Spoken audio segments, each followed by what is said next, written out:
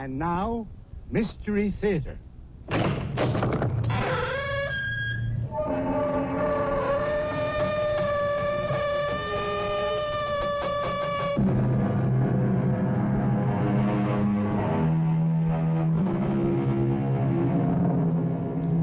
Come in.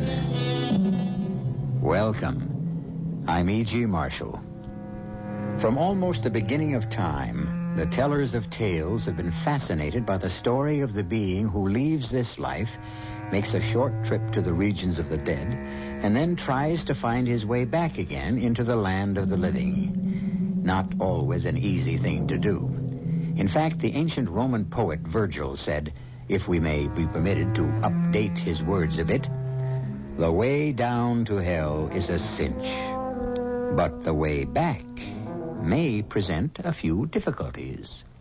Our story involves just such a trip. Why are you torturing me this way? You, my own mother. I'm not your mother. Your mother is dead. What you see before you is horrible. I'm afraid of you. Where's the love you always showed for me, the kindness, the gentleness? Look into my eyes. What do you see? Dead, black, yellow eyes with no pupils. Show pity on me, Katie. Show mercy. I have no mercy, no pity. I'm a body without a soul. A living corpse that wishes you everything evil. Nothing but evil. Because I loathe and despise you, my son.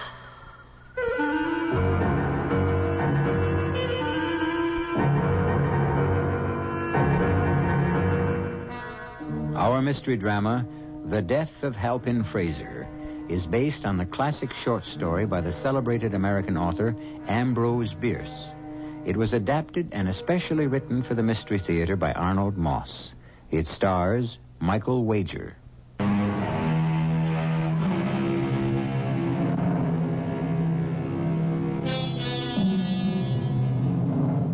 The end of life is often accompanied by greater changes than many of us will admit. We have heard, for example, that the spirit of a dead person may occasionally come back to haunt the living, taking the physical form of the body that spirit once inhabited. But there are other times, we are told, when the body returns without the spirit, without the soul that had animated that body in life. Our story is concerned with just such a phenomenon. A dark night in the midsummer of the 1870s. A young man waking from a dreamless sleep in a forest near the Napa Valley in California lifted his head from the earth and, staring into the blackness, screamed, Catherine! Catherine LaRue! He says nothing more. He knows no reason why he should have spoken that particular name. The young man is Halpin Fraser. And although he is unaware of it at that moment, Halpin Fraser is in the deepest of trouble. Earlier that same day, he had gone hunting in the hills west of the valley, looking for doves and other such small game. Late in the afternoon, the sky had suddenly become overcast with threatening clouds, and he had lost his bearings. Where am I? Is this the way back? If I turn right, this rotting tree stump... No, that seems to lead nowhere. Everything's become so dark. How long have I been walking? It must be hours. Oh, I'm completely exhausted. My legs, I can't lift my legs another step. They're like lead. My head. Wait a minute. That little clearing over there near the twisted roots of that large madrona tree, wouldn't it be the sensible thing to stop trying to find my way in the dark? Yeah, I'll go to sleep right here. Sleep, I must get some sleep. And in the morning, when it gets lighter, everything'll be fine. With nothing under him but the dry leaves and the damp earth, and nothing over him but the branches from which the leaves had fallen and the sky from which the earth had fallen, Halpin Fraser fell asleep. Hours later, in the middle of the night... Catherine! Catherine LaRue! Catherine LaRue? Who is Catherine LaRue? I don't know. I have no idea. Who are you? I can't see you. Get up, Halpin. Up. And start walking. Walk where? It's still dark. Along that dusty road in front of you. Hey, look. So white. Where's that strange yellow-green light coming from? It's blinding. Keep walking. Where does this road lead? Where are we going? Why, as I walk on my feet making no sound? Look around you. Yeah. Your body is casting no shadow. True. Why should that be? What are those noises? Those broken whispers in a strange tongue. I almost understand them. But not quite. What do you think they are? What do you think they're saying? I don't really know. Those sounds seem like part of some monstrous conspiracy against me, a conspiracy against my body and against my soul. What are they? Walking, Halpin. You will soon find out. I'm tired. I'm thirsty. I must find something to drink. Where are you going, Halpin? Over there, there's a depression in the ground. Where a wheel has passed, there's a little pool from a recent rain. I'm going to drink from it.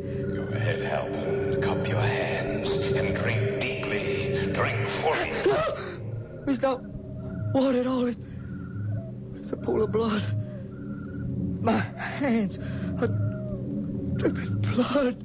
Look down at the patches of dust between the wheel waves and the roads. It's spattered with red as if it'd been raining blood. Where are we? Who are you? Keep walking, Halpin. Halpin, have you considered that possibly you're being punished for something? Punished? For something I've done, something I can't recall. Think back. Try to reconstruct in your memory the last 10 years of your life. No, I can't! I won't! Think back, Halpin. Think very hard. Think back. Think back. Think back. Halpin, it would seem your mother has done it again. Her party tonight is surely the peak of the Nashville social season. Mother certainly does know how to give a party. Look at all those beautiful young women twirling around in their pretty party dresses. And the young men so handsome and gallant as they dance with them. In spite of the fact that some of those young men have only one arm or one eye. Thanks to bleeding their hearts out at places like Chickamauga and Bull Run. Well, that's all past, son. We mustn't think back. Besides, we can be grateful that, thanks to some of my good friends, you were spared the worst dangers of the battlefield. How well I know, Father. Will you just take a look at old Ben Ashford cavorting around on the dance floor with that handsome young lady? Spry as a man half his age. Get to know old Ben, son. A real good man to know. I'm sure of it, Father. A person of great power can be most helpful to a young man beginning his career in the profession of the law. Are you listening to me, Halpin? Excuse me, Father. My mind was on something else for the moment. Oh, I think I see what you mean. Isn't that Oscar Shelby's daughter over from Memphis? That's right. Mary Ellen Shelby. Yeah. Juicy little morsel, isn't she? I admire your taste. Oh, Fraser, what dark and terrible thoughts are you trying to implant in the innocent mind of my darling son? Evening, Katie. You look beautiful tonight. Oh, thank you, sweetheart. You both enjoying yourselves? It's a fine party, Katie. Oh, just trying to be good wife to you, Ben. And a devoted mother to you, Halpin. It's not every day that a young man just 6 months out of law school is promoted to a junior partnership in one of the most distinguished legal firms in the state. I'm real proud of you, Halpin, my love. This party's just my way of showing it. Well, I did help a little, you know. Oh, no, there's Sue Cameron over there waving to me. Will you excuse me, Halpin, while I hobble over to on these poor arthritic legs of mine and see what's on her mind. Oh, and Halpin, after the party, do come into my bedroom and kiss me goodnight like a good boy, won't you? So many things I want to talk to you about. Her poor arthritic legs, her poor arthritic brain. There's nothing wrong with her legs. You know as well as I do, Halpin, she's still using that one to get your sympathy. She'll be asking you to dance with her any minute. Would you please excuse me, Father? Certainly, son, and convey your father's compliments to Mary Ellen Shelby. That's one of the prettiest pieces of woman flesh I've seen in many a day. Thank you, Father. I think you ought to know I'm about to ask that pretty piece of woman flesh to be my wife. But you're a grown man, Halpin. There's no reason for you to submit to these humiliations any longer. I will not listen to you talk about my mother. Halpin, dear, you just refuse to face the truth. The attachment she has for you is beautiful. Beautiful? Is that what you think? My Katie is devoted to me as I am to her. The way your mother thinks of you is not with the usual devotion of a mother for her son. And you even call her by her first name. I love my mother. But it's proper you should. But let's not talk about it anymore. Oh, the important thing right now is you and me. You know I love you more deeply and more completely than anything in this whole world. You love me well enough to leave Tennessee, to accept the offer your firm has made to establish a branch office in San Francisco, 2,500 miles away from Nashville, with very few chances of ever returning. I think so. And breaking out of this sick iron grip of your mother and father are holding you in, because that's what you're going to have to do if you want me.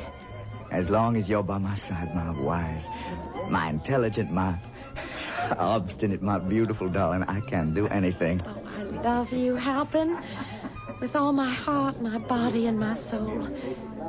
Kiss me.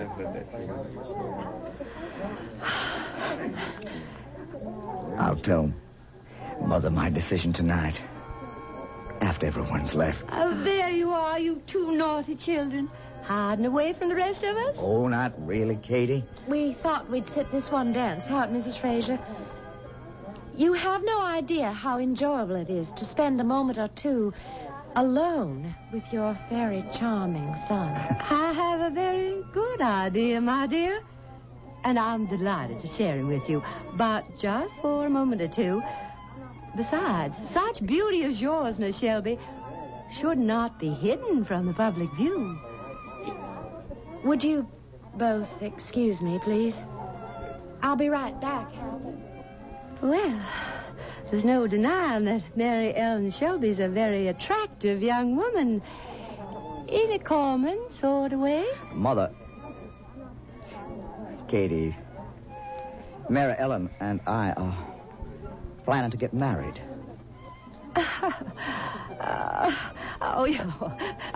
You can't really mean that, Halpin. I do, Katie. I've asked her to marry me. Oh, but you're still a child. How can you be thinking about marriage? I am 22, Katie. Exactly. Have your little fun, I say, if you must, but marry? Why, in heaven's name, why not? Well, you're just beginning your career as a lawyer. A career that promises to be a brilliant one. Besides, nobody could ever separate us from each other. Could they, Halpin? Well, I'm not yet ready to give you up to another woman. I'm sorry I was gone so long. Forgive me. We'll be serving supper in the next 5 minutes. Before we do, Halpin, Mr. Fraser, sir, I would be honored to be asked for the pleasure of this next dance. I'm awfully sorry, Mother. I promised it to Mary Ellen.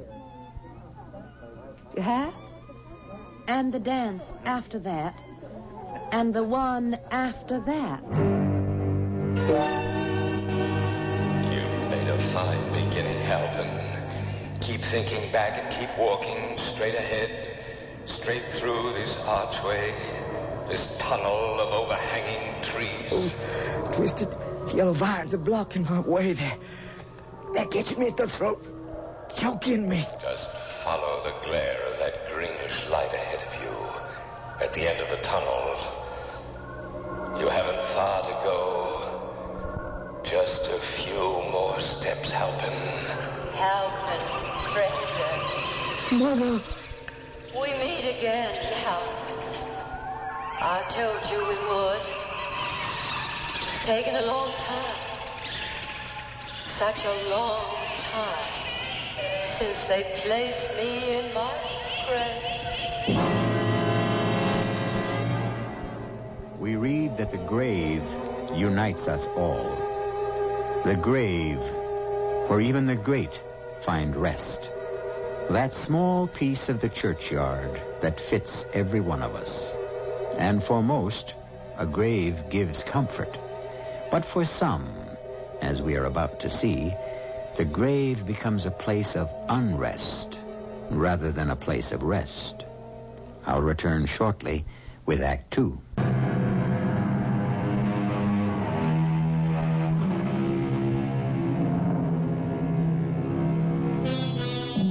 Ambrose Bierce himself, on whose story the death of Halpin Fraser is based, gave this definition of a grave. Done with the work of breathing, done with all the world, the mad race run, through to the end. The golden goal attained is found to be a hole. Having left its grave, its hole, if you like, the dead body of Halpin Fraser's mother taunts her son with a promise she made when she was among the living. Look at me, Halpin. Look into my eyes. Look into the drawn, bloodless face of your mother standing here. Try to recall the promise I once made. Stop torturing me. You and all the rest of you in this weird place of evil. We will help in good time. Remember that night 10 years ago, after the ball, after all the others had gone, you came to my bedroom. Remember?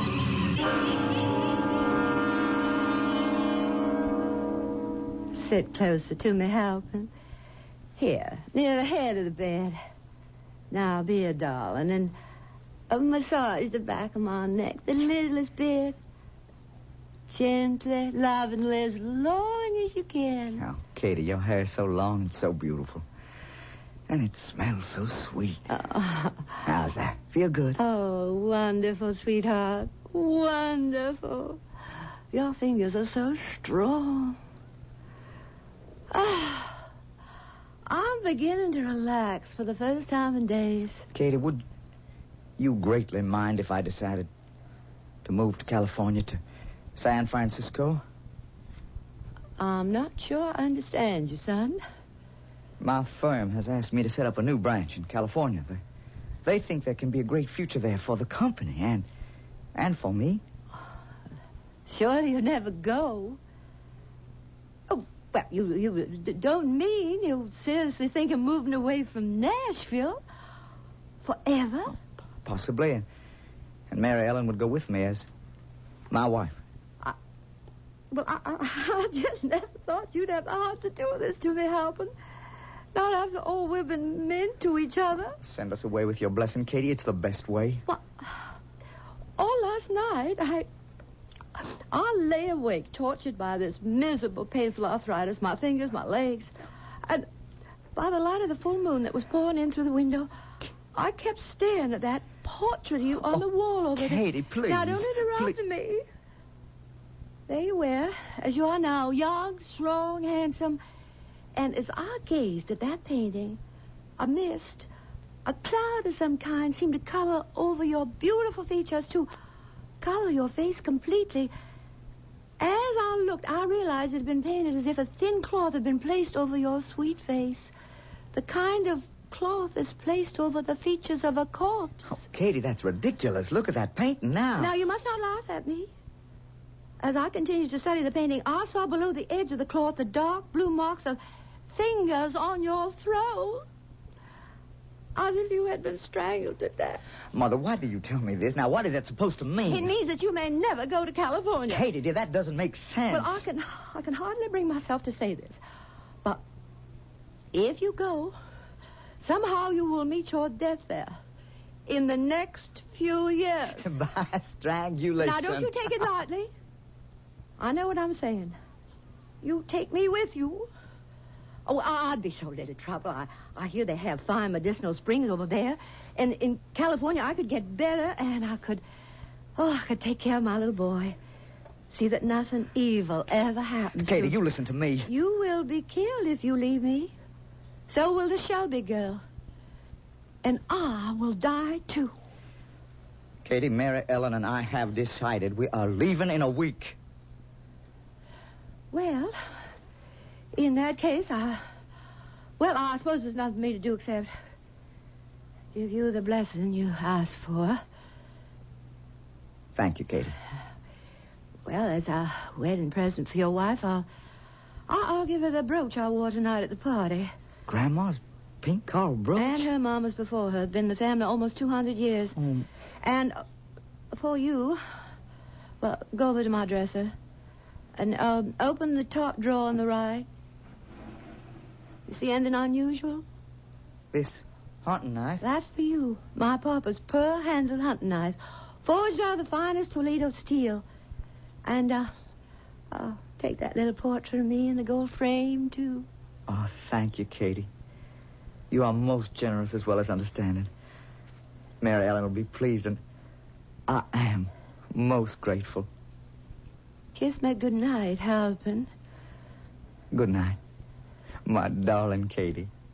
No matter where you go, no matter what may happen, I'll promise you that you and I will surely meet again. Sometime, somehow, someplace. I will not break that promise. Good night, my love.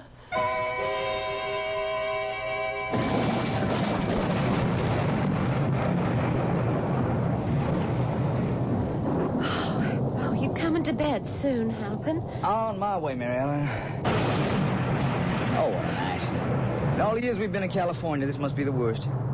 Glad I didn't have to try to get around the streets of San Francisco tonight. What's that you've been reading? Oh, a little thing I picked up at the bookshop this afternoon by a 16th century English theologian. For greater change is wrought by death than hath been generally believed, whereas in general the spirit of a dead man cometh back upon occasion, yet it hath happened that the body without the spirit hath sometimes walked. What kind of morbid nonsense is that? Listen to the rest. And it is attested by those who have encountered a corpse so raised from the dead that the cadaver hath none of the natural kindly affection it may have had in life, but only hate and evil altogether. You know the words, a dead person can come back without a spirit and without a soul, only in the shape of the body it had in life. And comes back as something hateful and ugly. He says it's happened. Oh, my darling, that is positively, unequivocally fascinating. May I have that precious book, please? What are you doing, Halpin? Tossing it in the wastebasket where it belongs. Oh, it's silly to bother your pretty head with such depressing and disturbing thoughts. Now, if you don't mind, I am going to concentrate on you. Both soul and body. Both. With your kind permission, my darling Katie. Your darling who? I am not Katie. Oh, forgive me, sweetheart. That was a stupid slip of the tongue. Whatever made me do that? And so, my dear son, on Sunday last, your darling mother and my beloved wife passed on to her Maker. She was buried, of course, in the family cemetery here in Nashville. A pity you could not have been with her at the end. As she gasped her final breath, the last words she spoke were, "Write Halpin that I shall keep my promise. He and I will meet again." Now, what exactly she meant by that, I haven't the slightest idea. In any event, the widow Struthers and I send you and your wife our kindest regards and warmest feelings. Your devoted father, Bo Fraser. I had the feeling all day long before this letter came that something was wrong. Oh, I can understand how you feel, Halpin. The letter is dated almost a month ago. Oh, I'm terribly sorry, Halpin. Oh, now put out the light and do try to get some sleep.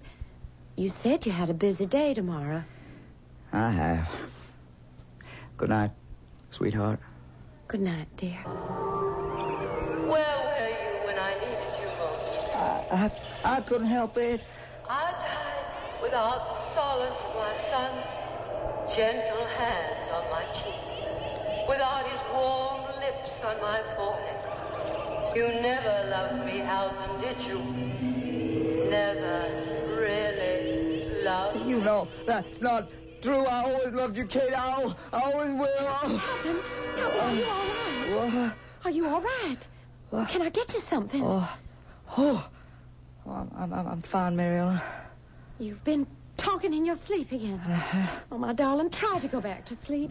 I don't think I can. Oh, let me get you a cup of warm milk. Oh, no, thank you, Katie. I don't think it... Katie? Not again, Halpin. I'm sorry. Katie is dead, and we are both well rid of her. I love my mother. That was always plain enough. To me and to the rest of the world. You take care of what you're saying. Halpin, I will not be forced to compete for your love and your affection with a dead woman. She played on your sympathies with a whole bag of cheap female... You are speaking of my mother, a sick woman. A very sick woman. Oh, but not the way you mean.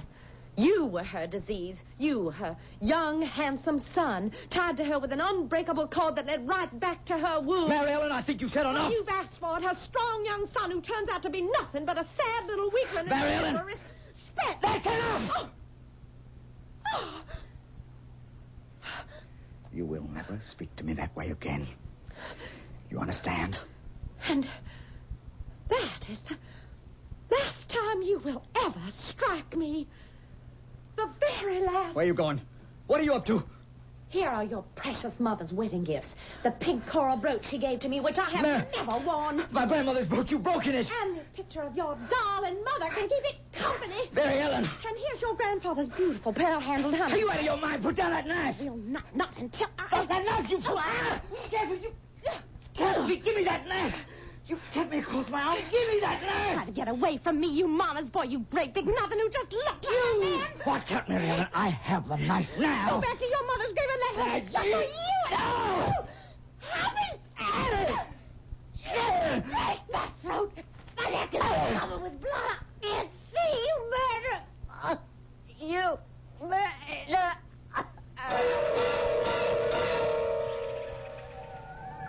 Remember that night, Hal?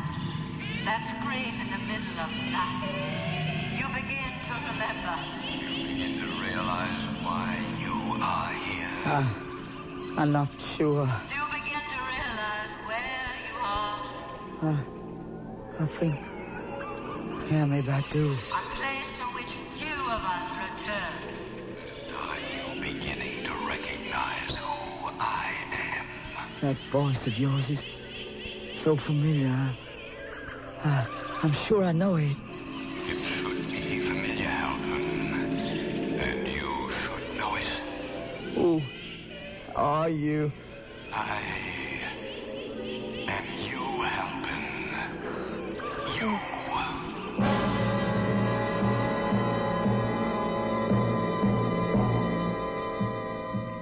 It would seem that Halpin Fraser is being exposed to what we might call cruel and inhuman punishment. Cruel? Maybe. Inhuman or unhuman? No question. Will this unusual form of punishment come anywhere near fitting the crime? We'll find out when I return shortly with Act 3.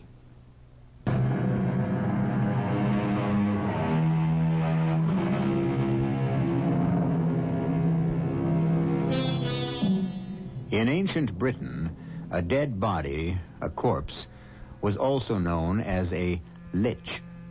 At the entrance to the cemetery, the coffin which carried the remains of the deceased would pass under the roofed lich gate and be placed with attendant ceremony on a lich stone to await the arrival of the priest or clergyman. The lich gate was sometimes called the resurrection gate. The body or lich of Katie Fraser devoid of spirit or soul, seems to have resurrected itself. It continues to torment Halpin Fraser. Why are you doing this to me? Are you trying to tell me that my being here is some kind of atonement? For the murder of Mary Ellen. For ripping open the throat of your young wife. That is the very least you have to atone for. She was trying to kill me. Everybody knows that. Do they really believe that? Of course. Then why did you run away from San Francisco the day your wife was placed in her grave? Why did you hide away in that little mountain town? A town where your murdered wife was buried. In the graveyard of a little white church. A little white church. I don't know. Did you think changing your name after you came to the little town would help? You're trying to confuse me, both of you. But you did change your name, Halpin. From Fraser to LaRue. Of all names, why did you choose that one? LaRue. Why? I'm not sure. I don't know. Why? You torture me this way. You, Katie, you above all my own mother. I am not your mother. Your mother is dead. Where's the love you always show for me? Where's the kindness, the gentleness? They all seem to be swallowed up in fear. And hatred, Halpin. Cold hatred. Why? Why do you hate me? You still don't know why. I will not stay here and listen to you, too. No? Where will you go? Where, Halpin? You'd like to run away? Go ahead. I can't. I feel like lead, as if they were glued to the ground. They won't move. Try your arms, your hands, your fingers. I can't move them either. It's as if they were frozen stiff. Oh, take pity on me. The apparition which you see before you has no pity, no feeling. It's an empty shell of hatred, a body without a soul. And this living corpse wishes you everything evil, nothing but evil, because it loathes and despises you. Oh, God, help me, Katie. Help me! Holka! The night fog is so thick I can hardly see. Well, this way! And stay as close as you can. Hear those voices, Halpin. They're coming to get you. What'll I do? You're going to feel the agony of the hangman's noose around your neck. You'll hear the loud snap as it He's got it! I won't listen to you! Remember the dark blue marks I saw around your neck on your boots? I remember the marks of the hangman's rope! The time has come, Halpin. The last breath is about to be squeezed out of your body. Save me from them!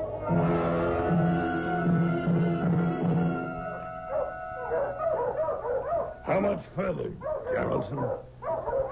Little white church? No more than half a mile. There's an old graveyard next to it. Imagine two grown men, you a county sheriff and I a big city detective, walking along a road on a miserable, foggy morning like this. Where you can't see your hand in front of your face.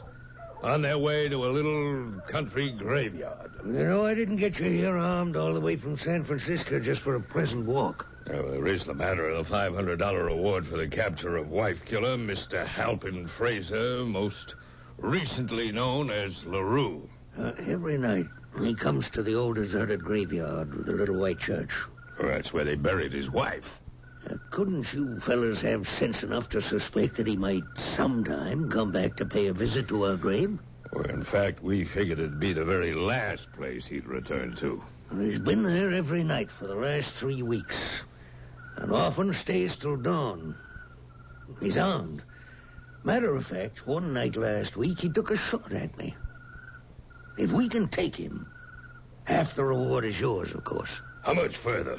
A couple of 100 yards or so. Hold it a minute. Look at that strange light ahead of us.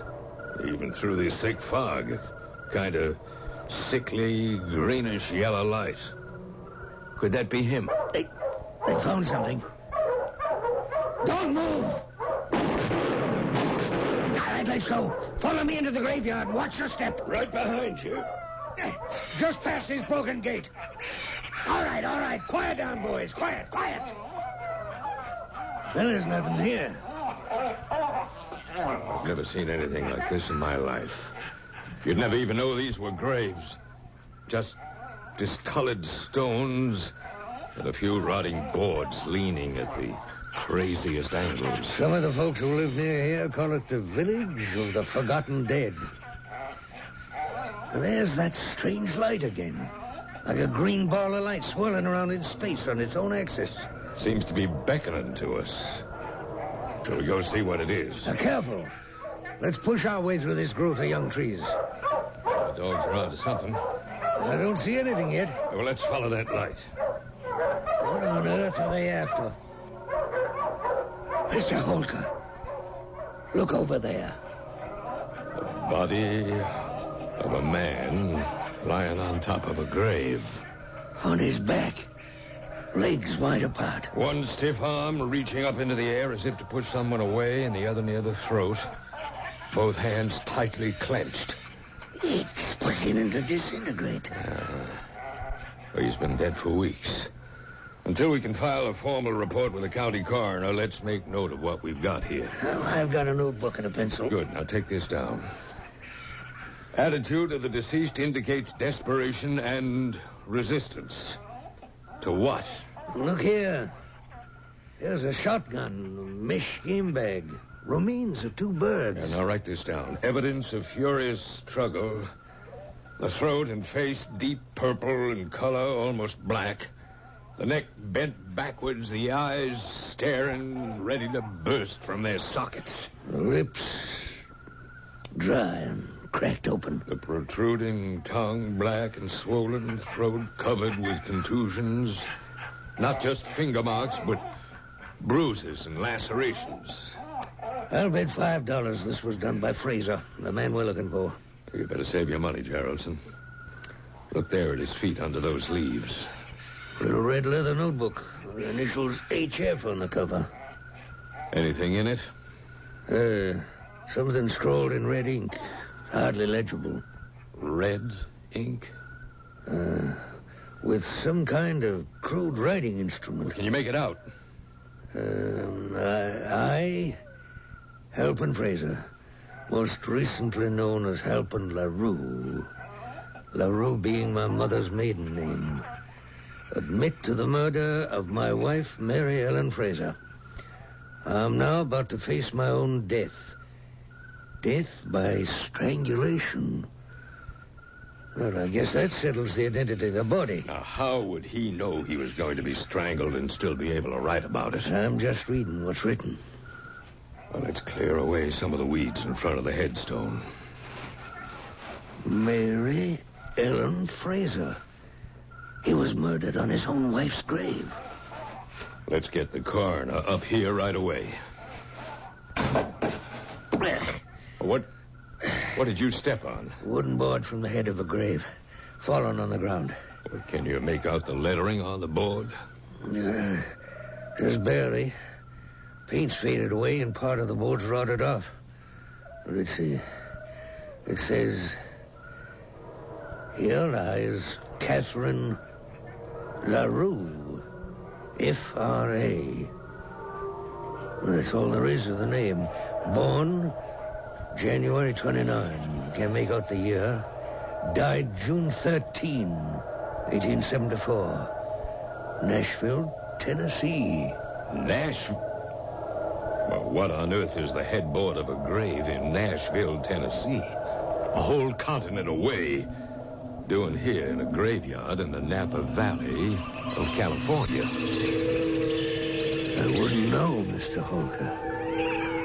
I wouldn't know.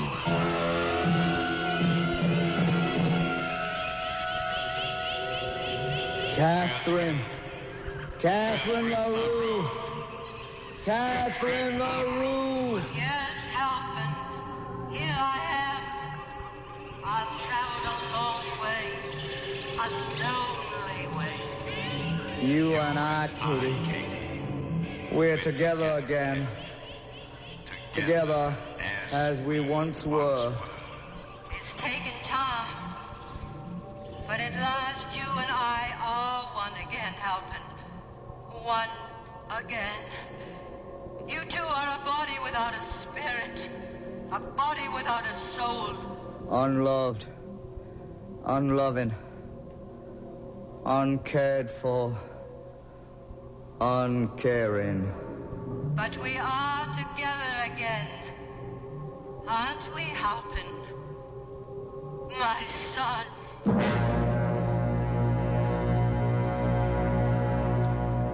The drenching fog that had been growing all over the little white church began to extend over the entire valley like an endless canopy, opaque and gray. The birds sat like silent ghosts in their hiding places, and two lost, abandoned souls found themselves united in an eerie graveyard, united in hatred, bitterness, and spite. I'll be back shortly. Where are the new...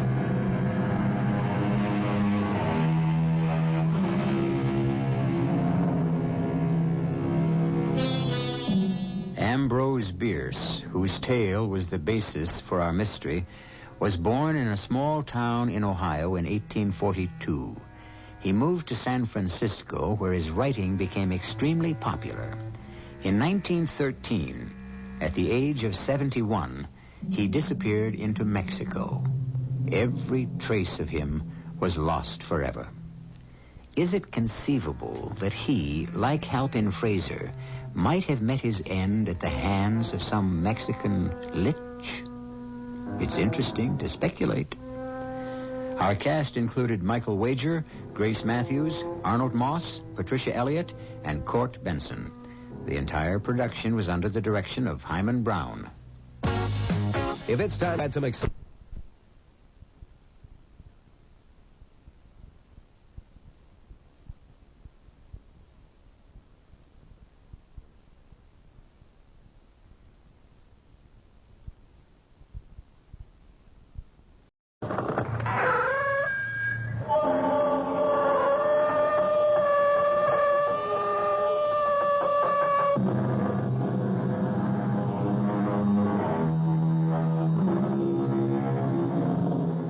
Come in. Welcome. I'm E.G. Marshall. The administration of justice requires absolutely that certain men render judgment on other men. It seems to me that these judges can become so burdened by this responsibility that their lives become very nearly insupportable, provided they are men of conscience. And the man whose story we now bring you is indeed a man of conscience, and his life at this time well nigh insupportable. Our mystery drama, The Man Must Die, was written especially for the Mystery Theater by Elspeth Eric and stars William Prince and Christopher Tabori. It is sponsored in part by imported Vigna Rosé wine and Buick Motor Division. I'll be back shortly with Act One.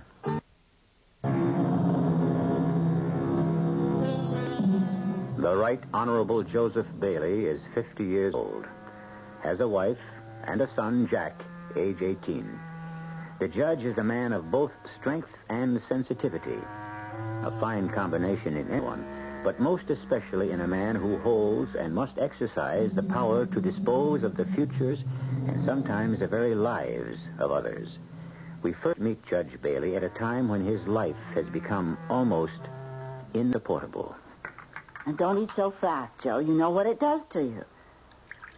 I don't want any more coffee, Ellen. Why not? What's the matter with it? Nothing's the matter with it. I just don't want any more. But you always have 2 cups. Well, this morning I don't.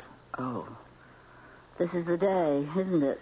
This is the day. I know you've been dreading it. You can say that again. Well, now, dear, don't you think that just because this is the day, you should start it off right? Now, relax and enjoy your breakfast and... well, maybe a good brisk walk to the courthouse. I was planning on walking. It's a lovely day. Joseph, don't eat so fast. Now, heavens. I want to get started. But it's early. You don't want to hang around down there, do you? No. I don't want to hang around here either. Why not? Oh, because of him. Because of him. I don't think he's even out of bed yet. Oh, yes, he is. He's moving around. Well, in that case... I don't know what you're going to do with your time. Court doesn't begin until 10. I'll get some coffee. Oh, it's my heart to have you drink cheap coffee when you could be drinking mine. I'll do some reading in my chambers. You're too wrought up to do any reading, I can tell. Well, I'll do something. Anything's better than being here when Jack's downstairs. I simply cannot go through that one more time. I cannot. Well, you'd better hurry. I think I hear. Where's my coat? It's in the closet. Where else would it be? Oh, yes. Now, don't brood. No, I won't. You always do the right thing. Oh, I'm glad you think so. Bye, dear. Now, take care. Father! You talk. I will. Father! Sneaked off, didn't he? Now, that's no way to talk about your father, Jack. Didn't want to face me. Come now, have your breakfast. Didn't want to listen to me. Your father has heard enough out of you, Jack. I shouldn't have to remind you that your father is quite capable of making his decisions without your help. He's done it on his own for a good many years. This man's a murderer. I know that, and your father knows that. It's not the first murder trial your father's presided over. Decided. Is it going to be death or the penitentiary? Well, I have no idea what he's decided. I don't even know that he has decided. He may very well be thinking it over. That's probably what he's doing right now. But he must have given you some idea which way he's leaning. Eat your eggs, Jack, before they get cold. Hasn't he? No. I don't believe you. I don't like to be talked to that way, Jack. Now eat your eggs. You mean he hasn't said anything to you about an important case like this? Well, your father never discusses any of his cases with me, important or unimportant, until they're disposed of. This case, a man murdering his father. All I know about it is what I've read in the papers. And the man wasn't his father. He was his adoptive father. Same thing. Well, it's not even clear that the man adopted him. He took him from the orphanage at age 14 and put him to work on his farm as he had done with 3 other boys before and did with 2 more after. Yes, but he raised them, gave them a home, and... Yes, and he never had to pay a cent to a hired hand. You ever think of that part of it? Are you trying to say it was all right to bash his head in with a shovel just because he made his kids do a little work? Of course I'm not saying that it was all right. You're on his side, aren't you? Whose side, for heaven's sake? Father's side. Your father isn't on any side. You think the murderer should get away with it? Jack, now, I refuse to discuss this with you. I absolutely refuse. I don't blame your father for running out of the house. Well, that's what he did, isn't it? Ran out. Because he didn't want to listen to another one of your harangues, and I don't want to hear another one either. Now, this is your father's decision. It is part of his job. And it's not a very pleasant part either. So, well, I'll thank you to leave it to him and not to butt in. Now, if you don't want those eggs, hand them over to me. I'll eat them myself. Take them. I don't want them. Well, pour yourself some coffee at least. No, I don't want any. Where are you going? Well, first I'm going to get dressed, and then I'm going down to that courthouse. Jack, don't do that. I want to hear this decision. You leave your father alone. I'm not going near him. How could I? He's unapproachable. How could I do anything to him? He's untouchable. He's the judge. The final word belongs to him. That's right. And that's as it should be. I just want to be there to hear him pronounce that final word. But why, Jack? Why? Why do you care so much? Because, Mother, this man, this murderer, has got to die. Can't you get that through your head? Has got to die. Show your passes, please. I'm Jack Bailey. See your pass, please. I'm Jack Bailey. Judge Bailey is my father. Oh, you're the judge's son. That's what I've been trying to tell you. Well, in that case, I'll have just go in. special instructions. You're not to be admitted. He doesn't want you in a courtroom. He left particular instructions to that effect. Left instructions with who? With me personally, sir. Did he say why? Didn't say and didn't inquire. In this building, a judge's word is law. Mother. For heaven's sake, what is it? He barred me from the courtroom. Can you imagine that? Yes. Do you know he was going to do that? No.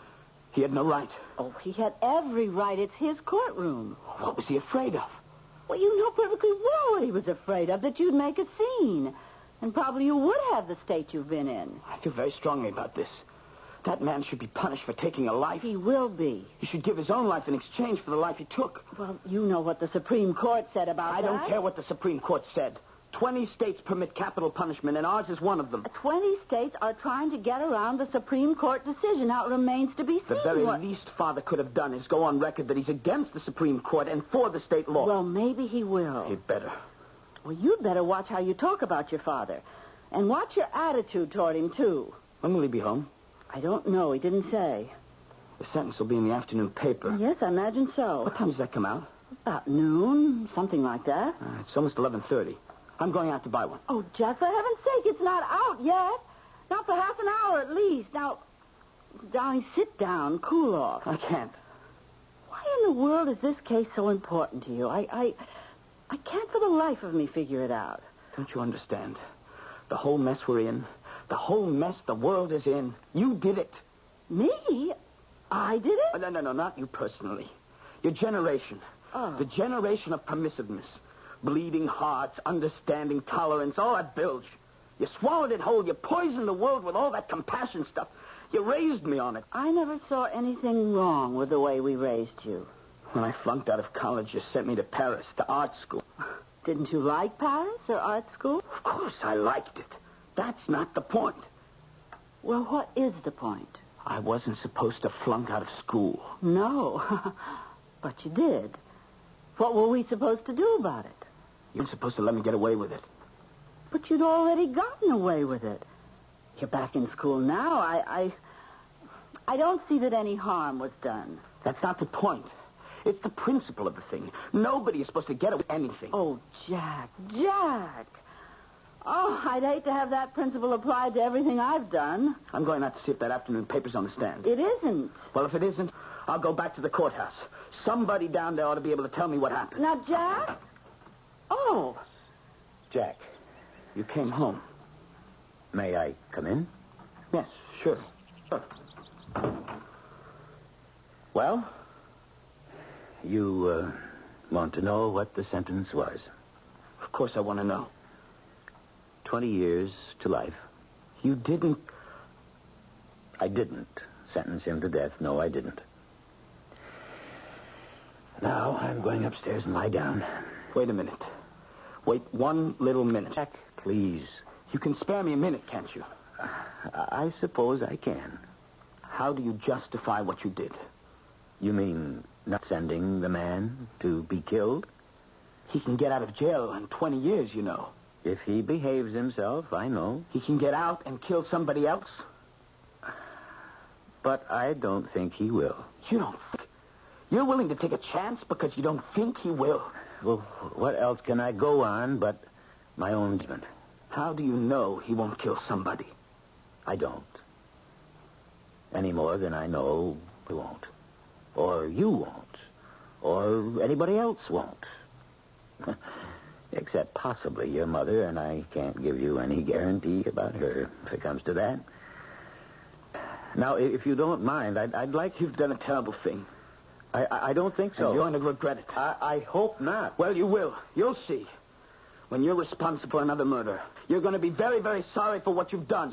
Jack, please. If he kills somebody else, you'll be responsible. You'll be the murderer yourself. That don't you? Jack, stop it. It's all been decided. It's over. Now, there's nothing more to be said or done. Nothing more to be said or done. That's right. Nothing more to be said. Nothing more to be done. Nothing, dear. So... We'll see. We'll just wait and see about that. Arguments between parents and their children are nothing new. Actually, they dominate the years the children are growing up. It is not until the child has left the parent's home and has his own home, produced his own children, that the passion subsides and the arguments turn into discussions. And even then, there smolders beneath the acquired courtesy and the polished tact, the ancient hostilities and the basic antagonisms of the earlier years. I'll be back shortly with Act Two.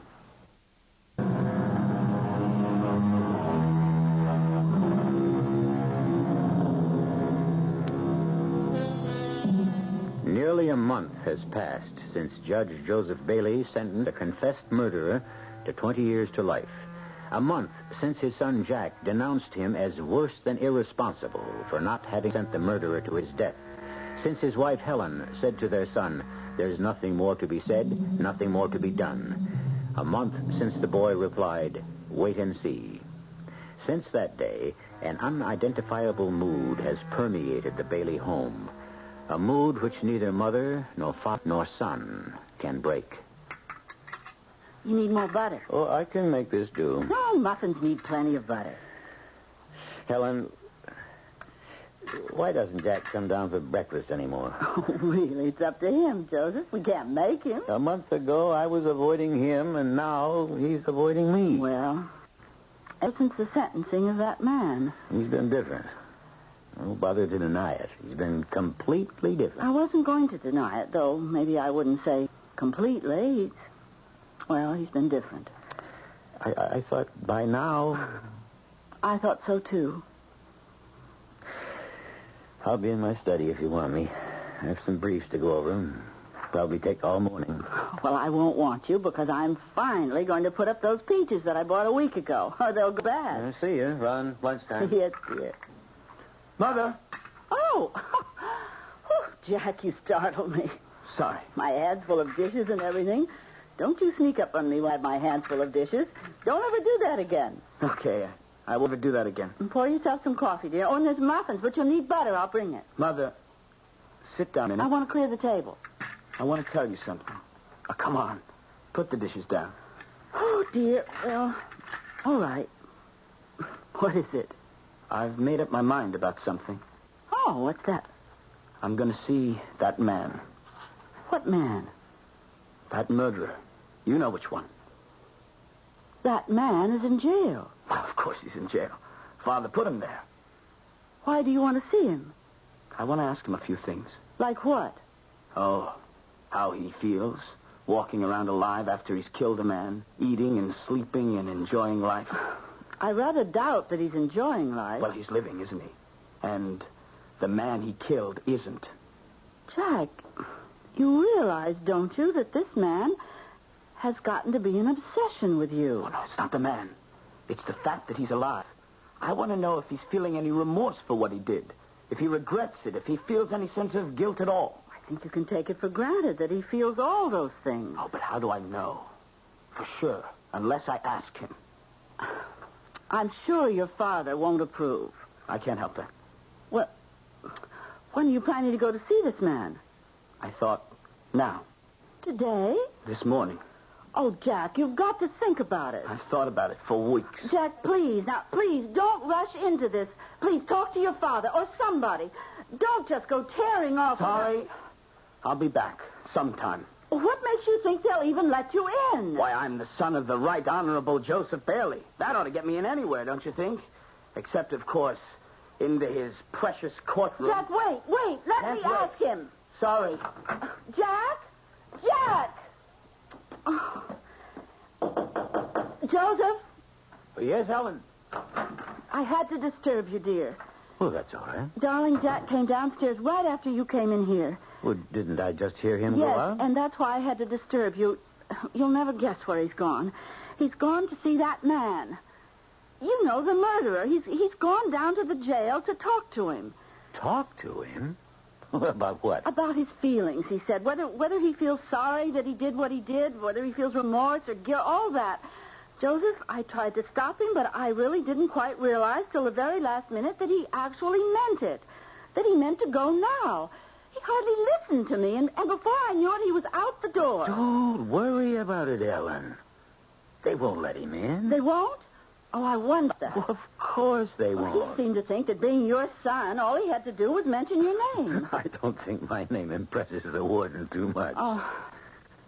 Not in his own bailiwick where he makes the rules. Well, it's a relief. Another thing that worried me, I didn't think if they did let him in, that the man would be too happy to talk to him. Not if he knew how Jack felt about his being put away instead of being executed. He might refuse to see him, but I don't think he'd hurt him. Well, if the warden won't let him in... He won't. Well, then I'll let you go back to your reading. And I'll get started on my peaches. You call me for lunch. I shall.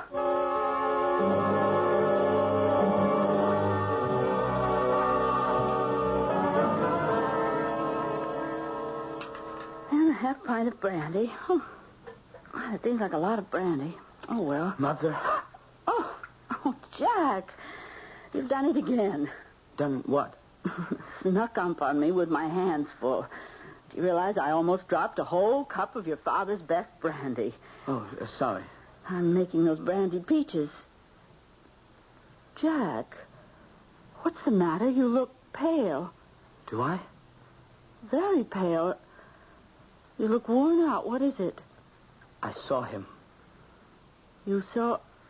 Whom did you see? You know, the murderer. You mean you went to the jail? I told you I was going. But they let you in to see him? There was nothing to it. I walked right into his cell, and I talked to him, and then they let me out, and I came home. It was that easy? Of course, nothing to it. What did you talk to him about? What I told you. I asked him how he felt. What did he say about how he felt? He said he felt fine. He felt fine? He didn't feel guilty or remorseful or anything. He said the killing was the only thing in his life he felt good about. Oh, he couldn't have meant that. Oh, yes, he did. You should have heard him. He said it was his first manly act. That's what he called it. Manly. Well, it hardly seems possible. He said he'd never felt so much like himself. In fact, he said it was the only time he'd felt like himself. His true self, he said. That's very strange. That's a strange way to talk. He's of age. A little older, maybe a year or two. He's got brown eyes and brown hair. And he sat there looking at me right in the eye and telling me that the murder was the crowning achievement of his life. He didn't mean it. If you heard him, you wouldn't say that. Yes. He meant it all right. He really meant it. He upset you, didn't he? It wasn't exactly what I'd hoped he'd say. Why don't you go upstairs and lie down for a bit? I'll call you when she's ready. I think I'll do that. Yes, I think I'll do that. Call me for lunch. I will. Now, get a little rest. You hear me? Yes, I hear.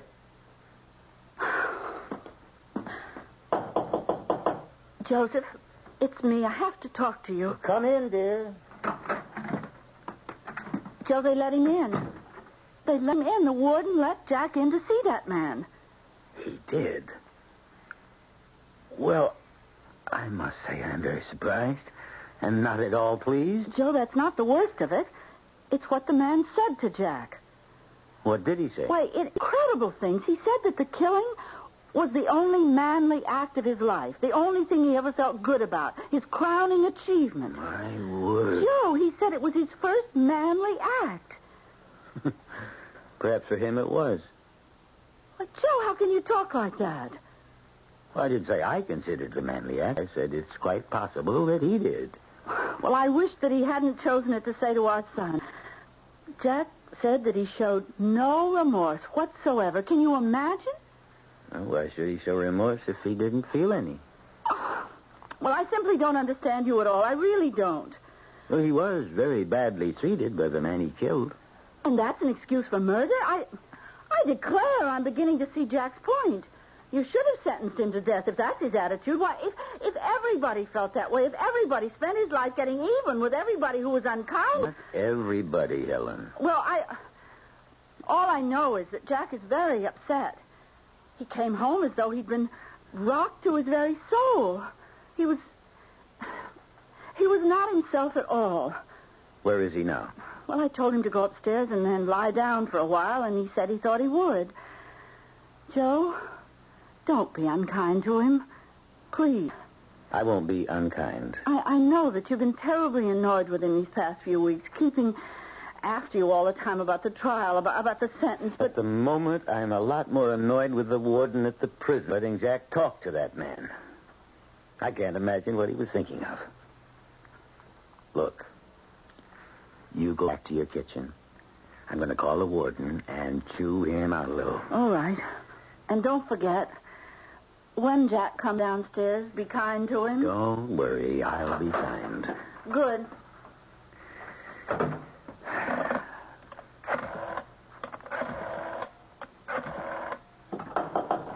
come in? Oh, Jack. Come in. You're busy. Oh, no, not at all. I was going to make a phone call, but that can wait. Sit down, son. I think I'd rather stand up, if you don't mind. Your mother just told me that you went to the jail. Yes, to see the man. And they let you see him? Of course. I walked right in. Oh, come now. It's not that easy to see any prisoner, let alone a convicted murderer. Well, it was for me.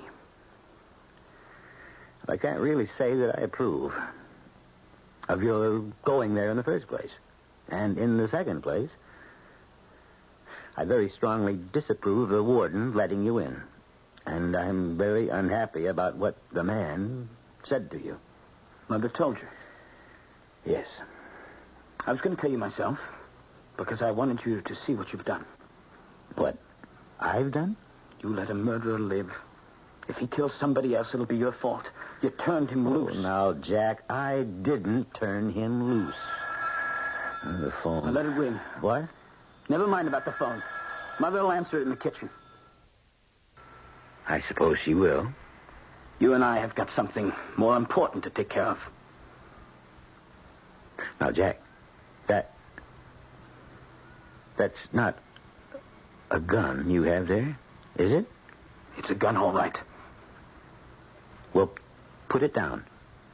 For heaven's sake. I told you a month ago what a terrible thing you were doing. And you went ahead and did it. Jack?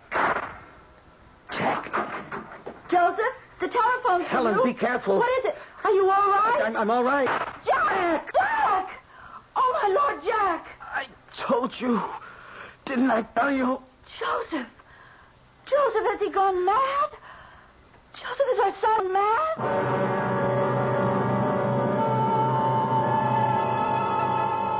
What is madness? When does the moment arrive when it is wholly evident? Who is to call it madness? And who is to call it revelation? How long may it last? And can it ever go away? Does it hide? Or is it imprisoned? Or is it disguised in a million minor ways? Till the day when it springs into full view. And when it appears, who is to recognize it and call it madness? I'll be back shortly with Act 3. It's a great mistake to think of all young people as radical and all their parents as conservative. The story we are presenting here concerns a judge who chose to spare the life of an acknowledged murderer and his son who passionately asserted that the man should be put to death. So passionate was his conviction that he was driven to threatening his father with a gun. And a few moments ago, we heard shots. Shots from the gun held by the judge's son. Orton Keys, yeah? Who? Judge Bailey? Well, what? Yes. Ask him to come right in. Now, what on earth are you supposing? Oh, come in, Judge. Come on in. Thank you, Warden. Will you have a chair? Thank you. I should have phoned you before barging in like this. Oh, there's no harm Warden done. Keys, why, in the name of common sense, did you let my son see that man? Now, wait a minute, Judge Bailey. At least you could have called and asked me. Well, I did call you. You certainly did not. I did, and your wife answered the phone. She told me you were working in your study, and she didn't want to disturb you. What in the world was the idea of But letting I him... didn't. Jack never saw the man. He didn't? No. He seemed very disturbed when he showed up here. Not normal at all. And he couldn't give me any logical reason why he should be allowed to talk to the man, so of course I didn't give my permission. No one else could have let him... No. My word is law here, Judge. Well, I owe you an apology, Warden Keith. Well, not at all. It's perfectly all right. But, what made you think that Jack did talk to the man? Did he say he had? Well, he told his mother some story. She told me. I should have checked right away instead of... Well, no matter now. I do apologize, Warden. You know, Judge Bailey, I might have let him in just because he's your son. I say might have. Except that he was so so overwrought. Plus the fact that he had a gun. It was in his pocket, very poorly concealed. We spotted it the minute he walked in. Your son doesn't know too much about guns, I take it. I didn't even know he had one. They're easy enough to pick up, unfortunately. Of course, I asked him what he planned to do with it. What did he say? Told me it was none of my business, and then he ran out of here. That was when I called you and talked to your wife, and, well, as I told you. Yes. And I did call back several times, but we always got a busy signal. I suppose your wife must have left the phone off the hook. Yes, she must have. I figured something happened, and she just forgot. Yeah, that's right. Something happened. She forgot. Warden Keyes, I'm going to ask a favor of you, a great favor. If you feel you can't grant it, please say so, and I'll understand. Oh, anything I do, Judge Bailey, I will do. I want to talk to this man. Well, now, wait a minute. I know I shouldn't ask, and I wouldn't, except that, well, it's terribly important to me. I won't ask to see him for more than, 5 minutes, perhaps. It shouldn't take more than that. And I don't know, It's more important to me than I can probably explain, Warden. I wish I could explain, but at the moment I can't. Perhaps one day, I don't know. 5 minutes. Not a second longer. All right, where would you like to talk to him? Any place at all, in his cell. Look, if you're afraid he'll do me some harm, is that it?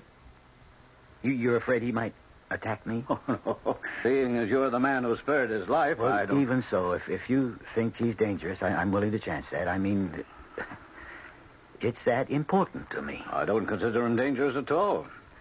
I think this murder is probably the only crime he'll ever commit.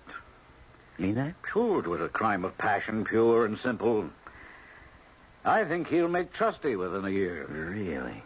Most of our trustees are murderers, didn't you know that? I never really thought about it. Oh, not the professional killers or the psychotic ones, but the one-time murderers, where the stress and strain of their particular situation simply overwhelmed them, where the buried hostility suddenly surfaced, and as a rule just as suddenly subsided, never to surface again. It's interesting.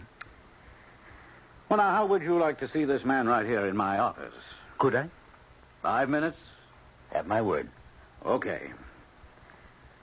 You know, I'd like to know sometime what you think of him. Personally, I like him. You stay right here. I'll have him brought in.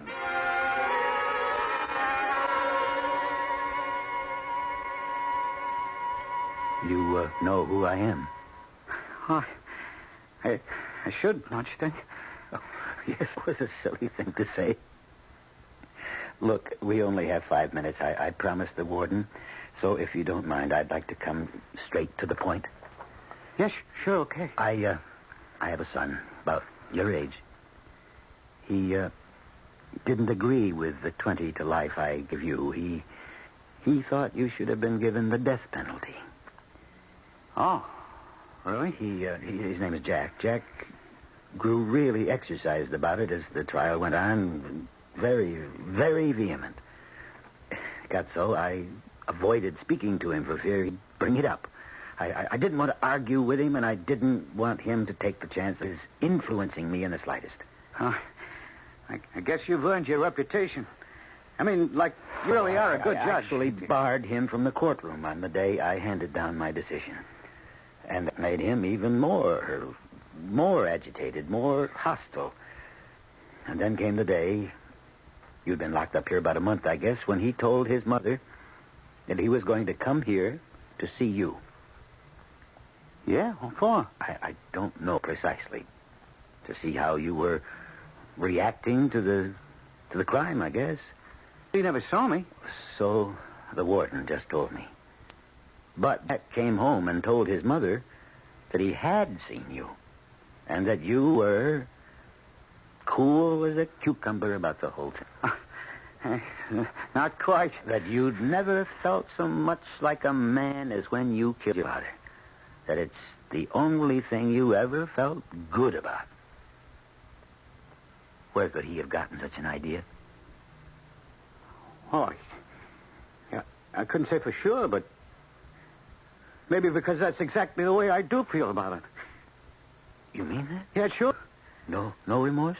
None at all? Well, I'd rather not be here, of course, and I know I shouldn't have taken a man's life, but like deep inside, deep when I really care to look at the moment, I know that my whole life had been like leading up to the killing. And it wasn't even that killing, the killing of that man, I mean. It was the killing of my own father. You don't mean you actually... No, I didn't kill my own father, though I wanted to. I couldn't do it because I was only 4 years old when he took me to the orphanage and left me there.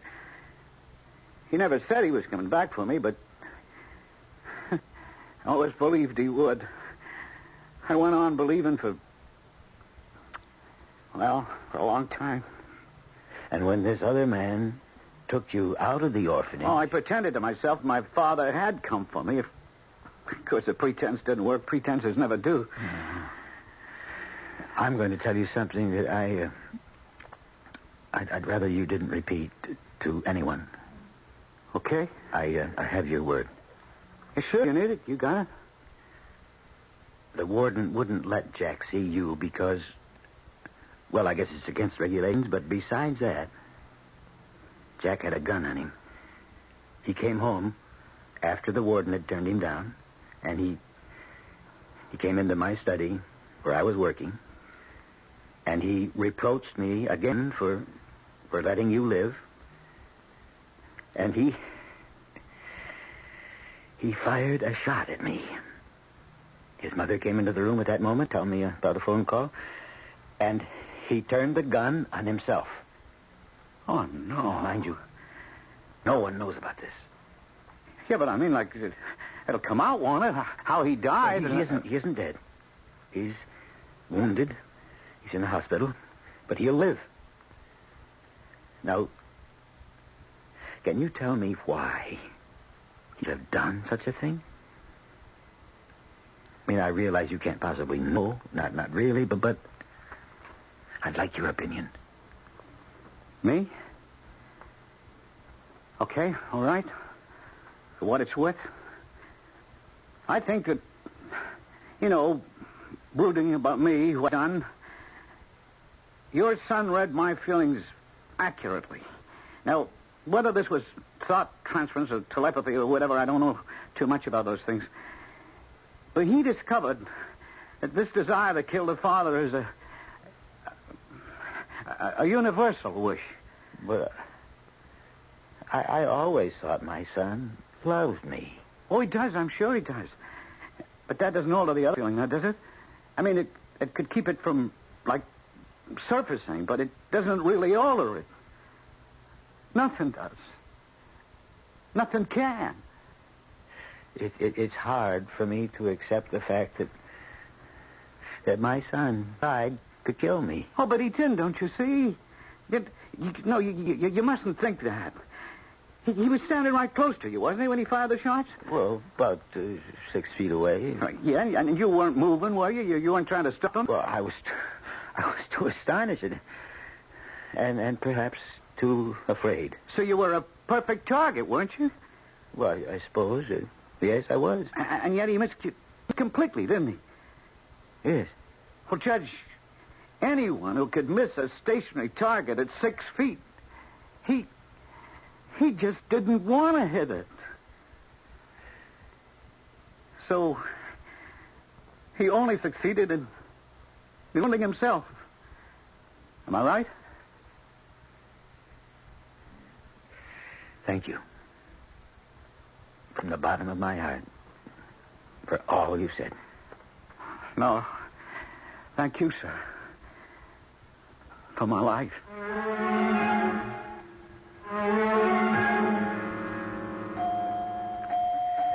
Hello, son. How are you? Coming along okay, I guess. That's what the doctors tell me. Father, lying here thinking, trying to think, I can't understand how it all happened. It's all right. I was out of my mind. That's the only way I can figure it. Don't you think so? I think something like that. It won't ever happen again. Oh, Jack. We went to see the man in jail, the murderer.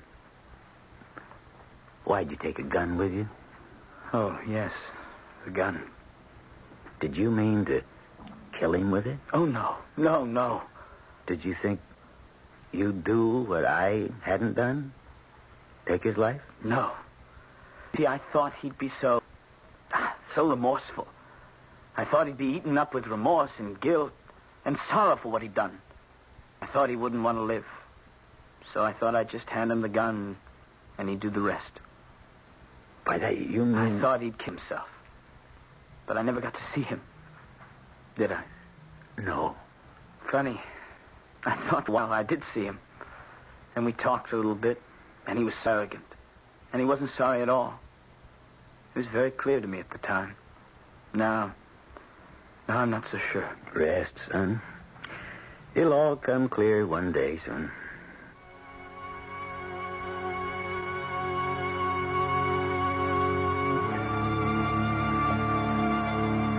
Thou shalt not kill. This simple, terse statement is in the book of Exodus. It is not followed by the word except or the word unless or any qualifying phrase. No, it reads plainly, thou shalt not kill. We might ask why the Lord thought it necessary to deliver this stern injunction. Can it be for any other reason but that the impulse to kill lies fermenting silently in every human heart? I'll be back shortly. You're on the open road, rolling free and feeling great about your new Buick Century. Because in published EPA mileage test results, a V6 Buick Century got the best highway mileage of any U.S. midsize car. 24 miles per gallon and 16 in the city. Your Century's comfortable, it's nimble, it's economical, and above all, it's a Buick. Living free.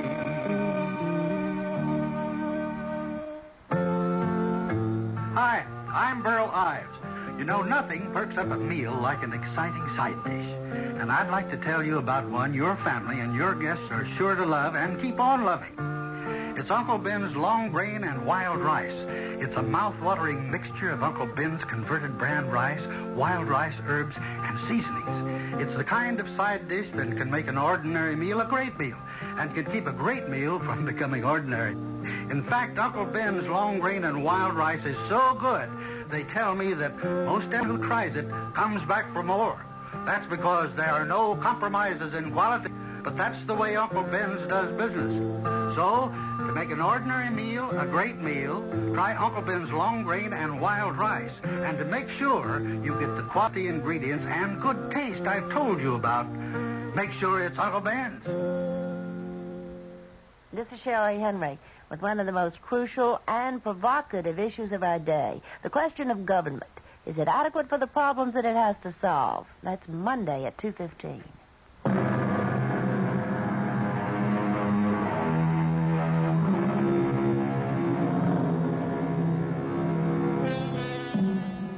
Dear listeners, I hope we have not saddened you with our account of the darker side of man's nature. If we have, let me leave you with these lovely words from the book of Psalms. Mercy and truth are met together. Righteousness and peace have kissed each other. Weeping may endure for a night, but joy cometh in the morning. Our cast included William Prince, Augusta Dabney, Christopher Tabori, and Ian Martin. The entire production was under the direction of Hyman Brown. Radio Mystery Theater was sponsored in part by Contact, the 12-hour cold capsule, and Uncle Ben's long grain and wild rice. This is E.G. Marshall inviting you to return to our Mystery Theater for another adventure in the macabre. Until next time, pleasant dreams.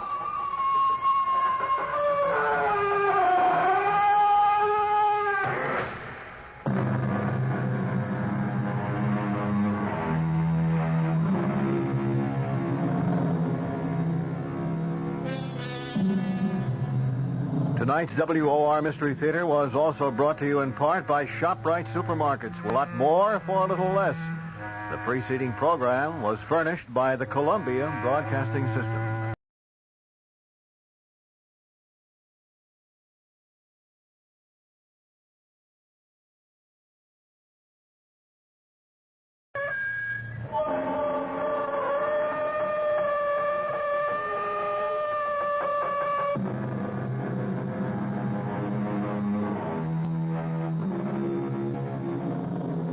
Come in.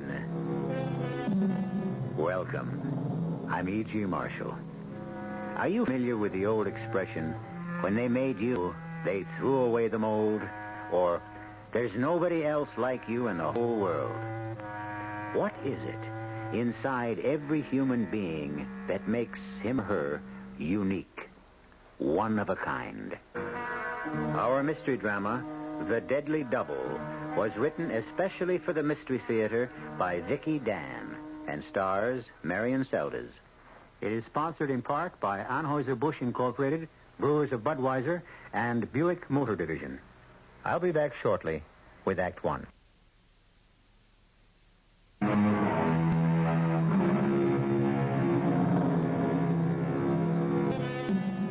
Her name is Anita Gregory, and she leads a quiet life, an almost solitary life, except for a single casual friendship. It isn't that she likes being alone. She has her painting to keep her occupied and a considerable sum of money in the bank to ensure her independence. It's just that she prefers a peaceful existence. For there are certain things that happened long ago that she would prefer to forget. She has no way of knowing, however, that tonight those certain things are about to intrude unexpectedly from the past and totally disrupt the serenity of the present. Look, Anita, there's this great old flick on Channel 9. I don't care, Max. Now, why don't you go home? Well, it's not even 1 o'clock. Not even 1 o'clock. Max, I want to go to sleep. Why are you mad at me? I'm not mad at you. You're using me as an excuse. What are you talking about? You haven't written so much as a sentence in the past month. Anita, I've explained that to you. There comes a time in every writer's creative life when he reaches an impasse, what you might call a writer's block. Get off it, Max. You like the idea of being a writer, but deep inside, you are basically a bum. Huh? I'm your friend, so I can tell you. Why do you delude yourself? Well, I need fresh ideas. I need fresh ideas to rejuvenate me. Good night, Max. It's not like you and your painting. All you have to do is look out the window at some tree, and you're inspired. My pictures are good, Max, because I don't sit around waiting to be inspired. I paint what I see, a face, a tree in the wind, a leaf. Anita, you don't understand. Who would call this late? Hello? What? But how? Now? Well, Yes, where? Yes. All right. Yes, I promise. Anita, you okay? Who was that? I can't believe it. Who was that on the phone? My sister. Your sister? Susan. Susan, the nut? Oh, don't call her that. She's just disturbed. Well, she's in an institution, isn't she? It's a rest home, Max. How many times do I have to tell you? It's a rest home. Well, call it what you want. You're the one who pays the bill. Hey, you really look shook up. What's the matter? I haven't seen Susan. It's been 5 years. And now she... She... what? She's out. She's out? When'd they release her? They didn't. They didn't? Wait a minute. You mean she escaped? She left. I'll call the police. No, don't do that. What? No police. No, there can't be anybody else. I know where she is, and I'll take care of this in my own way. Anita, I don't want to be difficult, but You're the one who signed the commitment papers. You're the one who had her declared insane. I never even went up there to Westbrook. I couldn't. But 5 years is a long time. People change. Anita. A lot of things can happen in 5 years. She said she was trying to get in touch with me for a long time. They wouldn't let her write or phone or anything. Anita, where are you going? Lock the door when you leave, Max. Let me come with you? No, I have to go alone. It'll be all right. I know what I'm doing. Call me when you get back? Sure. I'll be waiting up for you. Remember, I'm just down the hall. I've got to go. Anita. What? I hope you know what you're doing. So do I.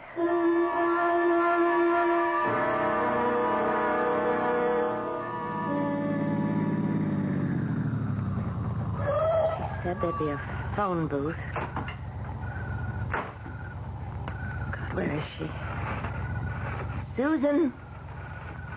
Susan? It's me, Anita. Where are you?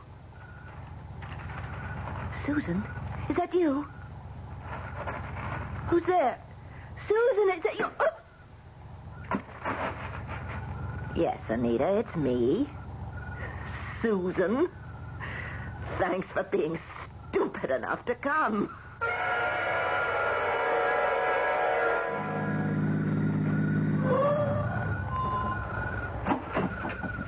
Miss? Taking a nap, miss? Hmm? What? Where am I? Well, you're a mile off Highway 25 at 2 o'clock in the morning. Oh. Oh, she must have knocked me off. Oh, where's my car? Huh? What car? Say, you better get into my car. You must be freezing in that thin dress. Dress? Could have sworn I was wearing... Oh, she did it. She changed clothes with me on top of everything. What are you talking about, miss? My sister, she took my car, my wallet. She even changed into... Wait, are you a policeman? No, we don't have policemen here, miss. I'm the sheriff. My name's Tom Wiley. Oh, I'm Anita Gregory. Well, pleased to meet you, Miss Gregory. Well, now, why don't you get in my car before you get pneumonia? Are you taking me down to the station or whatever it is that you call it around here? Well, actually, we call it the sheriff's office. Well, I don't mean to inconvenience you or anything. Oh, no, it's my job. Now, suppose you start all over again and tell me exactly what happened.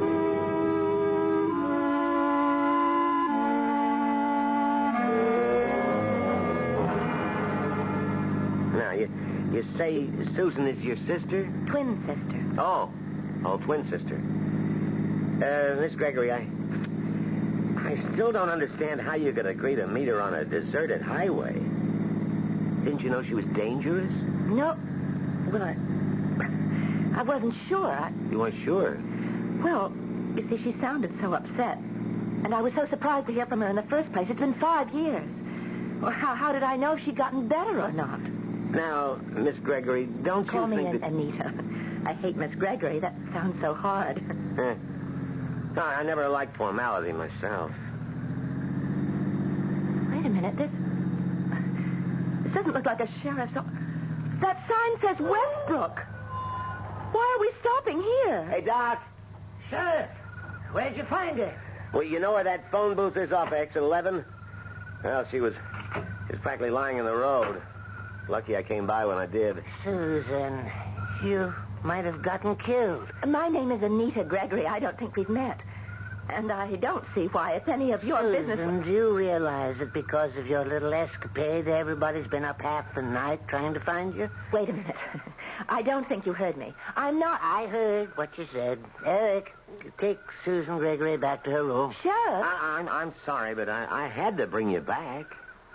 Bring me back? We really appreciate it, Sheriff. Thank you. Back? This is all a mistake. I think you need a sedative. What? Who do you think you are? That's not our problem. The problem is, who do you think you are, Susan?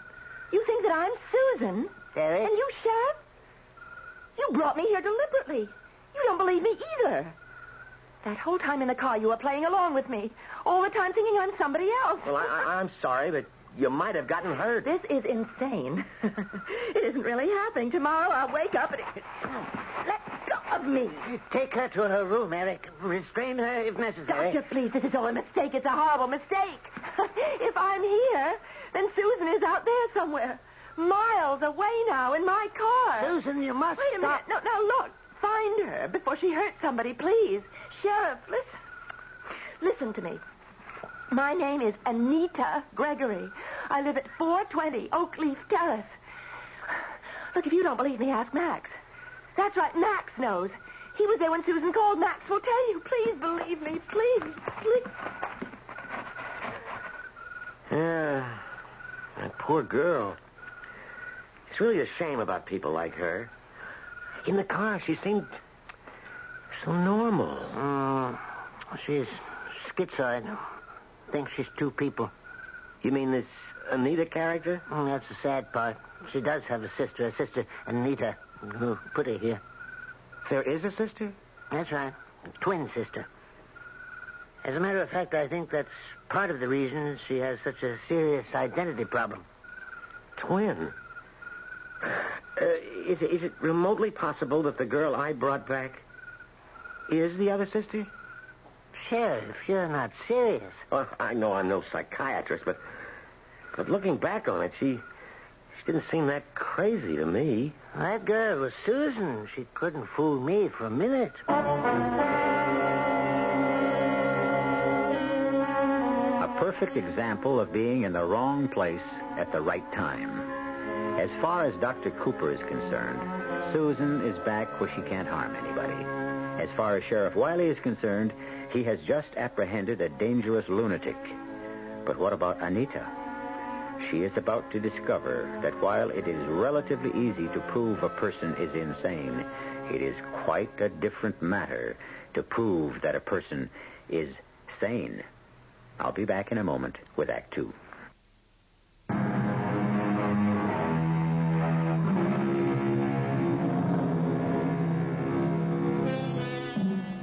By all physical appearances, Anita Gregory is identical to her sister Susan. Same eyes, same hair, same voice, but the similarity ends there because no two minds can ever be the same. It is merely logical that Dr. Cooper will presently recognize her for what she really is. Or is it? Good morning, Susan.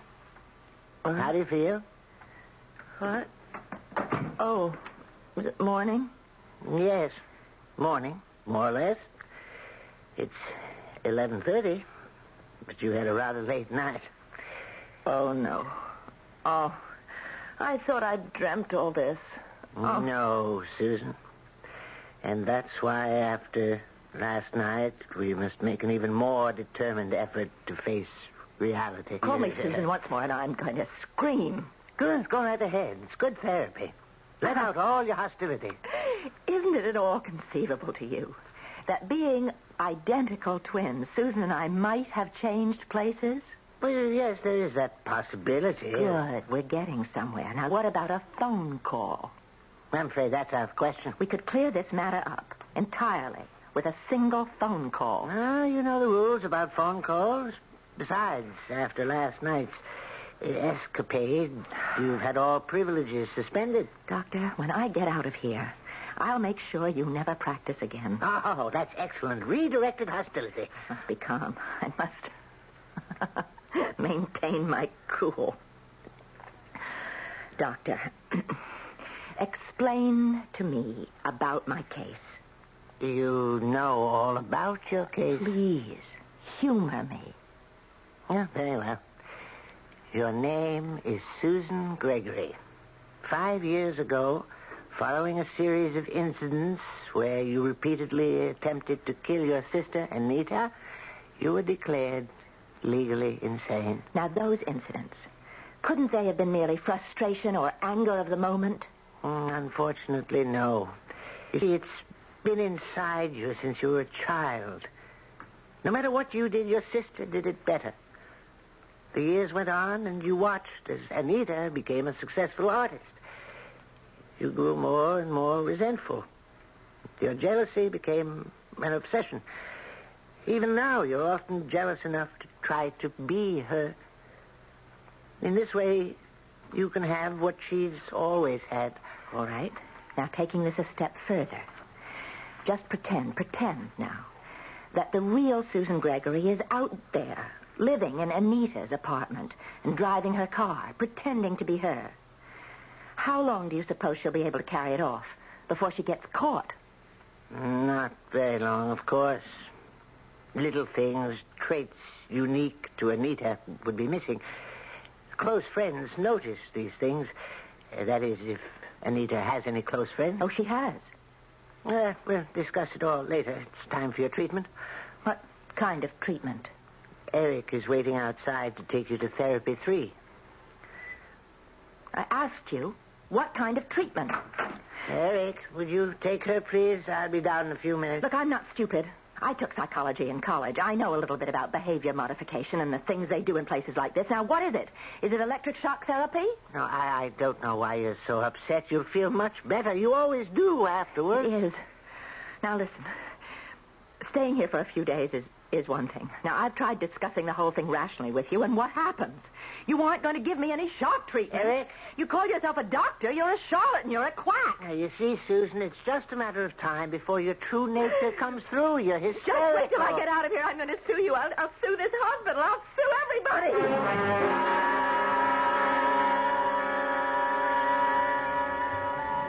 Well, Sister Anita, you've done all right for yourself.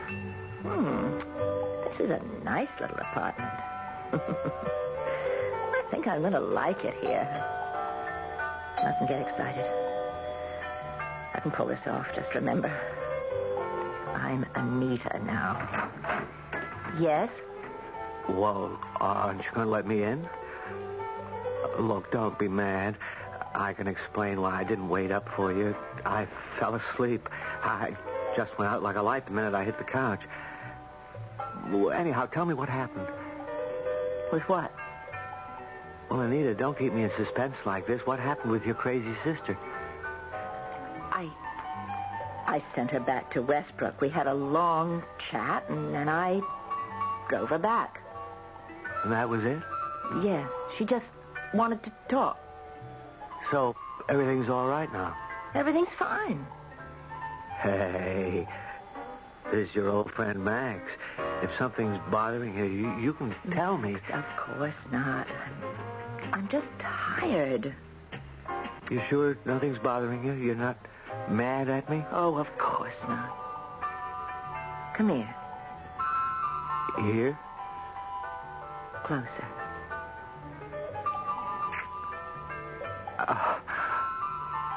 Anita? See?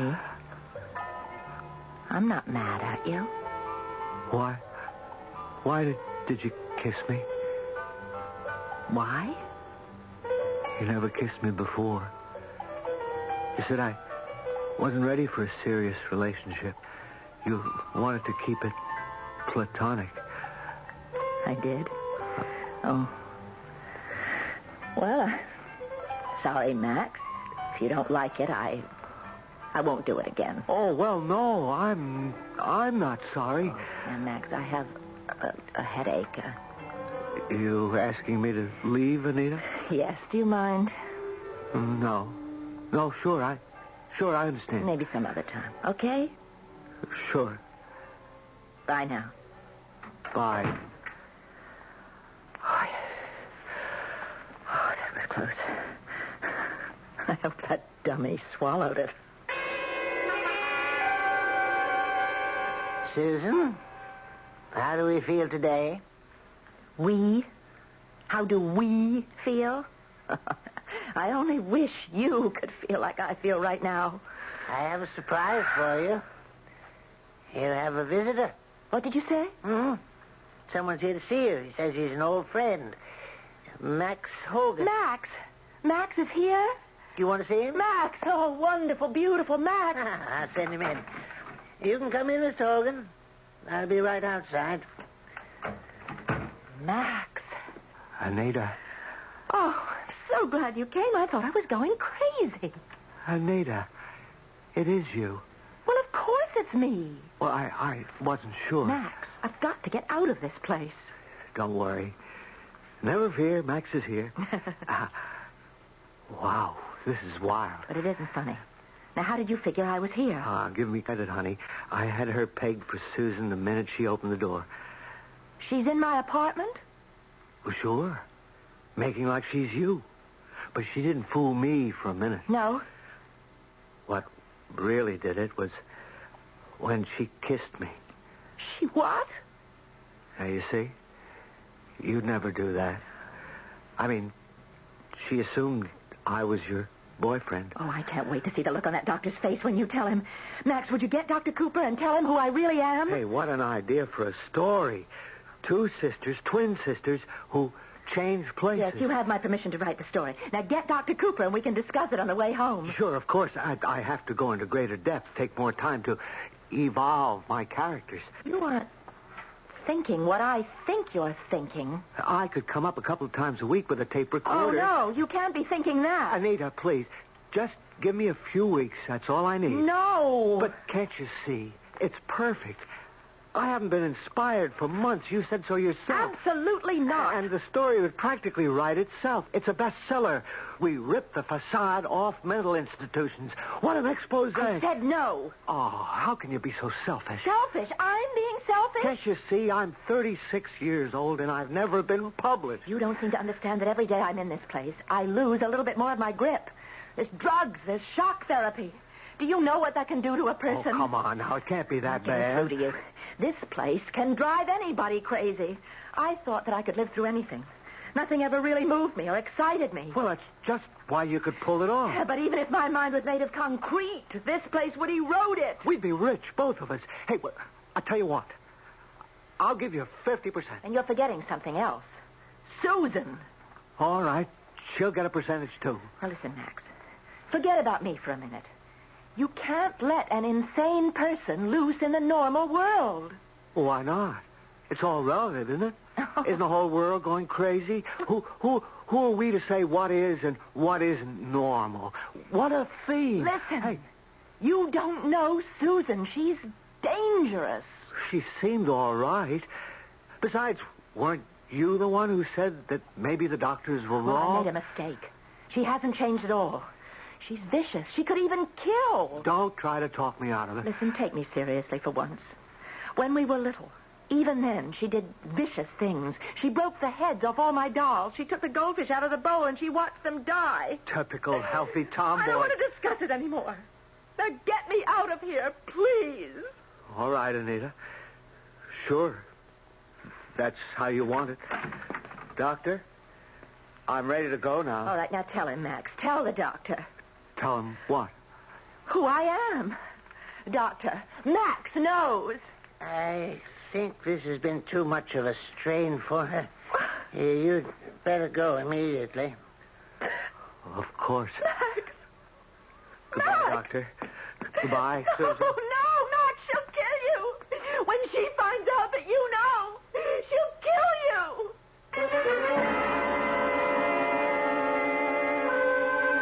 We live in a world ravaged with fear, a world where the voices of logic and common sense seldom find a sympathetic listener.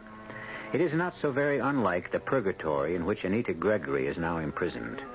Today, into that dim world, a candle of hope has briefly flickered and finally been extinguished. I'll be back shortly with Act 3.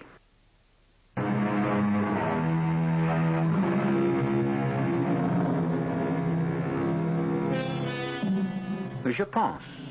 Donc, je suis. I think, therefore I am. So said the great philosopher René Descartes. It was this brilliant Frenchman who logically demonstrated that there is only one thing of which a man can be sure of, and that is his own existence. After all, most people accept what they see as truth. They do not question the obvious. They leave that for the philosophers. Hello, Doctor. Sheriff, what brings you here?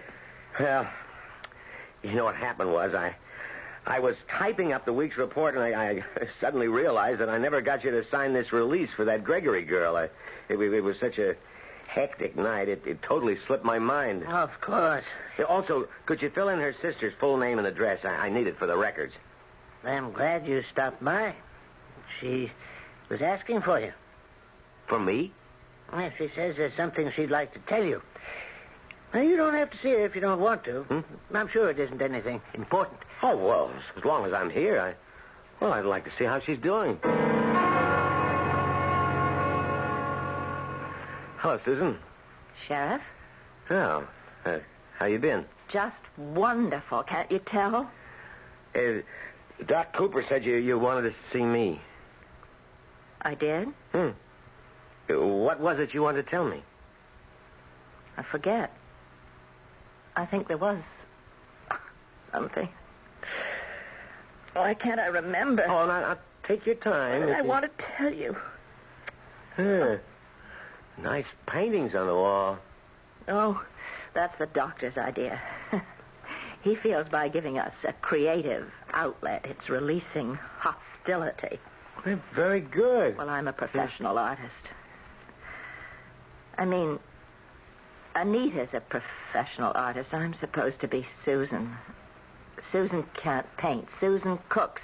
Anita paints. It's always been that way. Well, I'm sure no art critic, but I think you're very good. Yes, you know I am. Look at that wall. Look at the girl in the picture there. Her hands. Her arms, there by her neck. Do you know how many years of training it takes? The discipline, anatomy classes, live models to get the bones, the muscles, the skin tones just right, to understand the shading. Well, like I said, it's very good. Would you say I have a style? Style? Yeah, I'd say so. See, it takes years to develop a style. I spent 2 years in Paris. That's heaven for an artist. And that's what influenced me, those early impressionists. But Max says I still have a distinctive style. Oh, Max. That's what I wanted to tell you. What about Max? She's going to kill Max. Who's going to kill Max? That's right. Now, Max is writing a book about us, how we changed places. And I warned him. I said, Max, Susan hates to be tricked, and she hates people fooling her. And when she finds out that you know who she is, she's going to get really mad, and she'll kill you. Well, that's very interesting. You think I'm crazy, don't you? No, I didn't say that. That's all right. It's quite all right. I tried. I did my best. I warned him. And he didn't believe me either. When Max is found dead, maybe then you'll believe me. That's all I wanted to tell you. Thanks for coming. Oh, that's no trouble. I wanted to see how you were doing. Now, if you'll excuse me. I'm very tired. Sure. I was just leaving. Well, bye, Susan. Sheriff, wait a minute. Don't you want this back? Huh? Oh, the release form. Oh, thanks, Doc. I don't know what's with me these days. Look, I want to ask you about Susan's sister, Anita Gregory. What about her? I was wondering when you saw her last. Last? Oh, well, I don't think that's very important. Well, what is your impression of the sister, Anita? I hear she's an excellent artist. You hear? Yeah, well, naturally, I've never met her. You what? There really wasn't any need to. I mean, she pays the bills on time, and she never comes to visit. When did Susan start painting? Just recently. How recently? Well, I don't see why. Well, about a week ago. She isn't bad for a beginner. Matter of fact, she's pretty good. Did it occur to you that maybe she was too good?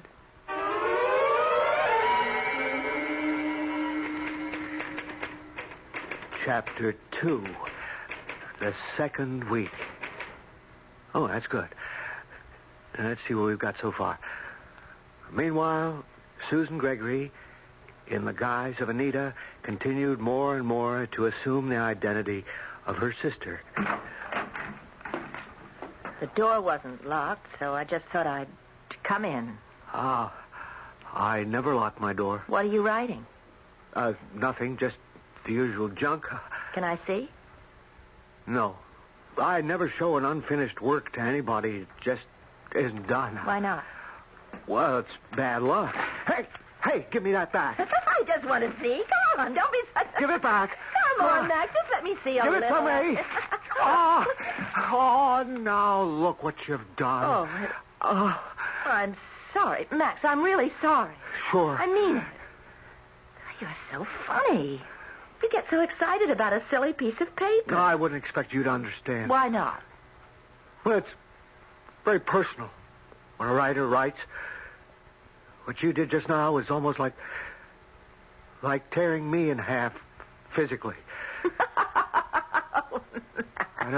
I don't see what's so funny. You don't? It's very funny. It's a scream. It's a scream.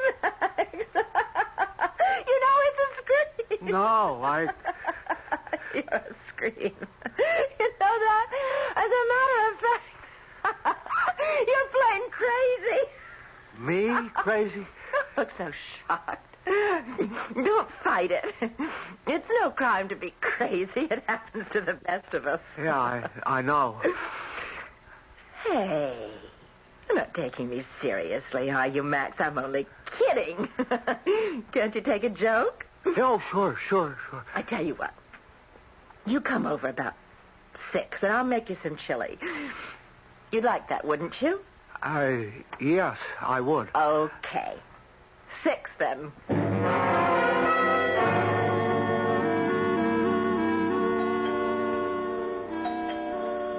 Max, just a minute. Max, I told you... Oh. Miss, Anita Gregory? Yes? It's amazing. I beg your pardon? Oh, the resemblance. It's fantastic. Between you and your sister, I mean. My sister? Susan Gregory. I'm an acquaintance of hers. Oh, I'm sorry. Let me introduce myself. I wish you would. The name's Wiley. Tom Wiley. I'm sheriff up in Clay County. Near Westbrook, where your sister is staying. Sheriff?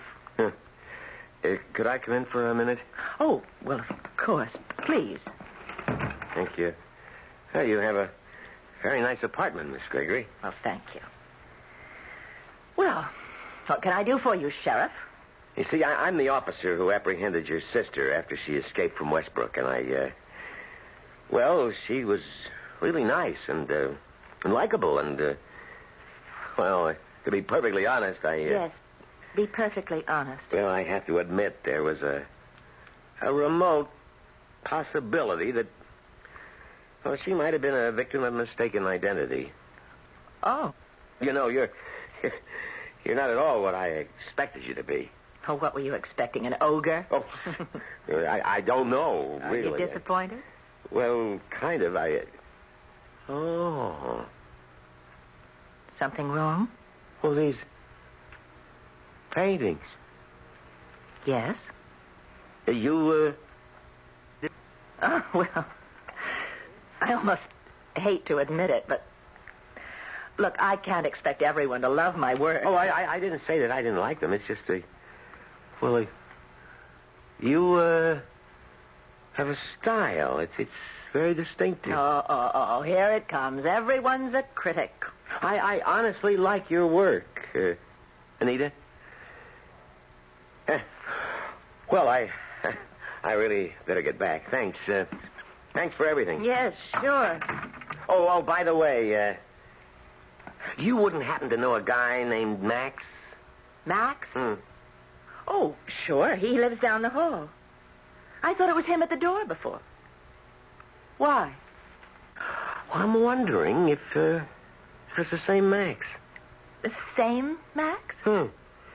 Your sister had a visitor the other day, a guy named Max, and I was just wondering if it could be the same. No, no. The Max that I know never met Susan. You see, I don't like to let new friends know that my sister You understand. I mean... Oh, sure. I understand, sure.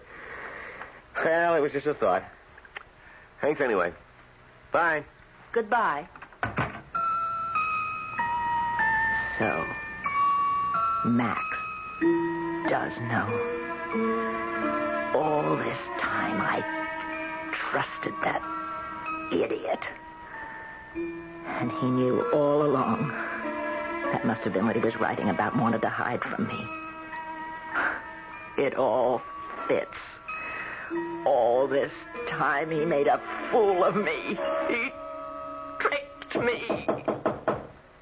Hey, Anita, why'd you lock your door? It's only old Max. Hello, Max. Just a minute. Hello, Max. Why'd you lock me out? Here, I brought some wine. I thought we'd have a nice evening. Thank you, Max. I guarantee you this is going to be an evening you'll never forget.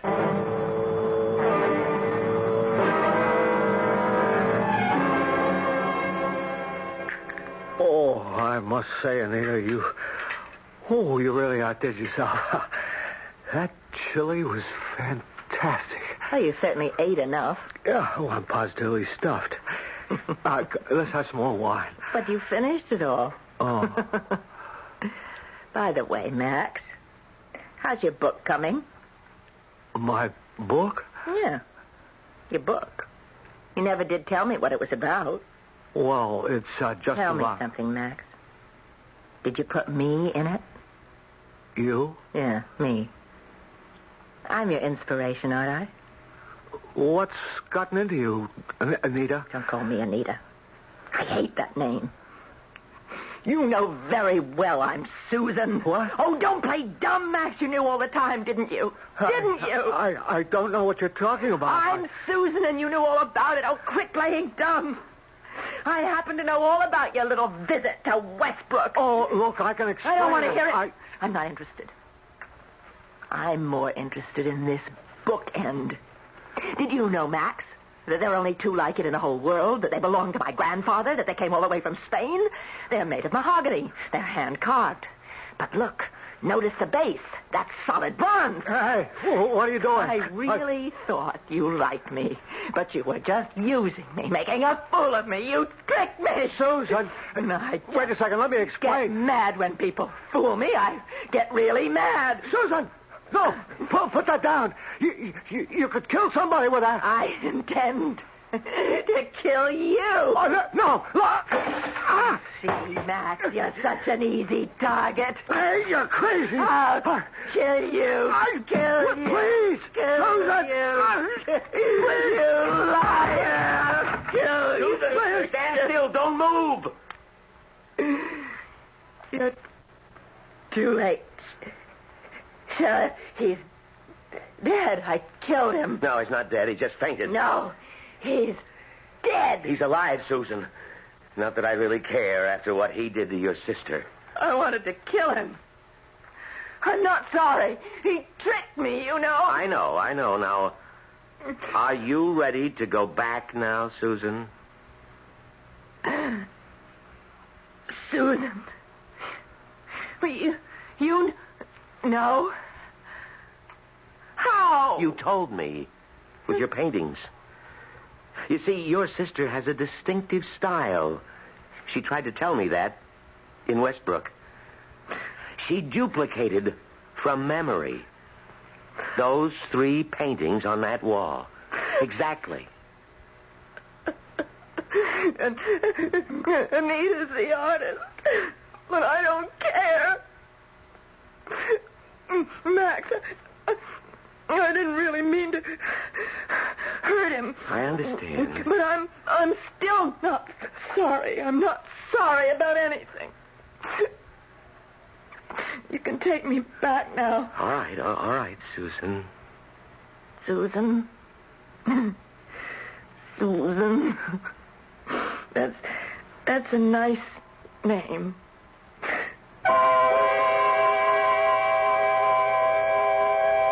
The sheriff took Susan home to Westbrook, and Anita After many embarrassed apologies, he's back at work. I understand she's been commissioned to do a mural inside the sheriff's office. For those of you wondering about the unfortunate Max, it seems Dr. Cooper was very interested to learn of his book. So interested, in fact, that he's made Max a permanent fixture up at Westbrook. You could call him the resident author. I'll be right back.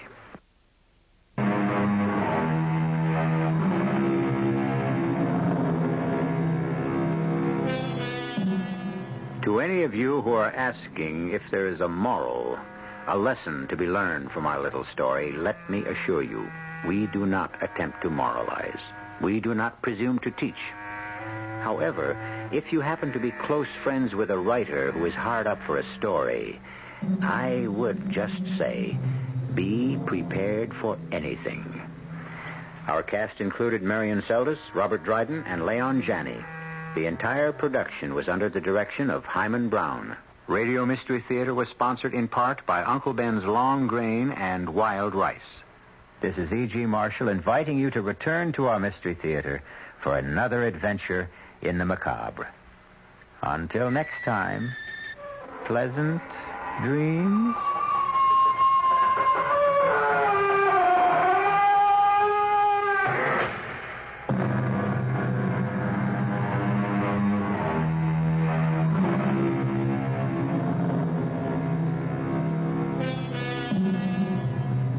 Tonight's WR Mystery Theater was brought to you in part by ShopRite Supermarkets, where you get a lot more for a little less. The preceding program is furnished by the Columbia Broadcasting.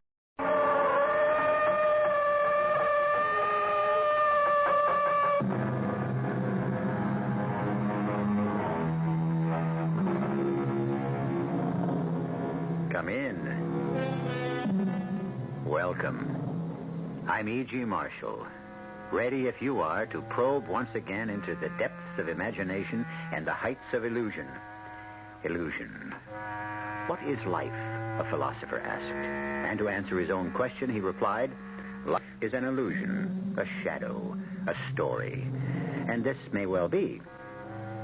But in that event, we may well ask, whose illusions, whose shadow, whose story? Is this life only a dream? Are we characters in our own reverie? If that is true, and it may well be, who and what are we when we awake? Our mystery drama, Death is a Dream, was written especially for the Mystery Theater by Sam Dan and stars Mercedes McCambridge. It is sponsored in part by Buick Motor Division and Uncle Ben's Long Grain and Wild Rice. I'll be back shortly with Act One.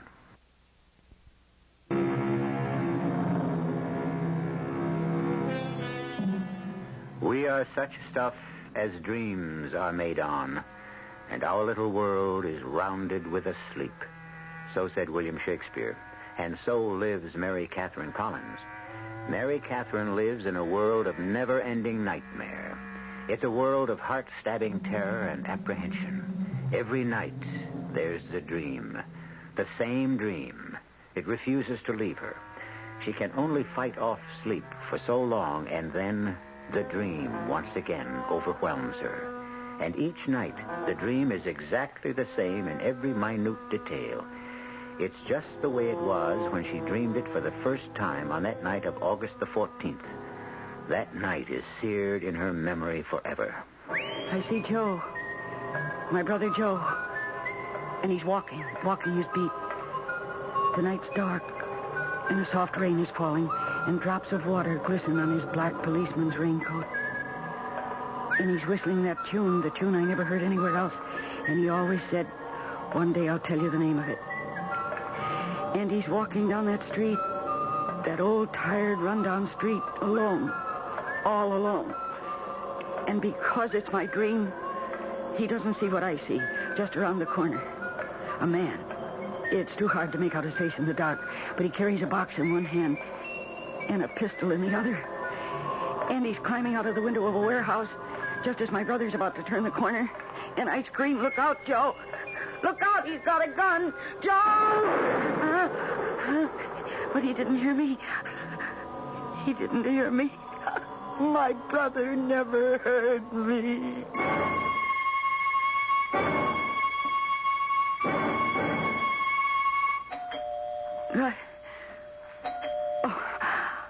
Oh, it was a dream.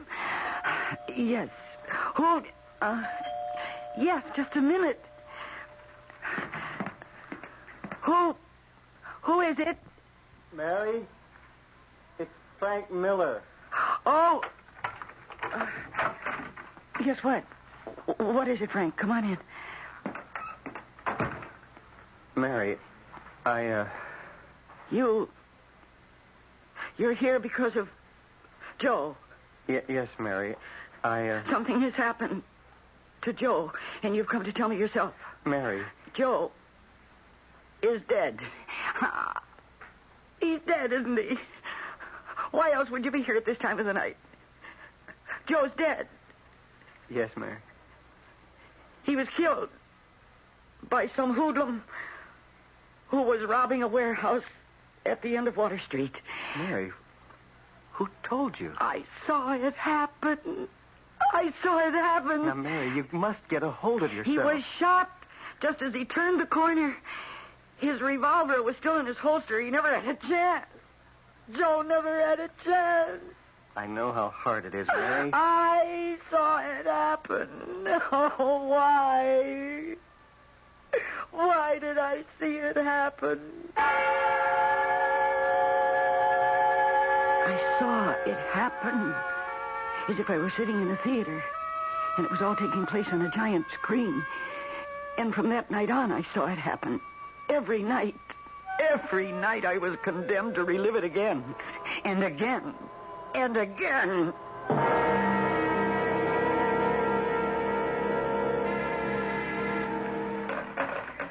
Lieutenant Miller. Who? Oh, look, tell her... No, tell her to come in. Mary, it's good to see you. Is it? Good to see me, Frank? Mary, how can you say that? I'm becoming a pest. Admit it, Frank. Oh, I'll admit no such thing. I haunt you day and night. I pester you with phone calls every hour on the hour. Well, it's understandable. I know how much your brother Joe meant to you. No, you don't. Nobody could ever hope to understand how much Joe meant to me. Mary, I'm sorry. We're all sorry. But sorrow gets us nowhere. It's been 6 weeks now since Joe was killed. Mary, we've had every available man out on this case. I know. It isn't your fault. But I know how the department works. And little by little, my brother is going to become a statistic. Just another police officer killed in the line of duty by an unknown assailant. Mary, we're doing our best. I didn't say you weren't. What I'm saying is that your best isn't good enough. That's not fair. Fair? Oh. What's fair? Was it fair for my brother to be gunned down without warning? His revolver still in his holster? Oh, why did he have to be killed? Joe was a good cop. He gave everybody a break, and he liked to help people. Why did he... Look, Mary, we'll get the killer. No, I don't think so. And so that's why... That's why what? That's why I'm going to get him myself. Well, just what exactly does that mean? It means I'll have to get him myself. Well, how can you... I plan to spend a great deal of time in that neighborhood. Doing what? Teaching school. Teaching school? Why not? I'm a school teacher. But you're teaching uptown. I've asked for a transfer. Do you know what those kids are like? What that area is like? It was where my brother worked and was murdered. What can you possibly hope to... I intend to become a part of that neighborhood. You mean you'll poke around and ask questions? You can put it any way you like. You realize you can get yourself killed? I have a job to do. I'd taken step one. I'd made the decision to leave the soft and delightful job at North Crescent High School, known and with good reason as the country club. My principal was completely at a loss to understand why I'd want to leave his pleasant, well-ordered school for what he could only describe as the witch's cauldron at Southern District. Well, of course, there was no way I could... And now, step two. To be accepted Hodges, principal at Southern District. I realized it wasn't going to be automatic. You thought we were so desperate for teachers here we'd grab anybody who walks in? Well, truthfully, I didn't think there'd be... Well, the first part of your assumption is correct. We are desperate for teachers. Teachers. That's why we have to be very particular. But I... Yes, Miss Collins. I have a good record. Miss Collins, tell me, what are you doing here? Oh, isn't that obvious? I want to teach English at your school. Why? Because I'm an English teacher. You've done more fencing in the 5 minutes you've been in this office than all the 3 musketeers put together. You have had the plum of the system. A job at North Crescent, mostly motivated kids from comfortably situated families. 90% of them go on to college. Do you know what we... Oh, I think so. You think so? Miss Collins... I know. Are difficult children. Difficult? Yes. Children? No. These are only adolescents chronologically. Well, I felt that there was no challenge at North Crescent. I see. And that here I would be tested to the utmost of my ability. I want to see if I can measure up. Well, Mr. Hodges, won't you say something? Miss Collins, I am seldom, if ever, at a loss for words. But I simply cannot figure you out. You mean you don't believe me? I need teachers. Cavalier as I may sound, I need teachers. I work with seniors. Do you? Yes, especially with the advanced lit courses. Do you think you can... Shakespeare? I've done it. Okay. Good luck. We'll set up a program for you. Thank you, Mr. Hodges. And I know that I'll be successful. I'm sure you will. Provided you survive. And so the time arrived for me to report for my first class. And I paused at the doorway and looked into the room. My heart did more than sink. It died within me. That classroom was a madhouse. They were tough kids. I almost regretted my transfer, but I remembered my brother Joe. And I knew I'd have to go through with this somehow. I needed a reason to be in that neighborhood. And I had to start with a nucleus of friends. Acquaintances. Hey, look at this. Hey, Mr. Teacher. Come on. What are you doing? Hey, Teach, what are you doing now? Huh? This class. Hey, Teach, what are you doing tonight? Hey, look at her. Please. This class will come to order. Oh, I'm going to order a couple of beers. Hey, what are you going to have, Chuck? Who's got the dice? Let's get the game going. Now, you. You in the blue shirt.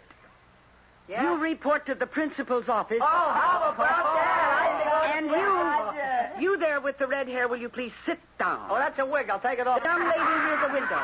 Yeah, but she ain't no lady. Hey, there ain't no action around here. Let's dance. Let's move it. All right, now. Turn off that radio. Yeah, hey, Teach, can I have the pleasure of this dance? I've seen it first. Will you please turn off that radio? Now, turn that off. I'm sorry, Mr. Hodges. It was a fiasco. I know. I was just across the hall. I saw it all. You saw it? And you permitted it? We have to find out if you can control these kids. You can empty the room by sending everyone to my office for discipline, but that's not teaching. I'm afraid you'd better go back to North... Oh, no, please give me another chance. Why? Because... I could understand it if you liked these kids, but you don't. Oh, I do, really. No. And they said the minute you walked in. They saw it. They felt it. They felt what? Your hostility. Your contempt. Oh, that's not true. It isn't? You are repelled by these youngsters, and it shows. Now, Miss Collins, you'd better go back to the well-ordered world of North Crescent. Oh, please, Mr. Hodges, you must give me another chance. I'm sorry, Miss Collins. It won't work. No, you can't turn me down. Miss Collins, I will give you another chance on one condition. You must tell me the real reason you want to work here. But I told you. No, you'd... And now I insist. Very well, Mr. Hodges.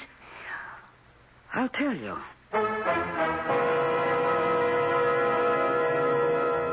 Well, what will Mary tell him? The real reason? If she does, how will he take it? If not the real one, then she needs a reason that sounds convincing. And can she make one up on the spur of the moment? One thing we know, Mary must have the job if she's to have any chance of finding her brother Joe's killer. Well, fortunately, she has a few moments to think about it before I return with Act 2.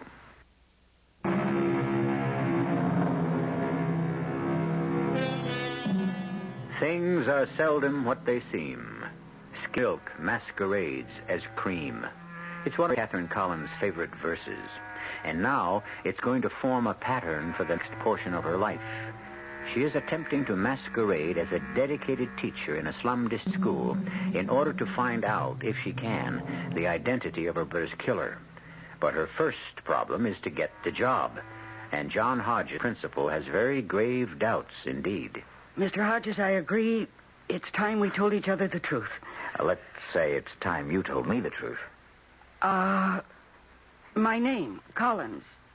Does that mean anything to you? Collins. No, I don't think so. Well, almost 2 weeks ago, a police officer was killed in this neighborhood. Yes. Yes, I knew him. Officer Collins. I even knew his last name. Everyone called him Joe. He was my brother. Oh, I am sorry. And then you know that he was an unusual man. Yeah. He could have risen high. He could have gone far in the department, but he chose not to. He felt that good cops were needed in places like this. And I feel that if I could take his place somehow, if I could be the kind of influence in the classroom that he tried to be out on the street. Well, I won't be the one to refuse you. Oh, thank you, Mr. Hodges. Miss Collins, why do you think your brother was so successful with the people in our neighborhood? Well, I suppose he had a gift. He sure did. And do you know what that gift was? He liked the people. That's 90% of what you need, Miss Collins. I had told him a half-truth, but it was enough to nail down the job. And now, in order to, I'd have to like those kids. But how? Okay, round 1. Come fighting. All right, now. Now, calm down. Now, class, today I am going to introduce you to a man named William Shakespeare. Yeah, where is he? He's right here in my hand. Well, why should I want to meet him? What's in it for me? Uh-huh. That's a very good question. What is your name? Charlie, I believe, huh? Oh, yeah, good. Well, you should become acquainted with Mr. Shakespeare, because as soon as you go back to reform school... I'm too old for reform school. I go up to the big joint on my next rap. Well, either way, you're going to have a lot of time on your hands. And Mr. Shakespeare can make it pass very quickly.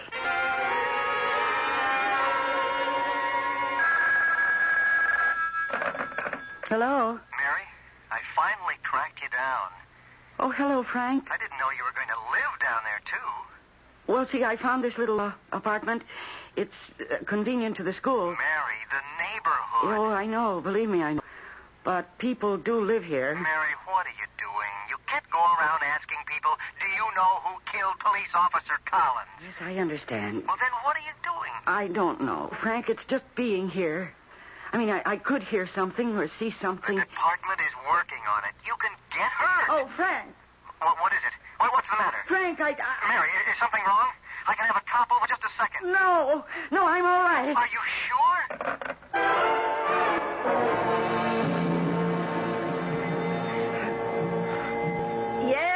Yeah, I hear you. What's the matter? You think everybody's deaf?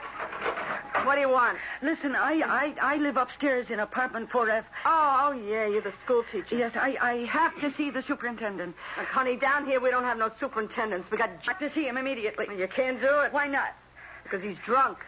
Look for yourself. You see? Sprawled all over the couch. Well, somebody has to do something. About what? There's a rat in my apartment. Only one? Oh, you're lucky. I just saw him. How do you know it's him? I was sitting at the telephone and I saw this enormous rat. You sure it wasn't a mouse? Oh, what's going to be done about it? You got a gun? Shoot him. Now, please. Okay. When Straw out here wakes up, I'll send him to your place. He'll bring up a broom handle or a trap. I don't know what he does. And what am I going to do in the meantime? About what? About the rat. I don't know. Try to make friends with him. I am friends with him. Well, the days passed and I couldn't make friends with anybody. In the class, I'd reached a point where I was being tolerated, but surely. And in the neighborhood, I was obviously alien clay. There was something different about me. My clothes, my accent. I had the look of somebody who didn't have to live there. And that made me suspect. And another thing, I was a teacher. I worked for the government, and the government always meant trouble. There were police, parole officers, and welfare investigators. I was beginning to feel very foolish. How was I ever going to get anywhere in finding Joe's killer? To whom could I talk? Well, hiya, Mary. Well, good morning, Charles. You saw because I called you Mary. No, it ain't as if we were in class. Hey, where'd you get the car? I didn't get it. I bought it. I earned the money, and I bought it. Oh, why do you always have to make a lesson out of everything? You're trying to tell me get a job, Charlie, be a good little boy, work hard, save your money, and one day you'll have enough to Yes, buy... I suppose that is what I'm trying to tell you. Yeah, work is for suckers. There's a quicker, easier way. And the jails are filled with people who took it. Now, listen, Charles, you like this car. Well, I worked to put the money in the bank. The idea is not to put dough in the bank, but to take it out. Ah, but you have to deposit it first. No, you don't. Not if you walk in with a gun. But that's stealing. What about all the smooth, dignified, white-haired guys who steal millions and get away with it? Well, if you want to be a crook, why not be the best? Get yourself a good education so you can become one of the smooth, dignified, white-haired boys yourself. Well, you mind? Why? I mean, is your way better? Do you want to spend your life in jail? Or be gunned down? Listen, Mary, what are you doing here? Making a living. Oh, come on. You don't have to work here. You're a class dame. What's your angle? Angle? Everybody's got an angle. Unless what? Unless you like it down here. But then you'd have to be nuts. All right, come on, you guys. All right, everybody, that's it. Now, for tomorrow, we have pages 30 through 45. What the heck is this? It's so much. Miss Collins? Yes, Tony, what is it? It ain't nothing. No, it isn't anything. Yeah, that's right. It isn't anything. Well, like I said, it isn't nothing. Anything. But, I want to tell you something. Yes? About Shakespeare. Oh? I used to think, Shakespeare, what gives was Shakespeare, but, all of a sudden, I seen it. I mean, I seen the guys for real. Is that so? Yeah, like you was reading, and you said, neither a borrower nor a lender be. Remember? That's Shakespeare, right? Yes, it's Hamlet. Yeah, this guy, Polonius says that, but that's what my old man, he should rest in peace. Yeah, that's what my old man always used to say to me. He'd say, Tony, don't borrow money off of a guy. Don't lend money off of a guy. And you'll be friends with everybody, you see? Yes, I see. This, Polonius, I hear what he says. Oh, okay, he knows some fancy words my old man never heard of, but, this Polonius, he's my old man. Well, I'm happy to hear that. Yeah, I kind of miss the old man, and now I come across this guy, and, what I want to say is, thanks.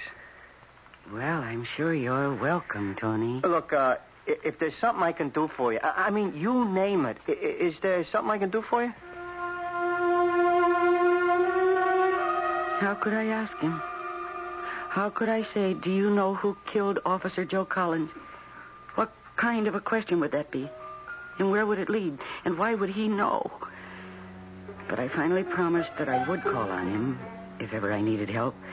I don't know how long I'd been sitting there when... Mary. What? Oh, I was walking down the hall. Your classroom door was open. I saw you sitting there.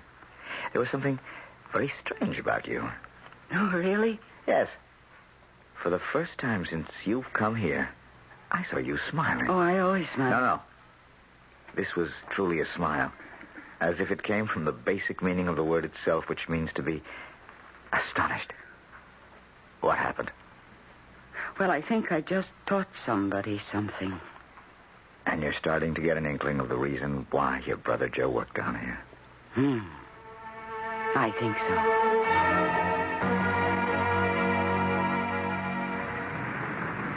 Hey, Mary. Oh, hello, Dora.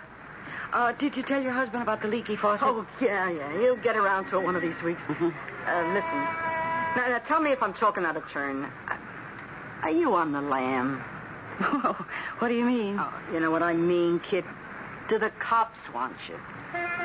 Well, what makes you think the cops want me? Because a cop has been around asking for you, a plainclothes guy. Well, then how did you know he was a cop? Oh, kid, I can smell him. He's in the hallway now. He is? Well, thanks. So you are on the lam. I didn't say that. Then what are you going back to your car for? Well, I just remembered. I have a date. Listen, kid, I'm glad to help. Now, before you come back, give me a ring, huh? I'll tell you if the coast is clear.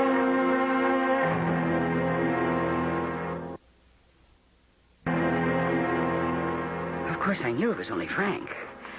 But I acted on the spur of the moment, and acted is exactly the right word for it. And Dora spread the word. The implication was that I was sort of hiding out down here. And instantly, my status changed. People no longer stopped talking when I passed by. I was no longer given guarded attention when I walked into a shop. Evidently, now I belonged. But I was getting no closer to my objective. How could I come out with the direct questions? I was becoming a part of the neighborhood, but I still wasn't getting anywhere. Give it up, Mary. Frank, I can't.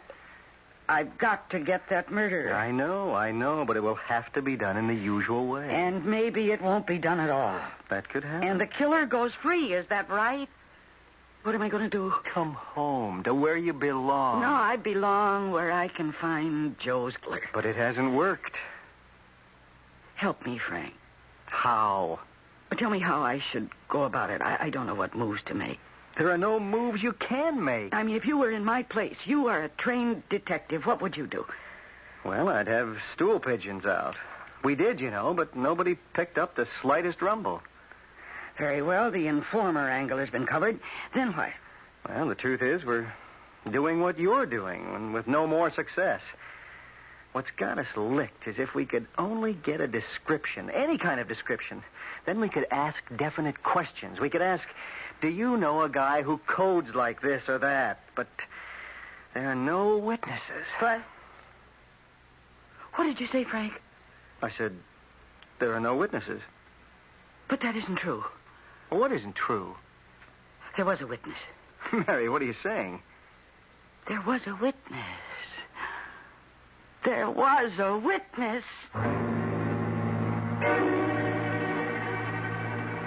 Was there? I've been following the story very carefully and closely, and I'm not aware of any witness. After all, Joe was killed on a lonely street. No one was there when it happened. Yet Mary says there was a witness. Oh, yes, of course there was. Can you figure out who? It should take you more than a few moments, and by that time, I shall return with Act 3. Joe Collins was killed in the line of duty. He was walking along a deserted street late one rainy night, doing his job, walking his beat. Someone shot him down and fled, and 2 months have gone by, and the police are no nearer to catching the killer than they were the night it happened. Only his sister has discovered the one element that is absolutely vital to the successful capture of the criminal. Or so she says. Mary, there were no witnesses. No one saw it happen. That isn't true. Someone did see it happen. Who? Me. What? I saw it happen. Mary, you weren't there. I didn't say I was there. I said I saw it happen. But how could you possibly... Because I dreamed about it. Oh, Mary. That night you came to my apartment to tell me yourself, remember? I remember. And you will also remember that I knew it before you even told me. Yes, I remember. Well, how did it happen that I could even tell you where? At the end of Water Street.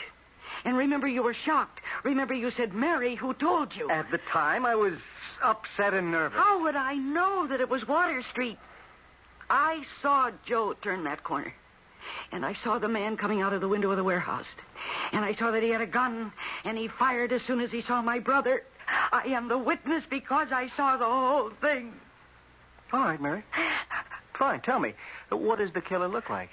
What? Well, you say you saw the killing. Describe the killer. Is that an unfair question?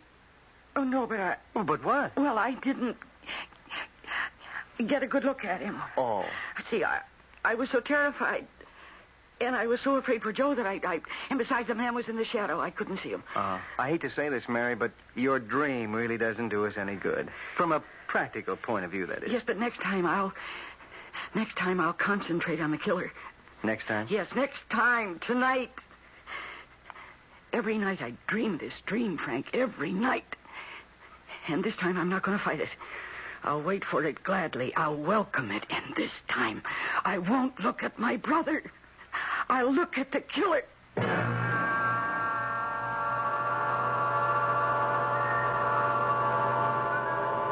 Joe!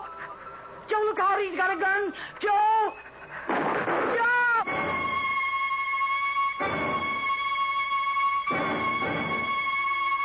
I tried to look at the man in the shadowy darkness, but I couldn't take my eyes off my brother. And it's in that darkness that the killer exists. And I've got to find him there. I must remember to look there, to look again.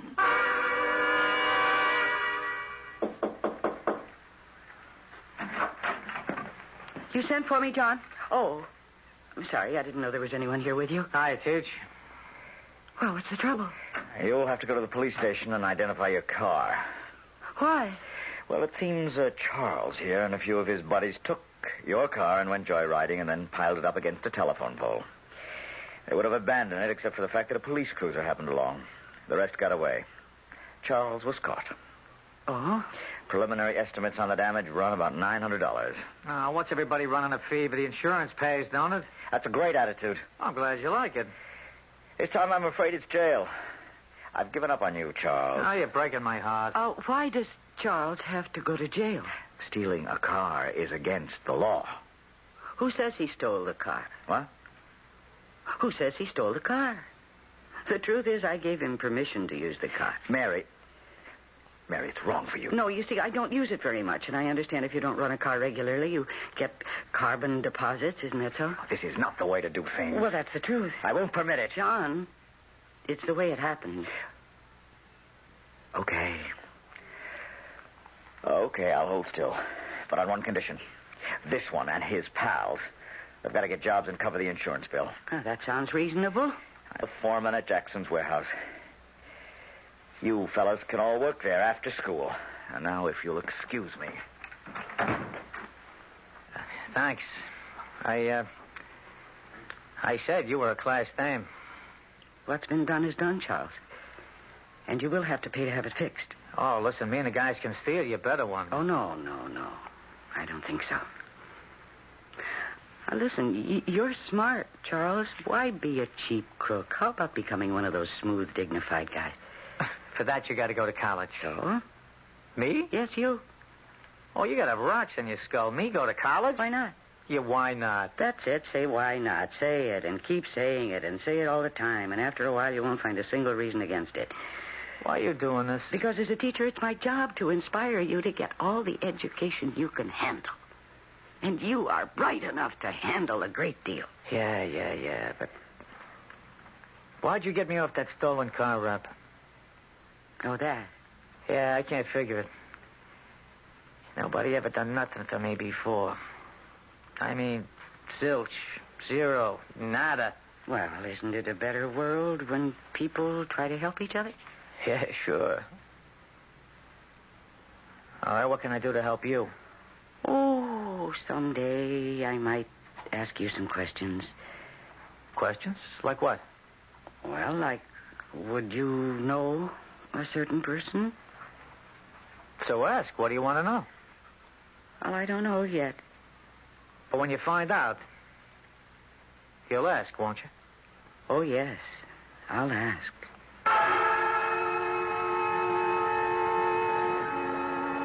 Joe! Joe, look out! Look out, he's got a gun! Joe!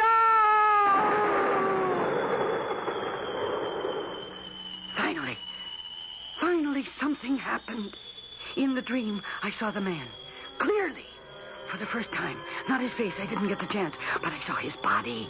I saw his body clearly defined in the shadow. He was young. Young even as some of the kids in my own classes. And he was slim, almost thin. And he was tall. And tomorrow night I'll concentrate on his face.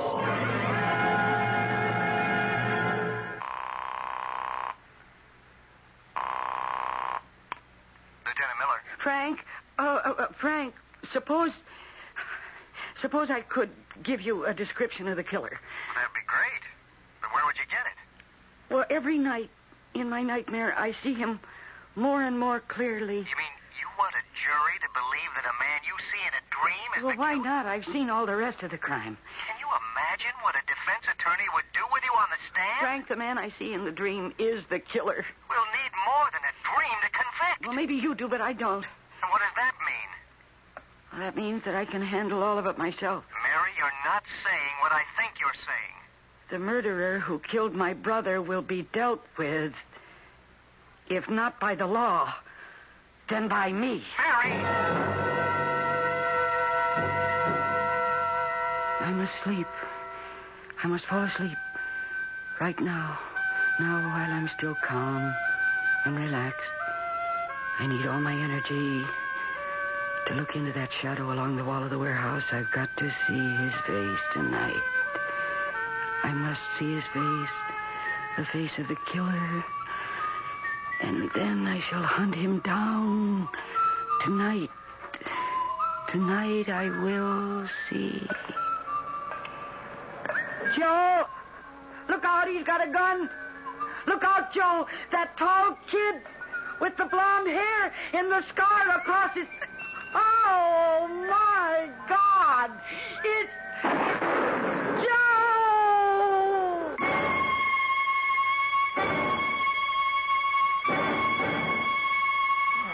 Hey, will you come out? Just a minute. Now, wait a minute. I just got the... Charles? Yeah? Charles, I wonder, could you stay after class for a few minutes? Yeah, right on, Hey, Teach. what are you going to stay after, Charlie? Knock it off. Charles. I need some help. Anytime. Well, I have to drive out into the country to pick up an antique, and I need someone to... To lift? Carry? Oh, well, I'm your pigeon. We're going to get back early. It's just that I got a date. Who cares? If she don't like it, I can get somebody else. I've always been independent with dames. And I'm sure you can afford to be, with that blonde hair. And even that scar makes you look handsome. Well, are you ready? Sure. Oh, listen. Oh, I'm glad I found you, Mary. You have a telephone call in my office. His name is Frank. He said it's of vital importance. Mary. Oh, Mary, you don't know how I prayed for this day. What is it, Frank? We got him, Mary. We got him. You got who? Well, who do you think? The killer. The man who murdered your brother. But that's... That's what, Mary. Do you realize what I've just told you? We got him. Are you sure? It's ice cold. He was arrested in a stick-up at Larson City, just north of here. We checked his gun, and ballistics says it's the same one that fired the slugs that killed Joe. But what? To ice the cake, he even confessed. He did? Yes, funny. You know, if we'd only known what he looked like, he would have been a cinch to pick up. If only there'd been a witness. He's tall, thin, long blonde hair, and a funny little scar. Oh, Frank. What is it? Oh, thank you, Frank. Oh, thank you. Well, I suppose you'll be leaving us now. Leaving you? Well, why do you say that? Well, I spoke to Lieutenant Miller. He told me everything. Oh? And so, now that the killer has been caught, I suppose it's back to North Crescent High for you. I don't know, John. You see, I'm not at all sure that they caught the killer. But they say the man's confessed. Well, they may have caught the man who pulled the trigger, but the killer is still here. The killer is here in these streets. The killer is what you and my brother Joe kept fighting against day and night. The poverty and the hopelessness and the feeling that nobody gives a damn. Hey, Miss Collins, are we going? Oh, no, Charles, no. I changed my mind. Oh, okay. Look, anytime I can help. Oh, you've already helped me. Yeah? How? Oh, you'll never know. Well, I'll see you in class tomorrow. Tomorrow and tomorrow and tomorrow creeps on in this petty pace from day to day. Shakespeare. Right, Teach? Right.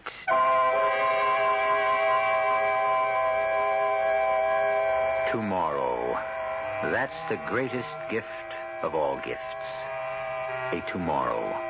And Mary Catherine Collins will make sure of that by working today and every day with the kids that Joe loved so much. How fortunate a man Joe was. All the love and care that he had lavished on his sister returned to all the children. And I shall return with some love and a warning in just a few moments. If you're a bargain hunter, art buff, gold lover, gambler, archaeologist, girl watcher, or just plain sun worshiper, you should be in South America right now. Braniff International will fly you to the land where the American dollar is still worth $1, and where, like the opposite of a King Midas, everything you touch seems to be half the price you'd expect to pay. Braniff to South America on an intercontinental DC-8 62 jet. From there, it's up to you. The thick green jungles of the Amazon, the thin blue mountain air of the Andes, noisy Indian markets, or the noisy Rio Festival, tranquil monasteries, or even more tranquil stretches of palm-fringed beach. Ask your travel agent about Braniff's South America, an adventure and a bargain in flying colors.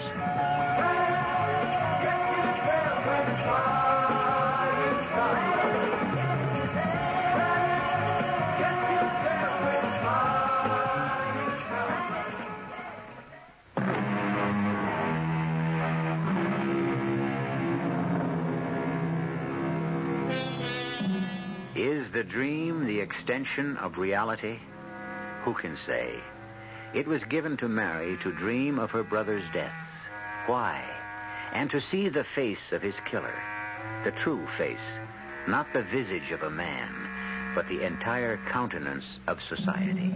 The crucible wherein the killers are formed. Here is also a crucible, and we form one of these stories for you 7 times a week. Our cast included Mercedes McCambridge, Michael Wager, Bob Caliban, Jack Grimes, and Bryna Rayburn. The entire production was under the direction of Hyman Brown. Radio Mystery Theater was sponsored in part by Anheuser-Busch Incorporated, brewers of Budweiser. This is E.G. Marshall inviting you to return to our Mystery Theater for another adventure in the macabre. Until next time, pleasant dreams.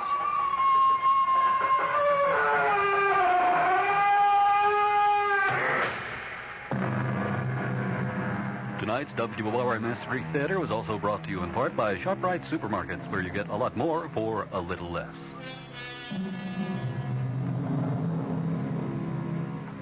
The preceding program was furnished by the Columbia Broadcasting System. Your dial is set for news with John Scott reporting. This is WOR New York, an RKO General Station.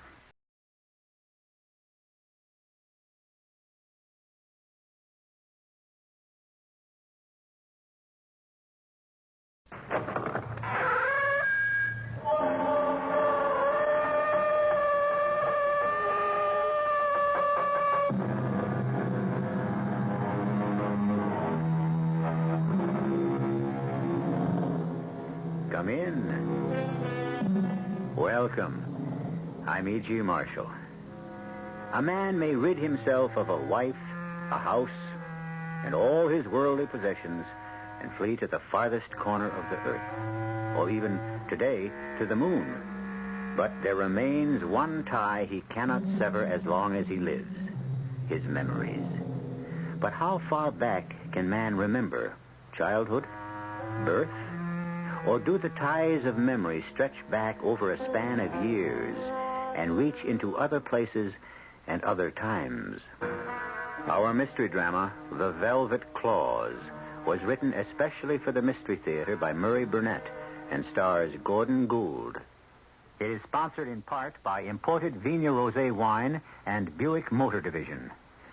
I'll be back shortly with Act One. Man has always sought his heaven on earth. Each of us secretly dreams of some faraway place where we'll live out our lives in quiet contentment, free from the troubles and cares of everyday living. But have you ever thought about what you'd do if you really found such a place? Let me tell you the story of a man who did find such a place and who went from this Shangri-La directly to a psychiatrist. Dr. Hazard, maybe you can help me find some explanation of what happened to me in that damnable town. There must be some reason why I felt the way I did, and why I saw what I swear I saw. You'll make it easier for both of us if you started at the beginning. I'll have to start with the train that took me to the town. It was the hottest day of the year. Without air conditioning, that second-class compartment was like an inferno. Why were you on the train? Returning to Paris and Orly Airport, the last leg of my European vacation. And it was hot. Sweltering, which was a sensible reason for me to get out of my stifling compartment and walk along the platform. It was then that the idea struck me. It was so extraordinary that I myself was surprised. And that idea was? Not to get back on the train, but to stay over where we had stopped and take a different train the next day, when it might possibly be cooler and less crowded. You'll forgive me if I don't see anything unusual about that. Oh, you don't know me, Dr. Hazard. My life for 41 years has run on tracks, just like that train.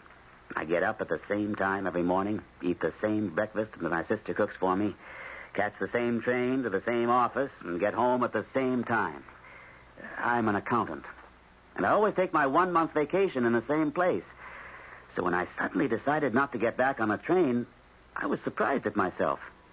Go on. Well, particularly because the train was about to start. I ran alongside the train to the window of the compartment where I saw the man with whom I'd shared the compartment. I shouted to him in my bad French to please hand me my valise. To my dying day, I'll never forget the look he gave me. Half warning, half revulsion. But he handed me my bag and shouted a long sentence. I only got the last part, but I'm sure that he was warning me. I remember the last words, which were, à cause du sommeil et à cause des chats. À cause du sommeil et à cause des chats. That's it exactly. I think it means because of sleep and because of the cats. I got the strangest feeling that he was trying to tell me not to remain in the town. I'm sorry, but I can't make it any clearer than that. Well, that'll do. Go on. Now, outside the station, I saw it was a very small town. And as I looked around, a taxicab pulled up. Taxi? Yes. Can you take me to a good hotel? There is only one.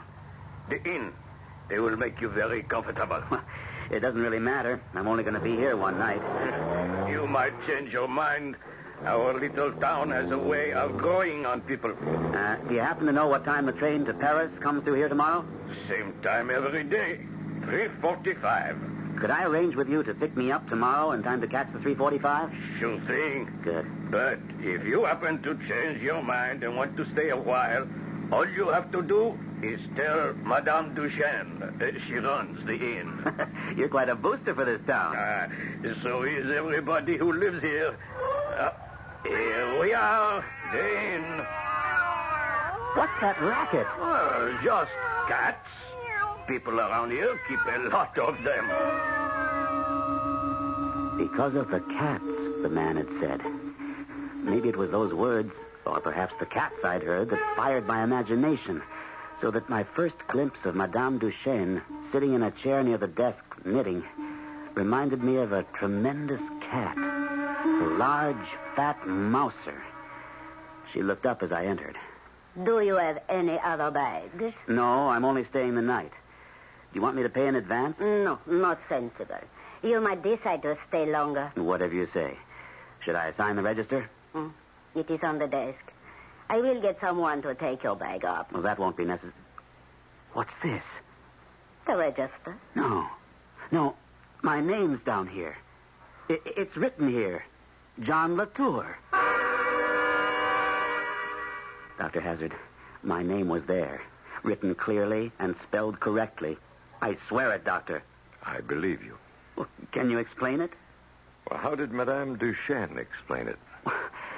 It was the strangest thing. Her voice was soft and running, and it seemed to me as if she was stroking me when she said soothingly, Gently, young man. It does the blood no good to get so excited in this heat. But my name's written down here. Of course it is. That train must have been like an oven, and you must have suffered in all this heat. How did you know I came by the train? How else would you have come? But my name here in the register... You will feel so much better after you have rested. Are you telling me that I wrote my name in this register? What does it matter? Madame, I'm not suffering from the heat. And I'm not crazy. I never wrote my name in your register.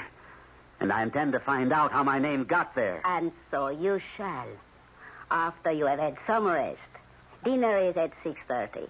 We are very early people here, and we cherish quiet nights.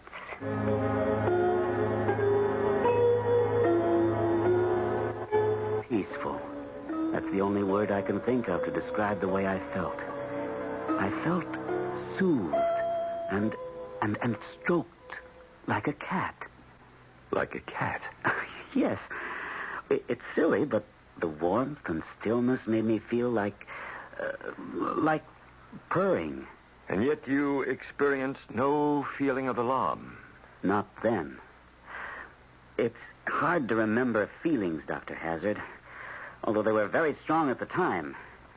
I was about to propose an experiment. Have you ever been hypnotized? No. Do you have any objections if I try to put you under? I don't think so.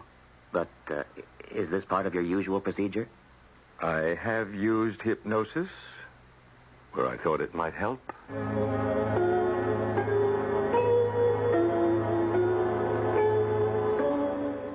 Can you hear me, John?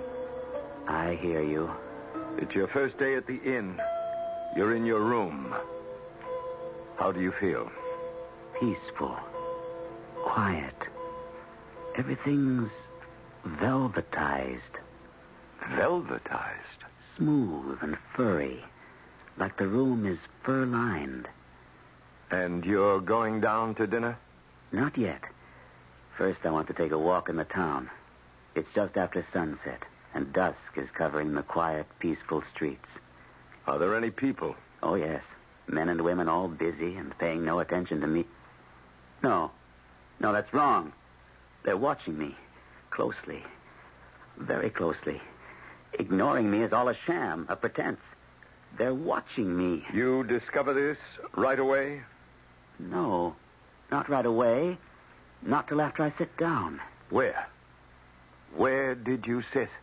On top of the wall of the old fortifications. I can see down into the valley. Almost the whole town lies below me in the last of the sun. And this music. The music is strangely beautiful. It has a definitely feline quality. Now and again, I even hear the plaintive meow of a cat. But somehow, it belongs. Suddenly, the music stops. I'm hungry, and I remember Madame Duchesne telling me that dinner was at 6:30. I feel it's important to please her. I don't know why, but I do. And I start back to the inn. Hurrying back? Oh, no. No one ever hurries. I stroll back, and my eye is caught by a small porcelain figure of a girl in a shop window. The porcelain figure of the young girl in the window. How much is it? I do not know exactly. You don't know? You see, monsieur, the price varies depending on the customer. You might be able to buy that figure at a ridiculous low price. Oh, come off it. You already know I'm interested. You don't have to give me any phony sales pitch. How much is it? Please. How can you believe that I would play tradesman's games with you, monsieur? Oh, no. Never with you. Look, I don't want to be late for dinner. How much? 35 francs. Well, that seems a bit high. It is a beautiful porcelain. But seeing who you are, I might let it go for 25. And just who do you think I am? Excuse me, monsieur, but my cat is hungry. Well, the cat can wait. I am sorry, but we do spoil our cats here. So I will allow you to examine the little figure, and if you want it, just leave 25 francs or whatever. The price is not important. And he disappeared into the back of the shop. All at once, I was afraid. Afraid of the quiet, dark shop. Afraid of the porcelain figure in my hand. It's so quiet, and yet I sense with every fiber of my being that there's activity, intense activity going on around me. I can't hear it, and I can't see it, but it's there, and it's sinister and dark and disturbing. John Latour. What? Oh, Dr. Hazard. I was under, wasn't I? Did you learn anything? Something was beginning to disturb you. I didn't like what was happening, so I brought you back. I don't remember anything. You were in a shop looking at a statuette of a girl. Oh, yes. Yes. Oh, that crazy old man mistook me for someone else. Did you ever find out who he thought you were? Not then. I went back to the inn, had a good dinner, went to bed. And the next day, I was out in the courtyard waiting for the taxi driver to pick me up. I kept getting more and more nervous as the time passed, and he didn't arrive. Madame Duchesne kept assuring me he'd be there in time for me to catch my train. I remember my relief when I heard the car coming. Why are you so late? Up right in, monsieur. I will have you at the station in no time. Didn't you cut a little fine? Nothing to worry about. You will be waiting on the platform when the train pulls in.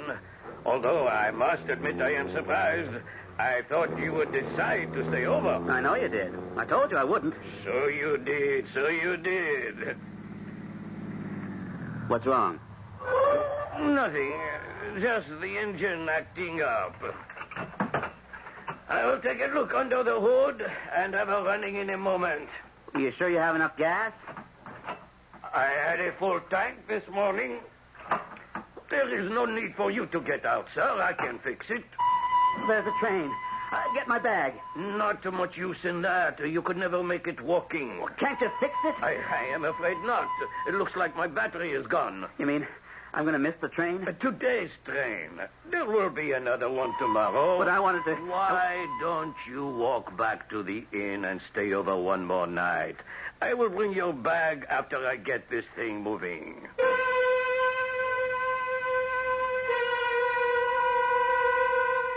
Missing a train is always an unsettling experience.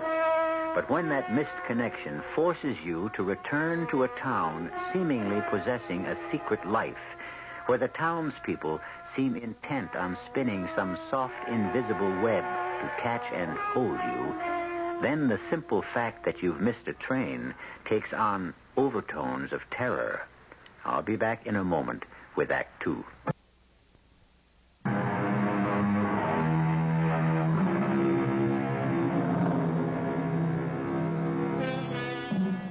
When asked the question, how was your vacation? Many of us give the standard answer. Great. All I need now to recover is another vacation. However, in our tale, when John Latour returned from his vacation, he felt he needed a psychiatrist. And not just an ordinary run-of-the-mill doctor, but a specialist in the extraordinary.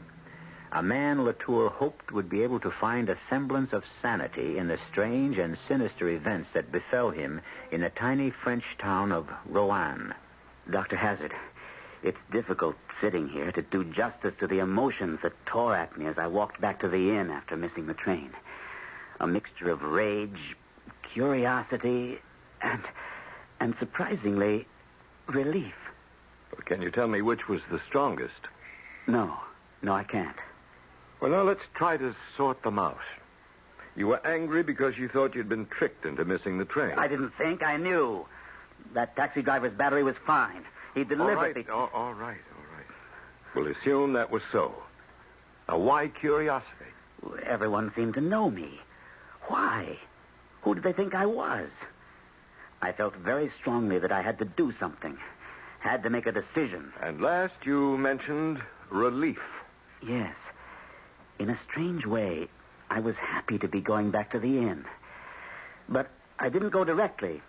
I don't know why, but I decided to go back to the shop where I'd seen the porcelain figure I liked. Ah, monsieur, welcome back. I'll take the statuette now. I've decided to buy it. Oh, I am so sorry. It is sold. Perhaps there is something else. Oh, I don't believe you. Monsieur does not mean that. Monsieur knows that I would never lie to him. Why not? Well, don't just shrug your shoulders. I asked you a question.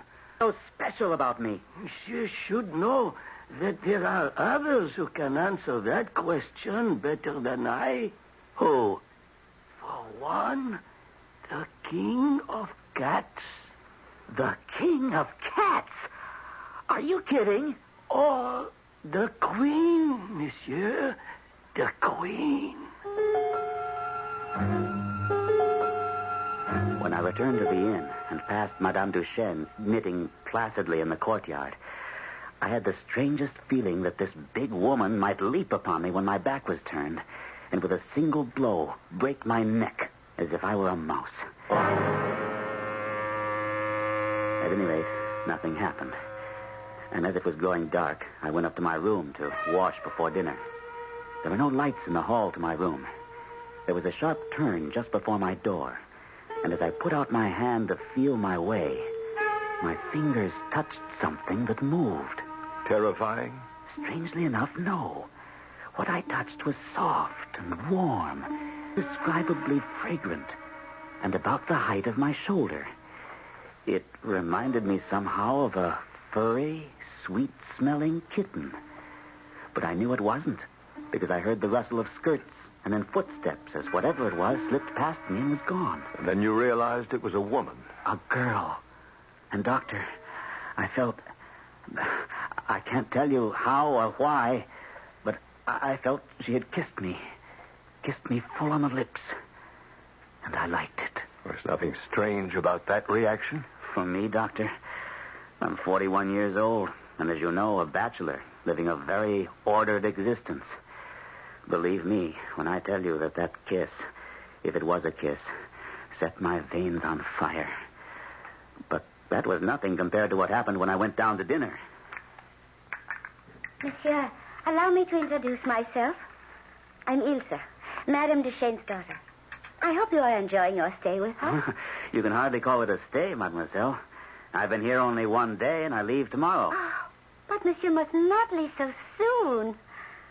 I promise Monsieur will be well looked after. You make me wish I could stay longer, but... Oh, you must.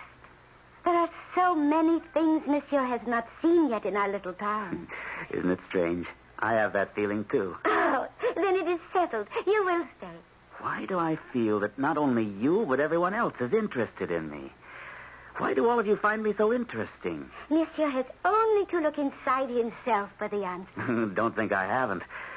But I'm still baffled. Then I shall help you find the answer. Tomorrow.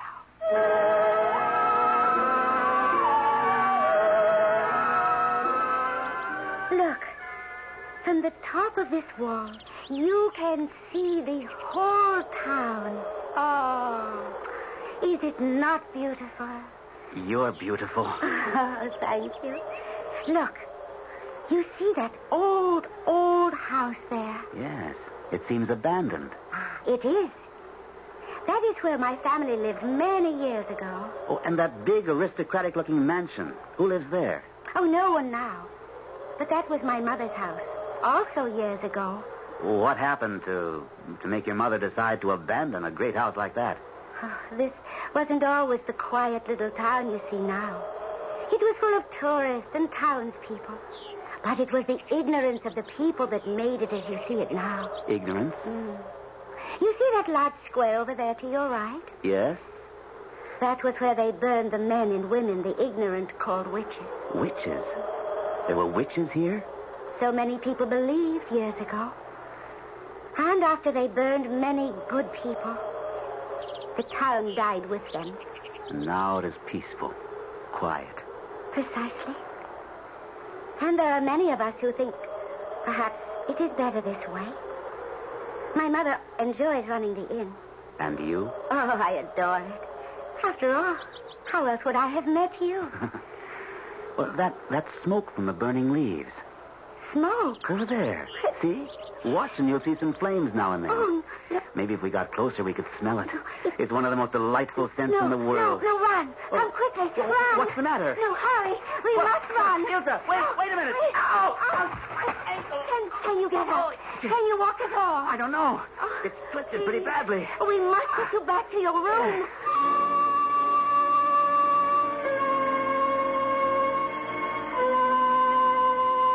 And, of course, you believe that the injury to your ankle was no accident. What do you think, Doctor?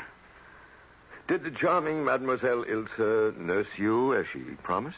I don't know whether you could call it nursing, but she kept me ceaselessly under observation.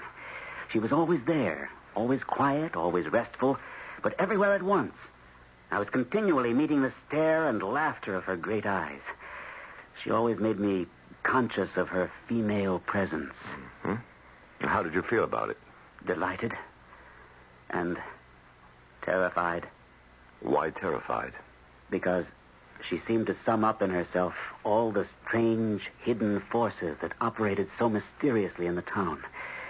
She had those marvelous, graceful, feline movements, going smoothly, silently to and fro. Then my ankle was healed enough for me to get around. But it is wonderful. You are well, and you walk again. Almost. Let's say I can hobble around. Enough, perhaps, to come down to the dining room? Would you be very angry if I told you that I could have gone to the dining room yesterday? Oh, why should that make me angry? Because I made you bring my meals here to my room. That does not make me angry, but happy. Because you enjoy waiting on me? Only partly. It is more because you have not mentioned leaving, even though you are well enough to walk. Admit that you find it difficult to leave here. I'll admit that and more. I'm finding it difficult because you are my nurse. And you also like our little town, no? I'm enchanted with it. And enchanted with you. I am happy you have decided to stay. You're going too fast. I didn't say I'd stay. Oh, you still have not come to a decision? Well, it's not easy to decide. If you're asking what I think you're asking. Which is? Not just to stay for a while, but to stay permanently. And that is difficult? Surely you ought to understand that you're asking me... Then we must all try together to help you come to a decision. The right decision.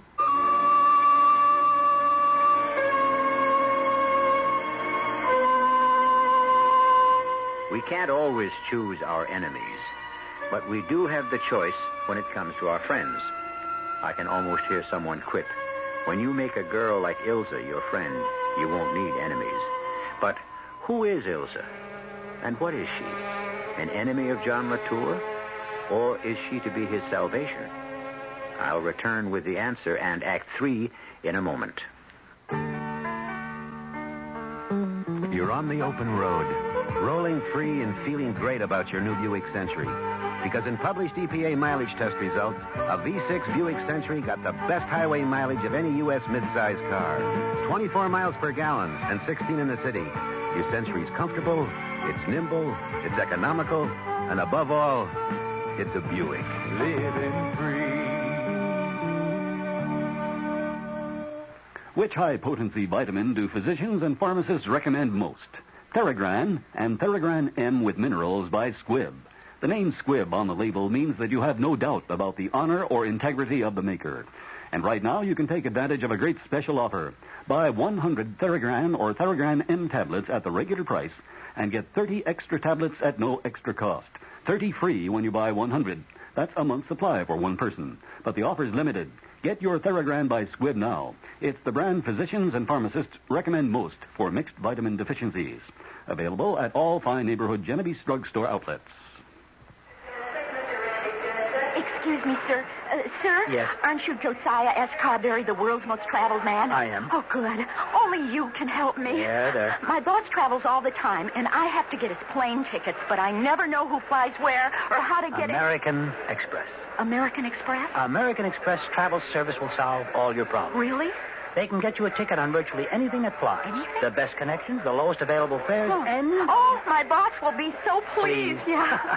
And at the same time, you can book him into a good hotel, arrange for a single room or a ballroom, a rental car, a limousine if he needs one. He needs one. And he can pay for everything on the American Express card. Oh, Mr. Carberry, I could really hug you. Gate 7, the Orange Carter. Give me about 5 minutes.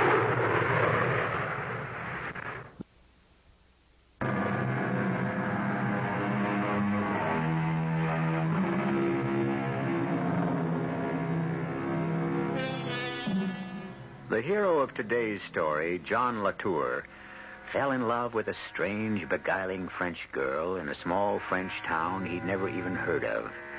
The trouble with John Latour was that at the same time he loved, he feared. And yet he didn't know what it was that made him afraid.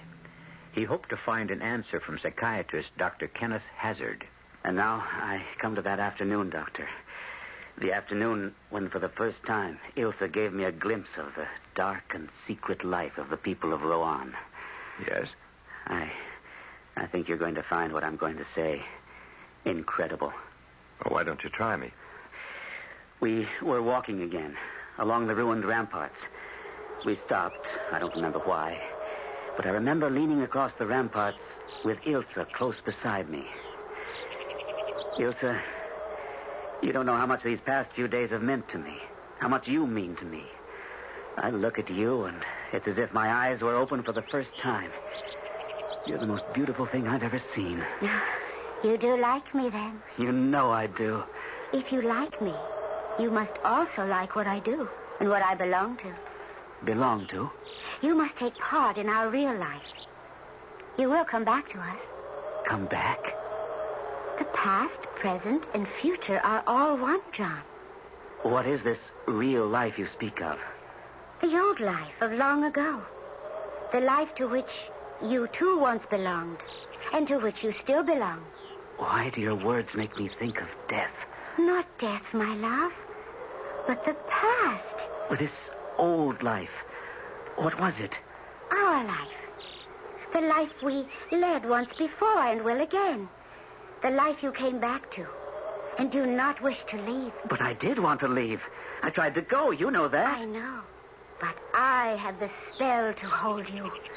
The spell of old love. I can make you live with the old life with me because the force of the ancient tie between us is irresistible. I mean to have you. For you love me and are utterly at my mercy. Ilsa, this is nonsense. I came to this town wholly by chance. No. You came because I called you. I have called to you for years, and you came with the whole force of the past behind you. You had to come, for I own you and I claim you. No one owns anyone else. Come close and look into my eyes. Look deep, my love, for the truth lies in my eyes. Mountains and caves. And I see you. I see you wonderfully clear. You have leaves in your hair, and you are dressed in rags, but still beautiful. How beautiful. Go on. Keep looking. I see flames and smoke. You're dancing. Dancing before some altar. And there's a figure on the altar. There are others. They're dancing too. And all looking at you with hotly desirous eyes. But you're only looking at the man you're dancing with. And who is that man? It's me. I'm dancing with you. I'm your partner.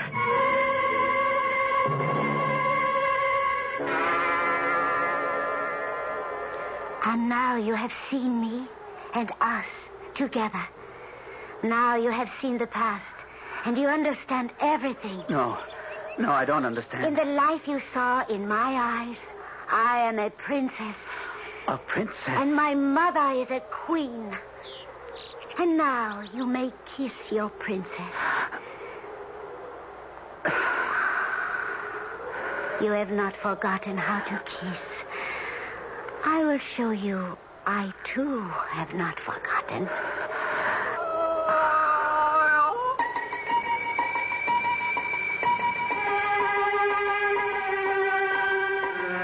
I knew I had to escape.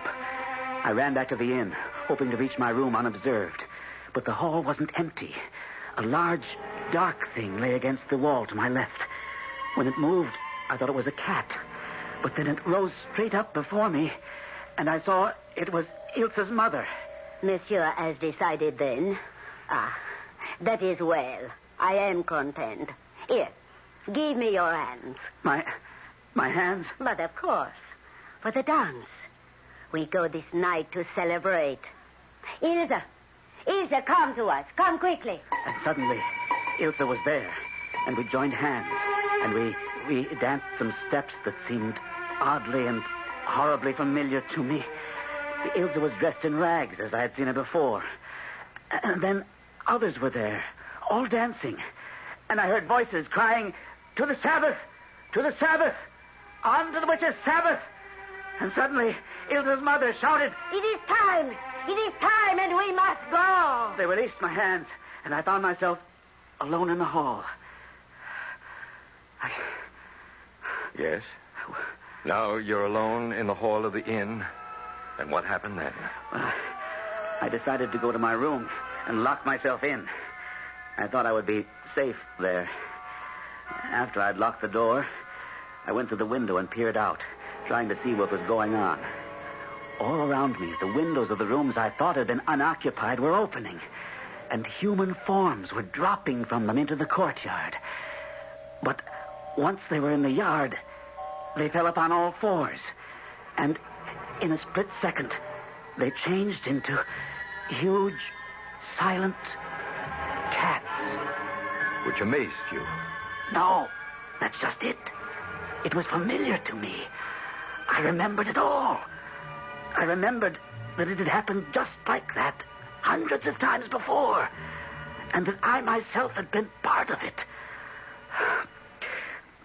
I knew that if I stayed, I was lost. I knew that with a dreadful certainty. So I unlocked my door and tiptoed downstairs. They had all gone. Well, didn't you think it strange that they should have left you there alone? Very. I couldn't believe I was forgotten. I moved as quickly as I could through the courtyard and to the rampart wall. I couldn't resist climbing to the top, because I knew from there I would get a view of the surrounding countryside. And when I reached the top of the wall, I was transfixed by what I saw in the valley below. I saw countless moving forms drifting between the trees, and overhead, flying shapes in the sky. And you knew what those shapes were? The townspeople, flying on their way to the witches' Sabbath. I see. As I stood balanced on the top of the wall, a large animal darted swiftly across the open courtyard behind me, and then, with a flying leap, landed on top of the wall next to me. My heart gave a great leap, and I could feel it thudding against my chest. It was Ilse. See, my love. See where they await us. The woods are alive. Already the great ones are there, and the dance will soon begin. The salve is here. Anoint yourself and come. And my memory stirred with the pungent smell of the salve she'd smeared over her. A smell that was curiously attractive and revolting at the same time. Transform. Transform. Rub well your skin, you fly. Come with me to the Sabbath. The terrible sacraments are prepared. The throne is occupied. Anoint and come. Ah, Satan is there. Satan has come. We will worship and dance till the moon dies and the world is forgotten. Here, let me anoint you. It burns. Sweet. It is sweet fire, my love. No. Let me think of it. It's been so long. So long. No time, my love. Here, wait. Come.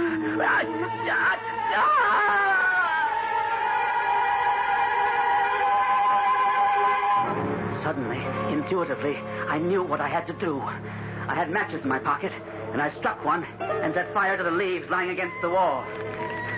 I heard the scream as the flames whipped upward. Foolish luck. Do not think you can escape. Remember, you vowed to be mine forever, centuries ago. Mine.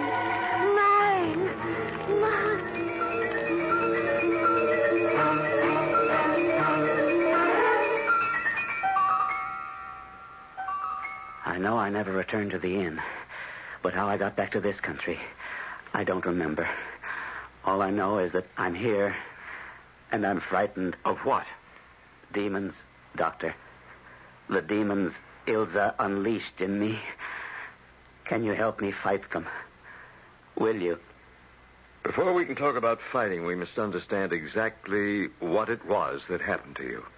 Whether or not this wasn't just a vivid dream. Dream? Look at this mark on my shoulder. Let me open my shirt so you can see it clearly. Yes, I see a faint reddish mark. Yeah, well, that's where Ilsa rubbed me with the salve. That should prove it wasn't a dream. Well, what do you think it was? Well, that's why I came to you. It was no dream. Can you offer any other explanation? Perhaps. Have you ever read any books about witchcraft in the Middle Ages? Never.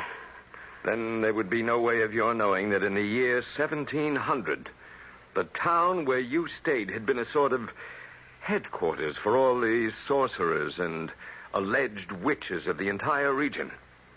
After trial and conviction, they were burned there by the score. That's what Ilsa said. Including 2 women, a mother and a daughter. So Ilsa and her mother could have been... Could have been what? I don't know. How did you find all this out? I've been doing a lot of research. I've discovered that the inn you stayed at was built upon the very spot where the funeral pyre stood. The pyres that burned the witches. But how does this apply to me? One of 2 things is true. Either you're a man who's extremely sensitive to atmosphere and auras of places and people, and because of this sensitivity, you dream... Well, I told you it wasn't a dream.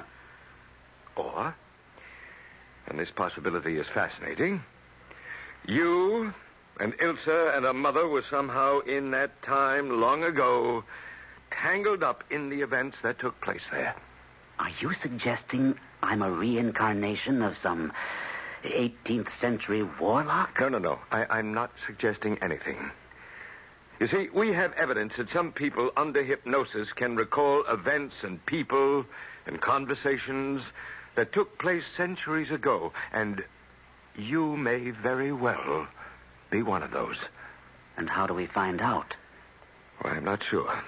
I'm not sure we can, but I'm interested enough to give it a try. I'm going to visit your little town and answer some questions of my own. And what do I do? I'll be back in a week. Meanwhile, you sit tight. And I urge you, on no account can you go back to Europe because it could be dangerous. Ah, yes. I remember Monsieur Latour. I trust he is well. Oh, he's all right? How's your daughter? Ilsa is well also, thank you. Did Monsieur Latour speak of her? Oh, yes, he did. Madame, can you tell your impression of Monsieur Latour? Most certainly. He seemed a very strange and absent-minded gentleman. And frankly, after his disappearance, I feared he had met with some kind of violence in the neighboring forest. Tell me, is he planning on returning next summer? No, I don't think so. I doubt if he will ever come back. And I think you are wrong, Dr. Hazard. I feel that he will return.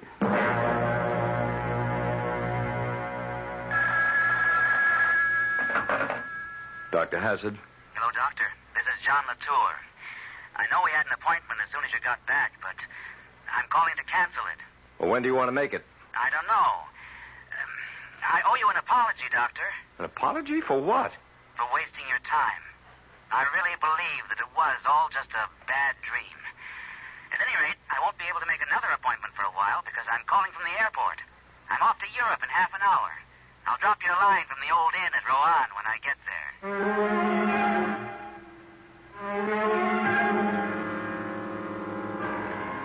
Unfortunately, Dr. Hazard never heard from John Latour again. When John returned to the ancient inn, he might have discovered that his whole previous experience was a flight of the imagination, and nothing ever really happened. Or perhaps he married Ilse and lived, as we hope, happily ever after. I'll be back shortly.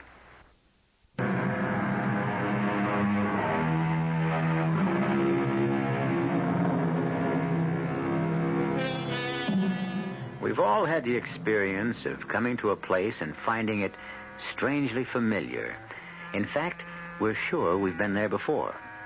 We try to dredge up memories which would help us recall the reasons for us thinking we'd been there.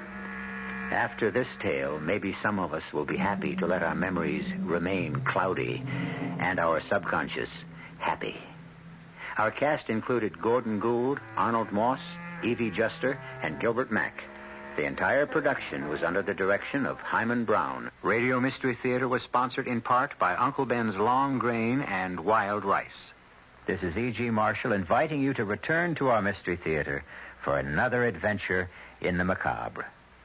Until next time, pleasant dreams.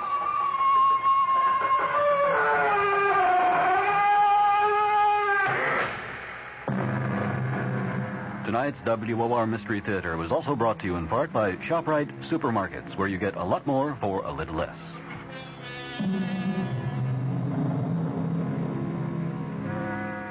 The preceding program was furnished by the Columbia Broadcasting System.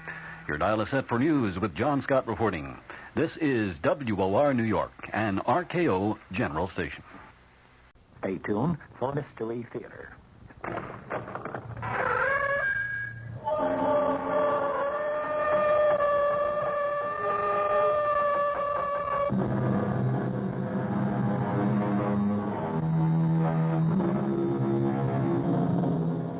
Come in. Welcome. I'm E.G. Marshall. The setting on your dial is the passport to a shadowland of mystery and terror. And you can travel as far and as long as your imagination will permit. In ancient times, evil was usually the work of people who were monstrous, grotesque, and psychotic. Today's perpetrators, for the most part, are quite banal. Many of them lead what can only be described as normal lives. Some of them have achieved such heights of respectability that their deeds are no longer considered evil. No, for the good old days when villains were villains and performed with style and flair. Today's faceless scoundrels don't even get any fun out of their own evil. Our mystery drama, Killer of the Year, was written especially for the Mystery Theater by Sam Dan and stars Norman Rose. It is sponsored in part by Uncle Ben's Long Grain and Wild Rice and imported Vigna Rosé wine. I'll be back shortly with Act One.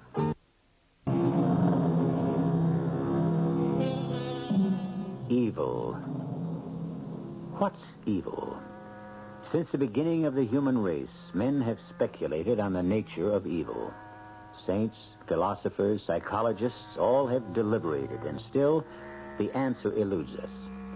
In this enlightened century, will science finally solve the problem? Shall we discover that evil is actually a virus, a disease that infects its victims at random? Impossible, you say? Perhaps. But how do you account for the fact that so many people are suddenly stricken? So many of the most unlikely people. People like Harry Johnson. Turn around, Harry. Let me look at you. Oh, no, dear. The gold cufflink. Well, that's too formal. Well, it's a formal occasion. All right. Who rang the bell before? Oh, it was a telegram. The president of your own company, Mr. G.G. Gresham himself. Well, what do you think of that? I don't know. What am I supposed to think of it? Well, don't you even want to read it? Oh, you read it. Oh, all right. Congratulations. You are a credit to the corporation. Signed, G.G. Gresham. Ah. Well? Well, what? Do you realize what this means? Mr. Gresham himself, all the way out in Chicago. Mr. Gresham, who personally runs a $500,000 corporation, knows about you, knows about the award, and is personal. Mr. Gresham has a PR department which handles this kind of nonsense. Oh, why do you call it nonsense? Because he couldn't care less. I beg to differ, Harry. When one of his executives... To him, I'm an employee. ...wins the Man of the Year award... In a tank town like Danvers Corners. This happens to be the county seat, and it's the third largest city in the state. Hey, let's hear it for Danvers Corners. Oh, don't pretend to be cynical, Harry, because you're not. My dear, I never set out to win this award. I mean, But it wasn't deliberate. I didn't plan it. It wasn't part of a campaign to do myself some good. Well, it's recognition of the fact that you... I'm not after recognition. I like to work on community projects. I think it's the best investment of time I can make. Darling, when you took me home from our very first date, Mother came upstairs to my room for a chat. That was another world in those days, wasn't it? Oh, it certainly was. And Mother said, "Tell me all about him, dear." And I did. And she said, "You know, he sounds too good to be true." And Harry, she was right. And she still is. You are too good to be true. Oh, come on. I'm the same as everyone else. No, dear, you're not like everyone else. You have a conscience and you have ideals. And those things are in short supply today. You know, Jenny, I think I have a headache. A headache? Why should you have a headache all of a sudden? I think my halo is on too tight. Oh. Come on, we'll be late for the bash.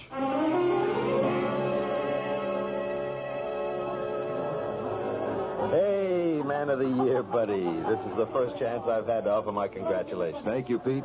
Great dinner. Great speech. Listen, why didn't you run for Congress? Now, why should I run for Congress? Why else have you been knocking yourself out 3 and 4 nights a week? Because I like it. You mean it's all going to waste? It's not going to wind up doing you any good? Well, it makes me feel good. You know, coming from anyone else, it would sound like a line, but you, I believe. Hello, Pete. Jenny, congratulations. Oh, thank you, Pete. Harry, have you met Wilma Sloan? Wilma Sloan? No, I don't think so. Oh, are you in for a treat? Although... Although what? You're so thoroughly married, you probably couldn't enjoy the sight of another beautiful woman. I'll introduce you, dear. Confident Jenny. Who is she? Well, she's the new librarian. And she'll be very happy to meet you. Oh, why? Well, she can thank you for her job. After all, dear, you're the one who raised the funds for the library campaign. Come on, you make it sound as if I did it single-handed. Wilma, I'd like you to meet my husband, Harry Johnson. How do you do? Wilma. Wilma Sloan? No, that isn't your name. You're not Wilma Sloan. I know you. That is... Well, I know your face. How could I ever forget your face? I stared at it for hours in that courtroom. I know your face from every angle. There were times when your eyes would wander among the rows of spectators. And sometimes they would meet mine. And we would look at each other for a brief moment. Do you recognize me? Do you know my face? How long was it? 5 years ago.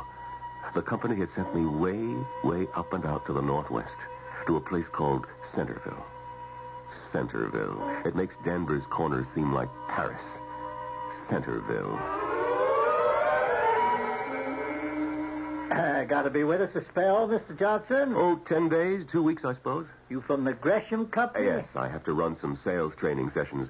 But they'll all be at night. Tell me, what's there to do around here in the daytime? Well, to tell the truth, there ain't nothing to do around here daytimes outside of hunting season. But you're in luck. Why? We got us a murder trial going. A murder trial? Yep. It's in all the papers. Well, the papers around here, I guess. Where's the trial being held? Wait, in the courthouse. Where else? I'm fixing to go myself. I'll get the wife to take over the front desk. I'll drive you down there.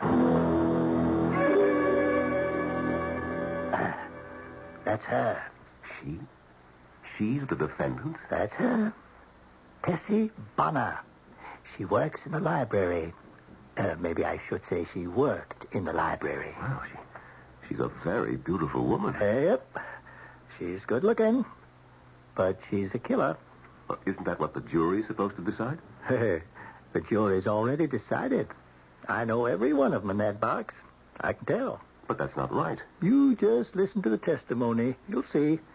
It'll prove she's guilty beyond the shadow of a doubt. State your full name, please. Mrs. Edna Coyne. Well, I guess my full name would be Edna Amaryllis Coyne. Mm-hmm. And you rented an apartment to the defendant, Miss Teresa Bonner. Yes, sir. A 3-year lease. And the deceased. Was he a regular visitor? Oh, yes, indeed. He'd show up there 2, 3, sometimes 4 times a week. I said to my oldest girl, looks like we have a little love nest up there in 3G. And she said, oh, Ma, get with it. This is the new morality. I mean, so what do you prove if you have a document? Well, I was going to tell her. And did you ever hear signs of an altercation? What?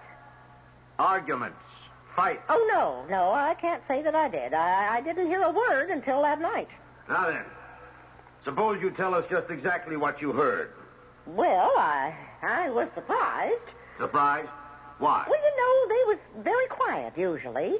And all of a sudden, on this particular night, they start yelling at each other. Yelling? Well, maybe not yelling, but you could hear them all right. And he was saying, it's over. It has come to an end. And she kept saying, no, it's not over. It's just begun. She said, I can't. I won't let you walk out on me. And he said, we both knew it would have to end sometime. And she said, it can only end when one of us is dead. And he said, don't be stupid. And she said, I won't let you go. I can't let you go. And he said, you knew from the start I was married. And she said, yes, and so did you. And... Yes, Miss Coyne? Well, she said, if I can't have you, she can't have you either. And what did he say to that? He said, be sensible. And she said, how can a woman in love be sensible? And then the next thing I heard him say was, you're crazy. You've gone mad. Put down that knife. You heard him say those exact words. Put down that knife. Yes, sir. And then what happened? And then I heard him yell. And then? And then I didn't hear anything. Well, I was scared, you know. I didn't know what to think. What did you do? Well, I thought for a minute. Then I walked up the stairs, and I went to her door. Yes. And I just stood there listening. Finally, I knocked on the door, and I said, Miss Bonner, Miss Bonner, are you okay? There was no answer. Well, I tried to turn the handle. The door wasn't locked. So I opened it, and I walked right into the apartment. And there I saw... Would you tell us what you saw? I saw him lying on the floor. He was dead. You're sure he was dead? Oh, yes. His chest was covered with blood. And where was the defendant? She was standing there near him, right in the middle of the room. And she was holding a big knife in her hand. And you could see blood on the blade. Would that be that large knife lying on the table marked Exhibit B? Yes, sir. Yes, sir, that's the knife. And she was holding that knife in her hand. And she was mumbling, no one else can ever have you. No one else can ever have you. Mm-hmm. And what you've told us just now is exactly what you saw? Yes, sir. Exactly. I have no further questions. And through it all, she sat quietly at her table, next to her attorney. It was as if someone else were on trial. She hardly seemed to listen to anything that was being said. Occasionally, she would glance at the spectators. Her eyes would slowly sweep the room. From time to time, they would meet mine. And she would look at me. Or was it my imagination? But the trial came to an end finally. The jury left the room at 11:45 and returned promptly at 2. They had lunch between 12 and 1:30, so you can imagine how long they deliberated. But, of course, the verdict was obvious from the very outset. Guilty. Guilty of murder in the first degree. Guilty with no recommendation for mercy. So now, what is she doing here, less than 5 years later? Because this is Tessie Bonner. She may call herself Wilma Sloan, but her name is Tessie Bonner. Harry, this is Wilma Sloan. How do you do? Congratulations, Mr. Johnson. Wilma, you said I could have the next dance. How are you at keeping promises? I never broke one yet. Now, if you good people will excuse us. Oh, they make a handsome couple, don't they, Harry? Oh, what? I said Pete and Wilma Sloan make a good-looking couple, don't they? Oh, yes. Oh, she's such a beautiful girl, isn't she? Yes. Yes, Jenny. Lovely. Lovely. If you like a girl who knows how to use a knife. But is she the same one? Harry is absolutely certain. But if she's the same one, what indeed is she doing here? The state where she was tried still has the death penalty. At the very least, she should be in jail for a long, long time. Well, you'll only have to wait a short time till I return with some answers in Act 2. Although Harry Johnson has raised considerable funds for the town library, he rarely goes there himself. However, this afternoon, on an impulse, one that he cannot explain, or can he has stopped at the library. From the doorway, he regards the librarian, a rather beautiful young woman named Wilma Sloan. She's talking to several children. It's hard to believe that she is a woman who, in a fit of passion, or as a result of a cold-blooded resolve, stabbed her lover to death. But she did, some 5 years ago, in a state 1,000 miles away. And she has been tried and convicted for murder. And the question is, what is she doing here? Harry Johnson wants to know the answer, but evidently not now. And so he turns away and walks down the library steps to the street. Harry, want a lift? Sure thing. Thanks, Pete. You know, if anybody were to ask me where they could find Harry Johnson, I'd answer try the library. Just what's that supposed to mean, Pete? Don't have an affair with her, Harry. What? You heard me. Don't have an affair with whom? With Wilma Sloan. Oh, come on, Pete. What's gotten into you? The problem is not what's gotten into me, but what's gotten into you. Pete, you're either crazy or...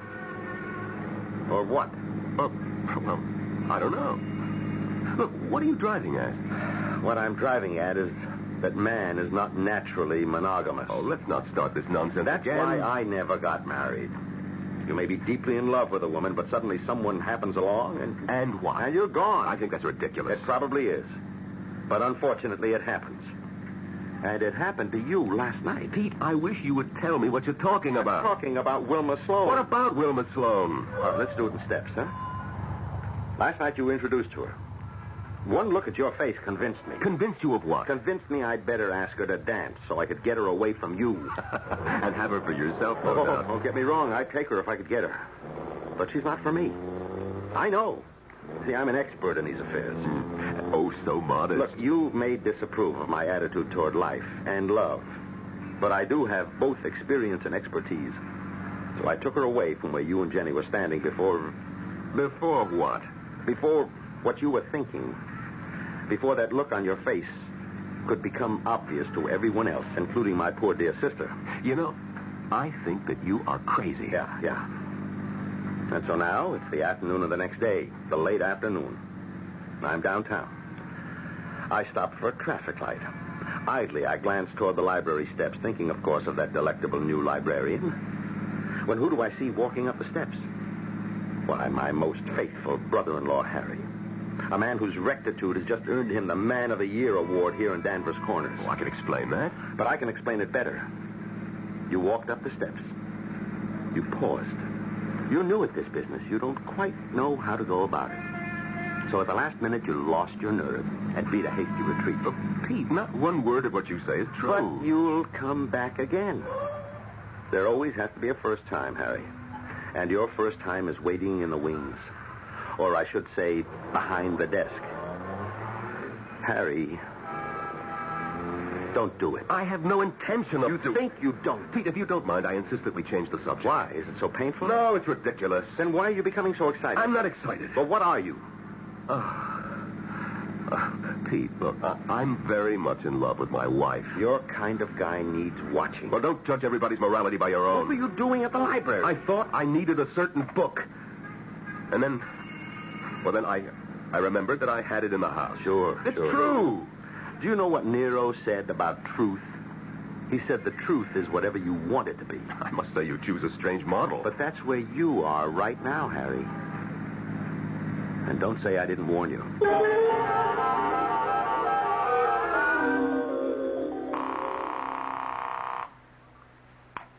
Hello, Centerville Motel. Yes, this is Mr. Harry Johnson. You wouldn't remember me. I was out there 5 years ago. I remember you fine, Mr. Johnson. You were with the Gresham Corporation. You spent 15 days here teaching sales seminars. You was in room 112 facing the lake. Yes, well, I may have to take a trip out there, and I wanted to know if the motel was still around. Oh, we're bigger and better than ever. Want me to make you a reservation? Well, my plans aren't firm yet. Why, sure, just give us a little notice. We always got room for you, Mr. Johnson. Yes. I remember when I was out there, you had some excitement. Excitement? Here? Yes, you were having a trial, weren't you? Trial?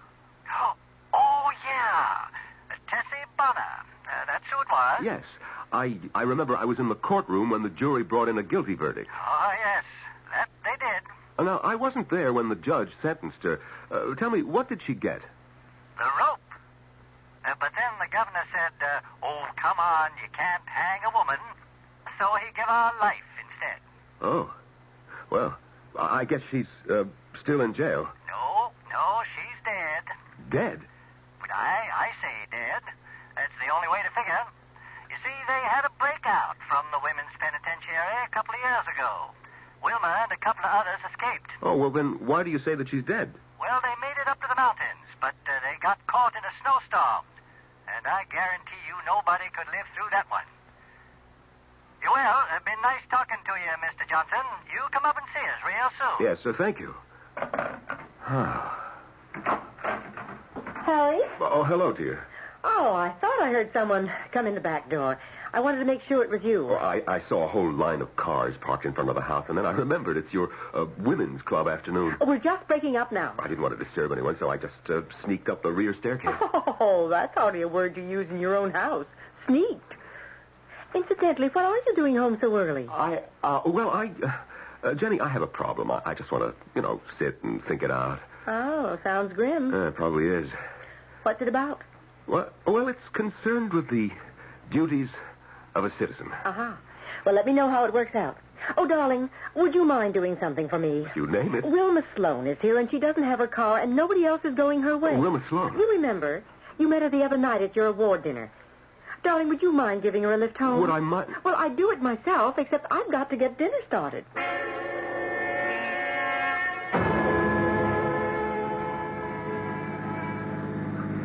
This is very kind of you, Mr. Johnson. I'd rather you called me Harry. I will on one condition. You must call me Wilma. Well, I'll do better than that. I'll call you Tessie.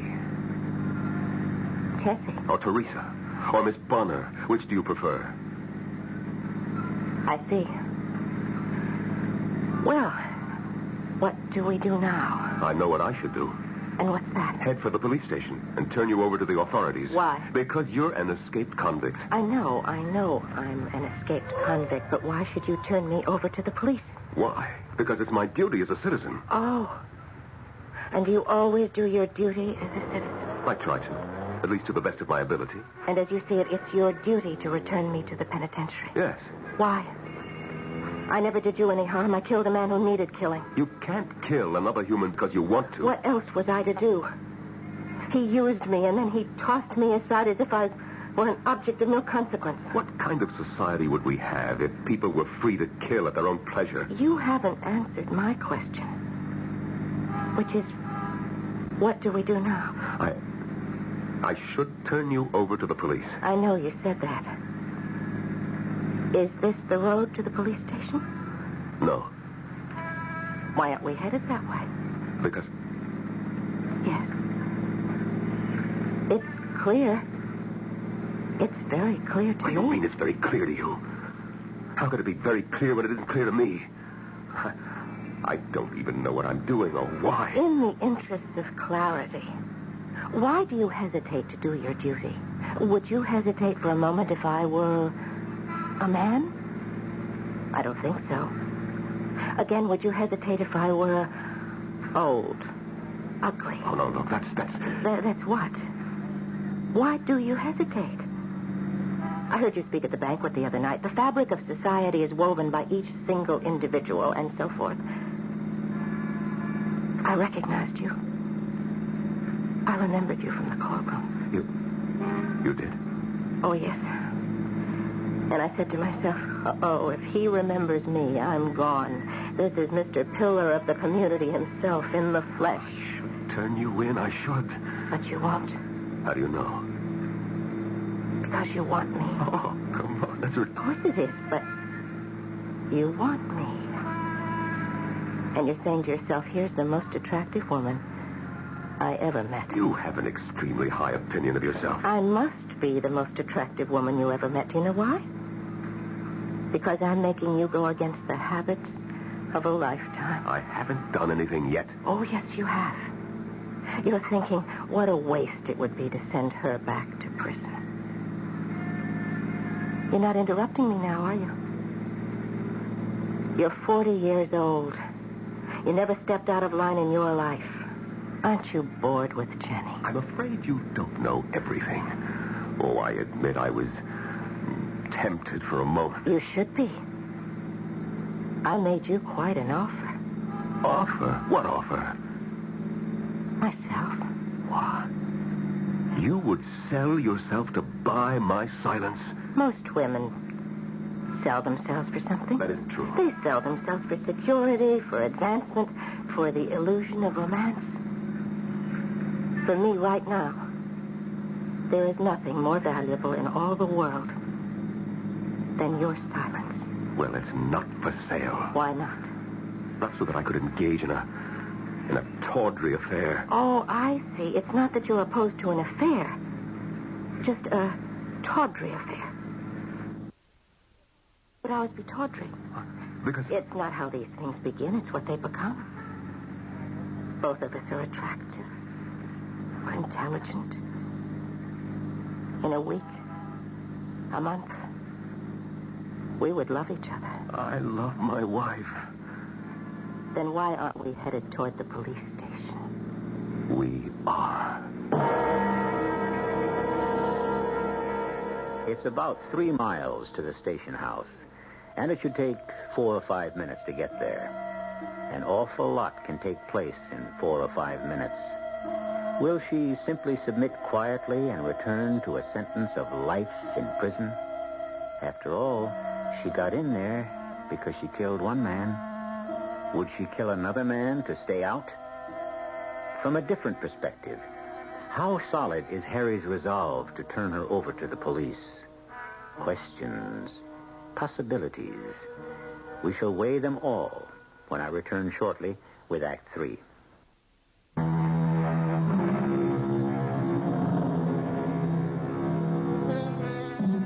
How does it begin? Where does it begin? Why does it begin? A man spends his years walking what we are pleased to call the straight and narrow, and suddenly he finds himself sorely tempted to break out of the social and religious mold he has formed for himself over the course of a lifetime. There are those who say man is naturally evil, and there are those who say that man is intrinsically good. Well, Harry Johnson can be a test case for either point of view.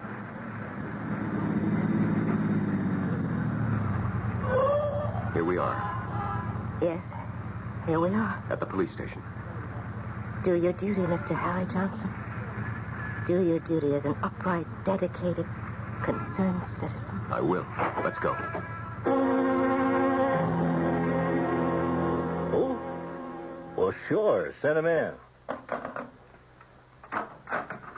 Mr. Johnson. And Miss Sloan. Well, won't you both sit down?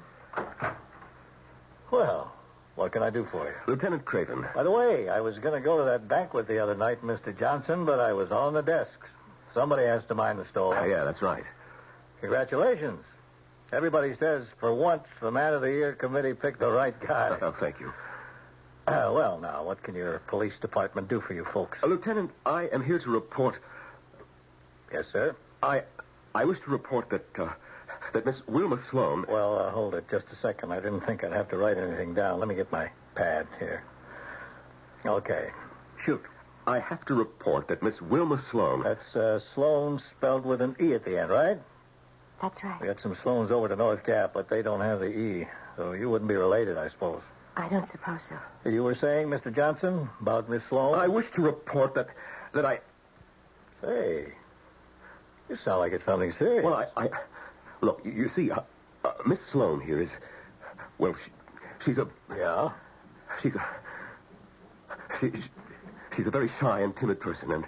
Well, she happened to be talking to my wife, and she said she couldn't be sure, but she thought she might have noticed some prowlers about the vicinity of her home. Well, I said, why don't you notify the police? And she said she didn't want to bother anyone. Oh, now, Miss Sloan. Bother us? Please bother us. That's why we're here, to be bothered. And so I said, nonsense. I'll take it up with my friend, Lieutenant Craig. You're absolutely right, Mr. Johnson. Miss Sloan, anytime you have the slightest, the vaguest suspicion, you get on that phone. You understand? Yes, Lieutenant. Mr. Johnson, if there were more people like you, how much easier our job would be.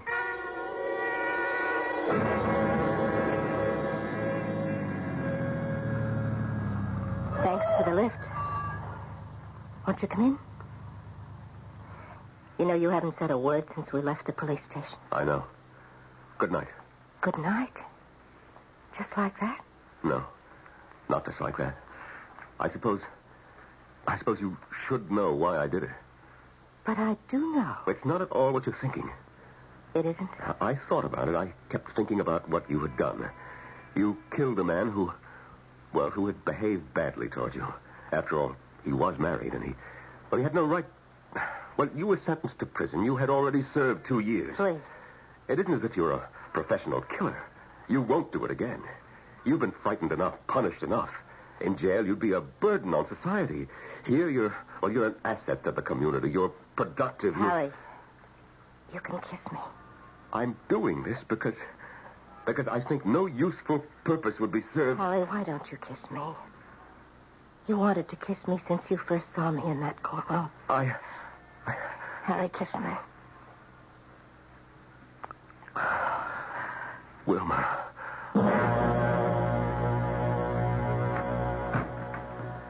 Hello, Jenny. Where were you? Harry, you're home. Of course I'm home. Well, I figured the PTA committee meeting should be over by 10:30, so I thought I'd surprise you and stop by. We could go somewhere and have a sandwich. Oh, was I hungry. I'm sorry. But the school was dark.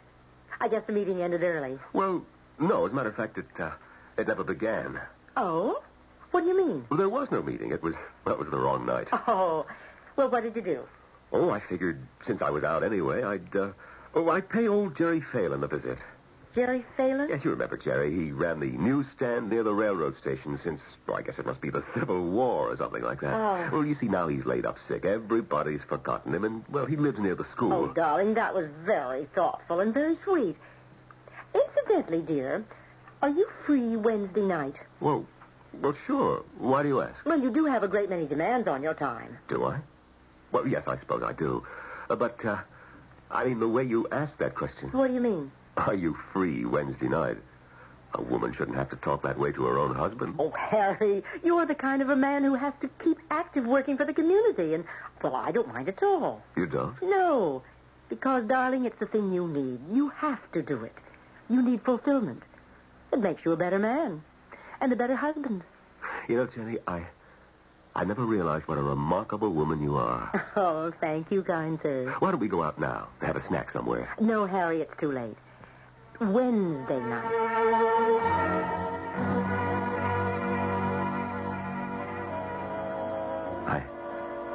I have to go. So soon? It's close to 11. I suppose so. But I'll see you tomorrow night. Tomorrow? Oh. Tomorrow's Wednesday, isn't it? Well, we can't see each other. Why not? Well, because Jenny has something planned. Jenny? She's my wife, Wilma. And what am I? Wilma, Oh, poor Harry. You can never face reality. You are terrified by the facts. Wilma, I have to go now. To Jenny. Of course. As we both know, she is my wife. Because she has the document. The document. That's how Mrs. Coyne expressed it at the trial. She has the document. Oh, Harry. Who has your heart? Oh, Wilma. I'll give you a call tomorrow or Thursday. Harry, won't you answer the question? No, I guess not. Because once you face up to that question, you'll have to accept the next step. You'll have to divorce Jenny. Divorce Jenny? Well, a man in my position doesn't divorce. Oh, I see. Your position doesn't divorce. How about you? Well, I could never do it. I could never... You're going home to her now. But answer this. Would you rather be alone with her, or would you rather be alone with me?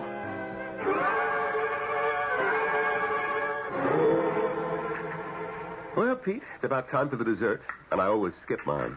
So, suppose we stop talking about sports and politics, and you tell me why you wanted to buy my lunch.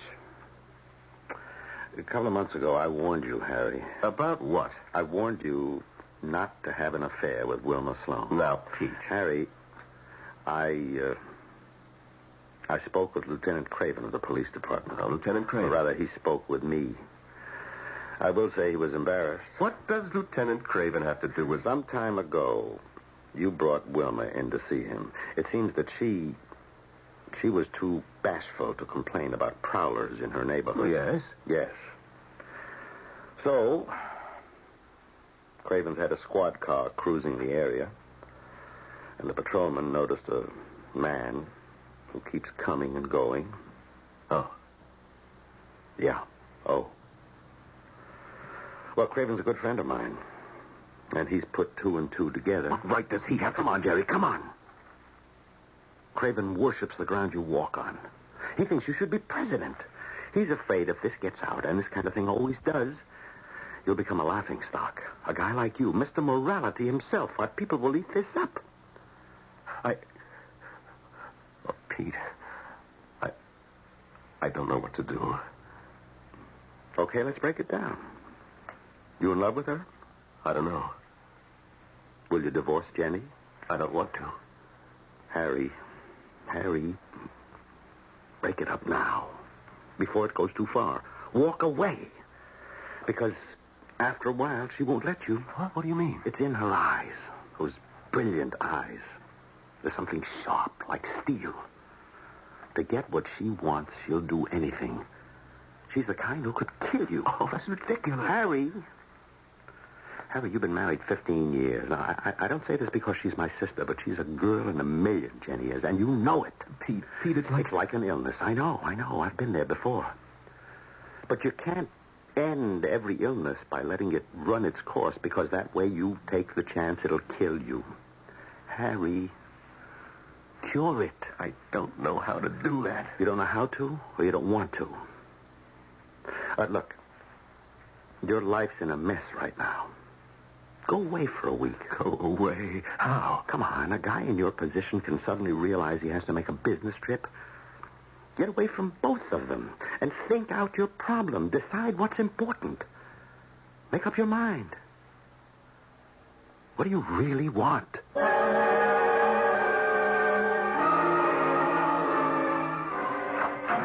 Harry, darling. Hello, Wilma. Well, hello. Is that all you can say? It's been over a week. Come on, sit down. Dinner's ready. I'm just carving the roast. Wilma, Wilma, it's time we had a serious talk. I know, darling. We're overdue. Now, Wilma, you can trust me. Trust you? Of course I trust you. No, not really. What are you saying? You didn't want to go back to prison. Now, that's true, isn't it? That's true, but... No. Now, please listen. So you don't have to pretend any longer. Pretend what? Pretend that you love me. Harry, I'm not pretending. That first night, you said to me that my silence was the most important thing in the world, and that you were willing to buy it. Now, you said that. Yes, I said that. Well, you don't have to buy it any longer. Not that you ever had to buy it in the first place. So you thought I was buying you. You admitted it. You forget what else I told you that same night. I said it's not how these things begin, but what they become. And ours has become love. I love my wife. Now, look, this is over. It's come to an end. It's not over. It's just begun. I won't let you walk out on me. We both knew it would have to end sometime. It can only end when one of us is dead. Oh, Wilma, don't be stupid. My name isn't Wilma. Why do you call me Wilma? Because... Oh, good Lord. This is the way it happened before. The way... Yes, it has happened before, hasn't it? Oh, hasn't it, Charlie? Please, control yourself, Wilma. You know my name isn't Wilma, it's Tessie. Was that her name? Was that her name, Charlie? I'm not Charlie Reynolds or Ryan. I'm Harry. Harry Johnson, and you're safe. Your secret is safe with me. If I can't have you, she can't have you. Be sensible. A woman in love is never sensible. Don't be crazy. If I can't have you, no one can have you. You're mad. Put down that knife. I will kill you. No, Wilma. My name is Tessie. Wilma. Wilma. I told you no one else can ever have you. No one else can ever have you.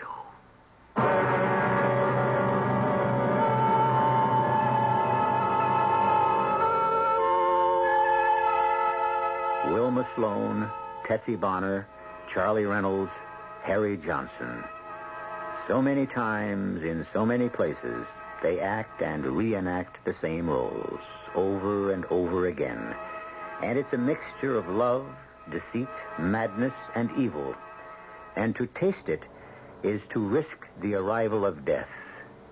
But you shall risk nothing if you wait for me to arrive after a few moments.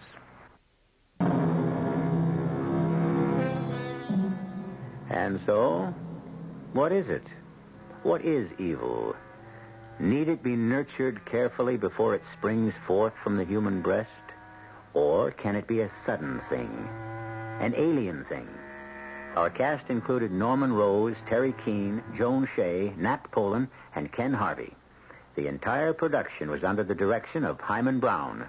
Radio Mystery Theater was sponsored in part by Buick Motor Division.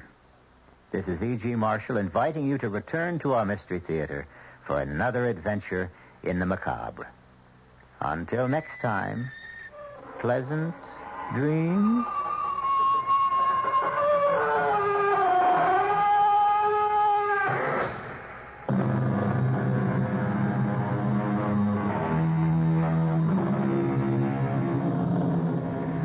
Tonight's WOR Mystery Theater was brought to you in part by ShopRite Supermarkets, where you get a lot more for a little less. The preceding program was furnished by the Columbia Broadcasting System. This is WOR New York and RKO General Station. At the time signal, exactly 8 o'clock, here's John Scott with the news.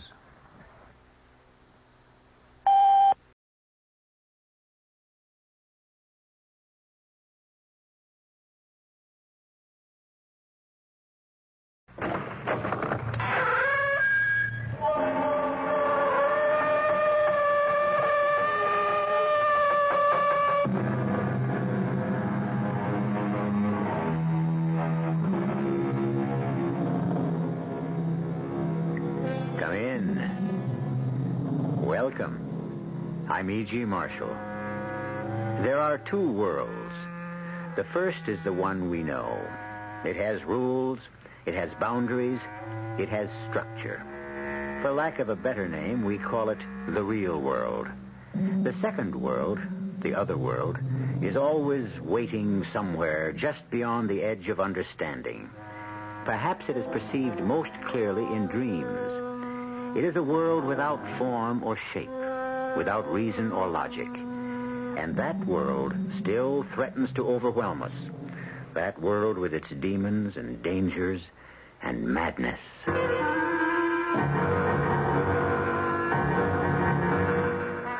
Our mystery drama, The Killer Inside, was written especially for the Mystery Theater by Sam Dan and stars Ann Mira. It is sponsored in part by Buick Motor Division and Uncle Ben's Long Grain and Wild Rice. I'll be back shortly with Act One.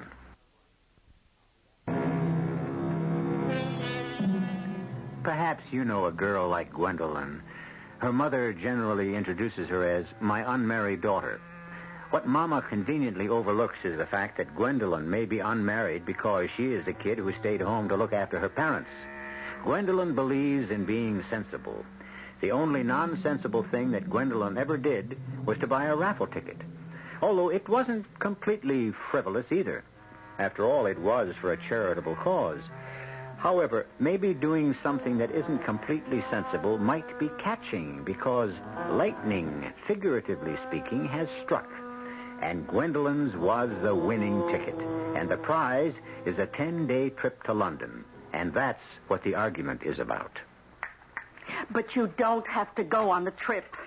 Mama, that's why I bought the raffle ticket. Well, I understand you can cash it in. But when will I ever get another chance to see London? What's there to see in London? Mama, London. London fairly reeks with history. And what's history? The past. And what is the past? It's dead. Look, you should be concerned with the future. You go to London, you spend 10 days. It's very chilly. It rains all the time. They have a lot of fried foods. The 10 days are over. The whole thing is finished and it's gone forever. Mama. Whereas, if you buy yourself a couple of outfits... Mama, I am going to London. Clothes you can wear every day for weeks, months, years. Mama, I said... Or you can put the money in the bank. Mama, I'm 30 years old. You're only 26. You don't have to lie about my age to me. Look, it's a woman's right. It's her duty, her obligation to lie about her age. I'm 30 years old, and I've never done anything, and I've never gone anywhere. Oh, all right. Be practical. Consider Norman. Norman? What about Norman? Can you risk leaving Norman alone for 10 whole days? Well, can you? Do you know how long I've known Norman? Exactly 3 years. 3 long years. 3 wasted years. Well, it's an investment. You have to protect it. What you're saying is I'm stuck with it. Well, it's your fault if you don't go out with anyone else. I don't go out with anyone else because no one else asks me. Then it's your fault if you don't get around. Isn't that what I'm trying to do now by going to London? But who will you meet in London? A bunch of foreigners. Mama, nothing you can say will make me change my mind. Well, suppose Norman meets somebody else. In 10 days? It could happen in 10 minutes. Good. He can waste 3 years of her life. Oh, what's gotten into you? Nothing. Usually you're so sensible. Maybe that's my problem. Oh, well, if you have a problem, you better see Dr. Morris. Oh, please, forget it. If you have a problem, you shouldn't let it fester. Oh, my. Who could that be? Mama, you know perfectly well who it is. Who else could it be? Good evening, Gwendolyn. Norman, what a surprise. Yeah. May I come in? What would you do if I said no? I don't understand. Why would you say no? Oh, don't pay any attention to her, Norman. Her head's in the clouds. Oh, good evening, Mrs. Wilkinson. Oh, we're just about to start on dessert. Have some? Yeah, thank you, I will. I saved up 300 calories for you, Mrs. Wilkinson. Well, you know, our Gwendolyn is bound for London, Norman. I just couldn't talk her out of it. Oh, I think she should go. You do? Oh, yes, it'll be an enriching educational experience. Oh, you know, that's exactly what I kept telling her. Now, Gwendolyn, I've compiled a list of places you mustn't miss. All the important museums. You know, I understand that London is a very romantic city. Oh, yes. rich with the romance of history. I also understand it's a wonderful place to spend a honeymoon. Mama. Well, look, now, you're both practical, sensible people. And you're as good as engaged, aren't you? Well, Mama. Norman, dear, here's a once-in-a-lifetime chance for a half-price honeymoon because her expenses are already paid for. Yeah. But you see, it would be a false economy, Mrs. Wilkinson. We can't afford marriage until I become an associate professor, at which time I'll have tenure. And we'll be able to assume the responsibilities But, Norman, aren't you afraid to let Gwendolyn go off alone? Why should I be afraid? Well, she could meet some titled Englishman, some duke. Oh, no. A duke, even an earl isn't looking for plain girls. Really? Huh? Oh, well, what I meant was plain in the generic sense of the word. Meaning ordinary, that is, off the people, as opposed to the nobility. It doesn't get any better. Well, I should leave you two alone. I'm sure you have so much to say to each other. Oh, no, I was just about to leave. I have to attend a meeting. But, Norman, it's my last evening before the trip. Oh, I understand, Gwendolyn, but... And there's a very artistic Albanian film playing at... See, but this is a vitally important meeting of the Language Association. I'm to read a paper. Oh, I thought we would spend the evening together. We're always together, my dear. We're always together in spirit. And besides, transoceanic flying is extremely fatiguing. You should get some rest. Norman is right, Gwendolyn. Well, I suppose so. Oh, it's the best way to avoid jet lag. More pie, Norman. No, you mustn't tempt me. Look, where's the time gone? Suddenly it's late. Have a glorious trip, my dear. And I almost forgot. Do you suppose you might run an errand for me while you're in London? An errand? Well, I got a friend. Well, we've never met personally, but we've been corresponding for years. He teaches linguistics at the university. Would you mind giving him this envelope? What is it? Well, I've compiled what I think is a list of hitherto unknown Indo-European language root words, and I'm anxious for his opinion. His name and address are on the envelope right there, Mr. Toby Hazlitt, at 6 Golders Crescent. Well, make sure you don't lose it. Mama. I was going to mail it, but since you'll be in London tomorrow, it might be fun for you to meet him. He's the sort who likes to sit around and discuss Indo-European roots for hours. It should be a lark. Well, darling, the swiftest partings are the sweetest, as they say. I'll see you in exactly 11 days. Goodbye, Norman. And goodbye, Mrs. Wilkinson. Goodbye.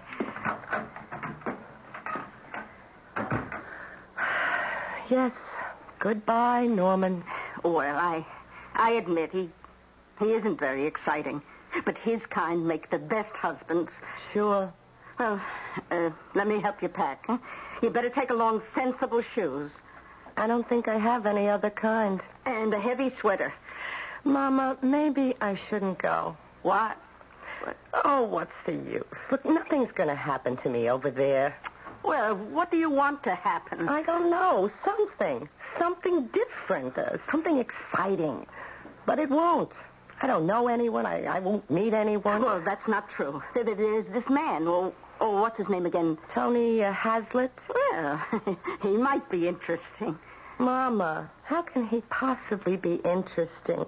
He's Norman's friend.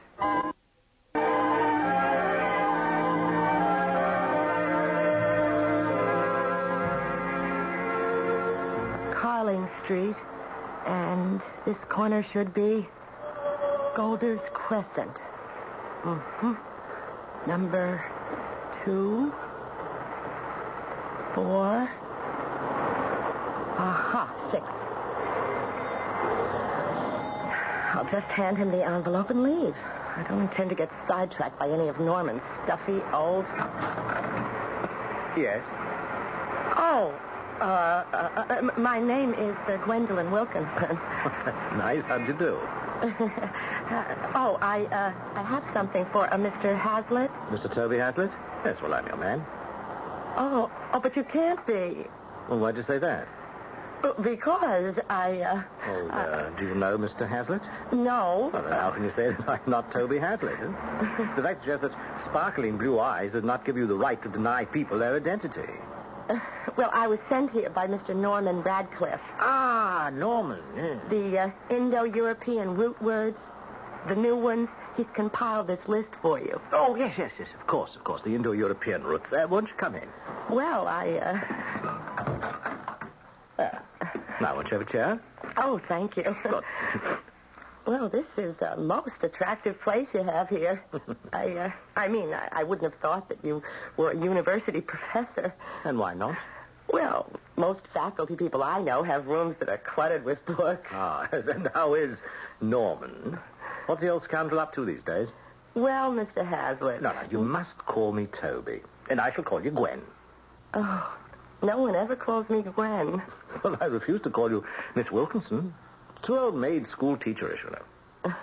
Well, the fact is, I am an old maid school teacher. Oh, I can't believe it.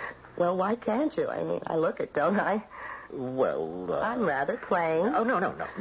I have no illusions. Well, every woman should have illusions. All she needs is a man who can support them.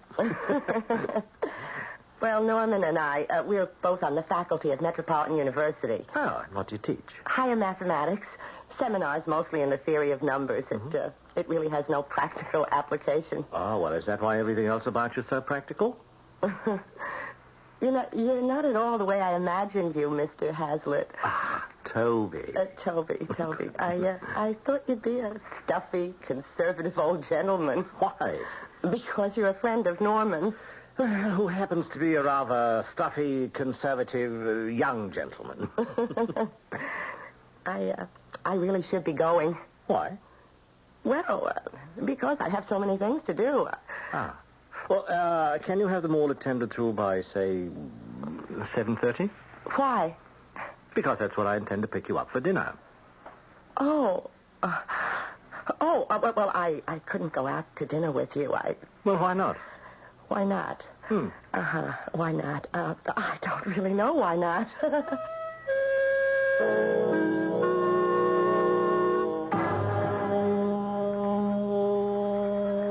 Dear Mama, here it is, my first night in London, and I have a dinner date. Mr. Toby Hazlitt is 30-ish, handsome, and if Norman doesn't like it, well, he had no business arranging for us to meet. Just a minute. He's here now. I'll finish this letter later. I'm coming. Oh. Miss Gwendolyn Wilkinson? Yes? My name is Inspector Stokes. My credentials. Oh. Well, what can I do for you, Mr. I'm afraid that you'll have to come to headquarters. Now? Yes, Miss Wilkinson, now. But why? What's wrong? You're wanted for questioning. Well, are you sure you're looking for me, Gwendolyn Wilkinson? Oh, yes, miss, there's no mistake. I don't understand. What is wrong? There has been a murder. What? A murder? Who? Mr. Hazlitt. Mr. Toby Hazlitt. Oh, but that's impossible. I just saw... Who would want to kill Mr. Hazlitt? That's what we'd like to find out from you, Miss Wilkinson. Gwendolyn Wilkinson is a girl of many attainments, but one quality she doesn't have is the ability to predict the future. Isn't she the young lady who only 24 hours ago sadly announced to her mother that nothing would happen to her in London? Nothing exciting, nothing different. Well, it isn't every day that a quiet, shy, retiring girl is accused of murder. We'll all be present at police headquarters when I return with Act 2 in just a few moments.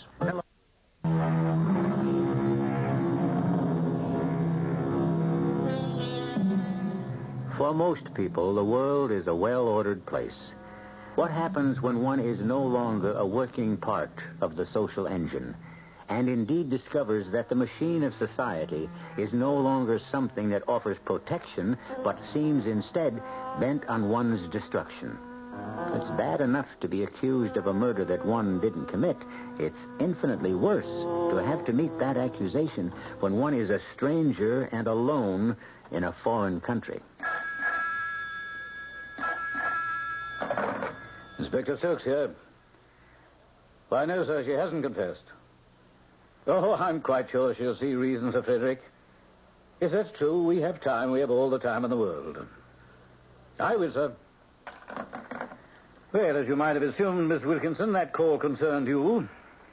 Are you ready now to make a statement? I don't know what you're talking about. Miss Wilkinson, we're only asking you to make it easier for all concerned. You mean make it easier for you? I told you I know nothing about that murder or any murder. I don't murder people myself. I don't associate with people who commit murder. This whole thing is alien to me. My dear Miss Wilkinson. I am trying to explain, and you must listen. Even if you agree to cooperate. Let me remind you that I happen to be an American citizen. Oh, yes, we're quite well aware of it. I demand to see the American consul. I can assure you, Miss Wilkinson, it won't... I can accept no assurances from you. I know my rights. I demand to see... Very well, Miss Wilkinson, if you insist.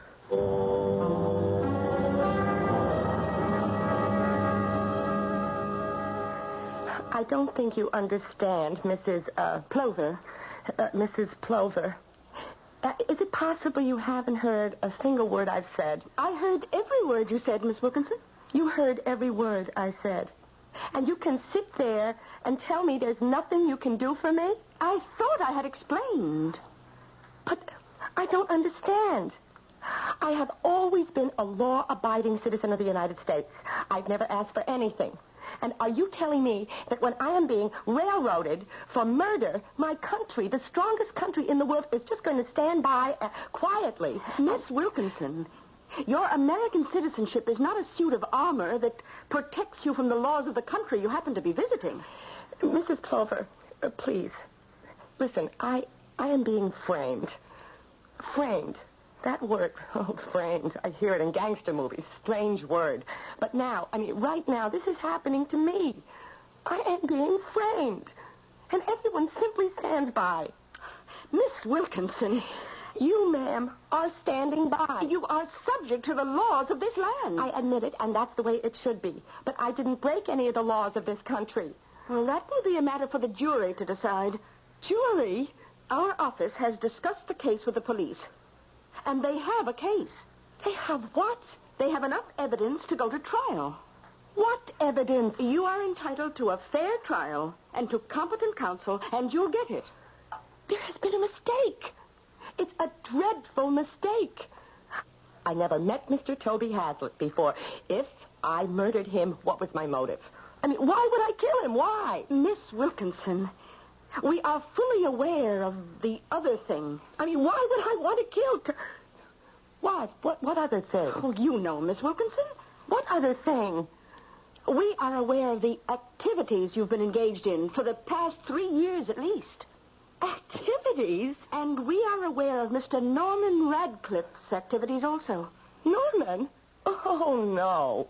Norman has absolutely no activities at all. Now, if you cooperate with the police, it's possible you could get off with a relatively short sentence. This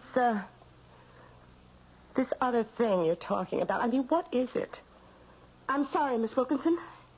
There's nothing we can do for you.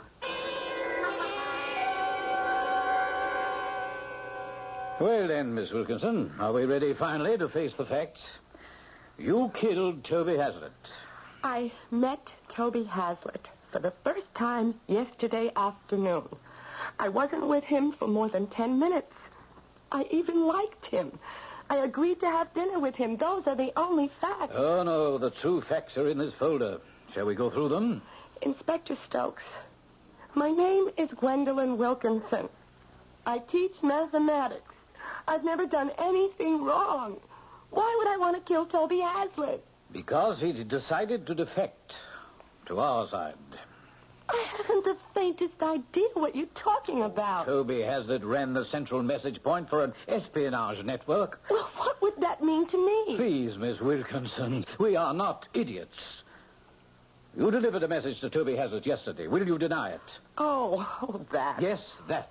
But it wasn't a message. Oh, no? Of course not. Well, I mean, not in the espionage sense. It was merely a discussion of early Indo-European language roots. Yes, that's been an excellent cover these past 3 years. That's how Norman Radcliffe has been sending his coded messages to Toby Hazard. Norman? Oh, no. And why do you say no? Because you don't know Norman. Oh, the secret services of both our countries are very much aware of your Norman. Do you mean that Norman is a spy? Oh, please, Miss Wilkinson, such a display of outraged innocence is just too much. You're all in it, the three of you. The three of us? Norman gets the information. You, as the mathematician, devise the codes, and your mother... My mother? Yes, your mother provides a place for the activity, her apartment, and also lends it a certain air of respectability. Now, you, sir, you may be a police inspector, but you are mad. Miss Wilkinson, why do you fight reality? Or maybe I'm the one who's mad. Shall we continue? Either I'm mad or it's a nightmare. I'll just have to wake up somehow. Toby Hazard had become frightened. He decided to defect. He had begun negotiations with us, but there must have been a leak in our security. Your people got wind of it somehow. My people? I don't have any people. And you were sent here to kill him. I was sent here to kill him? Exactly. And that's the reason I came here. To kill him? Precisely. No. Miss Wilkinson, sooner or later, you'll have to face... Oh, yes. Oh, look, you have spun a neat little web, Inspector. But here's how it all falls apart. Becomes unstuck. Sent here, was I? Oh, do you know why and how I was able to come to London? I won a prize in a raffle. That accounts for my presence here. Oh, yes, your organization is extremely creative. Credit where credit is due. That raffle was an excellent cover. How could a raffle be a cover? What a clever way to make your trip seem so random, so accidental. Inspector, let's assume for the sake of argument that I'm a member of some espionage group. Do you mean that this clever organization would depend on buying a raffle ticket to get me to London? Well, it's like buying a sweepstakes ticket so you can be sure of paying the rent. Miss Wilkinson, which organization sponsored that raffle? The Metro University Faculty and Student Association. That's correct. Now tell me, who was chairman of the raffle committee? I don't, You mustn't say you don't know. It was Norman. But Norman would... He couldn't... He is extremely ethical. And now we have such an innocent-looking way to get you to London, and such an excellent cover. A naive tourist. But I am naive. And I am a tourist. And you killed Toby Hazlitt.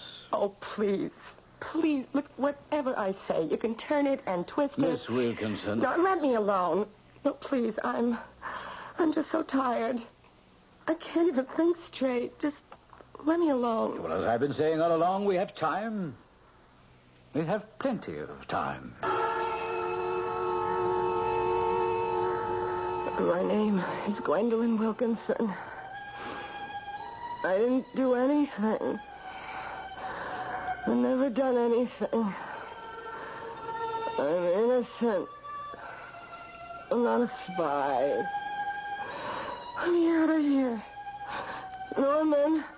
Devise a code for me. Norman. Deliver the message to Toby Hazlitt. Mama. The message is dead. Tell them.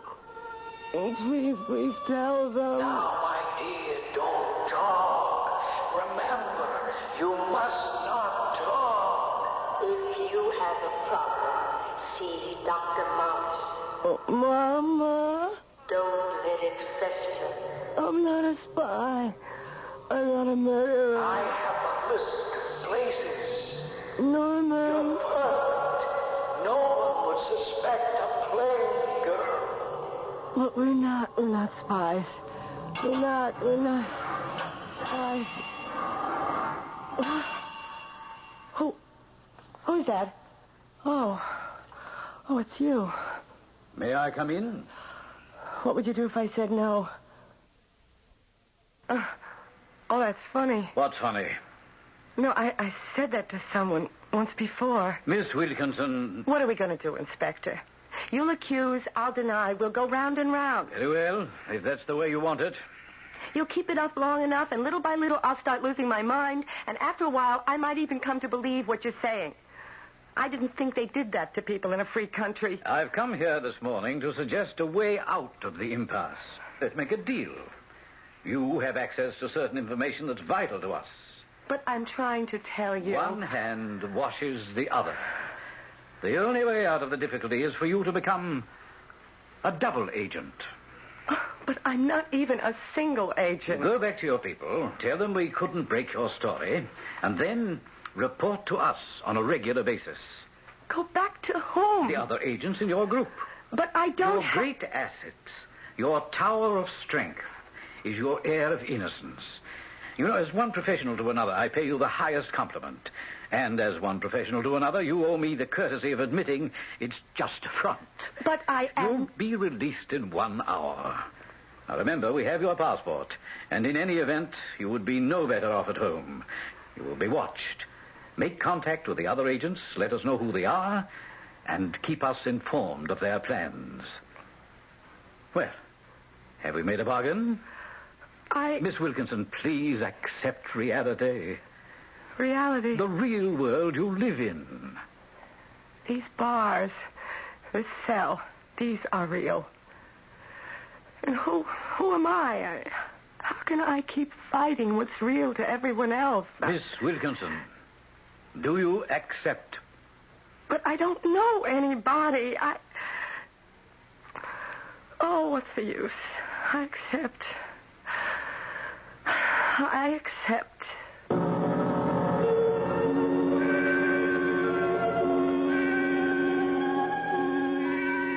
Always, everywhere, we keep running into the age-old question. What is reality? Reality is what the majority says it is. And if everybody says Gwendolyn Wilkinson is a foreign agent, then who is Gwendolyn Wilkinson to deny it? We'll have to sort it all out when I return in a few moments with Act 3. Inside you're free. Inside you're free after all. You hear freedom spirit like a wild bird call. Inside you're free.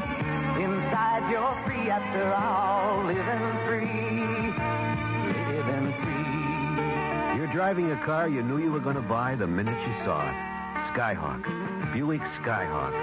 You just knew a car this streamlined would be easy on gas. And you were right. In published EPA mileage test results, Skyhawk got 25 miles per gallon on the open road and 16 in the city. Buick Skyhawk. Dynamite. Inside you're free. Inside you're free after all. Living free. Living free. Living free. Great evening start at Les Champs, New York's most exciting swingle spot. Les Champs, 25 East 40th Street between Park and Madison Avenues. Swing to live music, free hot hors d'oeuvre to tempt your palate, and of course, free valet parking. Discover at Les Champs. Your first visit will make you a regular. And by the way, you must try our legendary Les Champs luncheon.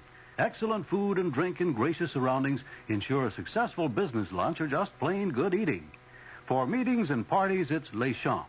Our beautiful main dining room is available for evenings and weekend functions, accommodations up to 200 people. Private dining rooms also available, accommodating 15 to 250 people. Les Champs, 25 East 40th Street between Park and Madison Avenues. For reservations, call 532-6566. That's 532-6566.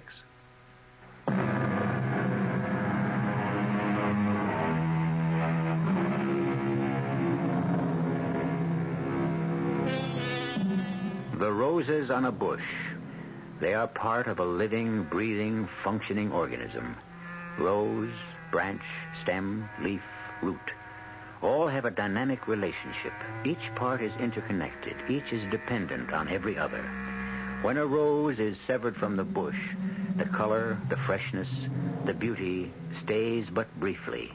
For the rose is no longer a part of a living world. It is no longer a member of its own society. And the separated rose begins to die. Gwendolyn Wilkinson has also been abruptly plucked from the shelter of her society, and now she struggles against an alien atmosphere. Very well, Miss Wilkinson. We'll arrange for your release. But, what am I supposed to do? Oh, I see. It isn't a pose. A pose? What are you talking about? And it's excellent. You create your individual character, and you will not vary from it one single iota. It's a tremendous technique. Is there any way that I can convince you? And you'll never relax anywhere, anytime, with anyone. And so your pose becomes an integral part of you. It's not just a cover. It's more than skin deep. You've actually made yourself believe it. Please, Inspector, there must be something. I thought I'd seen everything in this business. Thought I knew it all. But here, actually, is an agent who does her job on... Well, it must be a subconscious level. What are you saying? It's actually possible you really don't know that you're an agent.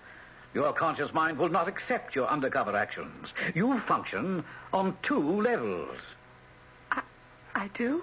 Well, how else to explain it? But At home, half of you is the modest teacher of mathematics, and you really don't know what the other half is doing. You don't want to know.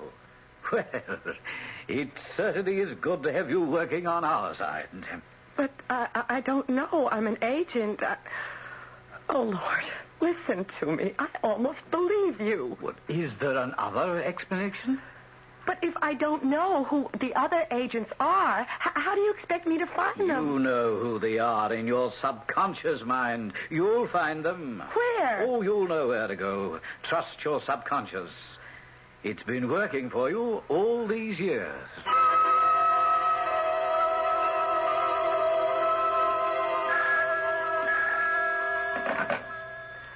Hello?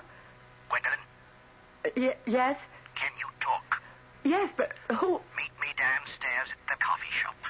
Oh, but who are you? Sparrow. But I don't know you. It's all right. I know you. The coffee shop in 5 minutes. Hello? Hello? Hello?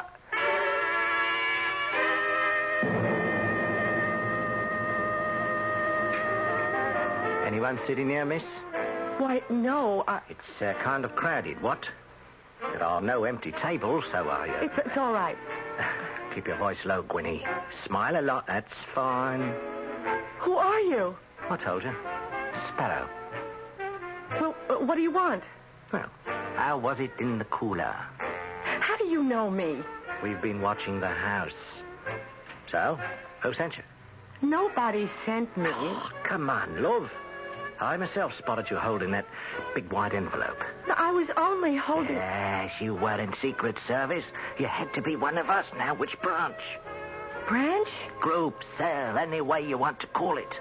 Who's your leader? I'm going to tell you something. Keep your voice low. Never know who's around. Look, I'm not who you think I am. You're not, eh? You think I'm a spy. Oh, that's an harsh word, love. We use agent. Operative is a better ring to it. See, I have a friend back in the United States. Ah, well, haven't we all? He's my fiancé. He teaches linguistics at the university, and so do I. He gave me a list of words. Indo-European root words. What? Well, you see, it's a primitive language from which most of ours is descended. Hey, you know, that's fascinating. Well, he wanted me to deliver them to Mr. Hazlitt, who was a celebrated linguist. And... Oh, is that a fact? The old boy sure had a lot going for him. Well, now, Mr. Sparrow, may I be perfectly frank? There's no other way. I have to get out of this intolerable situation. The police believe I'm one of you. You mean you weren't able to... Please, let me finish. They offered me my freedom, provided... well, always a catch, eh? No, provided I become a double agent. Oh. Well, I had to agree. To get out of there, but I have no intention of doing it. Oh, why not? Well, because I'm not. I'm not an agent. I can't do it. It's not my thing. Who were you kidding, eh? You have to believe me. I somehow seem to have entered some mysterious private world. I don't belong here. Please, you people can clear me. What? Clear me. I mean, get word to the police. Tell them I'm not one of you. Oh, but love, you are one of us. No, Now, what were you doing delivering the envelope to Toby Hazlitt, eh? But I explained that. Oh, love, you went there. You were following orders. And you killed him. But I didn't kill him. I'm not... I know, I understand now. Memorize my number. Just phone 11893. All right. Just remember, we'll be in touch. To feed you information. Good luck, love. Oh, Lord. These people. They're right. I'm the one who's mad. Well, if it's any consolation, how much longer did Toby have anyhow? He was sick, he was old, he was just... What did you say? Who is old and sick? Toby. So that's why you've got nothing to torture yourself about. Yes, maybe you're right. You see? You're looking better already. Now, don't forget the number, 11893. Double agent. You'll be a double agent for us.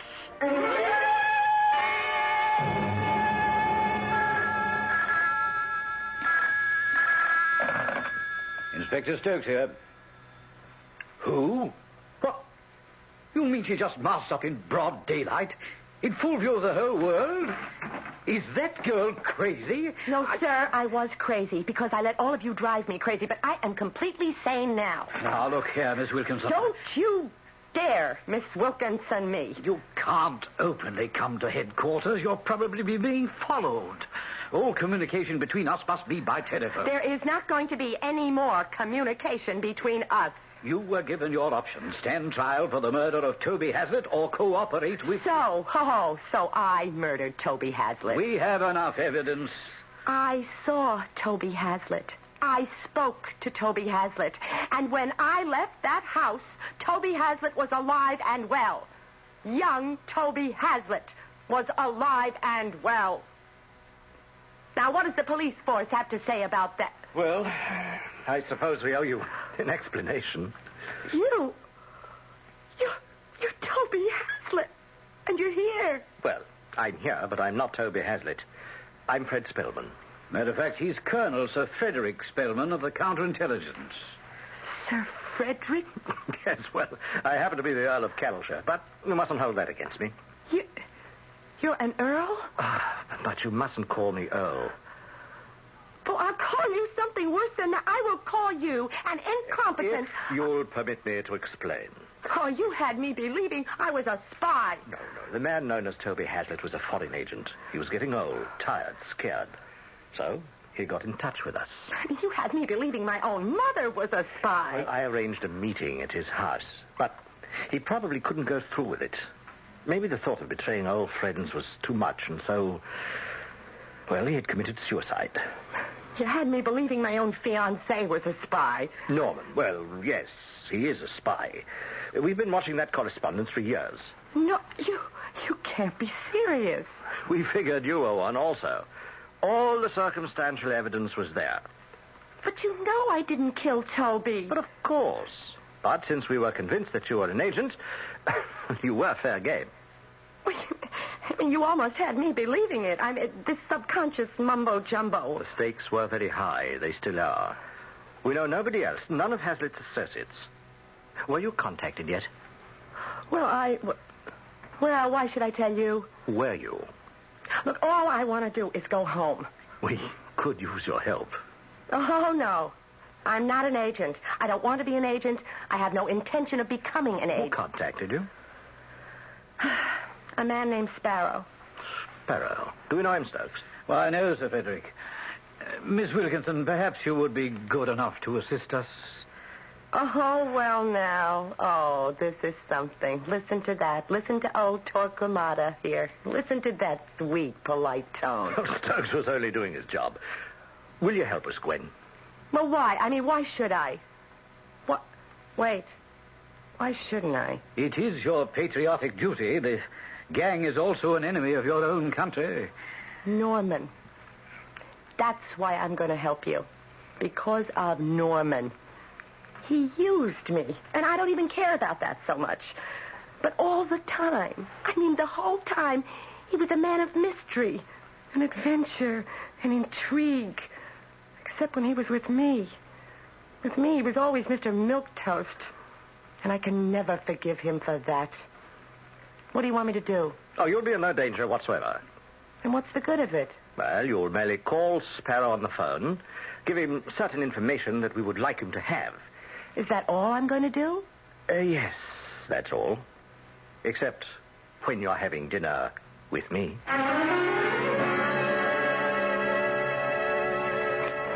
Dear Mama, I know I'm staying longer than planned, but they have a job for me here, teaching in London.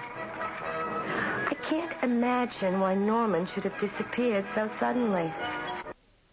Well, he was wrong about so many things. For instance, he said I would never meet an earl.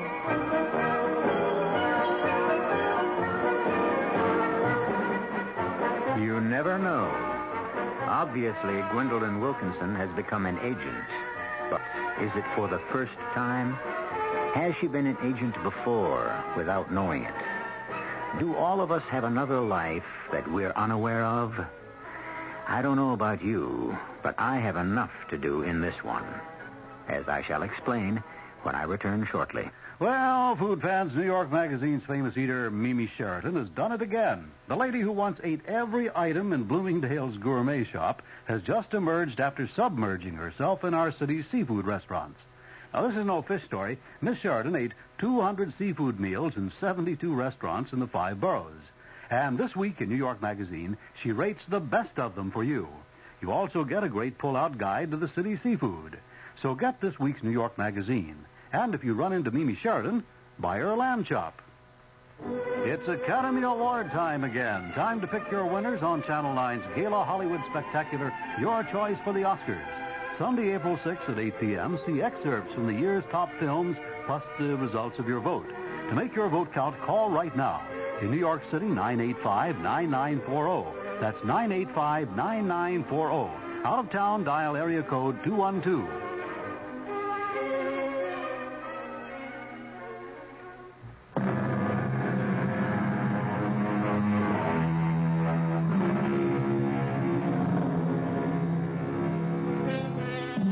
There is someone inside each of us.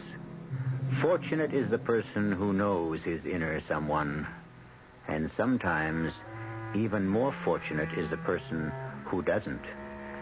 Our cast included Ann Mira, Bryna Rayburn, Ian Martin, and Earl Hammond. The entire production was under the direction of Hyman Brown. Radio Mystery Theater was sponsored in part by Anheuser-Busch Incorporated, brewers of Budweiser. This is E.G. Marshall inviting you to return to our Mystery Theater for another adventure in the macabre. Until next time, pleasant dreams.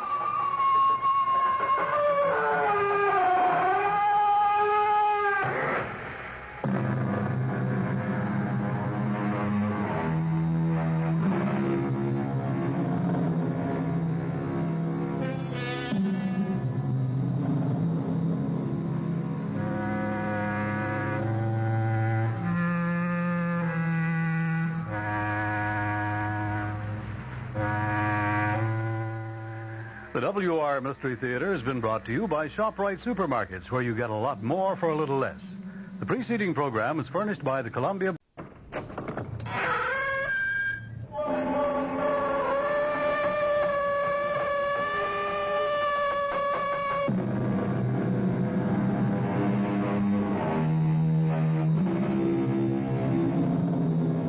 Come in. Welcome. I'm E.G. Marshall. Once again, it's my pleasure to tantalize you with a mystery. And not a whodunit, but a, so to speak, why-done-it. Frankly, I much prefer the why to the whodunits, because they're just so darn difficult to solve, if you manage to solve them at all. For example, why... But no. Let Rose Corbin, our heroine, ask the question. But why, Hank? Why would anyone commit murder because of this coat? I don't get it either, Rose. It's just a plain, ordinary imitation leopard skin coat. We know that. Well, do we? What do you mean? I mean, this coat has been the cause of more than one murder and attempted murders. It may look plain and ordinary, but, Rose, it can't be. Someone wants this coat. Wants it badly enough to kill for it. And, Rose, do me a favor, will you? What favor, Hank? Stop wearing it.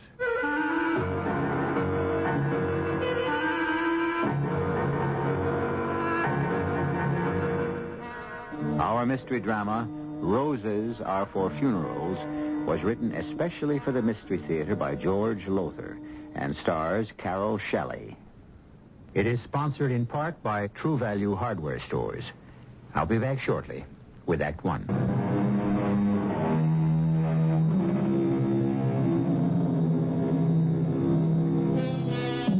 Well, now, I'm not going to make the mistake the famous mystery writer E. Phillips Oppenheim once made and bet that you can't solve this mystery. You know what happened to him. You don't?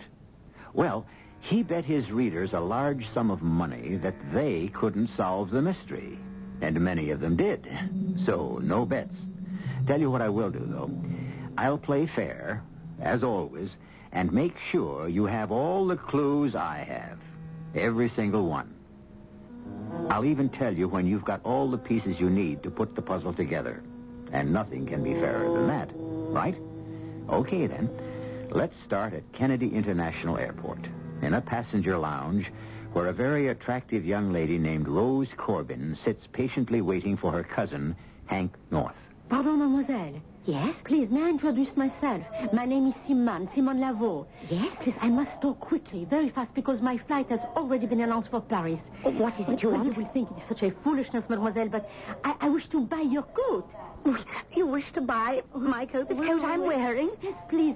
It's a strange thing to ask, I know. It's a very strange thing to ask, especially when you're wearing the same kind of coat. Oh, no, it's not the same. Well, yours is real leopard skin, of course, while mine is only imitation, and a different style, too, but... Please, let me explain, and then I know you will agree to my very strange request. Well, you can explain, but I'm not selling you this coat. Please, mademoiselle, the problem is my sister. She's my twin sister in Paris. Vous savez, elle est très pauvre. She's very poor, and she's married to a man who does not make much money. I'm sorry about that. Please, je vous en prie, please listen. When we were children, my sister and I always wore identical clothes.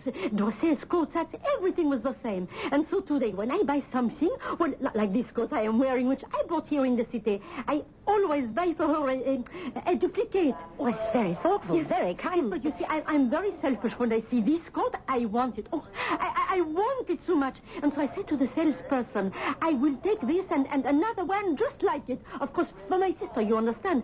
But mademoiselle, there is not another one like it. So please, quickly now, I have only a few minutes before my flight. And combien ça coûte, How much did you pay for it? How much do you wish for it? I'm sorry, but I just don't want to sell my coat. $100, huh? After all, it's only imitation leopard. Look here, even if you offered me $200. Mademoiselle, no. Please, try to understand. I must have it. Well, $1,000, $1,000. For an imitation leopard skin. Please, if you're so concerned over your sister having a coat like yours, buy her one when you get to Paris. It's too late, mademoiselle. She's meeting me at the airport, and she will say, where is my coat? And I shall have I'm sorry. I'm really very sorry, but... Please, here, $1,000, and I take the coat. What are you doing? Take your hands off. Please, will you?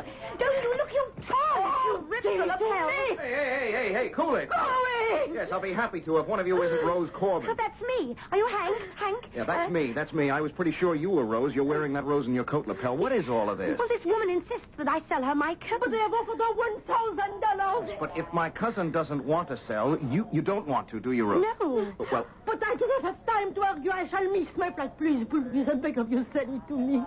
Look, I'd better find a cop. No, don't do that, please. Well, then you must be on your way. Please, the coat, I must have it.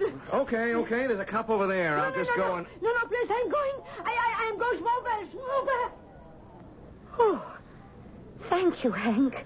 I'm so glad you came along when you did. She gave you a hard time, huh? Well, she tried to tear the coat off me, even ripped my lapel. She put a kind of crimp in your rose, too. Broke the stem. I might as well throw that away. Now it's served its purpose. Well, there's no need for that. Look, I think I can repin it. Oh, thank you. Let's see. Say, it's still pretty fresh. In fact, it's very fresh. After an 8-hour trip from London. I didn't get it in London. I got it here at the airport florist when I landed. When I told you I'd be wearing a rose so that you'd recognize me, well, I decided if the girl looked wilted, at least the rose didn't have to. Well, there you are. Good as new. Oh, thank you. Except for your torn lapel. Mother will take care of that. Okay. I've got your bag, so let's go. Fun City awaits you, Cousin Rose. Hank? She seems to be awaiting me, too. What? Oh, the French girl, see? She still hasn't gone through the flight gate.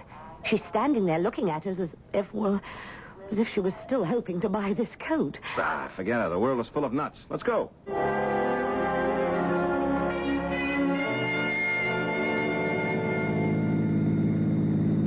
Well, yes, we have bridges in London, but nothing like this, Hank. The Triborough, you said? Yep. Look over there. How's that for your first sight of New York City? Oh, it's sensational. It's too bad you didn't arrive at night. That skyline all lit up. It's out of sight. I'm sure it is. Oh, Hank, I'm so grateful to you and Aunt Ruth, letting me stay with you on my first trip to the States. Letting you stay? They're happy to have you. In fact, now that I see you, I'm delighted to have you. And very glad we're cousins twice removed. Why? Well, it makes us kissing cousins. I hope you're right. About being second cousins, I mean. Personally, I can't figure it out. Maybe you, with that lawyer's brain of yours. Hey, what in... What is it? What's wrong? That car next to us. Hey, watch it. Hey, man, you're too darn close. Oh, good heavens, they certainly are. Crazy fools. What are you doing? Get over. Oh, we'll have an accident. We sure will if they do... Well, they got the idea. They're pulling ahead. Thank heaven. Pulling ahead, but right in front of us. Now, what in... Hank, look out. They're stopped. Oh! Rose, are you okay? I don't know. Hey, here, what do you think you're doing? You. Me? Yes, you. Give me that. Oh, never mind. I'll take it. Hey, take your hands off her. What kind of a nut are you? Let her alone. Coat, he's trying to take my coat. Get your hands off her, I said. All right. Hank, you've knocked him out. No, he's getting up. Come back here, you dirty creep. Hank, don't go after him. He could be armed. You could be hurt. He's getting back in his car. Get the license number. All right. Quick, Rose, the glove compartment, pad and a pencil. Right. Drop the number down. Quick. He's burning rubber to get away fast.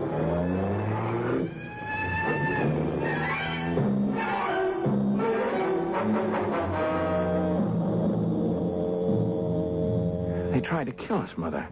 They did. I know they did. And he, the man who jumped from their car and ran back to ours, he wanted my coat as badly as that woman at the airport. It's unbelievable. Altogether unbelievable. It's incredible. That's what it is. Now, just a minute. You say she was willing to pay $1,000 for it. For imitation leopard skin.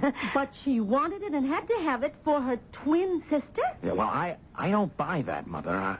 This second attempt to get a hold of the coat. I mean, by a guy who was ready to kill us in an accident if it turned out that way. No. There's something about that coat. Something somebody wants. Yes, but what could anyone want with an imitation leopard skin coat? Where'd you buy it, Rose? Harrods in London. I wish I knew how to straighten out the mystery of Rose's coat. Oh, dear. You don't straighten out a mystery. You solve it. And I ought to know. I've read hundreds of them every year. Solve most of them, too. We'll try solving this one, then, Aunt Ruth. Well, as a matter of fact, I've been thinking, and I may have the answer. You have? Just may have. Would you bring me the coat, dear? Of course. I won't be a minute. What do you think of her, Mother? Oh, she's beautiful, and she's just so charming, so poised. She may not have much money, son, but she does know how to wear clothes. And with a figure like that, the clothes wear her. Well, I don't mind saying she's exactly the sort of girl I hoped you'd marry one day. Yeah, well, in that case, I'm glad she came over. I'm glad you invited her. Oh, that's why I invited her. Here it is, Aunt Ruth. Thank you, my dear. Oh, this rose you wore is wilted, poor thing. Small wonder. It's really taken a battering.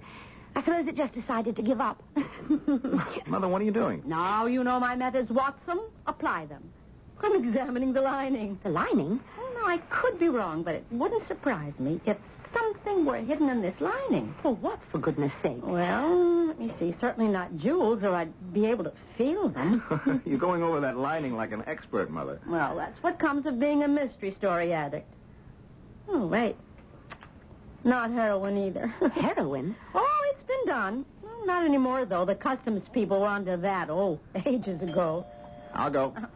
Now, if heroin were concealed in the lining, I'd be able to feel the crinkly little glassine envelopes. Oh. What? There's nothing hidden in the lining. Nothing I can see, anyway.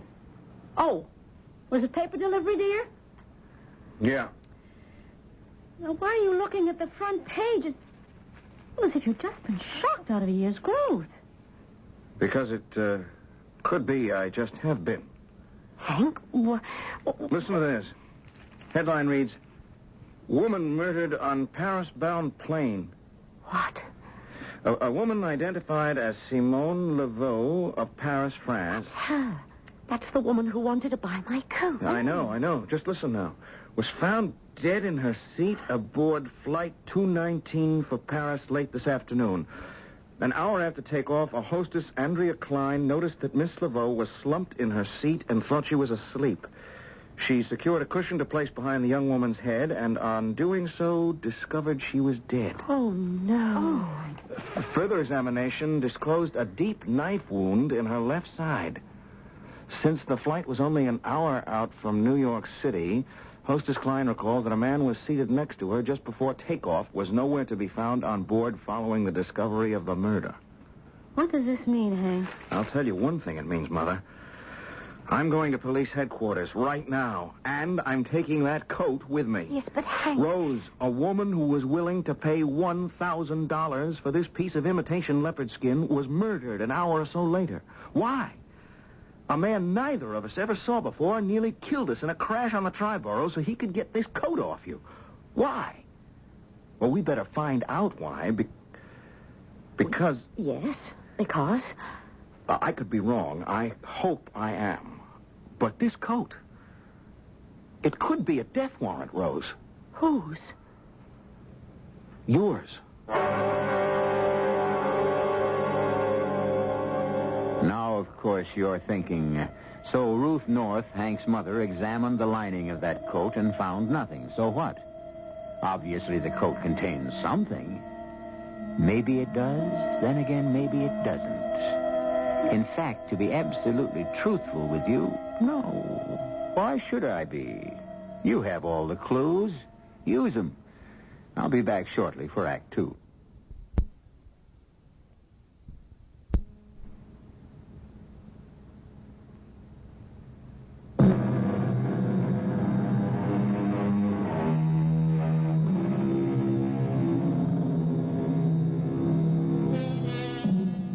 I'm sure most of you will recall the famous incident when Sherlock Holmes said to Dr. Watson, "Consider, Watson, the curious behavior of the dog." And Watson said, "But Holmes, the dog did nothing." "Precisely, Watson," Holmes answered. "Precisely." Now that, my dear listeners, is precisely the sort of clue you now have in your possession, and like Watson, must figure out for yourselves. I can almost hear Holmes saying, "But consider the coat, Watson, the imitation leopard skin coat." And Watson answering, "But the coat is valueless, Holmes." And Holmes nodding wisely as he replies, "Precisely, Watson, precisely." Now, shall we go on? Joe. Hello. Contact ballistics. I'm fabrics. They're bullets. And that's what you want to know about. Joe, listen. Granted, I have what you call a special flair for forensic, but... Okay. I'll look into it. Yeah. Leave it to me, Joe. Bye.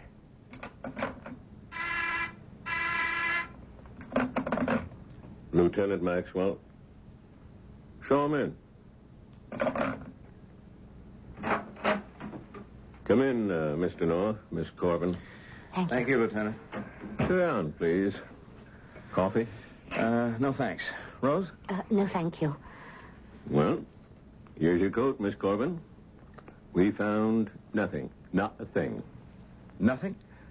I'll level with you, Mr. North. When you brought this coat in the other night, I figured, well, there's something, and I'll find it. Like there had to be something. You know what I mean? I mean, who offers 1,000 clams for an imitation leopard skin coat, then gets herself murdered an hour later? Who crashes his car against another guy's car on the Triborough yet and tries to grab the coat off a dame? Who? Somebody that wants something in that coat. That's who. Yes, but you found nothing. I have personally put this coat through every test we know. Every inch of it has been examined under the microscope, the X-ray, the fluoroscope. We took the back. Oh.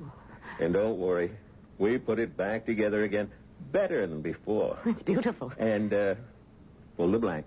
Well, I don't get it, Lieutenant. I mean, if it was just that woman willing to pay $1,000 for this coat, but a guy crashing his car into mine on the bridge, and then trying to rip that coat off Rose, Miss Corbin. Lieutenant, there's got to be something about this coat. Well, I felt the same way myself, Mr. North, but there's nothing. No invisible markings, nothing hidden in the seams, nothing between the layers of the fabric and the collar, nothing. So to be honest with you, I don't get it either. Excuse me, could I ask a question? Certainly. What about the woman, Simone Laveau? Have you found out why she was murdered? No, I checked a couple of times with homicide. Last time, 20 minutes ago. We got nothing here on her. Us, the FBI, the T-Boys. Right now we're checking the CIA and Interpol. They could maybe have something, but it'll take a little time. Well, thanks, Lieutenant. You'll let us know if anything turns up? You'd better believe it, Mr. North.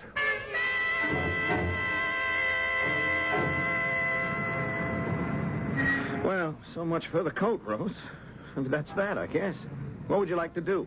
Well, don't you have to get back to your office? Yeah, well, not until late this afternoon. I scheduled my day so I could spend most of it with you. Say, I know. How about the Museum of Art? We could spend a few hours there, even have lunch if you'd like that. Oh, how wonderful, Hank.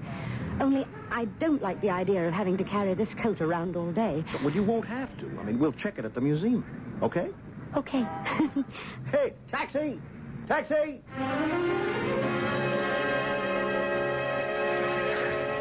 Enjoy your sandwich, Rose? Oh, yes, only I'm so full. You Americans make much bigger sandwiches than we do in Britain. The American way. Everything on a big scale. Ah. Well, you feel up to looking at some more paintings? Hank, would you mind? I really don't. 2 hours walking around those galleries upstairs. Oh, sure. You're tired. Look, I'll tell you what. I'll drop you off at home and then head downtown to my office. Are you sure you don't mind? Oh, to be honest, Rose, I do. I mean, I want to spend as much time with you as I can. You want to stop and look at the Greek and Roman sarcophaguses? Sarcophagi? Tombs? No, I've seen enough. Let's just get my coat from the check room and go home, where I can rest these aching feet. Whatever you say, Cousin Rose. Hey, there's something going on over there. I should say so. There's a big crowd around the check room. Police. Hank, what do you suppose has happened? I don't know. We're going to have a rough time, though, getting through that crowd to reclaim your coat. Excuse me. Yeah. You know what's going on over there? There's been a murder, I think. A murder? Yeah, a robbery or a theft or whatever it's called. Anyway, somebody stole a coat. A coat? Yeah, that's what I heard. You don't happen to know what kind of coat? Yeah, I think they said a leopard skin coat, somebody said. Imitation leopard. Another cup, Rose? Oh, thank you. I'm getting to like coffee. Oh, or is that another way of saying you don't care for my tea? Oh, no. No? Tea or coffee, when you finish that, I think it'd be smart to stretch out for a while, have yourself a nap. I mean, you've had kind of a rough day. Tiring anyhow. Well, at least you're rid of that coat once and for all. Now, you don't have to worry about that anymore. But you don't, dear. I don't. I just don't know. I'm not so sure. What do you mean? I have sort of... Oh, I don't know. A feeling that what happened at the museum today isn't the end of all this. For me, I mean. Oh, now, it's nothing more than nerves, my dear. It's just nerves. Perhaps, but I don't think so. Maybe it's the mystery of the thing. Not knowing why someone wanted that coat badly enough to kill for it. Murder for it. Looks like we'll never know now. Well, look, it's over now, and we can forget it, as Mother says. And now, if you ladies will excuse me... Well, where are you going? To the office. Oh, but this late in the afternoon, it's after 4. And the brief I wanted to finish up at 3 is still waiting to be finished. Now, Hank, you work too hard. Couldn't it wait until tomorrow? Don't forget there's the theater Look, tonight. I'll be back at 6:30, the latest, so don't... I'll get it. Hello? That you, Mr. North? Yes. Lieutenant Maxwell? Yeah, I tried you at your office. They said I might find you at home. You gonna be there another hour or so? Well, if it's important... I think it is. I've got the answer. Anyhow, I think I've got the answer to our little mystery. I want to come over and check it out. Yeah, well, sure, but what is the answer? One thing, Mr. North, we got a report from the Paris branch of Interpol on the Simone Laveau woman. Yeah, what about her? She was a foreign agent, one of the higher-ups in the spy ring. A spy ring? Ring? Yeah, now, the way I figure it, she, Oh, wait just a minute. Yeah, what is it, Eddie? Lieutenant Maxwell says Simone Laveau was a foreign agent, part of a spy ring. Oh, good heavens. Hello? Hello, Mr. North. Yes, you, Lieutenant. Listen, something's just come up here. I gotta hang up. But I'll be at your place in, say, half an hour. Wait a minute. What's the answer to the mystery? I'll see you in half an hour. Lieutenant, don't leave us hanging like... Well, I'll be. Well, what was all that about, Hank? Well, Maxwell says he has the answer to the mystery, or he thinks he has. He'll be over here in half an hour to check it out. What is the answer? He didn't tell me. He got called away on something. He had to hang up. Well... Who are you calling? The office. That brief will have to wait until tomorrow now.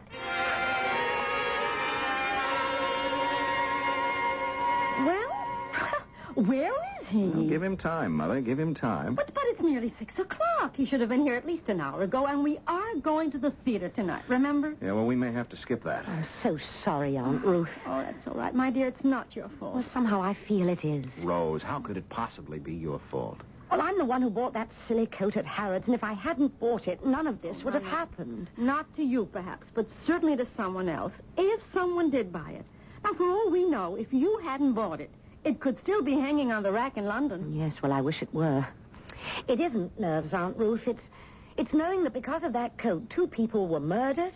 Hank and I came close to death in that car crash, and... well, it's just too much. Oh, I couldn't agree more. Uh-oh. Ah, this must be Lieutenant Maxwell. Okay, I'm coming. Lieutenant, you're... Lieutenant! An ambulance. Hank, what? Oh, my heavens, Hank, be quick. He's collapsing. I've got him. Mother, call an ambulance. An ambulance. Hank, is he hurt badly? My back, my knife. All right, let me get him onto the couch. Okay. Look, get his coat off. All right. And his shirt. No, too late. The name is North. Finish. Oh, that's what you think. That's right. Rose, the medicine cabinet in the bathroom. Yes. Bandages, iodine. Yes, all right. No. Listen, look, you better not talk. Just let me get these things off you, so I... The ambulance is on the way. Oh, my dear. Blood, I've never seen so much blood. Listen. Oh. Yes, Lieutenant. The guy that did this. How did he do it? Not much time. She... Rose? Life in danger. Rose's life? In danger? Yes. She... Man's in agony. Here's some bandages and some iodine. Lieutenant. Guy that did this must found out. I know. I know the answer to the code. Listen now. Go on. Only one that knows me. My office bugged. Got to be. Tell them. Headquarters. Tell them. Bug. Sure. Count on it. What is the answer, Lieutenant? The code. Not. Not? What do you mean, not? Not what? Lieutenant! Is he... Yes. Oh, the poor man. Another death. Will we never see the end of this? Why are you looking at me like that? Hank, Aunt Ruth, what is it? Tell me. He said, your life's in danger now. Mine? Yes, dear. But it can't be. How can it be? I haven't got the coat anymore. No, but... But what? They've got the coat. They've got what they were after. Why would they kill me? I don't know. But I better find out, honey. I damn well better find out.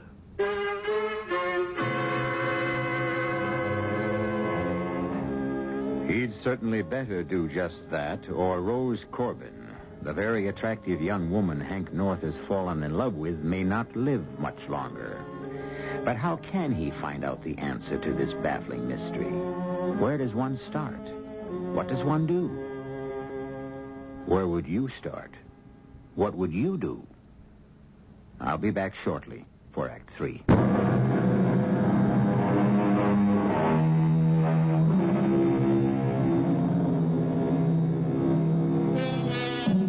Well, now, let's see where we are. Rose Corbin arrived in the United States from London, England, wearing an imitation leopard skin coat. On her arrival, a woman named Simone Laveau tried to buy the coat, and when Rose refused to sell, tried to take it away from her. Later, Simone Laveau was murdered aboard the plane taking her to Paris.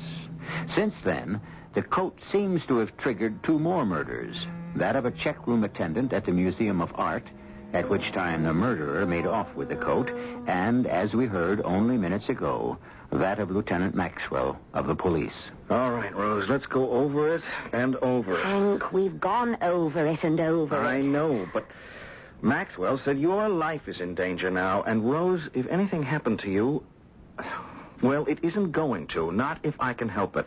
You bought the coat in Harrods the day before you took off to visit us here. Yes.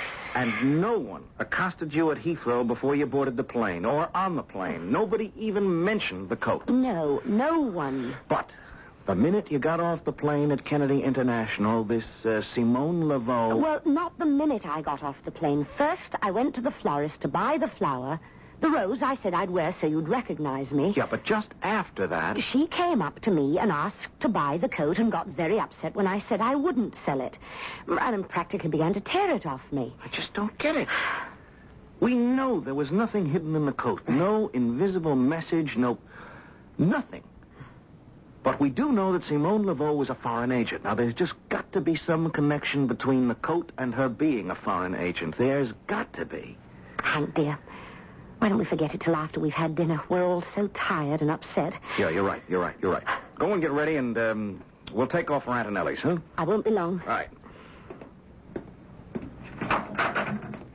What? Who are you? What are you doing there? Rose, what is it? Hank? Hank? What's the matter? What? There's a man here in my room. He's just fled. He's gone out the window. It's too dark to see. He's probably down the fire escape by now. What was he doing? Well, see for yourself. I mean, look at the mess he made of my dressing table. He was going through the drawers. Your jewel case. Well, there's junk jewelry, most of it. Oh, this is all we need right now. A sneak thief on top of everything else. Check your things. All See right. what he got away with, if anything. Look, I'll call the police.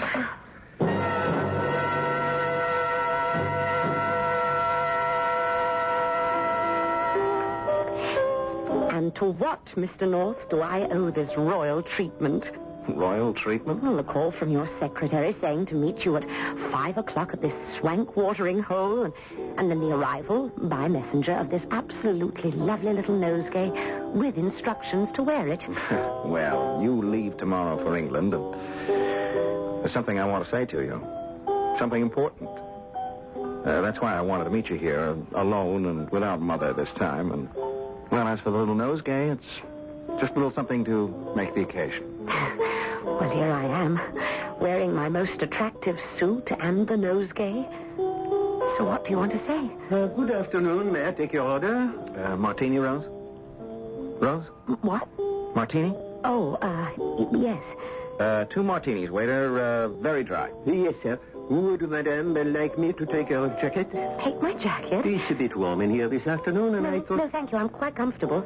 Certainly, Madame. 2 martinis. Well, now, Rose, what I wanted to say... Something wrong? No. I was just wondering if I'd seen that waiter somewhere before. Not likely. Well, now, Yes. Well, now what? Rose, we've only known each other for a few weeks, but in that short time, I've fallen in love with you, and I want you to marry me. Will you? Of course. Of course.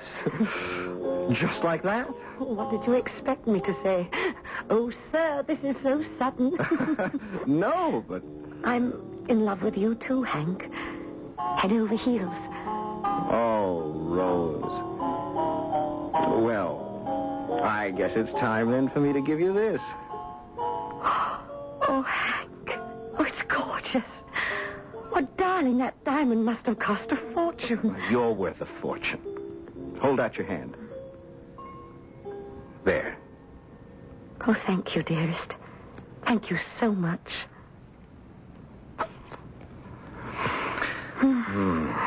Well, if that's only a sample, I've underrated you. You're worth a queen's ransom.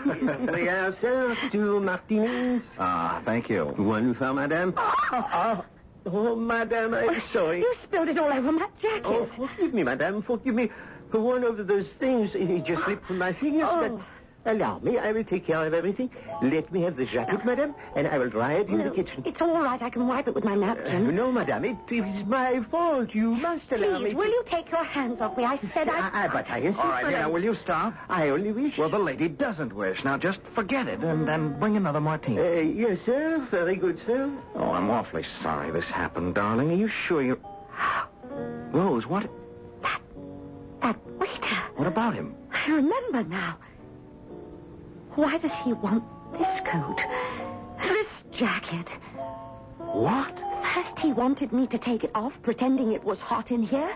And spilling that drink just now was no accident. He did it deliberately. Rose, I don't understand. Hank, he is the man who caused that accident on our way from the airport. The man who tried to rip the leopard skin coat off me. Oh, Hank, what is this all about?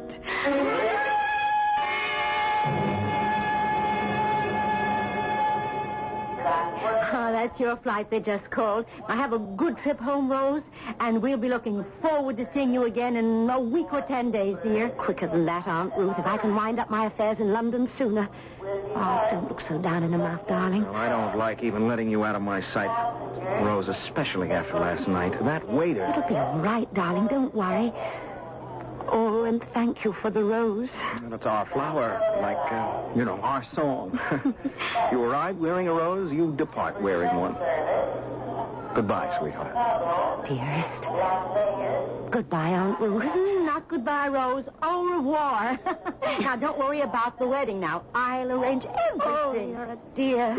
I'll see you in a week. 10 days at most. At most. Now, shall we go out and watch the takeoff, Hank? Son? Could that be it? Could it? Could what be what, Hank? What are you talking about? The coat she was wearing when she arrived. The jacket she was wearing last night. Good Lord! The jacket she's wearing now. Could it be that? Hank, what in the world are you... I've been thinking. What did Lieutenant Maxwell mean when he said, just before he died, the coat, not. No, I know. It wasn't the coat at all. It wasn't the jacket. If I'm right, they are after... What? Hank, after what? The flower pinned to Rose's lapel, Mother. Not the coat, not the jacket. The flower.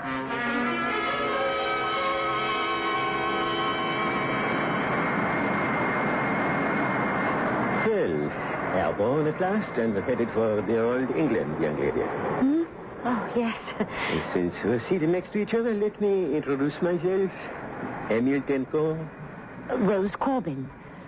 Have you been visiting in the States long? Not really. A few weeks. I'm going to... how did you know that? Well, how did I know? That I was visiting in the States. I could be living there. I could be an American citizen for all you know. I assumed your accent. Who are you? Behind those dark glasses. You're a very perceptive young woman, Miss Corbin. No, don't. Not a move. Or I'll give you what I gave Simone Laveau. That's it. No quick moves, no panic. Good. Just relax now. Enjoy the trip. And we'll be at Heathrow Airport before you know it. Enjoy the trip. I would if I were you. It's the last trip you're ever going to make.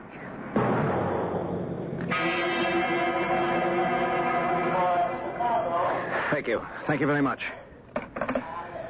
Well? We're to go to the operations office at once. He said he'd have a government agent there by then. Come on.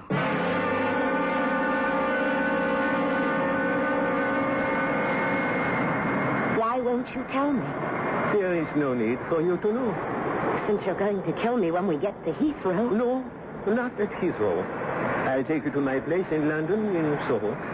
And really, I'm sorry about the need to kill you, but I must. Why? Why must you? Because you know my face, and in my business, that's a serious liability for the victim. But be of good cheer. The more I look at you, the more I'm inclined to let you live for some little time. I don't understand. You're a very desirable woman, Miss Corbin. Very desirable.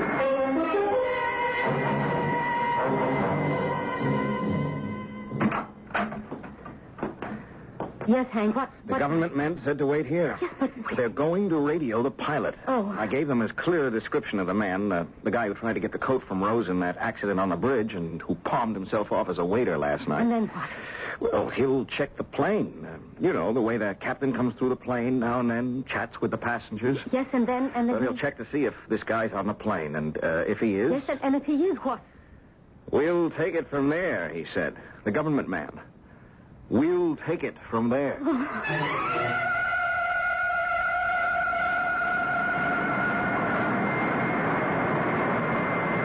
Did you enjoy the movie?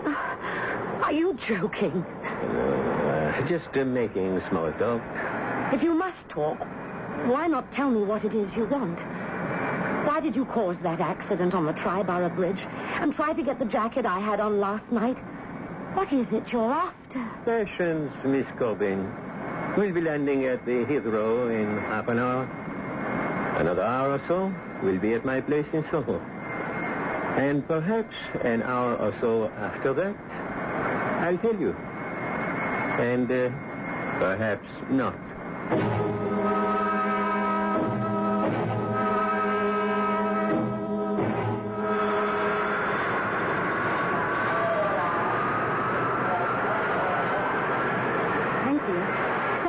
Are you sure? Mother, there are at least a dozen plainclothes police and government men down there disguised as airport attendants. The minute they disembark, there.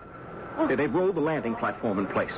The door is opening. Yes, well, man, whoever he is discovers that this isn't Heathrow. But don't worry, everything has been arranged. There they are. Rose and the man. There's a captain right behind them. And they're walking right into the arms of... Oh, he put up a fight!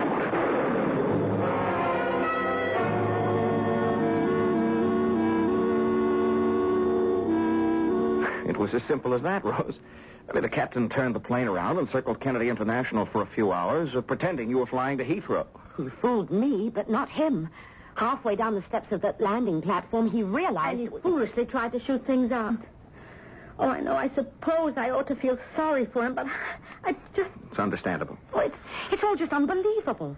When I think that because I said I'd wear a rose and bought one at the airport when I arrived... The attendant at the florist shop, an agent who'd been planted there, would never have mistaken you for Simone Livreau and pinned that rose to your lapel with, well, I guess you could call it the fatal pin. Now, you know, I'm still not sure I've got this straight, dear. Now, let me see. She, on her way to Paris, was to go into the florist shop wearing a leopard skin coat and ask for a rose, right? Now, that was the agent's cue to use the, what you call the fatal pin. Exactly. See, Emil Tenko knew he was under surveillance, and so he had a problem. I mean, how to get that top-secret information out of the country. So he had it engraved on the head of a pin. You know, Aunt Ruth, the way they engraved the Lord's Prayer on a pinhead. Mm. The trouble began when the agent thought that I was Simone Laveau on her way to Paris, wearing an almost identical leopard skin coat to mine. Naturally, when Rose threw the rose away after it wilted, she kept the pin. And used it again last night, the pin on the nosegay I gave her. It's all over, and thank heaven it is. Rose, how about some dinner? I'm starving. But before we go, I am going to change out of this suit into a dress. Oh, and Hank, dear. Yes, sweetheart. No flowers, please. Not for a long, long time. No flowers, please.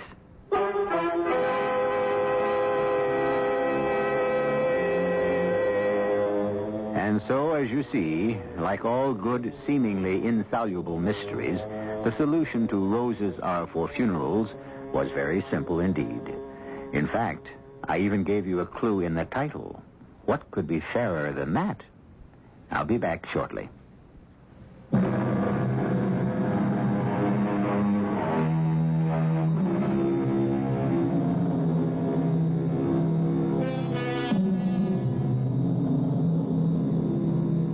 Mysteries, it seems to me, are like a magic show.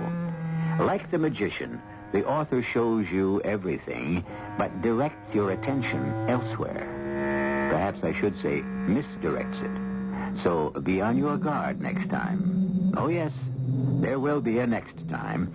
And although I'll always play 100% fair with you, I warn you now, I'll do all I can to mislead you. Can you blame me? Our cast included Carol Shelley, Tony Roberts, Mildred Clinton, and Dan Acco. The entire production was under the direction of Hyman Brown.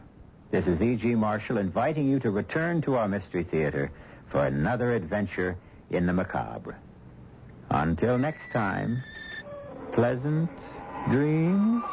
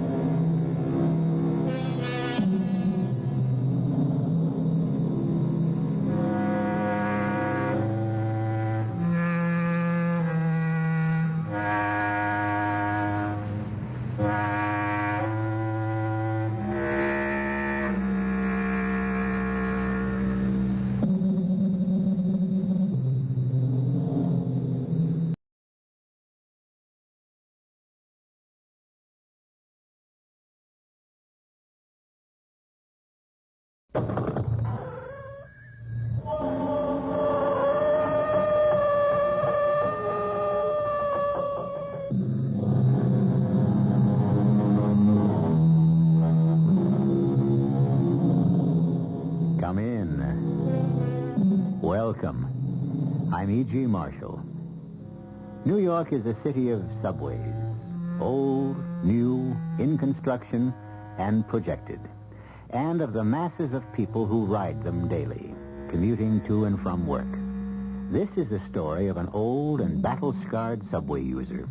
And a new spur line opened at last. And as usual, too late to achieve its objective, relieve congestion. But it did bring Alvin Freiberg a strange and wonderful freedom from the grinding daily tragedy of a life not worth living. Our mystery drama, The Phantom Stop, was written especially for the Mystery Theater by Ian Martin and stars Norman Rose. It is sponsored in part by Buick Motor Division. I'll be back shortly with Act One.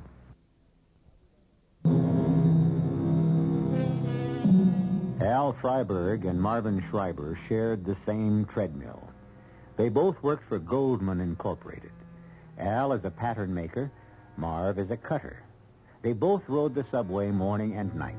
They both shared the same two-family house in Flushing, owned by Marvin. But of the two, Marv was the lucky one. When he came home, he came back to love and affection. What Al came home to was, well, that was something else again. Is that you at last, Alvin? Yes, Esther, I'm home. You're late. I'm late.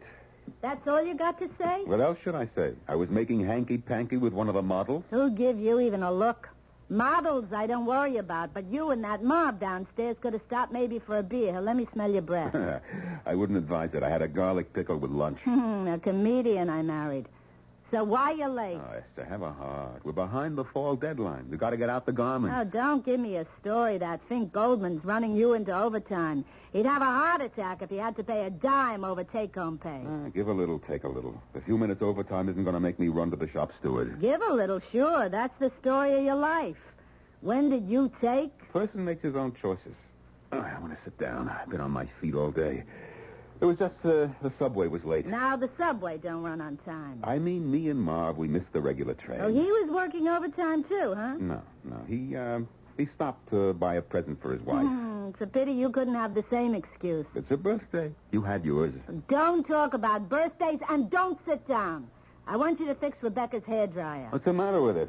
Would I ask you if I knew it doesn't work? Well, couldn't she let her hair dry with God's own air for once? What, in curlers? She don't mind in the morning. Every time I eat a shredded wheat, I look up at her and think, what am I doing eating one of your sister's curlers? Hey, how come she don't wear her hair straight all the time?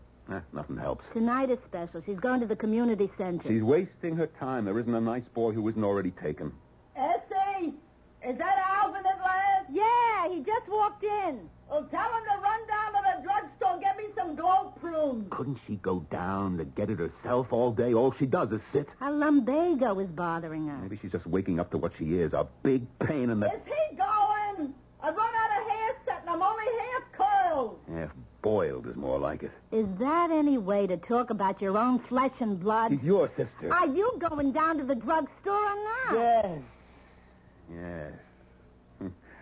Glow prune, right? Yeah, you might as well get the giant can. Then you can fix the hairdryer. Should have been a barber. The things I could do with a razor. Come on. Rebecca's waiting. When I get home, can we eat? Oh, just like a man. The only thing on his mind is his stomach.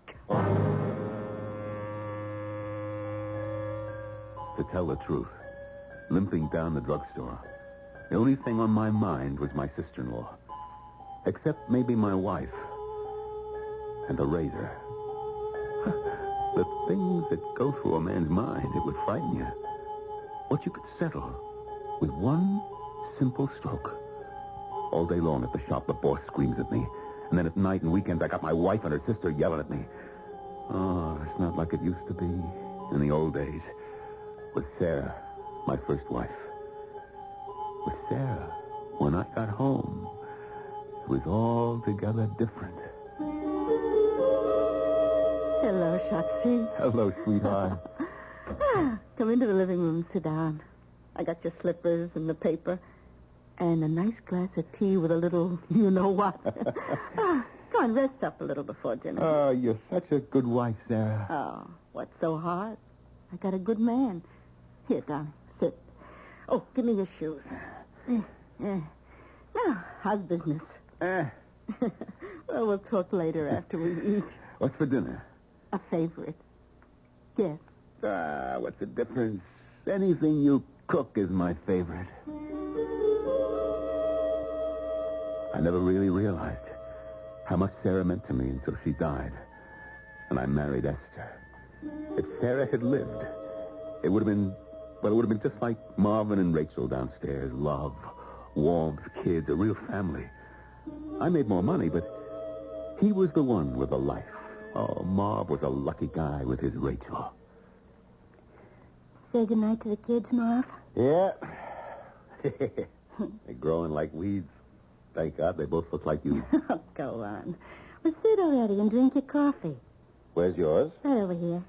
Well, bring it to the sofa and sit with me. I got to do the dishes. Come on. The dishes can wait. I'll help later. You got anything in mind, Marvin? The kids aren't that much asleep. I mean... Anytime I look at you, I got something in mind. But don't worry. It's not that. It's something else. So what's the matter? You didn't get laid off? No. Nothing like that. Don't you? No. That's just for love. What did I do to deserve that, huh? Just for being you. Boy, what a lucky guy I am. All right, I wouldn't deny it. But how come you know it? The way we are. And the way Alvin and Sarah used to be before.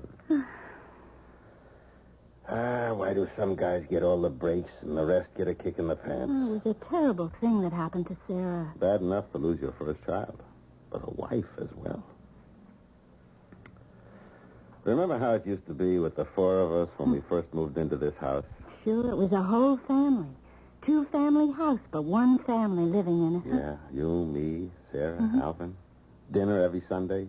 1 week their turn, next one ours. Times were good.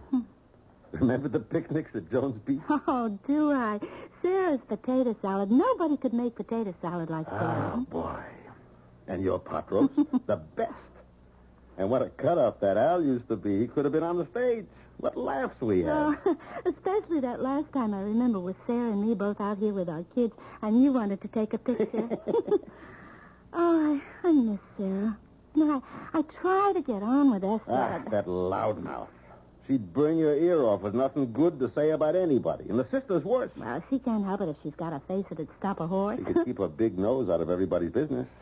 What's the matter, Marvin? There's no heat in the house. You want us all to get pneumonia? And she's always sick with something. If it wasn't for Al, I'd find some way to kick him out and get new tenants. Oh, you couldn't do that to Al? No. He's the one who ought to get rid of them. God forgive me for saying it. Well, why shouldn't he? I mean, they deserve it. Not what I was thinking. And what sometimes I think lately Al could have on his mind. So what do you mean? You know, knocking off either one of those two old crows ought to be justifiable homicide. Marvin, what are you saying? There never was a kinder or more gentle person than Alvin Freiberg. But you put a mouse in a bowl with a lid on and let him run around trapped. He ever gets that lid off, out comes a raging tiger. I don't know. Maybe it's all the violence, but Al worries me these days. How come? He daydreams a lot. Gets behind on his work. He drives Goldman frantic. And every so often, I'll see him pick up my cutting shears and just, kind of weigh them in his hand like they were, I don't know, like a weapon. What are you suggesting? He's going to turn into a murderer or something? Al Freiberg? Don't make me laugh. But it wasn't something to laugh at. Only Rachel could have known. And Marv was right, though I didn't know he'd said it. These last years, like a hamster in a cage, that was me. Running around and around, going nowhere. I wouldn't mind so much, but Esther wouldn't have children. Not even a son to carry my name. There are times lately, like when Abe Goldman is trying to chisel on the patterns, when I find myself grabbing up Marv's shears and, I get such a pain in my chest. Everything goes black. By the time I see straight again, I'm worried what I might have done. Or like mornings, I shave with a straight razor, which was my father's, and sometimes, like the morning after Rebecca needed her hairdressing. Yeah. You plan to spend all day in there? I'm shaving. How come you're up so early? The noise you make getting out of bed, who could sleep? Listen, could you spare the powder room a moment? Well, can't you wait till I'm finished? It isn't me, it's Rebecca. What's with Rebecca? She's sick to her stomach. Okay. I'll shave in the kitchen. How come you're up so early? Well, today Marv and I are trying the new Subway, which just opened. Just to be on the safe side, we're leaving early. I better you come home early one of these evenings. What's in it for me? All right, Esther, don't get mad. Can't I make a joke? Look, you want to have a cup of coffee with me before I leave? What for? As soon as I get Rebecca straightened out, I need my beauty sleep. Have your coffee at the office. You used to make it for me when we were first married. I used to do a lot of things before I discovered what a nothing I married. Go into the kitchen, shave, will you, and let Rebecca use the ladies' room. The ladies' room. That's what it comes down to now. I'm a stranger in my own house. I finished shaving, nicking myself twice without a mirror. Then I cleaned the razor, and I thought about it. How quick it would be. And as long as it was sharp enough, how painless. And then, with a gasp, I thought to myself, for whom? What am I thinking? Me? Them? All three of us? And then all of a sudden, I had the pain in my chest, and I wondered. Indigestion. Gas. Take a bite of seltzer. Finish shaving and get to work, Alvin. So, how do you like it? What? The new Subway. Who knows yet? Same sardines packed in a new can. Here you got more room to breathe. Still the same air. You want to call it that. I thought maybe there'd be less people. The guy could have one wish. What did you say? I said, if a guy could have one wish, it would be not to travel Queens to New York and back in the rush hour. Not so bad. Count everything else in. To you, maybe. What else have I got to look forward to either end? Al, I've been meaning to talk to you. No, look, not here. You couldn't hear yourself, but everybody else could. Hey. What? Hey, here's a station we're passing.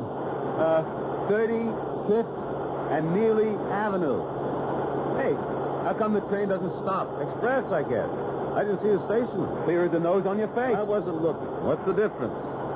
What could it matter in your life anyway? What could it matter in Alvin Freiberg's life? Not a thing. Just another subway station passed by an express train that didn't stop there. 35th and Neely. From the first moment he read the designation, he knew that sometime he had to get off the subway there. I'll return with Act Two shortly.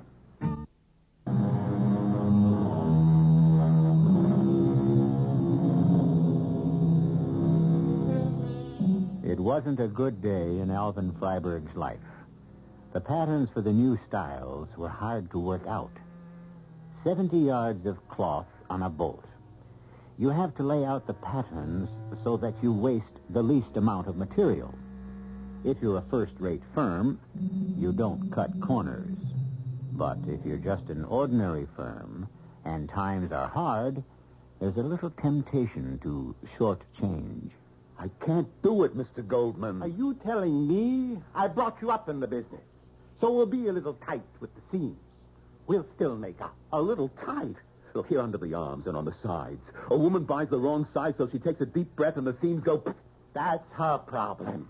She should buy the right size to begin with. You know, women, that's what always made our line. They could breathe a little buying undersize. Are you telling me how to merchandise? Look, I make patterns. That's all I know. I made them before you were out of public school. I asked you to cut a few corners, and you have to give me an argument. I want only the best for us, Mr. Goldman. The same for me, but we got to go with the time. I don't like to cheat. Who's cheating? We cut a corner here and there. What are you? A conscience for the world? You're better than anyone else? Maybe he was right. What was I? I sat there piecing the jigsaw patterns on a bolt of cloth, and I wondered myself, let some customer lift her arm and split a seam, or eat too much and have the zipper split. Why should I care? What did I have left? No pride at home? Why tried I have any at work? Even Marv couldn't shake me while we waited for the subway home. Why'd you knuckle under? What's the difference, Marv? He wants to cut short. How can I stop him? It never pays off. And what you lay out, I got to cut. You know, once you'd have made me mad saying that. But now, what's to fight for? These days, we're lucky to have a job. That's all the business means to you? Tell you the truth. Nothing means much to me. I'm tired. Well, you got something to protect. There's a seat. Grab it. Come on. I'll stand. You need it more than me. Now, sit down, will you? Okay. Maybe I do. But I wanted to ask the conductor or one of the guards about that station. What station? You know, the one we don't stop at. The 35th and Neely. Who cares? Me? Why? I don't know. Just something crazy. You wouldn't remember. What wouldn't I remember? Well, I could tell you, but what do I want to do? Broadcast the secret at the top of my lungs? Wait till we're home. Okay. It's hard to hear you anyway. Read your paper. I sat a little while with my eyes closed. The pain was in my chest again. Right through the back. The racket of the subway seemed very far away. And then I glanced at the paper in my lap, just to skip over the headlines.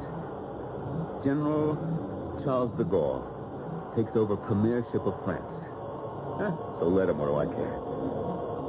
What? De Gaulle? But he's dead. He's long dead. I look again at the newspaper. The date. June 1st, 1958. I started to get Marvin's attention, but just then I realized that we were slowing down, ready to stop. I twisted to look out the window. 35th and Neely. I had to push and shove to get off. I was the only one. I went through the gate. There was a long flight of steps to the street. But my pain was gone. My legs, they felt 20 years younger. So did all of me. I could feel my heart lift, reach out expecting something. I was right. I came out to the street. And, well, it was just before sunset. Everything was bathed in a rosy glow, a color you couldn't forget. And waiting for me was... Alvin, 2 subways I waited. I thought maybe you'd missed your train. You know the rush hours, Sarah. But why should you wait for me? Why does any woman wait for her man? Love. Besides, I was shopping near here at the market, so why not give you a surprise? Here, let me have the bag. Yes, sir. I'll carry it. Hey, this is the old neighborhood. Why so surprised? 35th, all right. But, Neely, that's not near us. Oh, it's a new subway. So it's a little longer walk than the old stop. What's the difference when a person is young? The way I feel. So, why do we have to stand talking so much? Come on, let's go home. Yeah, home. Yeah, give me your hand. Let's just walk like we used to. You know, I don't know what's so good tonight. It seems so special. Huh? It is special. What's for dinner? I shouldn't tell you. I should just surprise you. So? Surprise me. Maybe I won't if you sound so indifferent. Who's indifferent? Oh, you'll find out anyway. It's strawberry blintzes with sour cream. You want to leave me for another woman? I want to take you in my arms right here on 33rd Street and hug you. Oh, you better not. I'll call the cops. No, darling, just wait till we get home.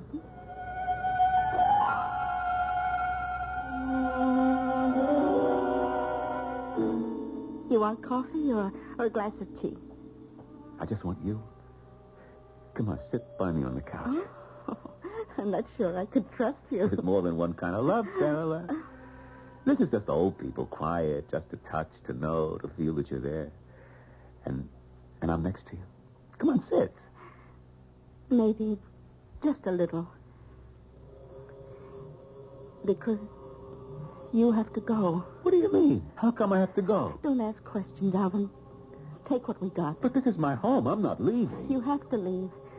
Answer me one thing first. Anything. You won't let whatever happens change you? You'll stay the way you are? Why should I change? Supposing I wasn't alive. Oh, Sarah, then I wouldn't be alive either. It isn't always that easy to die. Sarah? Sarah, what are you talking about? Promise me, darling. If anything happens, just keep on being my same loving, kind, gentle Alvin. What crazy talk is this? I'm Alvin Freiberg. I'm 30 years old. If I don't know what I am now, I'm in sad condition. I'm only thinking of the future. Oh, the devil with the future. We're living now. That's just the trouble, my darling. We're not. And I beg you, whatever happens, don't let anything change you between now and... Wake up, Alvin. Now stop. We got to get off the subway. But I already did. I mean, when we stopped at 35th. Come on, Alvin. You've been sound asleep since we left Manhattan. Let's get it out of the sling and on the way.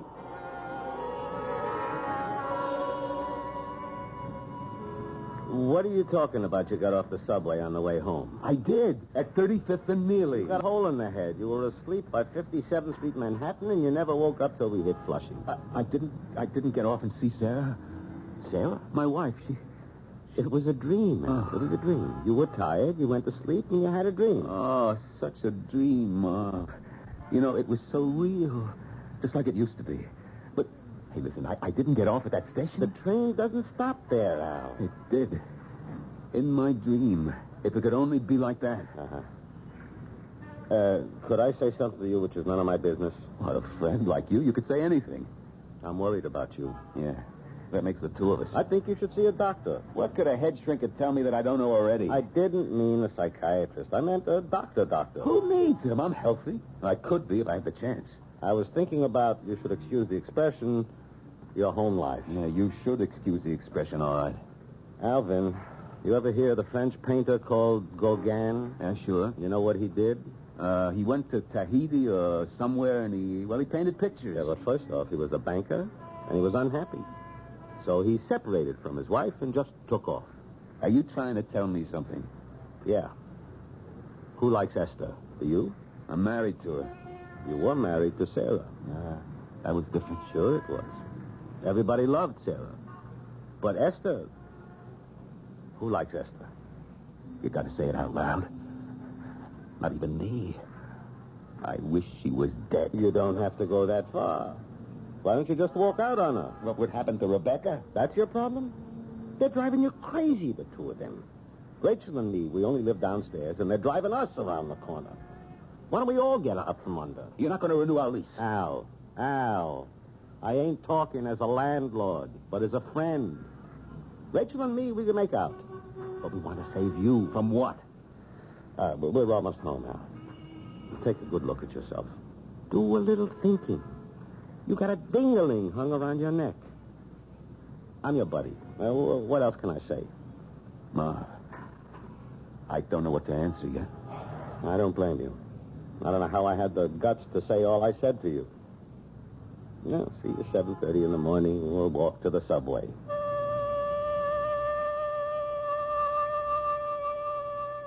After Marv went in, I waited a moment in the dark. Sarah, or was it a dream? I had a crazy notion that grew more real as the pain in my chest started up again. That I could go back there. All I had to do was stop the train and get off at 35th and Neely. Except I had to fix everything right to leave behind. A man can't just walk out on everything like that fella Gauguin. He was a genius. I'm just a schlep.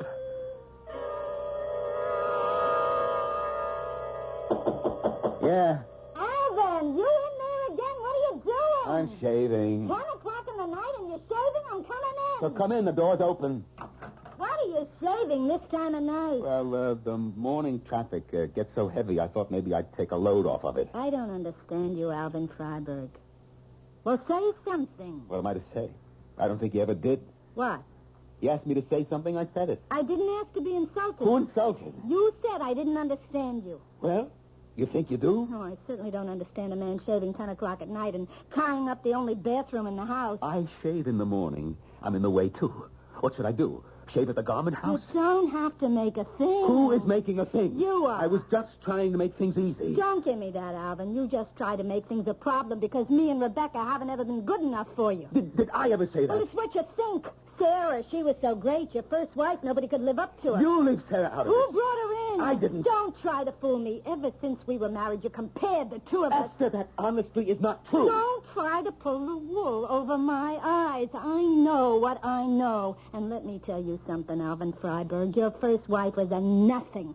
If you had stayed with her, you'd still be a gopher for Mr. Goldman, running errands, getting coffee, pushing dress racks, a 40-year-old office boy without my connections and my family, so don't you ever forget it. That isn't true. I was a cutter before you were... Don't make me laugh. That Sarah, soft in the head about how great you'd be. She couldn't see a future in any dress cut. Alvin, don't hold that razor like that. Alvin, what are you thinking about? Don't you ever mention Sarah's name to me again.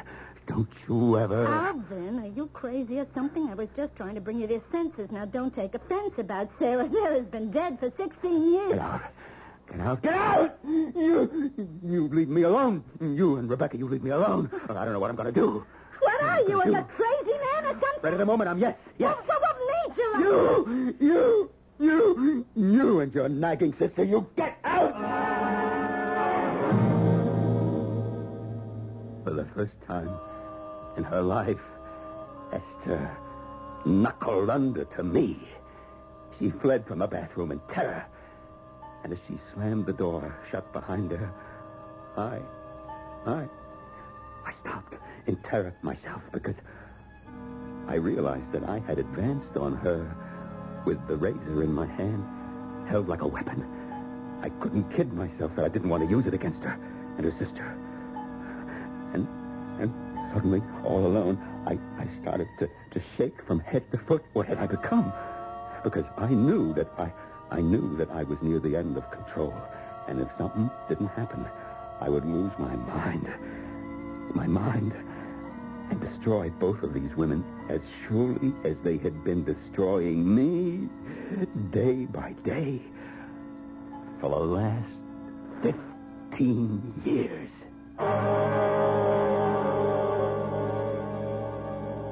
The Wrong Marriage.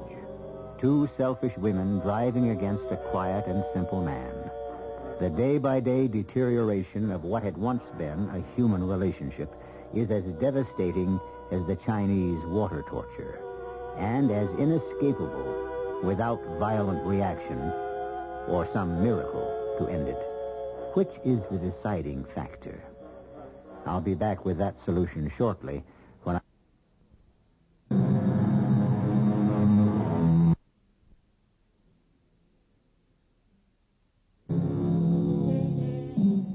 The dictionary definition of tragedy is the downfall or destruction of some great or noble figure because of some flaw or fatal weakness. But surely the fate of a simple man, living a life of quiet and utter despair, misunderstood, unappreciated, and starved for a kind of love he had once known, is just as tragic. And when he finds himself with his back to the wall, how desperate might he become? Let's watch Alvin Freiberg, who might be you, or I, or any of us who sees no hope of escape. Let's watch him face his problem and find its solution. The next day, I woke up early, even earlier than usual, with a gut feeling that I'd reached the end of my rope. Just like any other morning, Esther snoring like a walrus beside me. Same heavy feeling in my chest. Why should it surprise me? My heart was dead already 15 years. I turned off the alarm clock, checked the time automatically, and went into the bathroom. Half an hour early. I reached for my razor. All of a sudden, I'm thinking, what kind of a fool are you? You shaved already last night. Then I said to myself, Alvin, you know that. So what are you doing with a razor in your hand? I knew I didn't have to ask that question. I was desperate. Who was I kidding? I couldn't face another day the way I lived. Even without hearing them, Esther's snores were sounding in my ears. I could hear Rebecca's whine. What would she have today? An ulcer, arthritis, indigestion, or something which wouldn't have a name? Anything to drive her to a doctor so he could reassure her, or try to. And the razor. The razor would end all this. I was like a man walking in his sleep. With the razor in my hand, I walked into the bedroom. Alvin, it's 6 o'clock. What are you doing now? I couldn't sleep. What's the razor for? You got 5 o'clock shadow in the morning? That's the first joke you ever made. Who cares about jokes this hour? What's the razor for? Huh? I don't know. I don't know. I don't know. I forgot. I shaved last night, I guess. Well, put it away and come back to bed, huh? Yes, Esther. I don't know what came over me all of a sudden. Just come back to bed and don't wake up the whole house. I don't feel sleepy. Maybe I'll make a cup of coffee, I don't understand you. But do what you want. As long as you don't wake up Rebecca and me, I couldn't care less. I couldn't care less. I don't understand you. It was all there in those 2 sentences. And the coffee was bitter, no matter how much sugar I dumped in, and so was my life. It's the way a good half of the world, maybe more, live. An hour and a half later, walking to the subway, how different could I feel? Except that Marv was a friend, and with him I could talk a little. Hey, nice brisk morning, huh? Well, what's a good word? You should know me by now. I wonder you even bother to walk to the subway with me. What are you giving me, Al Freiberg? 25 years we're friends. Why would I walk out on you, huh? I ain't the same man I once was. Look, when was the last time you saw a doctor? I don't know, 3, maybe 4 years. You ought to have a checkup. What for? Who cares? Anyway, my regular doctor died a couple of years ago. A person our age should have a checkup once a year. Stay alive? What else? Supposing you get to the point where you don't care, huh? Oh, that pins it. I'm going to make an appointment with my doctor to see you. Don't waste the time. I'm ready to waste more than that. You'll see him if I have to drag you there. We'll go at lunchtime. Don't give me any arguments. I'll pay just for my own peace of mind. Look, Marv, you're a good friend, okay? Okay. I'll see your doctor, but, he can't help me. And we got one thing straight.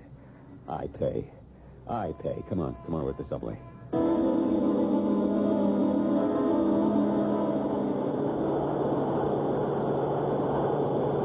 Would you get the ants out of your pants, Al? So we changed it Ronnie Plaza to a local. What are you going to do when you get to 35th and Neely? I'm going to get off and go upstairs. We get off, we could be late for work. You don't have to come. Listen, the way you're acting, as a friend, I wouldn't leave you for a minute. I ain't got enough moxie to argue. Anyway, here it comes. How do you know? I can't see. I know. There, you see? We're coming into the station. Yeah, okay, but we're not slowing down. What? We got to slow down. This is a local. Some train has got to stop here. Maybe there's some other local, but this one isn't going to stop. Marv, there is a station there, isn't there? Sure. It says 35th and Neely, don't it? Yeah, that's what it says. Or said. We're already past it. For some reason, trains just don't stop there. But I told you last night. That was a dream, Alvin. I was standing right over you, and we passed right through as usual. You didn't get off. Nobody got off. Whatever this station is, there just isn't a train that stops here. I didn't feel well that morning. My mind wasn't working properly. I might have thought of calling the transit authority. But everything I did was automatic. I laid out my patterns, and then at lunch, I went to the doctor with Marvin leading me by the hand like I was a baby. It was nearly quitting time before I got back from the doctor, and Goldman was fit to be tied. So, what are you going to claim now, Alvin? Seniority? You take almost the whole afternoon off without a word? Well, I was to the doctor. Doctor? You couldn't see him on your own time? Maybe it was your head that needed examining. Look what you did here. And your friend Marv already cut, so what can we do? I'm in the factor's hands already. But what is it? Mr. Goldman expected 3 more dresses out of these bolts of cloth. Didn't I tell you to skimp on the pattern? Oh, I forgot. You forgot? How could you forget with that? Look, I'm sorry. I went to the doctor. Only the doctor. You'll give me heart failure. The poor line is a disaster before we even cut one dress. I might as well end up in bankruptcy. Freiberg, you're fired. I don't want to see you again. You're lucky I don't fire your friend Schreiber. Mr. Goldman. Don't give me any argument. All right. It's quitting time. I'm in enough trouble with the union to begin with, so let's close up. Maybe tomorrow, maybe next week, we won't open again. That's the way things are. Marv, I'm sorry. Forget it. Let's have a fling. Heaven knows we need a lift. Come on. I'll buy you a drink at Levin's before we take the subway home.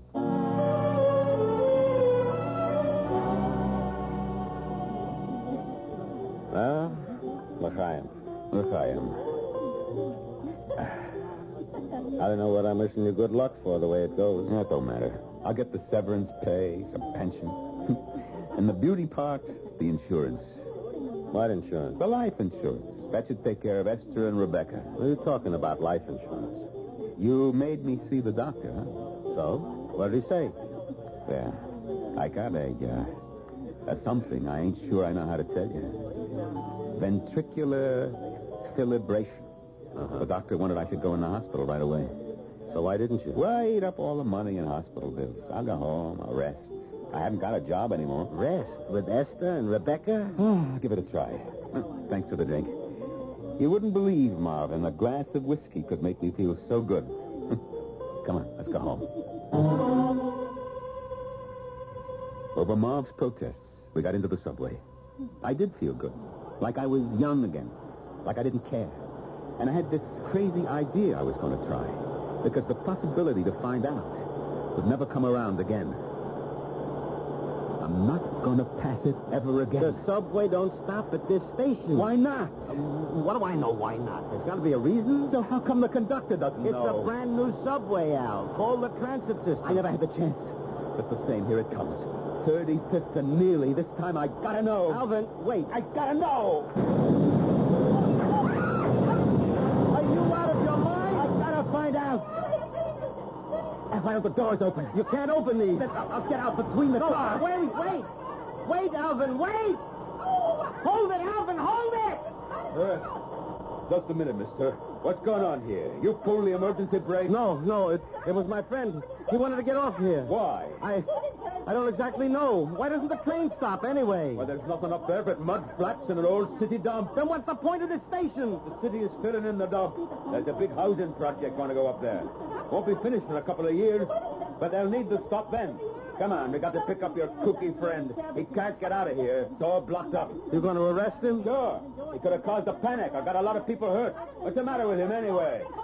I don't think I could explain to you, officer. Except, it's his heart. Hello, Alvin. Sarah, you were waiting again. So this time I knew what subway you'd be on. Come, my darling. Let's go home. That's all I want. That's what you got.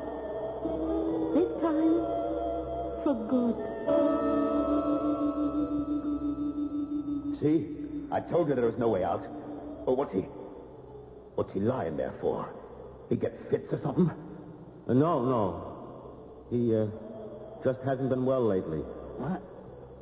Hey, you ain't just whistling, Dixie. I'm sorry to tell you, mister, but your friend is dead.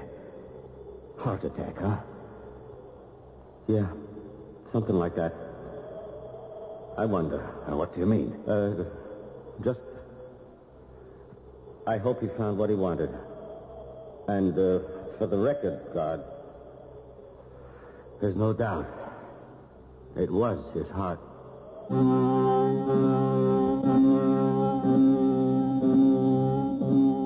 Tragedy, or something nearer to all of our lives.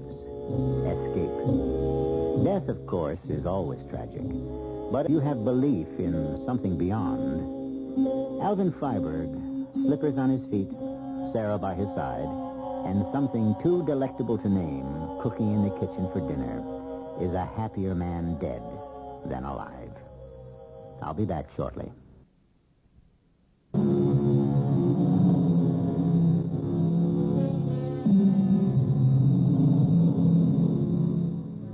It was Elizabeth Barrett Browning who wrote, "I love you with the breath, smiles, tears of all my life." Alvin Freiberg could never have expressed himself so well, but beyond question, he felt as deeply for his Sarah as Elizabeth Barrett felt for Robert Browning. The quiet, unnoticed ones love as deeply and perhaps more securely than the great or famous. Let this be Alvin's epitaph and the end of his story. Our cast included Norman Rose, Nat Pullen, Carol Teitel, and Bryna Rayburn. The entire production was under the direction of Hyman Brown. Radio Mystery Theater was sponsored in part by Anheuser-Busch Incorporated, brewers of Budweiser. This is E.G. Marshall inviting you to return to our Mystery Theater for another adventure in the macabre. Until next time, pleasant dreams.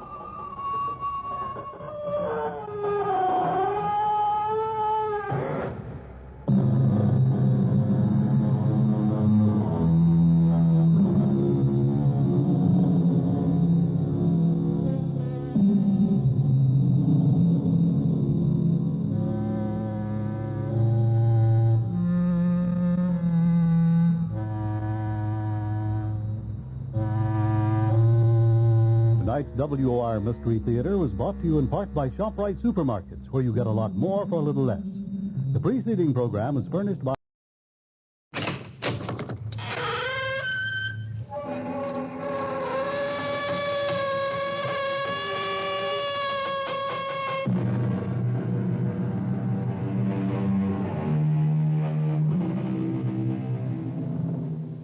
Come in. Welcome. I'm E.G. Marshall. This is going to be a story that's almost unbelievable. Almost. A thing will happen which people, scientists included, will tell you cannot possibly happen. As your parents or grandparents were told that radio could not happen, television, heavier than air flight, and space travel could not happen. The thing is almost impossible. However, Kathy and Doug Sellers live in a middle-class suburb. Their neighbors are people to whom they say good morning, with whom they discuss the weather and the crabgrass. That's about the extent of the neighborliness. So that Doug is surprised this evening when Kathy says, "Early dinner tonight. We've been invited next door to spend the evening." Oh, the Carters, they invited us over? No, not the Carters. No, next door the other way. The Joneses. Well, They just moved in yesterday. I know you wouldn't think they'd be ready for guests so soon, but they're completely settled in. I never saw anything like it. How come you saw it in the first place? Well, I went over there. She's such a little thing. I just thought I'd go over and see if I could help. That was neighborly of you. Well, but there wasn't anything to help with. You like her? She's nice, yes. Her name's Tootie. Tootie? I said we'd come, okay? Oh, sure, of course. He's kind of funny looking. Well, they're quite small, both of them. Yeah, but he's got a big head. I know they can't help it, but somehow small people with big heads put me off.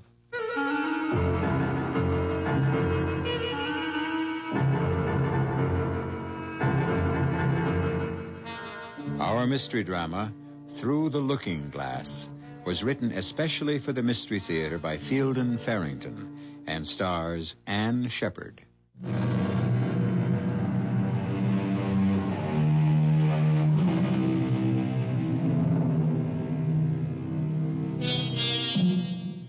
There is a certain excitement in meeting new people who may or may not turn out to be friends. Friendship, not to be confused with acquaintanceship, requires so many parallels of taste, viewpoints, needs, backgrounds, and the like, that it's quite remarkable we see as much of it as we do. Kathy and Doug Sellers are calling to spend an evening with two strangers who, obviously, would like to become friends. Hello, Kathy. Oh, I'm so glad you could both come. Hi, Tootie. This is my husband, Doug. Oh, how do you do? How do you do? Well, please come in. I want you to meet Sid. Sid? Oh, he's upstairs. Sometimes he's so slow getting ready for anything. Well, won't you sit down? You really are settled in, aren't you? It's very nice, too. Everything looks brand new. Oh, yes, it is. Well, can I get you a cup of coffee or... Oh, dear, I don't think we have anything to drink. I mean, like... Oh, coffee's fine. Hello down there. I'll be right with you. Sid, do we have any... You didn't get any whiskey or anything, did you? No, I'm sorry. I am sorry. I should have thought of that. We don't drink at all, you see.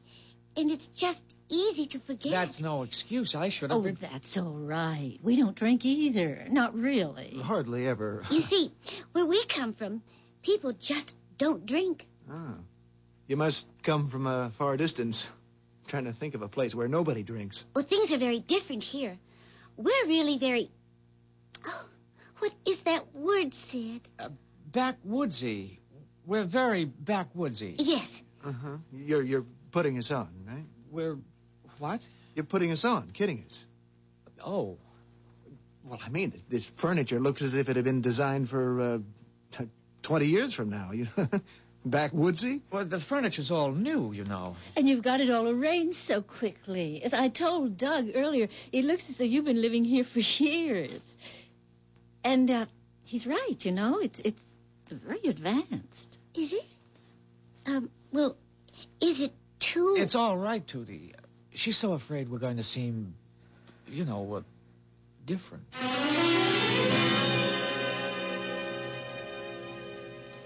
Doug, did you hear what Tootie just told me? Sid's in the same business you're in. No kidding. Are you an inventor, Doug? No, I'm more like a designer, actually. Internal combustion engines. Oh, we're not too far apart.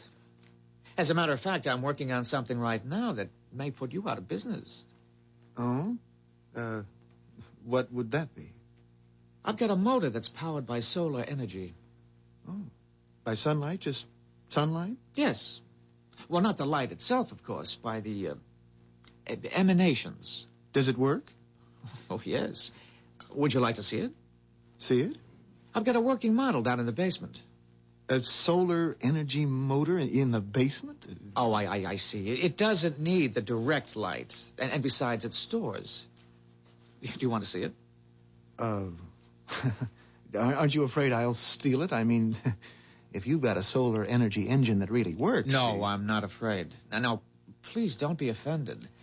I've had to work out some pretty radical new mathematical concepts that, well, you wouldn't understand them just looking at the model. Nobody would. Okay. I'd love to see it. Good, come along. The good thing about it is you don't even need a sunny day. All you need is the sun on your side of the earth. Would you like more coffee?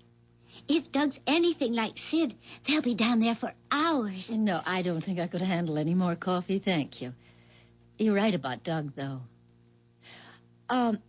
Where did Sid work before you came here? I mean, maybe he worked for somebody Doug knows. Well, he didn't actually work for anyone. He's always been just an inventor. Well, Doug knows so many people in the business. We moved around so much before we went to work for Driscoll Motors. I just thought we might have some mutual friends. No. I mean, it doesn't seem likely. We haven't lived anywhere but, you know, there and now here. Well, where did you live before? It was just, well, like a different world almost. That's why I'm so pleased about tonight.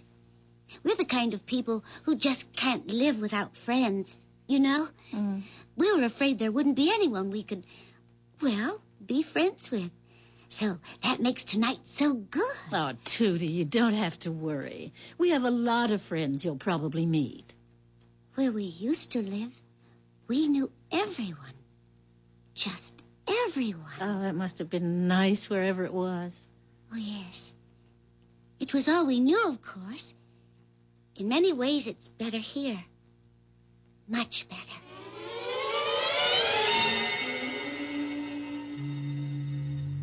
It's so quiet.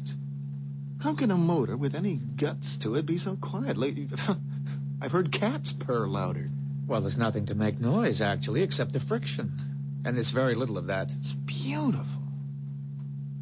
How big would it have to be to power, say, an automobile? How big? Well, this engine itself would pull a freight train. So 12, maybe 15 cars. That little thing? Energy doesn't come in sizes, Doug. With refinements I'm not tooled for here, a motor like this could supply all the electricity a medium-sized city would need. You're kidding. It has implications, as a matter of fact, that could lead to the obsolescence of electricity itself. Man, you are talking revolution, you know that? It would be a tremendous step. Yes, it would almost certainly entail some dislocation. Dislocation? It would bomb out just about everything our society is based on. Well, the short-term adjustment would be severe, I don't deny that. Temporary chaos. The gain would be long-range, not immediate. Ooh, scares me. No kidding. You don't know what you've got here. Oh, yes, I know. What I have here is a device, a ridiculously simple little device which would make the air we breathe sweet and pure again. Make the oceans, the lakes, and the rivers habitable for marine creatures. Put an end to nervous breakdowns from the sheer clamor of civilization. As you say, destroy everything today's society is based on. Well, today's society isn't exactly utopia, I know that, but, Sid, it's the only society we've got. Would you like to see the design on paper? Talk about the math involved. Well, you said I couldn't understand the math anyway. No. I said you couldn't understand it simply from looking at the motor. Actually, like the motor, the math is quite simple. I can't tell you how glad I am that you could come over and just, you know, visit. I'm afraid I've talked too much shop to Doug, though. Huh? Oh, no, not at all. I'm sorry. I guess I'm sort of preoccupied. Dinner next time, all right? Okay. I'd love to watch that gadget of yours turn out a whole dinner. Let's go, Kathy. I mean, I do have to get to work early tomorrow. I'll be in touch, Sid, okay? Good night. Good night. Good night, and thanks again. Did the prove neighbors? What did you say, Tootie? I say, did the prove... Oh, I'm sorry. We agreed not to speak that way, not even when we're alone. Oh, I keep forgetting. Did you approve of the neighbors? Yes. On the whole, yes, I think so. What did you think of her? Well, it's hard to get used to these big, clumsy people, you know. But I rather liked her. She's a little inquisitive, but I guess that's natural. It's nothing I can't handle. He's a good man. He does have that stupid short-sightedness they all have. But I think he'll do.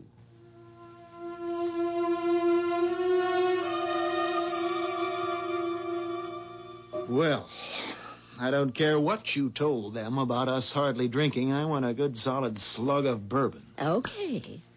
Something happened? What? Did he tell you where they're from? Where they moved here from? No, I don't think so. Well, she's a pretty close-mouthed one. Aren't you even going to put any water or anything with it? He's quite a guy, that Sid. How do you mean? But when Tootie... what kind of a name is that, anyway? Anyway, when she called him an inventor, she sure wasn't kidding. Did she say anything about where they came from? I told you I spent the whole evening trying to find out where they're from. But she's slippery as an eel. I didn't get to first base. People don't give things away. You have to be suspicious when a man wants to give something away. I think he was completely cracked, except that crazy math of his works. So does his engine. I don't have any idea what you're talking about. He wants to give it to me. Now, you can't tell me there isn't a catch in that somewhere. He just wants to give it to me. The whole thing, no strings attached. Give you what? Look, he's got this machine, this motor, this engine. Designed it, built it himself, he says, invented it.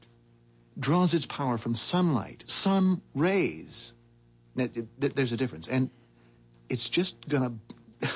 it's gonna blow the whole world up, that's all. A bomb? You mean a bomb? Oh, no, just the opposite, I guess you could say, only... Good Lord, the mess it could make. It's like we made a wrong turn 100 years ago or so, all of us, our whole society, and what he wants to do is to back up and make the proper turn. But you just can't wipe out. It's a very scary thing. Kathy. What am I gonna do? Well, I don't really understand the problem yet, Doc. Okay. He's got a machine that takes its power from the sun, okay? Okay. Yeah, and that's about the size of a small vacuum cleaner, and it could power a city. It could. I've seen it. I've seen the blueprints. I've learned the math. Learned it, mind you, in half an hour. And all our old math, everything I spent my life learning, it's all just silly kid stuff. He wants... Did you say he wants to give all this to you? Now, figure what it means. Everything we know is down the drain. Now, just think about oil. You've got 50 billion or so barrels of oil tucked away, and you're using it to make the world market go where you want it to go. All of a sudden, your 50 billion barrels of oil aren't worth the price of half a dozen loaves of yesterday's bread. It's not going to make you happy. It's going to make you feel very, very restless and insecure. Or you manufacture, or all your money is in something or other power and light company, or you work in a gas station, or you're a coal miner, or I don't care, you're anything. Whatever you do for a living, it's dead. And Sid wants to give the damn thing to me. Maybe I don't blame him. Wouldn't there be a lot of money in it? For us? Millions. Oh, hell, more like billions. Take it. I'm not even sure money would have much value anymore. Apart from everything else, I've got this feeling I'm being used.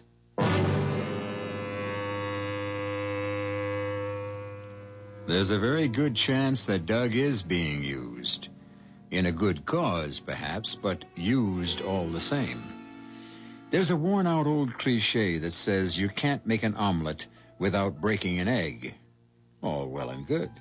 But what if the egg that's getting broken is the world you've grown up in, the only world you know? It could make you feel pretty uncomfortable. I'll be back shortly with Act 2.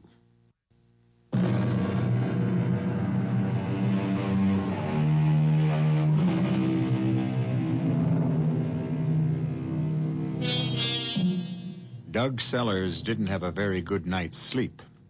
He and Kathy spent most of what was left of the night talking about their new next-door neighbors, Sid and Tootie Jones. That is an odd name, Tootie, isn't it? At any rate, Doug's mood isn't the best this morning. I'm going to have a talk with old Driscoll today. About Sid's gadget, the solar thing? About how hard the guy's working trying to give it away. There's something spooky about that. I don't like being spooked. You said Sid's crazy to give the thing away. Aren't you doing the same thing if you tell Mr. Driscoll? If I decide to take that nutty engine from Sid, and I haven't made my mind up yet. I couldn't possibly handle it on my own. It's going to take a lot of money to get a solar-powered motor in production. I'm not even sure Driscoll Motors is big enough. But won't you have to give some of it to Mr. Driscoll if you bring him into it? Only if I decide to accept from Sid. And if I do, the whole thing was a gift to me in the first place. Well, I just thought... Oh, well, you know best. If you want the truth, I don't know a damn thing.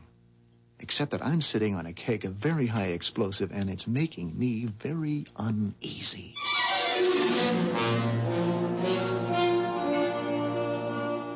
So, that's it, Mr. Driscoll. The motor works. I saw it work, and it's just... You wouldn't believe it without seeing it. I studied the engine, too, and it would be simpler to make than most of what we're doing now. Simplest thing you ever saw, really.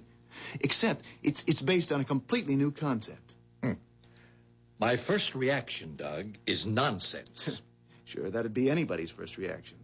But not yours? Well, mine at first, yes. But then I saw the damn thing, Mr. Driscoll. I saw it. No doubt in your mind now? None. I'm as skeptical by nature as you are, but the thing works. And it's going to knock everything we know right out the window. Well, that won't be permitted, of course. Now, what I'm interested now is... He offered you all rights?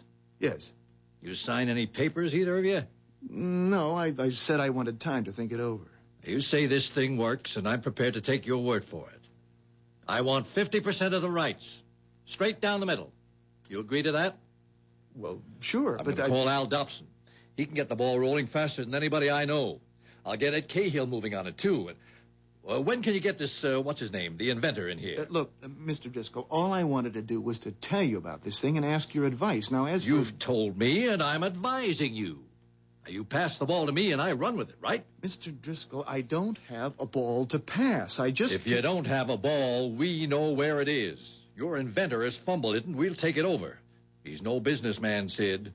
Would he have offered to give you a thing like solar energy if he were a businessman? Well, the thing is... maybe we don't actually have the ball yet, but we... Look, Mr. Driscoll, you said... What was it you said?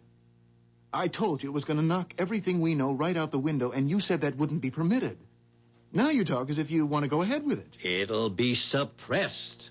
Don't you worry about that, Doug boy. They'll buy us out. Oh. You think the oil industry would let a gadget like this go on the market? Not in a million years. And the auto manufacturers? Good Lord. Think what it would mean to them, just the retooling alone. Don't you worry about it, Doug. They'll buy us out. I don't think Sid Jones will go along with that. He'll go along. I told you, he's fumbled. When you fumble, you lose the ball.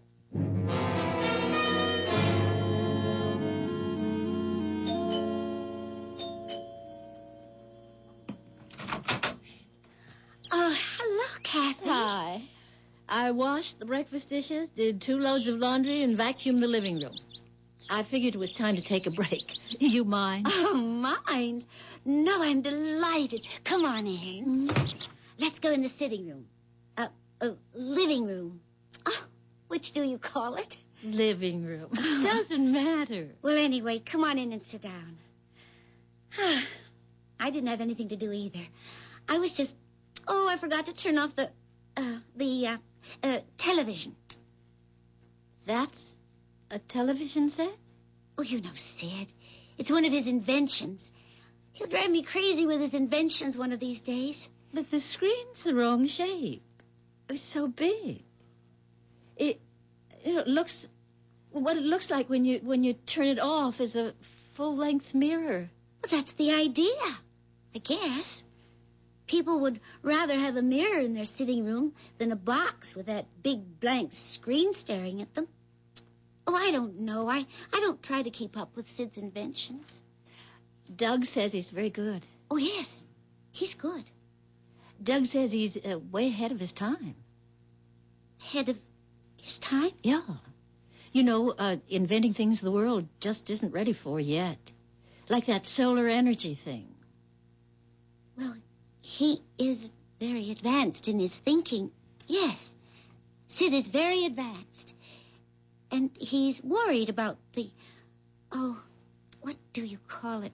The ecology. Yeah. Tootie, Doug was very upset last night. Oh? Sid wanted to give him that solar energy thing. I mean, you just hand it over to him. Let him take out the patents and take all the credit and make all the money. Oh. Sid didn't tell me he'd gone that far. Why would anybody want to do a thing like that, Tootie? You know, it looks funny. Actually, how it looks to Doug is suspicious. Why doesn't Sid apply for the patents himself? That's what anybody else would do. He can't. He can't? We aren't American citizens. Well, I can't see what difference that would make, really. There are plenty of American patents held by people who are citizens of other countries. Doesn't Sid know that? Well,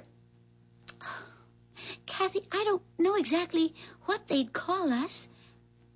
Unregistered aliens. Something like that. We're actually not in the country legally. We don't have any papers or any of that. I see.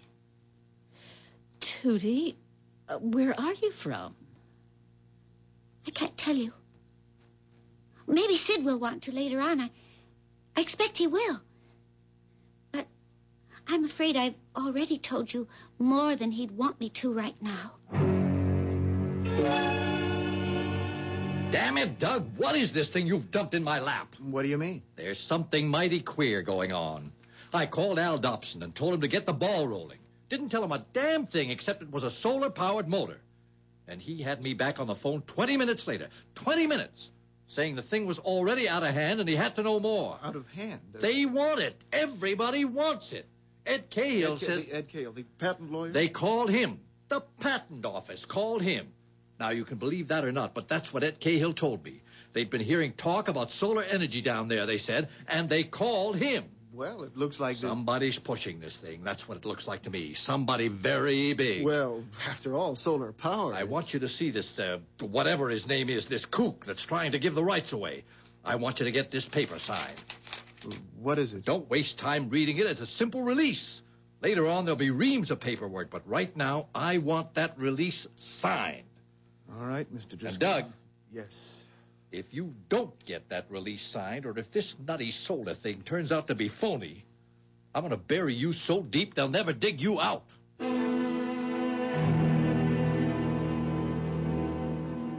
should never have talked to Driscoll about Sid's invention. What happened? Oh, hell broke loose. As nearly as I can figure, Driscoll's committed himself in 2 or 3 places without having a damn thing to deliver. Everything's moving so fast, it's a mess, that's all. Dear. I talked to Tootie this morning, like you said. Hmm? You find out anything?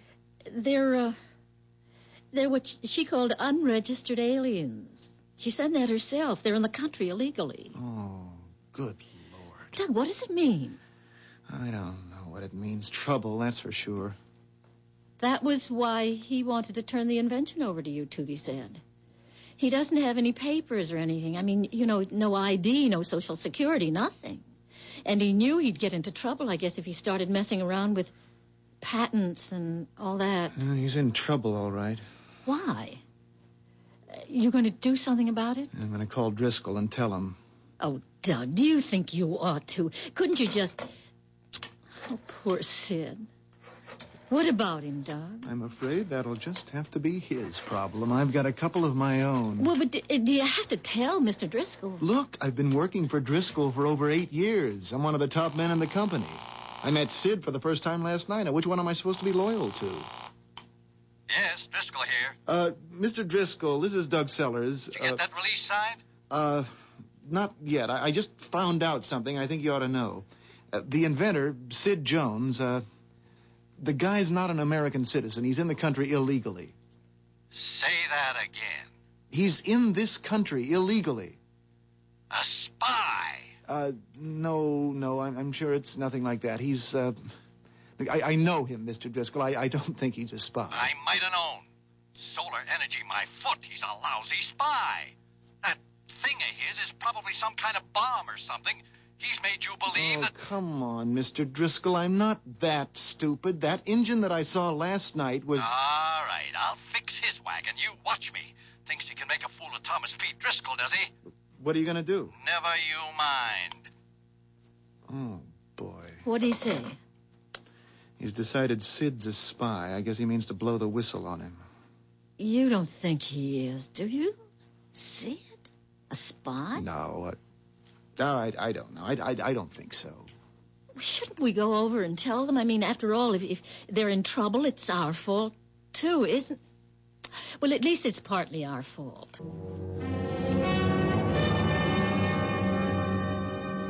Yes, things seem to be moving along very nicely. Nicely? Sid, he thinks you're a spy. Tootie, I'm sorry, but... Well, I always tell Doug everything, you know. It's all right, Kathy. Oh, please don't feel badly about it, either of you. It's all right. The patent office was interested, you say. That sounds very good. Don't you think you ought to... Look, I mean, old Driscoll is going to do something. And that's for sure. And if you're not in this country legally... It's all right, Doug. Really it is. Did you say this Mr. Driscoll gave you a paper he wanted me to sign? Well, yes. Do you have it with you? Yes. Sid, Hmm? There is something very odd about all this. I mean, you're giving away... Sid, do you realize what you're giving away? Yes. What? Tell them, Sid. Don't you think they have a right to know after all that's happened? Yes. I want to show you something, Doug. You and Kathy. Oh, the TV. It's another of his inventions, Doug, the television. Did I tell you about that? I don't think so. I don't remember. Actually, it isn't a television set at all, except as you break the word down. Tele for distant seeing. Even so, it isn't that kind of distance. And I get only one picture on it. Always the same picture. Only one picture? Yes, I'll show you. That's the picture. Oh, it's not very pretty, is it? Looks more like a moonscape than anything else. Except for those mounds or domes or whatever they are scattered around. How come it's black and white? There isn't any color there, Doug. In the scene we're watching, you'd see it if there were. It's just gray. There's no color at all. Is it a movie? A science fiction movie or something like that? Oh, no. It's quite real. Well, it can't be the moon unless the other side has put domes up there and we don't know about it. No, it isn't the moon. Tell them, Sid. It's our home. Tootie's and mine. That's where we came from. That's where we've always lived.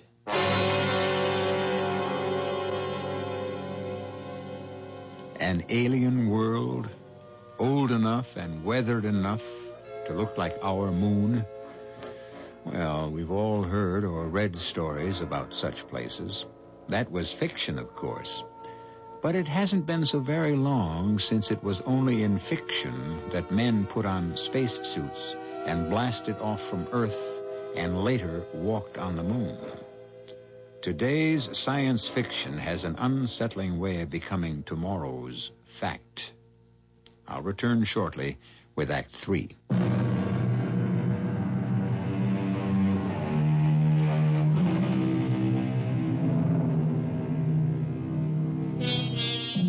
Doug and Kathy Sellers are watching spellbound, but more than a little repelled, a television picture. Something like a television picture, at least, on a screen that becomes a full-length mirror when it's turned off. The picture is a dismal one. A bleak landscape, gray, rocky, and barren as the moon's surface, except for several dome-like structures placed here and there at apparent random. This, Sid and Tootie Jones claim, is their home. There's no place like that on this planet, Sid. No place that I ever saw or heard of. It's on this Earth. We're not space travelers. Oh, I don't blame you for wanting to leave it, wherever it is. Well, if you're not space travelers, then what kind of travelers are you? Let's all sit down. It's a long story. Shall I turn it off, Sid? No. Leave it on. Somebody might come out of one of the domes. They'd be interested in that. What kind of travelers, Sid? You've already guessed it, I think. Yes, we're time travelers. Time travelers? Then when is that? That picture you've got on the screen. Two questions there, really. Where and when? To answer the first, it's right here, Doug. Right in this very neighborhood, on this very spot. Well, then... When? Yeah. The year you're looking at is 3987. A little over 2,000 years from now. And that's what this neighborhood looks like? That's what the whole world looks like, Doug. Worse. This is a garden spot. Oh, it's some kind of trick, isn't it? I mean, it's just something you invented. More like something you invented. You, all of you, in the next few generations. That's misuse of the Earth's resources. All of your mistakes carried out to their final, inevitable conclusion. You're looking at the end product of your era's short-sightedness. I just don't believe it. Well, there it is. You can see it. Well, then it wasn't it wasn't bombed out? The A-bomb, the H-bomb, all the alphabetical bombs that came after? No, they were never used. Except to waste the Earth's substance and terrify its people. There, on the screen. Somebody's coming out of the B7 dome. Can you see who it is, Sid? No, not to be sure. Forex, most likely. I think it was his turn at B7. What's he wearing that thing for? Looks like a spacesuit. Well, that's what it is. We call them Atmos suits. There's no atmosphere now. None, at least, that's breathable. Except underground, where we convert it. Good Lord. Yes, we live underground. We come out now only to run tests. The toxicity of what's left of the atmosphere isn't very stable. We have to draw it in and purify it, so we need to keep abreast of what we're up against. And pump the impurities back out? Yes. And that increases the toxicity? Yes. The problem isn't solved. We're living by stopgap measures. We have some time, though. There's a lot of air out there, even though most of it is poison. And there aren't very many people to breathe what we salvage. How many? Well, in B7... Oh, you mean worldwide? Yeah. Oh, around 700,000. Between 7 and 8. In the whole world? Actually, that's a lot. It was down closer to 100,000 when we finally got the underground communities established. We were that close to extinction. We're the only survivors. Everything else is gone. We're here on a mission. You must have realized that. What kind of a mission? A very simple one. We're here to save the world.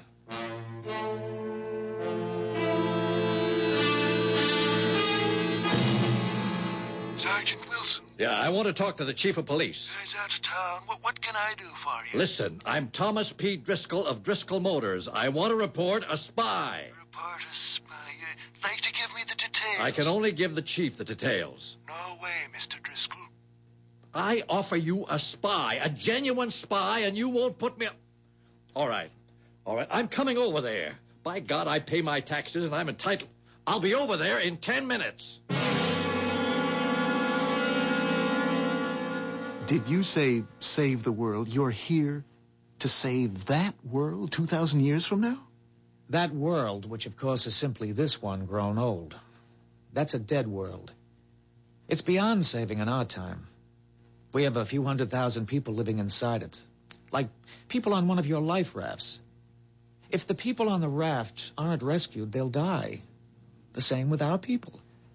They'll die, or their grandchildren will, or their grandchildren. We few have survived the catastrophe temporarily. And so you've come back here, back to our time with the only treatment that can possibly save the world. We have a cure for its sickness, and we mean to administer it.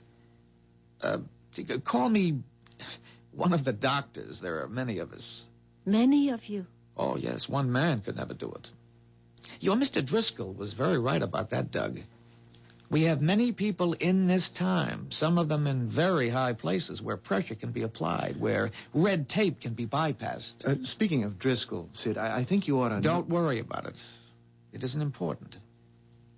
Now, will you let me sign that paper he gave you? All right. I've read that the people of your time set great store by pieces of paper with signatures on them. What are these numbers you put under the signature? Oh, that's just to make it thoroughly legal. That's my designation in my own time. 6D48M. We have numbers instead of names, although we still use nicknames. Mine actually is Sid from 6D. My designation is 2T93K. Tootie. 2T. That's kind of a cute name, though, once you get used to it. Well, if you had time travel, I mean, why did you wait until the world got into such a state? Time translation is a relatively recent discovery. But why this particular time? I mean, why not earlier or later? Oh, no, irreversible damage has been done at this time. As a matter of fact, it was at this time and point that the depletion of resources began accelerating so rapidly that it got out of control. Any later would have been too late. Well, much earlier, you wouldn't have had the technology needed to use what we wanted to give you. I hope I haven't spoiled it for you. For all of us. No. If it doesn't work, it's nobody's fault but my own. I made the decisions. It was my assignment.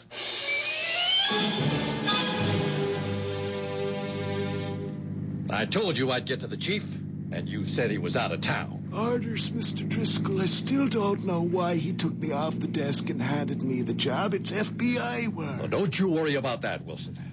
You think the two of us will be enough? I mean, if he should decide to shoot his way out or something like that. There are 2 carloads of good men following us. The house will be surrounded when we go in, and there won't be a chance of us getting away. Yes, there's a car stopping out in front now. Tootie, will you turn the screen off? I already did. Oh, Lord, it's old Thomas P. himself. Mr. Driscoll. And the cop. Odd. I thought it would be your FBI.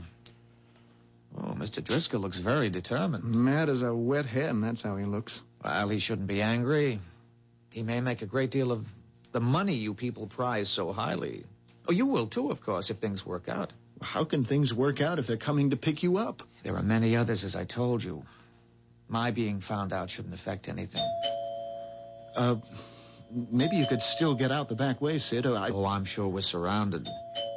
Oh, people are very impatient in 1975. I'll let them in. Is your name Sid Jones? Well, that's what I'm called, yes. Won't you come in? Put the cuffs on him, why don't you? He's your spy.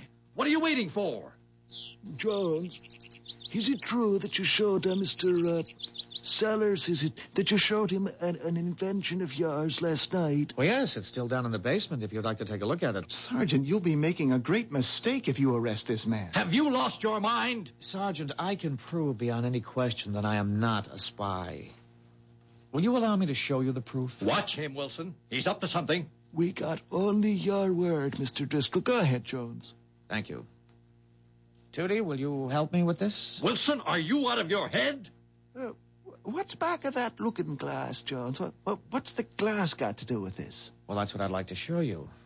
There's no danger, I assure you. No danger, he says. Just don't try anything. Tootie? The 3rd button? Yes, the 3rd button. What's happening? That's no mirror. Look at that thing. It was turning all milky, foggy. Wilson, why don't you do something? He can't get away. Give the guy a chance. I think it's ready now, Tootie. Stop her! For God's sake, somebody stop her. She's disappearing into that looking glass thing. Goodbye, Doug. Goodbye, Kathy. Thank you very much, both of you, for all you've done. Stop right there, Jones. Stop, or I'll... Or you'll what? He's gone, you idiot. You let him walk right through that looking glass. It's changing again. Look, Kathy, it's making a picture. Oh, my God. A park. It's a beautiful park with trees and flowers and people walking around. And not in those miserable spacesuits either. No. It's bright, pretty clothes. and children play. Oh, Doug, it must... Look, there's a dog, a little poodle. For God's sake, what kind of mirror is that? Break through it, you fool. Smash it. I don't care what it is. Smash it. I guess you're right. Now, please stand aside, all of you. What are you going to do with that gun? Just use the butt of it to break the glass, ma'am. Now, please stand clear. There's nothing back there but the wall. Just a plain blank wall. Oh, I almost forgot. Here's that release you wanted Sid to sign, Mr. Driscoll. I don't want the damn thing. I don't want anything to do with him and his magic mirrors. I don't want any part of any of it. I don't think you really have a choice, Mr. Driscoll. That was a park we saw through the looking glass before the sergeant here smashed it. And if they have a park, we have solar energy. We couldn't change it if we wanted to.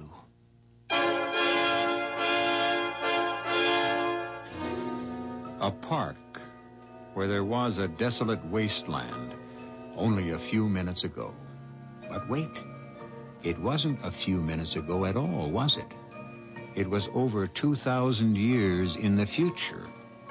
And what this implies is that there are at least two quite different futures, both possible, which in turn implies that we have, at this exact point in world history, reached a crossroad. I'll be back shortly.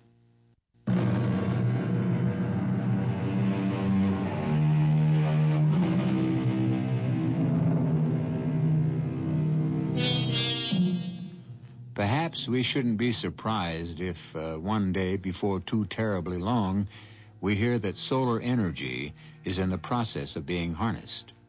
In any case, I believe that 6D48M, alias Sid Jones, has given us something to think about. Let's hope the right people do the right kind of thinking. Our cast included Ann Shepard, Jack Grimes, Evie Juster, Russell Horton, and Ken Harvey. The entire production was under the direction of Hyman Brown. This is E.G. Marshall inviting you to return to our Mystery Theater for another adventure in the macabre. Until next time, pleasant dreams.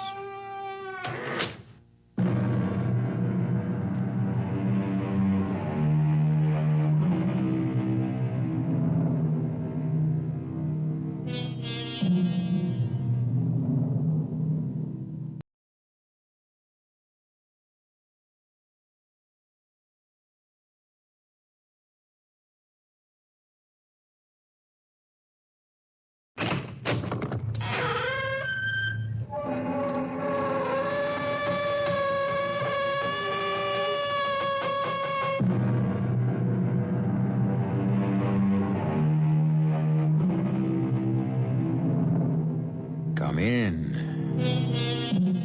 Welcome. I'm E.G. Marshall. This time, a mystery. A puzzle, if you will, which I challenge you to solve. As with all mysteries worthy of the name, each clue will be honestly and plainly presented to you.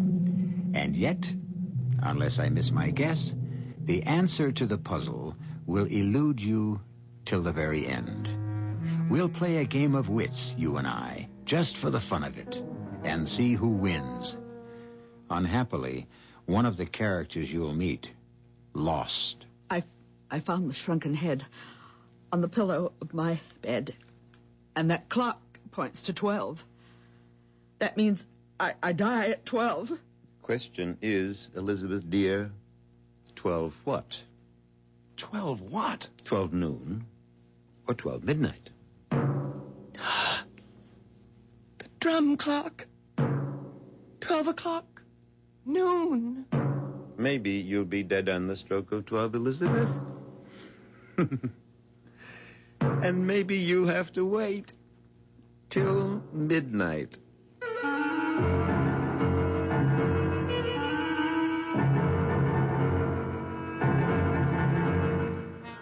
Our mystery drama, Sting of Death, was written especially for the Mystery Theater by George Lothar and stars William Prince.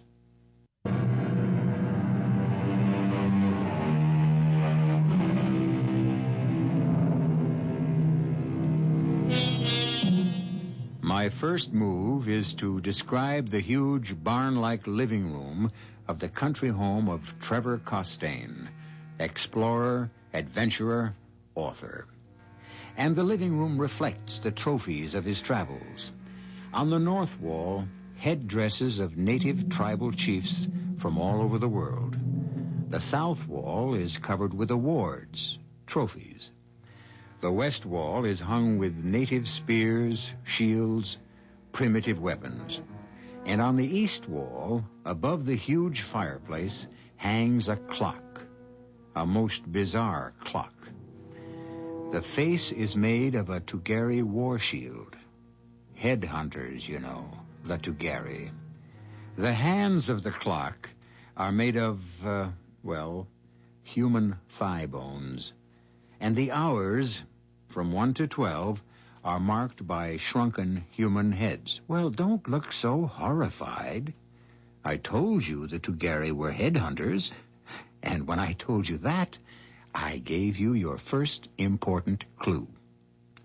See what you can do with it. Liz, give me another drink. Trevor, the doctor. I know, but if I'm going to die, I'm going to die happy. Dad, the disease. You know what alcohol does to you because of it? I'm in enough pain, Forey. Stop calling me Dad. He is your son-in-law, Father. Don't remind me, Jackie. Liz, that drink, please. Some son-in-law. Some husband. An alcoholic who's put you through purgatory since the day you married him. That's ended now. I haven't had a drink since I joined AA 5 weeks ago. I wish I could believe that. You can. Oh, Forey. Here's your drink, Trevor. Thanks. Oh, Father, you're not going to smoke, too. Did I say I was going to smoke? Well, every time you pick up one of your pipes, Oh, don't worry, Jackie. Whatever disease hit me in Borneo years ago, just a whiff of tobacco sickens me. Give my right arm to be able to smoke these pipes again, but all I can do is polish them, clean them, puff on them, never light them. It's a terrible way to live. I'll be glad when I'm dead. Oh, don't say that, Trevor. You sound as if you'll be sorry when I'm gone, Liz. I will be. Why lie to me, Liz? Our marriage has been anything but a happy one. We put each other through the ringer the way our long-haired son-in-law put Jackie through one. Different kind of ringer, that's all. Oh, that's over now. Everything's over. For me. Oh, Father, please don't get up. If you want anything, Got to get up and ease the pain. Just want to get those pipe cleaners on the mantel and... Oh, blast. You dropped your drink. All over me, I'm afraid. Sorry. Spasm of pain. I'll make you another. I'll have to change these pants. Father, sit down. I'll get the pipe cleaners. Oh, I can't do a thing for myself anymore. Not a thing. Jackie, what about the divorce? Well, I've given Forey... Here the pipe cleaners. I've given Forey another chance. Waste of time. You know that? It's probably hopeless, but in common decency, I can't let him down. He depends on me, Father. A weakling. He's a weakling. Well, some men are. Not Rod's champion. He was a man for you. I told you that. Your drink. Thanks. Raj will be here tomorrow, Jackie. Going to spend a few days helping me straighten out my affairs. Why don't you and he try to get together? See if you can still hit it off? Father. He's the... What the devil? What? The clock. That headhunter clock over the fireplace. Look at it. That's strange. One of those awful shrunken heads is missing. The one that marked the hour of 7. Oh, Father, what happened to it? I don't know. I just noticed it was missing this minute. Look around. See if it's on the floor. Oh, if it is, I'd just as soon... Look around, I said. I can't. All right, dear. All right. Jackie, you look and see if... Oh, that was Forey. Something's happened. Good heavens, what could have... I don't know. Look at this. Look at this. Look. The head off the clock. Oh. What are you doing with it? It was on the pillow of my bed. Your pillow? It was just lying there, smack in the middle of the pillow. Forey, this some kind of gag? Did you take it off the clock? Oh, why would I do a thing like that? I don't know. But then I don't know why you've done a lot of things you've done. Dad, I tell you, All right. We'll put it back on the clock. The hour of 7. Yeah, sure. Somebody's playing games. Somebody with a sick sense of humor. And I... Oh. Forey, what? Father! Catch him, he's falling. Oh, sorry! Get away, Jackie. Let me see. Is he... Dead? Yes. Drum clock in the hall. It's 7 o'clock. The shrunken head. The hour of 7. Forey found it in his room, on his pillow. And now he's dead. What does it mean? What?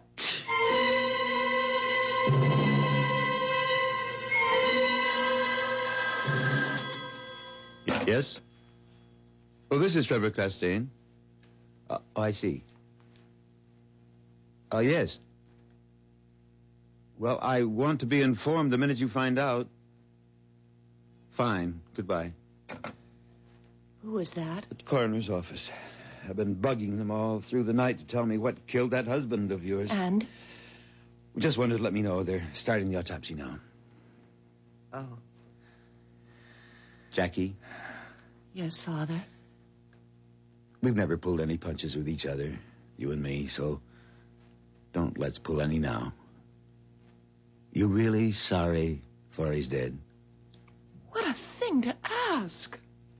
What's the answer? I don't know.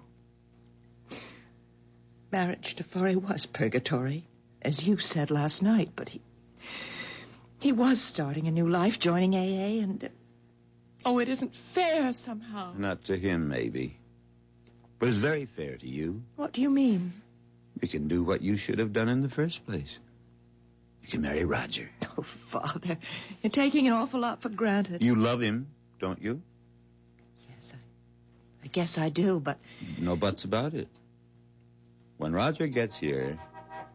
Hey, sounds like he's here. Come on.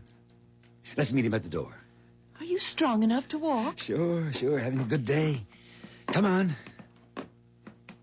Can't wait to see him. Best safari manager I ever had. Never took any guff from me either. Didn't have to. He's a fine man, Jackie. Fine man.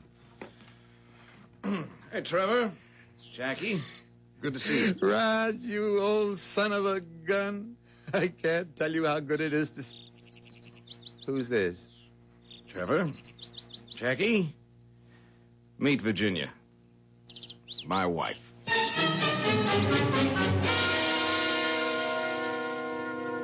You've no idea. No idea at all what killed Forey? Well, they're doing the autopsy now, Raj. Coroner Dr. Dodd is a friend of mine. You'll let me know what they come up with as soon as they know. Help yourself to a drink, Raj. Oh, thanks. You? No, almost lunchtime. I have to limit myself. Can't even smoke. And with 3 months or less to live. Hell of a way to go out. Oh, hand me those pipe cleaners, will you? Yeah. Here you are. At least you get some satisfaction from fooling around with these old pipes of yours. Yes. Kind of makes not smoking a little easier. You know, Raj, you shocked me when you arrived with a wife. How come? I had plans for you and Jackie. I was in love with Jackie, yes, but when she married Forey, well, that was that. Ginny's a wonderful girl, and she'll be a wonderful wife. Oh, I'm sure. Speaking of Jackie and Virginia, they ought to be back from their walk soon. It's almost... Now, what in blazes What is it? The clock. Look at the clock. A head's missing. From 12. Now, what does this mean? Well, probably nothing at all. It probably just fell off. It didn't just fall off. And don't bother looking for it on the floor. Someone took that head off the clock, Raj. And unless I miss my guess, it means someone else is going to die. Oh, I can't believe that there's any significance. Oh, Father. Roger. Is something wrong? Jackie, your mother's still asleep in her room, worn out after last night. Better get her down here. Why? What's happened? A head is missing from the clock again, this time from the hour of 12. Oh, no. If it means another death, well, never mind. Wake your mother up and tell her to come down here. Liz, stay here. All of you. I'll handle this. Father, when did you discover this head missing? Just now. Seconds before you and Virginia came back from your walk. But, Father, you don't think it can't mean another... I'm afraid it could. Easy, Elizabeth. Trev, she woke up a minute ago to find this beside her on the pillow. The shrunken head. Oh, Mother. Oh, am I going to die? Is that what it means? That I'm going to die the way Forey did? Oh, of course not. 12 o'clock. My head is missing from 12 o'clock. I'm going to die at 12. I know I'm going to die at 12.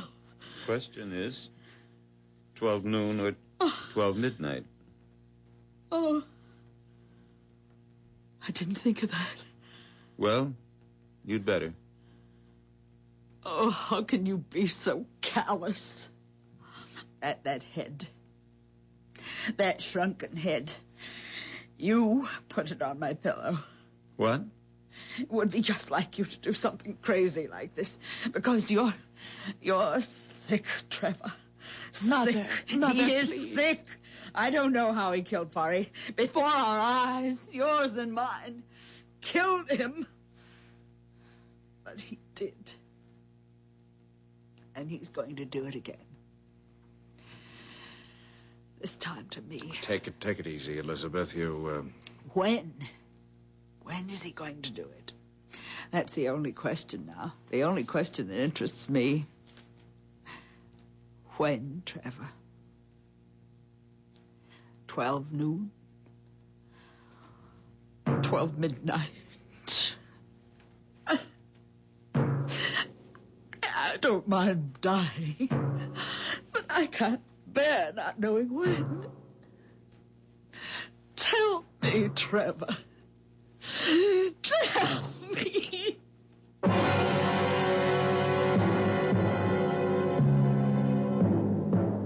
A dramatic scene. And an intriguing one, don't you think? If I were you, I wouldn't at this moment be asking, was Forey murdered? And will Elizabeth meet the same fate? But if Forey was, and she does, how? I'll return in a minute for Act 2.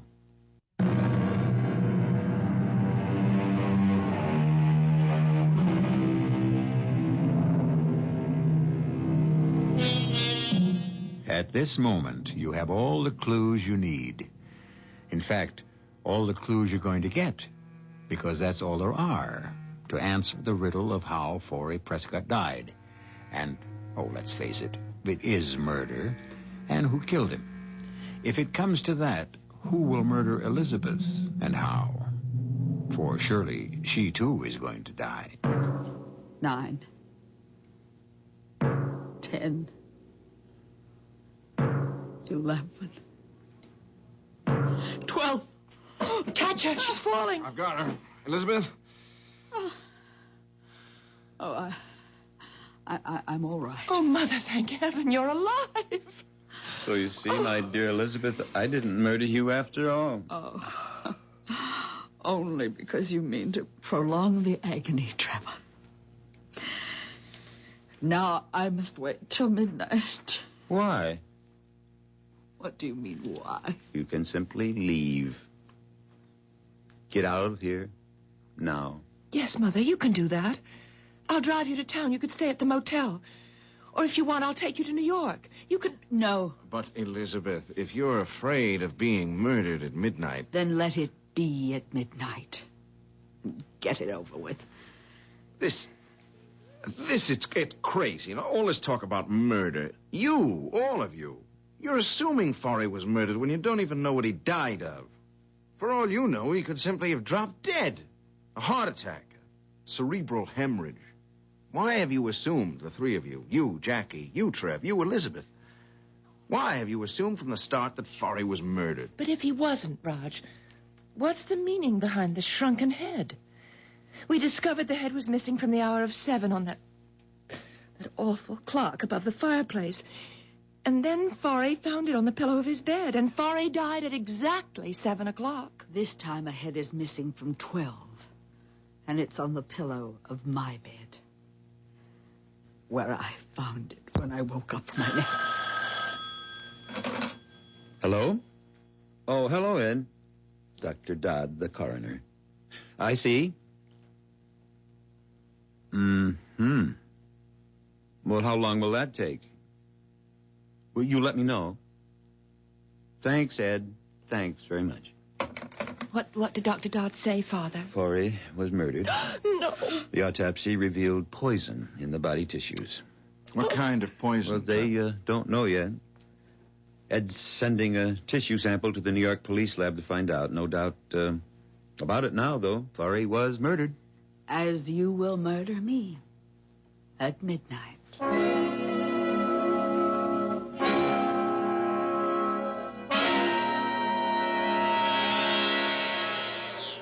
Darling, let's sit down a few minutes before we go back. Oh, Raj, I just had to get away from that awful atmosphere in that house. Look, sweetheart, I'll be more than happy to take you back to New York. And then come back by yourself? Oh, no. Oh, I'd be safe enough, I think. From whom? What? I'm not thinking of the murderer, sweetheart.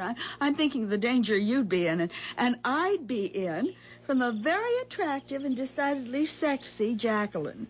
I owe it to Trevor to help him all I can with his records, papers, Lord knows what.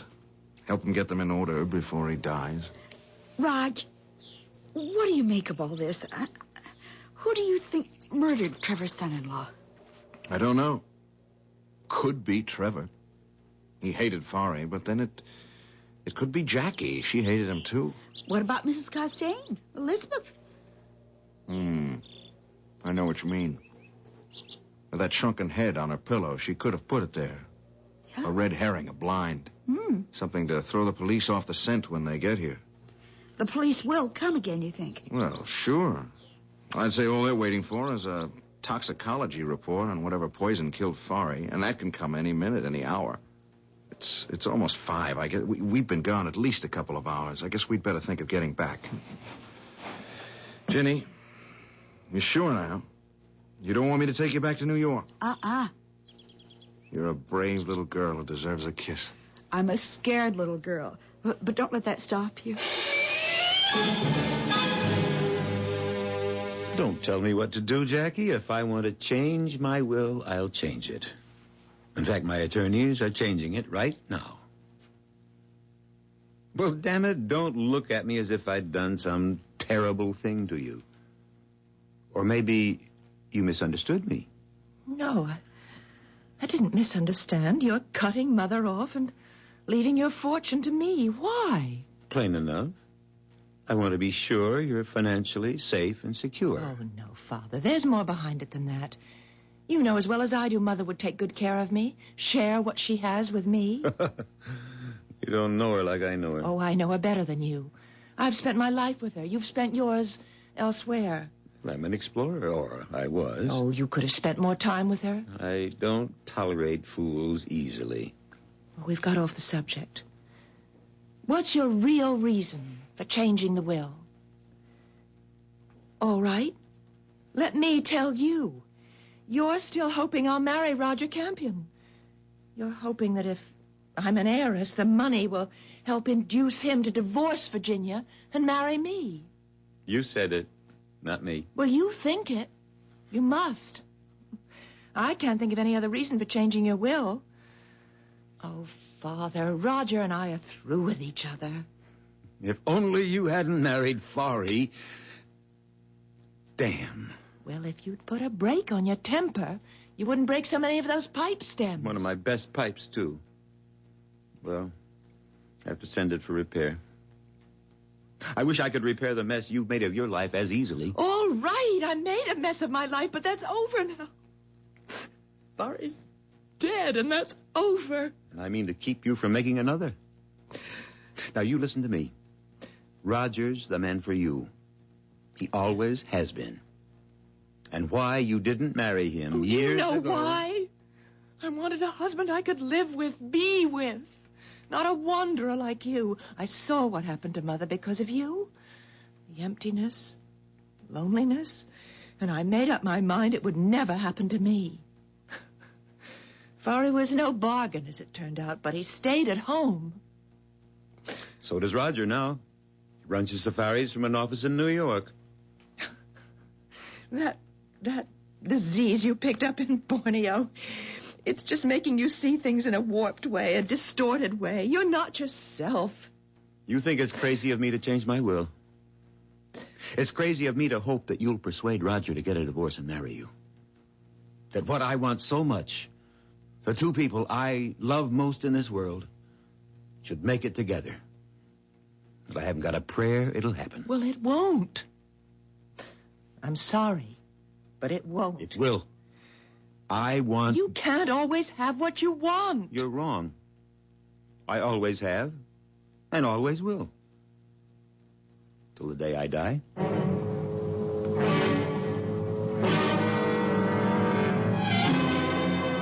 Midnight. It's nearly midnight. Jackie, where's your mother? I told you. She's locked herself in her room.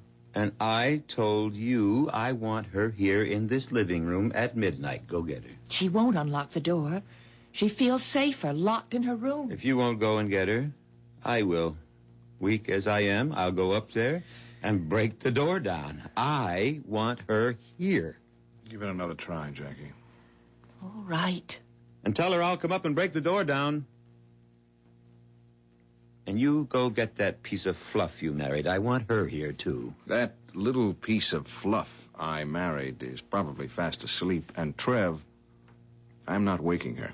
You will do as I say. She's had a rough time since we got here this morning. If I'd known what we were heading into, I wouldn't have come, let alone bring Ginny.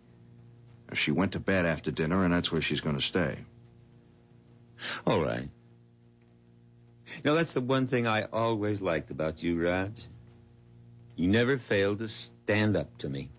You take a lot of standing up, too. Not anymore. Hand me that rack of pipes, will you? The one with church wardens. Church wardens? Oh, the ones with the long stems. Yes. They're beautiful, Trev. They really are. Any practical reason for the extra long stems? Oh, sure, they cool and filter the smoke. Longer the stem, the better... Oh, you finally decided to join us. You decided, Trevor. Why are you so determined to have me here, in this room at midnight? Elizabeth, why were you so determined to stay in yours? To put it plainly, so you couldn't kill me. You've eaten no dinner? You've had nothing to drink all day? To cut down the chances of your poisoning me, the way you poisoned Fari. I locked myself in my room to cut the chances down even further. But, well, here I am. You wanted me here, in this room, so you could murder me. And I'm sure that when the drum clock strikes at midnight, you will. How, I don't know, but you will. It's never occurred to you, I suppose, that I want you here so I can protect you. Protect me? Is that so hard to believe? Oh, very hard. In fact, impossible. Well, less than a minute now to midnight. Roger. Yes, Elizabeth? Goodbye.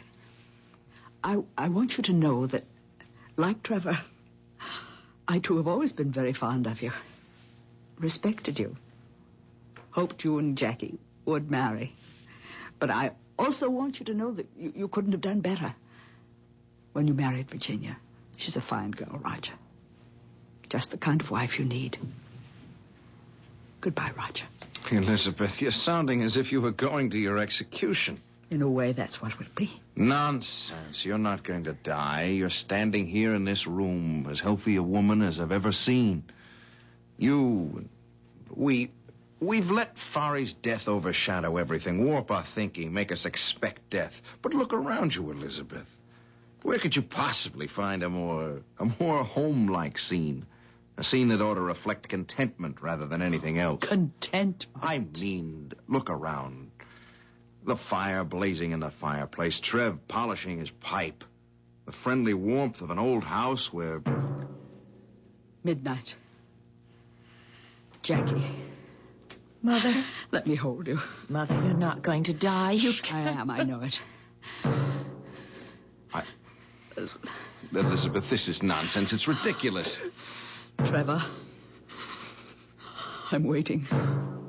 What do you mean, waiting? For you to kill me. Murder me. If I murder you, Elizabeth, it'll be the neatest trick of the week. I couldn't agree with you more. Oh, Mother. Oh, Mother! I tried to catch her, but... No. Jackie, stand back. Let me... She's dead. But how? How? One moment she was alive and the next dead. Roger, what killed her? What killed Fari? What?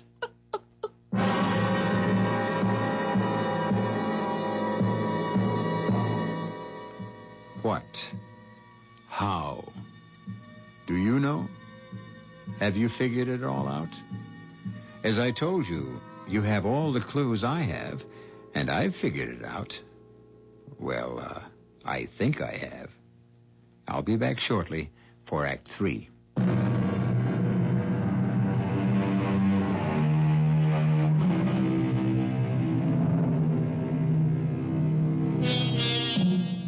Now Elizabeth Costain is dead, mysteriously struck down, instantly killed as her son-in-law Forrest Prescott was, only the day before. Now, the following morning in the guest room occupied by Roger and Virginia Campion... No, Virginia, I've made up my mind. We're leaving. Not if you plan to take me to New York and then return here. I won't be coming back. I never expected anything like this when I agreed to help Trevor straighten out his affairs. Oh, but Roger, you're such old friends. I'm not so sure of that, Jenny. To be Trevor Costain's friend, you have to be friends on his terms. Oh, he likes me, sure. He values my friendship up to a point. But that's because I always did the job he wanted done, and I never crossed him. He must have been a hard man to live with. He hasn't changed any, even with his death only a few weeks, months away. He's still demanding and getting what he wants. He's still riding roughshod over everyone in his path. I have got a strong suspicion that that's why Fari and Elizabeth were murdered. They got in Trevor's way. Then you really think... I'm almost sure of it. Now, there are only 4 of us left in this house now. There's you and me and Jackie and Trevor. Now, you and I certainly aren't murderers, and Jackie wouldn't kill a gnat if she could avoid it. No. It's got to be Trevor. What I can't figure out is how he killed them. What's that? Well, I thought all the police had left. Oh, it's the last car heading out of the driveway now. Come on, Ginny, let's get these bags packed. I want to be heading out of that driveway, too. And just as soon as possible.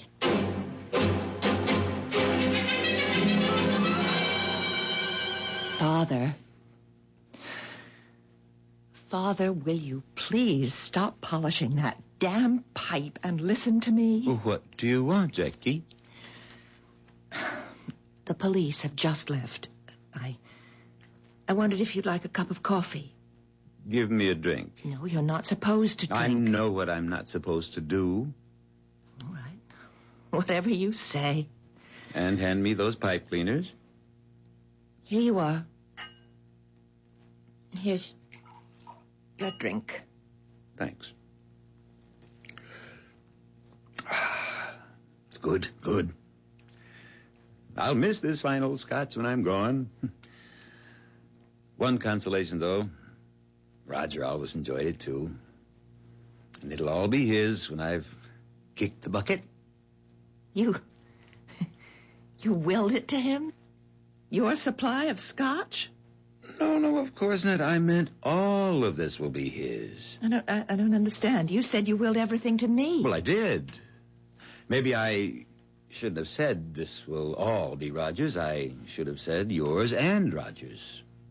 Naturally, after you're married. Married? Father, I told you yesterday I'm not marrying Roger. For one thing, I don't love him anymore, and he doesn't love me. And for another, he's happily married to Virginia. For as long as she lives. As long as she lives? As long as... Oh, come in, Raj. Come in. Trev, Jackie. Did you and Ginny get any sleep? Not much. Dozed an hour or so. How about some coffee? It's a good idea. And what would you like for breakfast? Just coffee. You'll be okay. And what about Ginny? Coffee will be enough for her, too. We want to get an early start back to New York. Back to New York? We haven't even started on my paper, my record. I know, Trev, but... But what? Trev, if I'd known what I was walking into when I came here, known what I was walking Ginny into, I'd never have come. Oh, yes, you would. You never disobeyed me. Stood up to me, yes. But when the chips were down, you did what you were told. I was your second in command then, and that was years ago. Oh, not so many. 2, 3. But busy years, Trev. I've got my own business now, my own life to live, and to be plain, I don't take orders from anybody anymore. Why, you ungrateful... Now, just a minute, Trev. I was more than willing to come here and spend as much time as it took to straighten out your affairs. I felt I owed you that. The least you owed me, the least. Maybe. But what I don't owe you is putting my life, or Ginny's, on the line for you. You mean Fari's death? Mother's? Yeah, and who's next? I've got a feeling that no one is safe in this house. A feeling or a suspicion? Same thing, Trev. Not exactly. Feeling there may be another death is one thing. Suspecting who might be behind the deaths is another. You suspect me, don't you? Yes, Trev, I do. Well, I guess the time has come to tell you that your suspicion is correct. 100% correct. You did kill. Oh, you suspected me too, but did it's you? Impossible. You hardly have strength enough left to stand on your feet, to walk a few steps. Wrong. Oh, I'm weak, all right, but not as weak as I pretended. See? Then you were able to take the shrunken heads from that clock. And put one on Forey's pillow?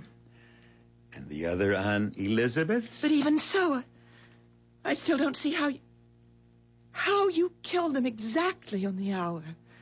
Forey at 7, Mother at midnight. How did you manage that, Trev? My little secret. Some sort of slow-acting poison? A poison that you were able to time to the minute? No, but, a small matter.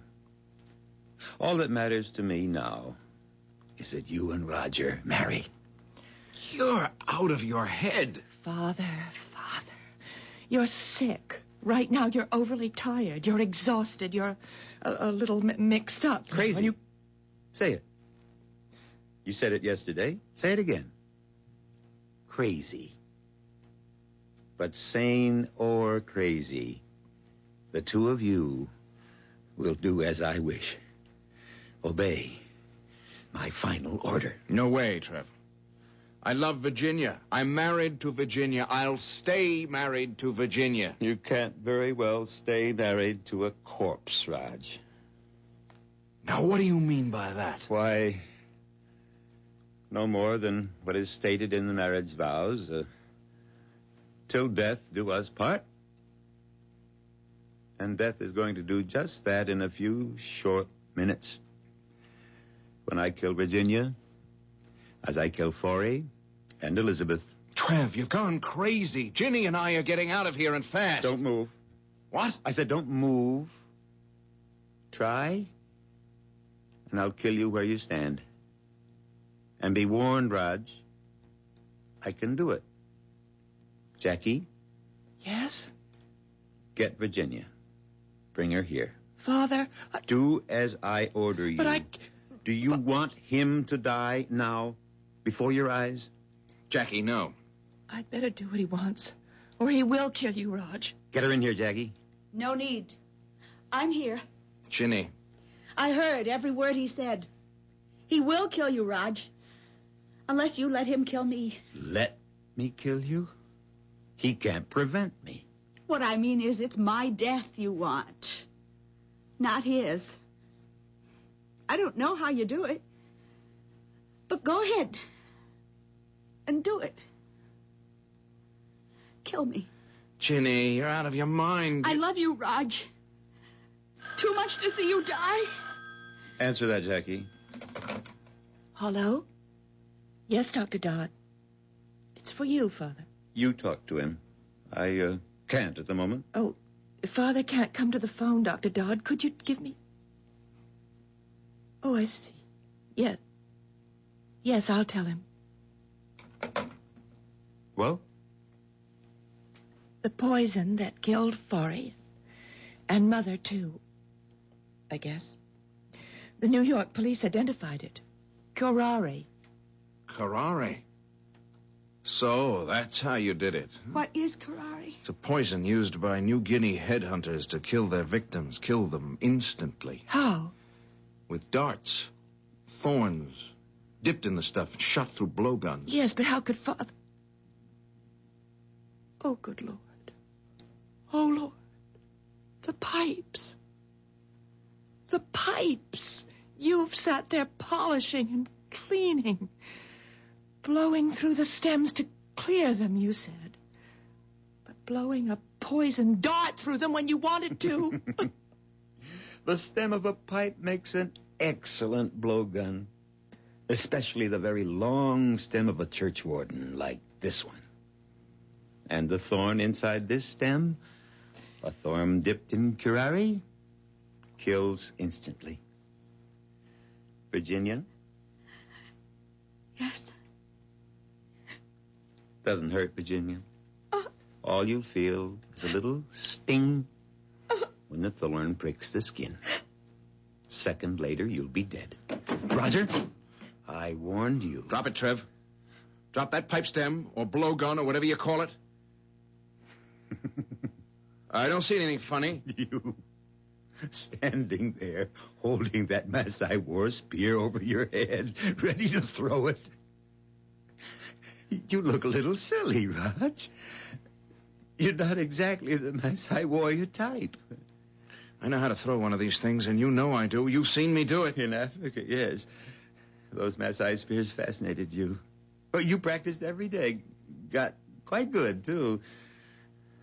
But not good enough to put that spear through me before I blow this dart into your wife.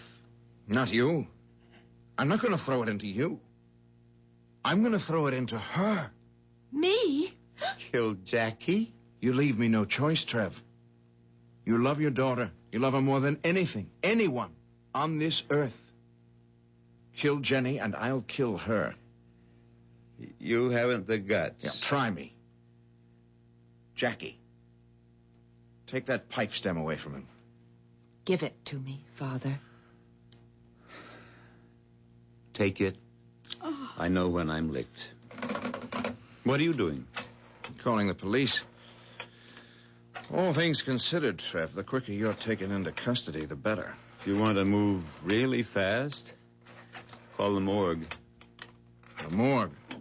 I gave Jackie the pipe stem, but I kept the thorn. Father, no!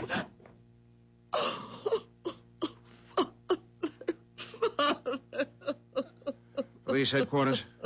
This is Roger Campion. I'm calling from the home of Trevor Costain. You better send someone out here. What? No, it's not another murder. Suicide.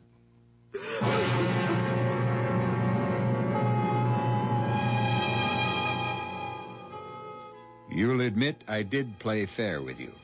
From the very beginning of this mystery, you had all the clues, all of them, including the shrunken heads, the New Guinea headhunters who you might have known use curare, and a clue that gave everything away. Trevor Costain's absorbing interest in his pipes. When E.G. Marshall plays fair, he plays fair. I'll be back shortly.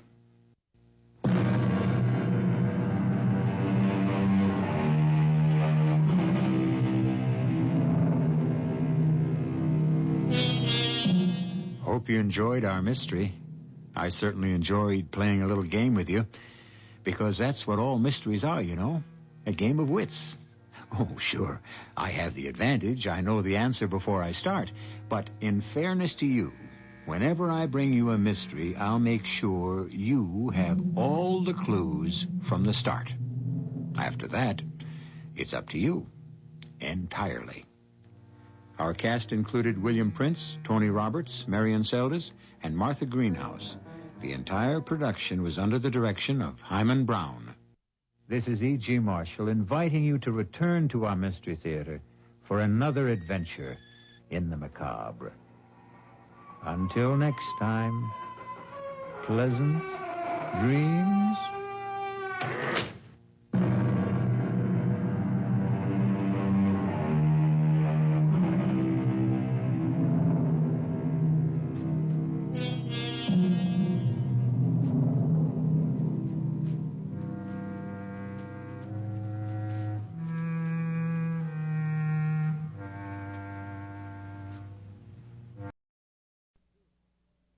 And now, Mystery Theater.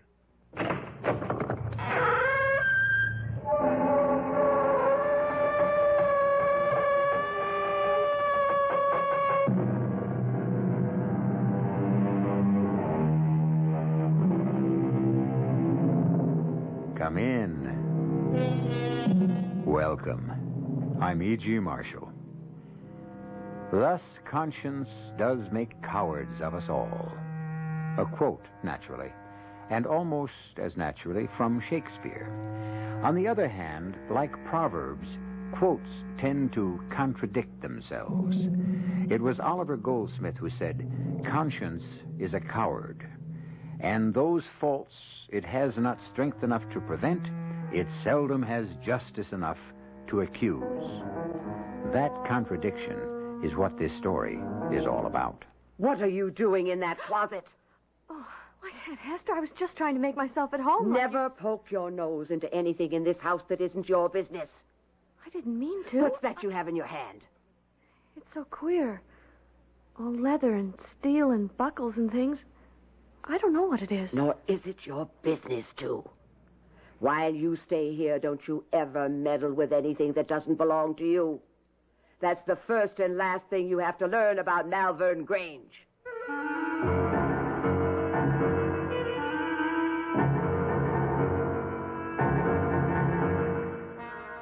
Our mystery drama, Afraid to Live, Afraid to Die, was written especially for the Mystery Theater by Ian Martin and stars Jada Rowland and Ann Petoniak.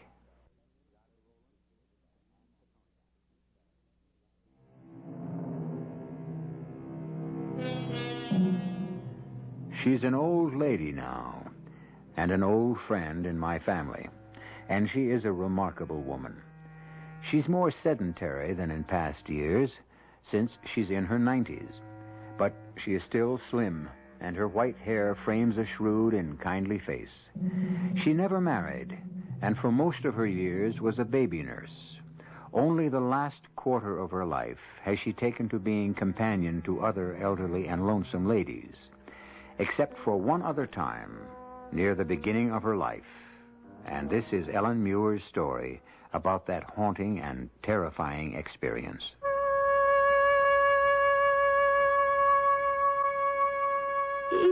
young as I was then, I had this strange feeling about Malvern Grange. When I first saw it, dark and shadowed at the end of the long drive, lined by the great shade trees that made an eerie black tunnel on that otherwise bright moonlit night, it was the very picture of the haunted house.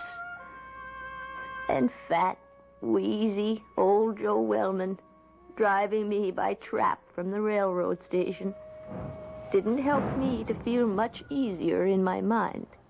Well, hello there, Missy.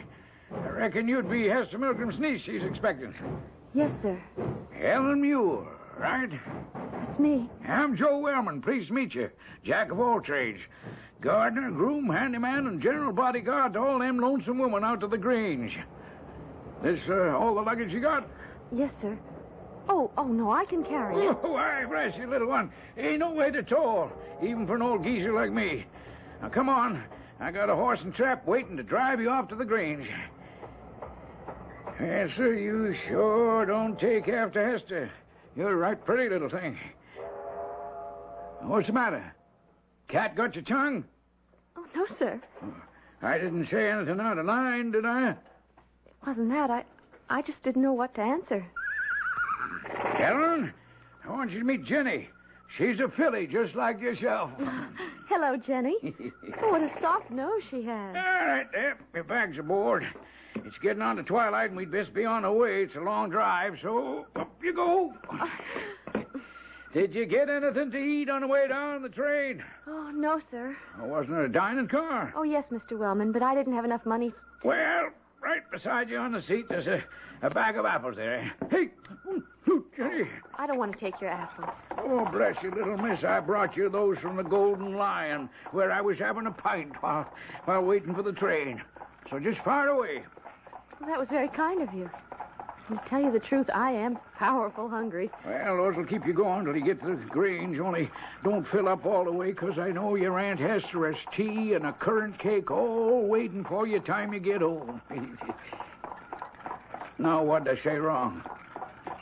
Nothing wrong. Just... Home. That was it, wasn't it, huh? You're homesick. Kind of. I've never been away from home. Not much of a one you're coming to at that. What do you mean? Well, it's a gloomy old place for a bright young lady like you, stuck off in nowheres with a bunch of old clucking hands and her. My aunt's very nice. She came to see us once. Oh, aye, Miss Milgram's all right if you don't cross her. Her heart may be kind enough, but her word is short and her word is law. And don't you ever forget it. You mentioned her. Who is her? Oh, well, no. That's something else again. You've only to watch her and see she's possessed by old Nick himself. She's more than half a ghost.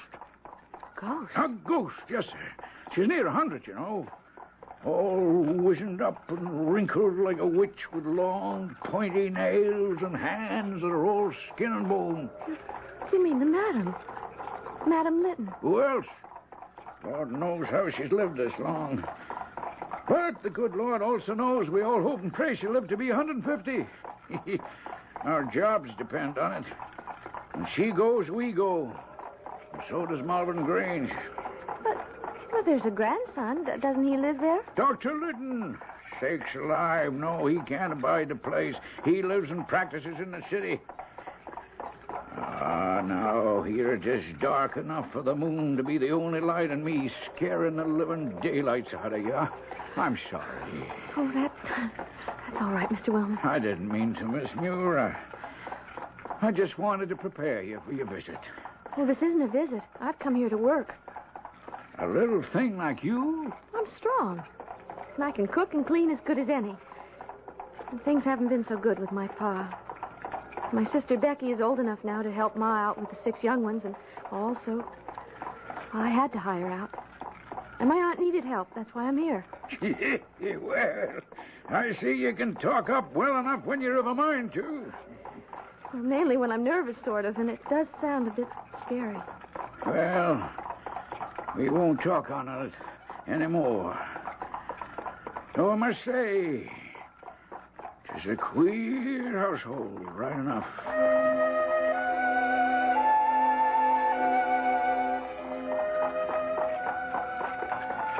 Is it much further? Nope, we're almost there. What's the house like? Oh, why, bless you, it's a great black and white house it is, with black beams running up and down and across, and the gables looking out white as a sheet. Except like now when the moon is out and it throws the shadows of the trees on them, and you can count the leaves, shadows dancing in the wind across the stucco till they look like crabs scuttling across the sand. Only upside down, you like, you know. But here, you're about to see for yourself. Here's the drive. My heart was in my mouth as we drove up the drive. The trees were so big that 4 people spreading their arms and touching fingers could scarce reach round. And it was like a long, great black tunnel there beneath them, with the big house crouching at the end, as huge as a giant or an ogre in some old fairy tale. I wanted to jump out and run away just as fast as my legs would carry me. So, here you are at last, Ellen. I'm sorry if I'm late, Aunt Hester. Well, you're not late, child. It's just been an anxious wait. You've come a long journey. Joe, take the bag up to the first room by the head of the stairs. Yes, Miss Milgram. See you tomorrow, little missy. Oh, yes, Mr. Wilman, and thanks for the ride and the conversation. Pleasure, I'm sure. He is a hired man, Ellen. Call him Joe. We must all keep our place around here. But, Aunt Hester... Do as I say. Now, first, welcome to Malvern Grange. Thank you. Well, come, we'll go up to my room for a moment and let you freshen up. And then we'll go into the housekeeper's salon where Meg will have something for you to eat. You'll be hungry, I expect. Oh, not too. Joe gave me some apples on the way. And what else did he give you on the way? An earful about all of us, I'll warrant. Oh, just about Mrs. O'Meara and... I don't know whether she is a Miss or a Mrs. He just called her Judith Squires. Mrs. O'Meara will be Meg to you. She's a servant. But, Auntie, so am I. You are my niece, and I am the housekeeper. As I said, everything in its place. Since you are young, they can call you by your first name. And the other lady? Judith? Oh, well, she's far on in years. You may call her Miss Squires. This is my bedroom. I'll put the candle over here. And while you take off your coat and hat, I'll just put a taper to the overhead lamp so we can see a little better. There we are. Now then. Yes, ma'am. Aunt. Yes, Aunt.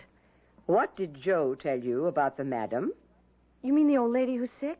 Mrs. Litton? That's who I mean. The madam. Why, Don't lie to me, girl. No, ma'am. No, Aunt Hester. He just said I shouldn't tell anyone. Well, I'm sure he did. Tell me what nonsense he might have been filling your head with. Oh, it is nonsense, isn't it? I mean, she isn't possessed by the devil. And she's not half a ghost, is she, Aunt Hester? I knew it. The answer to you, Ellen, is that the madam is none of your business. She's a very old lady, and she's not in the best of health. Now, that's all you ever need to know of her. You're not here to take care of her.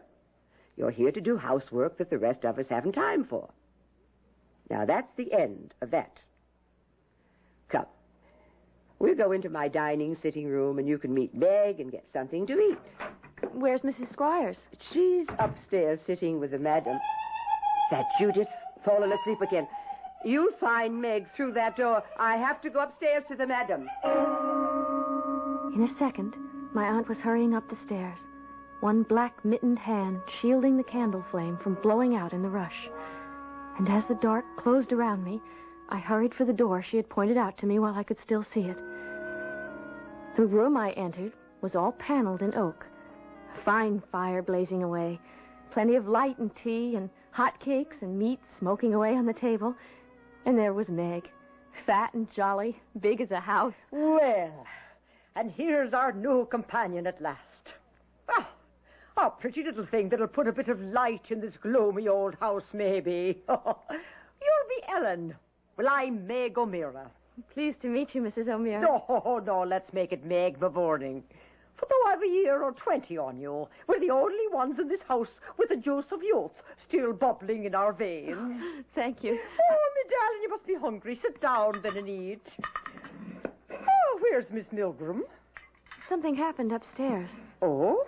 There was someone with a weird sort of laugh. And Aunt Hester went running upstairs. Oh, that'll be the madam. Oh, Lord preserve us, I suppose Judith fell asleep again. Oh, and if the old one got away, well, never mind. Your aunt will take care of it. Oh, sit you down, darling, and start eating and forget the other. While you can.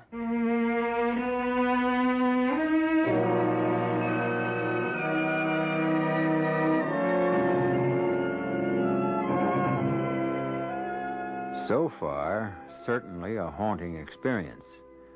The terror is yet to come, and eventually, the matter of conscience. Let us leave poor little Ellen to her delicious meal, for Peg O'Meara's cooking is as good as her heart, and return shortly to that haunting gabled house.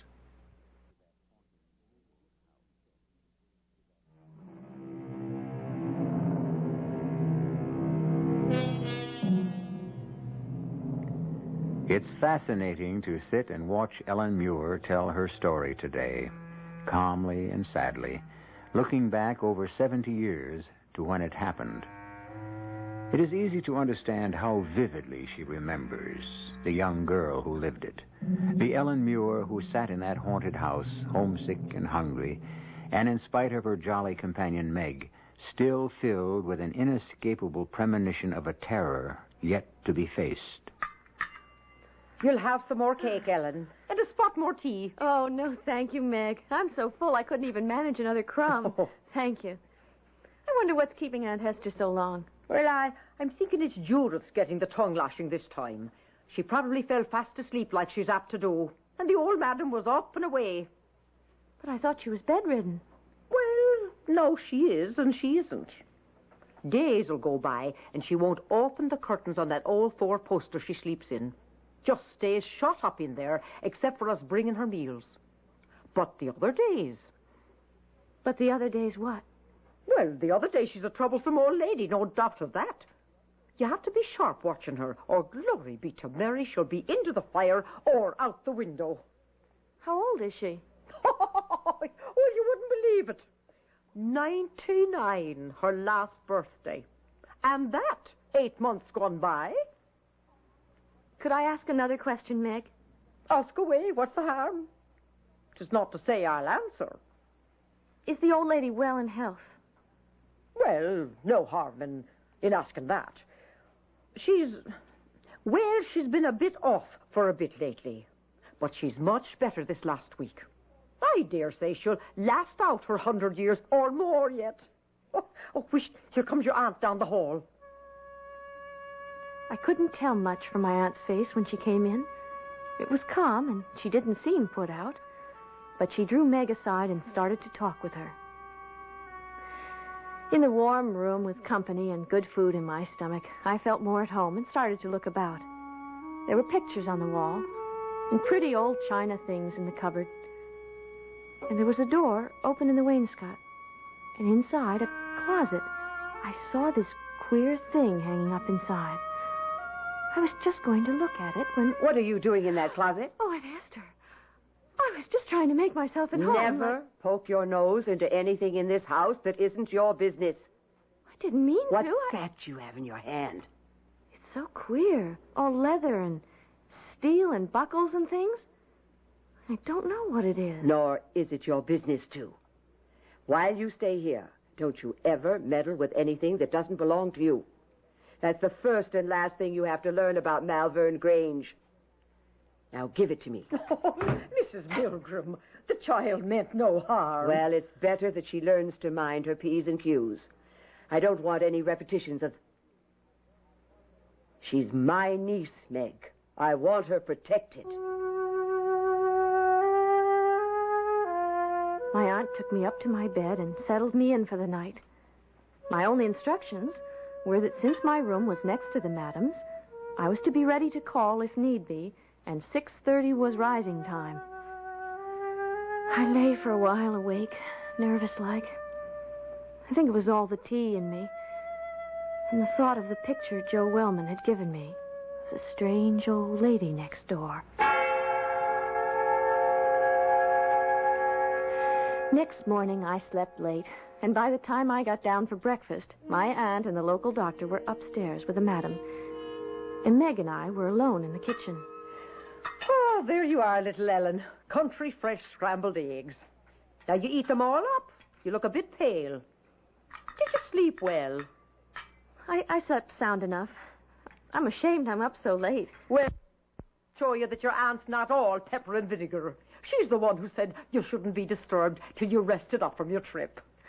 Now, eat your eggs. I'll get you some tea. Oh, if you don't mind, I'd rather have milk. Well, and so... You should be, darling, to bring the roses back to those pale little cheeks. You know, you don't look like you slept so well. Well, my room is next to Mrs... Well, you know, the madam. And I thought there was quite a lot of coming and going the way it sounded. Oh, sure, and the old belle dame has been in one of her tantrums from the night before you arrived till today. She takes fits of the sulks, do you see? Sometimes she won't let us dress her, and other times she won't allow us to take the clothes off of her. Oh, and Lord a mercy, Ellen, child, you should see the closet after closet she has full of old-fashioned stuff. And she still likes to wear them? Oh, Lord above us, sometimes we can't get her out of them till the doctor comes. Like today. You mean she goes to bed wearing them? Ball dresses, evening clothes, and sometimes even a sable or an ermine stole. Now, what am I telling you all this for, love? 'Tis none of your business.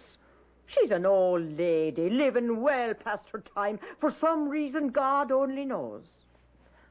She was a great beauty in her day, so they say. And proud. Will I get to see her ever, do you think? Well, I don't know, darling. Just as well you shouldn't. I would have liked to have seen the old lady. But she might as well have been up in the city for all the clothes I got. I did my cleaning and my needlework. And once or twice a week, the town doctor came in to check the madam.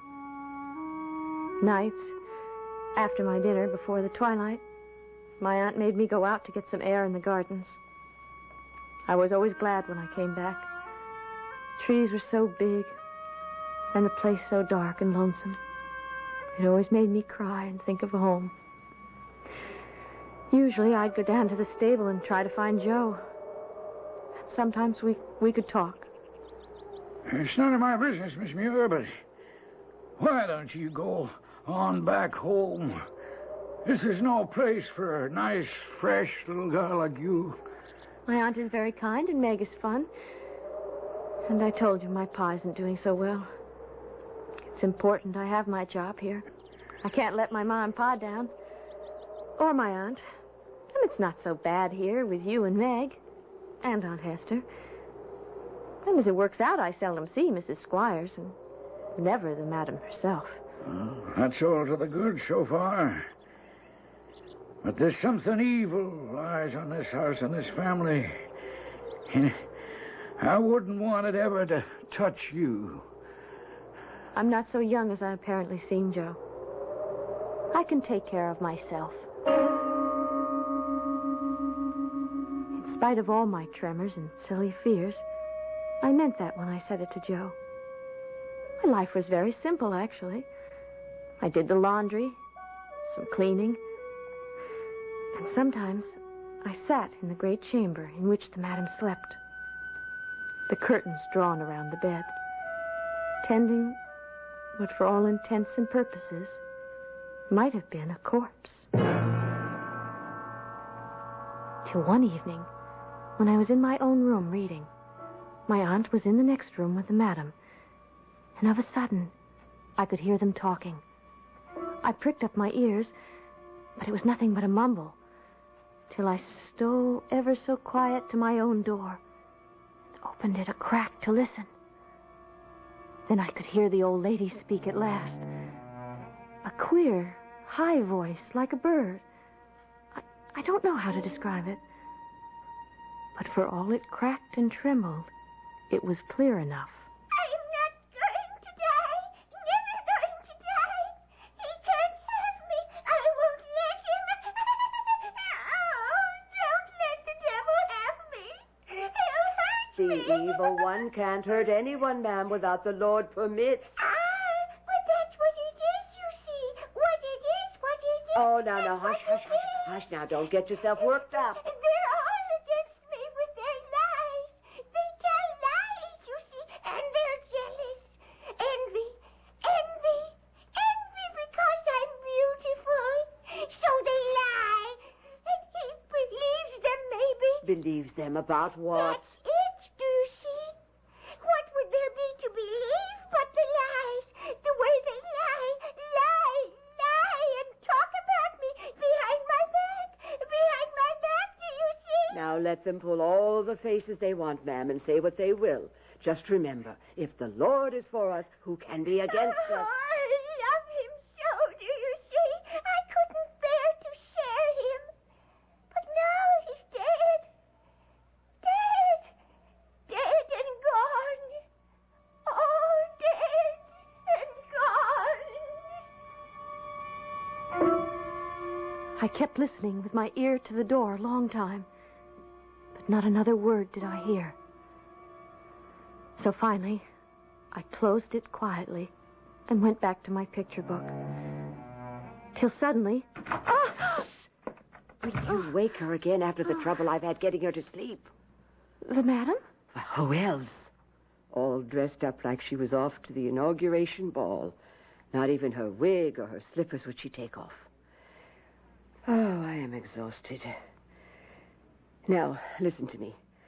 Move your candle and your book over to your door and keep it open so you can watch and listen. I've left Madame Litton's door ajar. Now I'm off to have a cup of tea and a bite.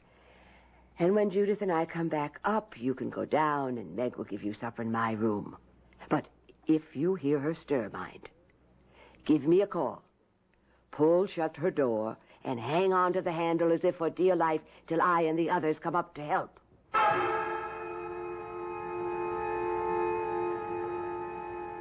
I sat there, trying to keep my eyes on the book, but they kept being drawn down the shadowed hall to the other door. I couldn't hold it back. I had to have one peep, just to see what the old lady was like. I was near blinded the moment I entered the room. I'd never been in it after dark before, and it was ablaze with 22 wax candles. I tiptoed to the bed and listened. I could hear her breathing, rusty-like, the kind of gurgle. And slowly I parted the curtain and looked in. There she was, just lying as Meg described her that first day. Scarlet and green and satin and silk and lace. A big powdered wig. Heels as tall as my hand. And as sharp as her big crooked nose and her long, pointy nails. Half of the whites of her eyes were open. Her throat rattled as she breathed. I was frozen stiff with fright. And before I knew it, she opened her eyes and sat up, spun around and dropped her shoes to the ground with a clack. She stood up, pointing at me with a finger, like a corpse come to life. You young imp! You devil's brat! Why did you say it to my face? Say what, madam? Why did you say I killed the boy? What boy? You know. Tell me or I'll shake the life out of you. I'll rake you with my nails till the blood runs. I'll spoil your beauty. No. Oh, stop backing away. I have you in a corner.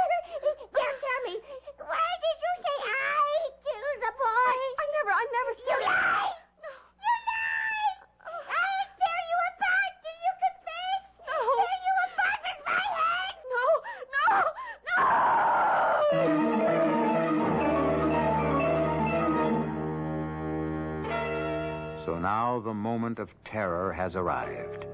Ellen, backed into a corner of the room, faces the demoniacal old beldame who advances on her, mad yellow-white eyes rolling in her head, her ancient wrinkled hands with the nails mounted on the fingers like knives reaching for her face and her throat. I'll return shortly with Act 3.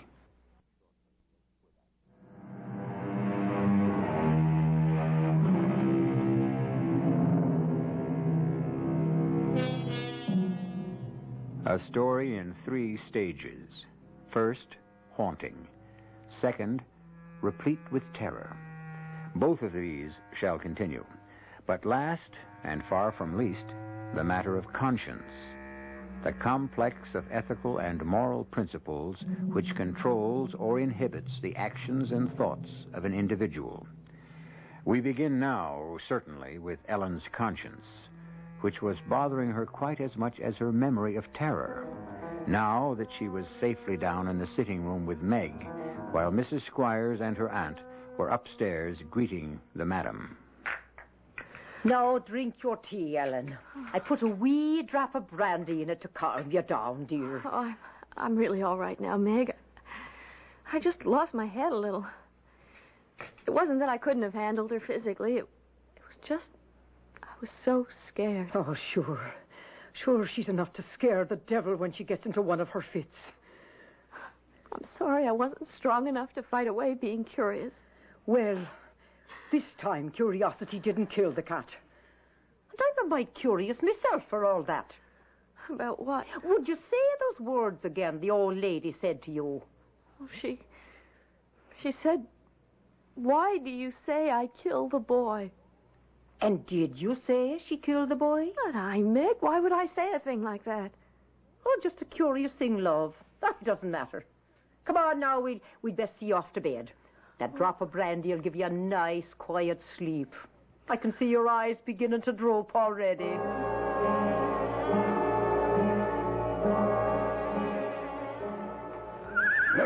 There, Jenny, my love.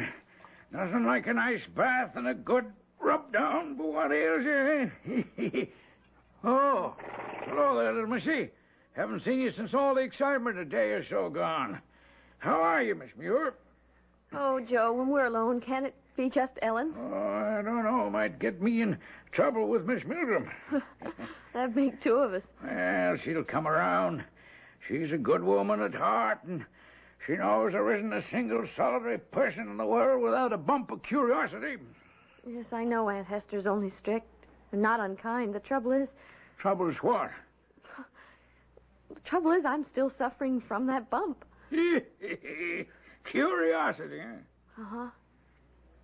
What boy? Well, that's an old story, Missy. But if you want to hear it, I'll tell it as sure as I can. Now, mind, this is only second-hand from my father, who was groom here before me, and it's 70 years ago. You don't have to tell me if you don't want to, Joe. Miss... I mean... Ellen, what's the point not? Maybe it'll help you feel better, and that's all the reward I'd want. The madam, Mrs. Litton, oh, she was a great beauty in her day, tell me. But when she married the owner of Malvern Grange, he was a widder, and he had a son about 9 years old. Is that the boy she was talking about? Well, I suppose. Well, why would she think she killed him? Oh, that was a terrible tragedy, little Miss Ellen. The boy, from what I hear, was a fine young man, full of energy and daring. There are those who say he was allowed too much liberty because one day he just plain disappeared. And the hide and the hair of him was seen from that day forward, save only his hat found by the lake under a hawthorn bush. But where do they think he went? What happened to him? Well, his little boat was missing, so he must have drowned. Oh, how awful. My pa said that Mr. Litton bore up under it, but the madam went to pieces for a long while. But she must have had children then, if... Oh, yes, after she got over the loss, she had a boy, Mr. Stanley, that was. who was the father of Dr. Edmund. Mr. Stanley died a few years ago, so the estate now belongs to Dr. Edmund, the old lady's grandson. To spend all those years worrying about something she couldn't help. And now to have it all back up at the end. Huh? Oh, what are you talking about, Ellen? Oh, I was just thinking. I know it's a good thing we all have a conscience, but it can be a terrible thing, too. Poor Madame Lytton.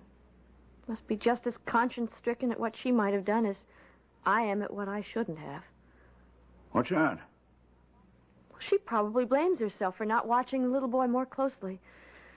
Just as I blame myself for trying to watch something closely that was none of my business. Oh, now, Ellen, a young girl, curious, you weren't to blame.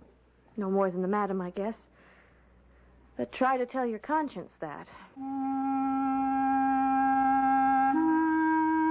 My conscience was not to be easily set at rest, as I found out only too soon. Now, Ellen, will you stop your moping? Oh, how can I? Ever since the doctor came and I found out what that contraption hanging on the door was for. Oh, bless you, child. 'Tis not the first time she's been in the straight waistcoat. She's been in it many a time when she became violent. But does she have to be shut up in it? Well, the doctor's afraid she'll take another fit of madness as she's done before.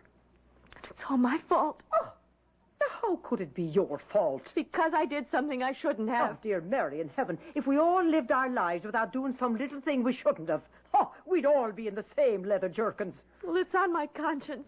Well, me darling, I wish you only one thing.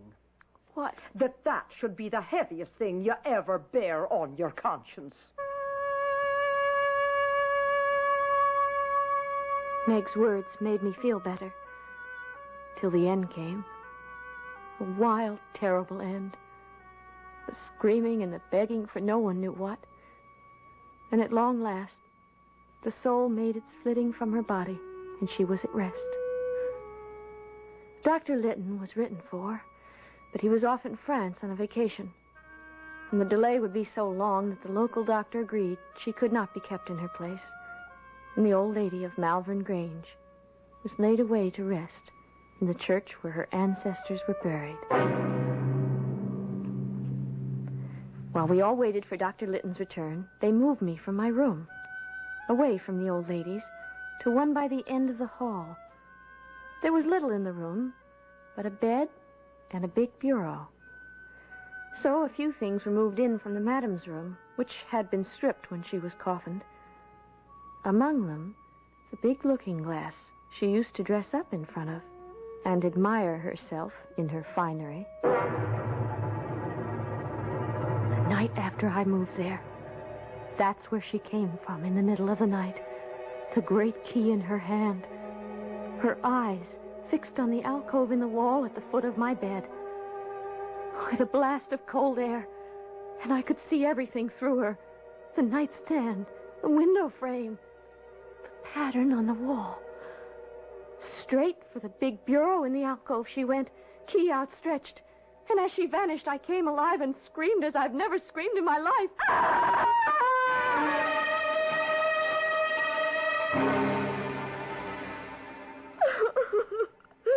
All right, Ellen, all right. It's all right now. I'm sorry, Aunt Esther. Oh, maybe it was a dream. But Oh. Now, just tell me.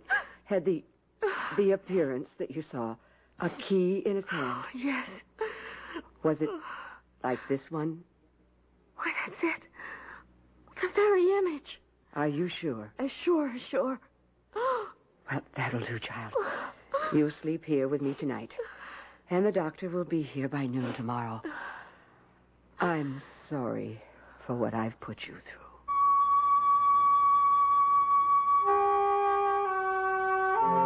The doctor arrived promptly at noon the following day. And after a half an hour or so, closeted with my aunt in the housekeeper's room, I was called in and introduced. Now, what is this you say you saw, my dear? It was your grandmother, Dr. Lytton. Well, you know my grandmother has been dead for nearly a month. It was her. I mean, not alive, but a ghost. You believe in ghosts? I never did, sir, but I believe in this one. I could see right through her.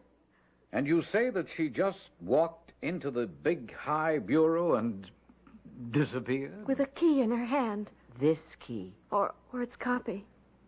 Hold on a minute. You mean the room at the end of that hall to the left, up the stairs? Yes. And the bureau, you say, is in the alcove? Yes. Come on. We're going up there and bring that key.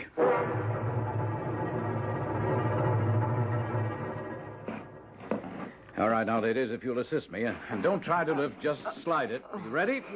There. Oh, easy. Easy. That's far enough. Now. What is it, Dr. Litton? When I was a boy, 25 years ago, an old servant we had told me there used to be a door here. By heaven, there it is.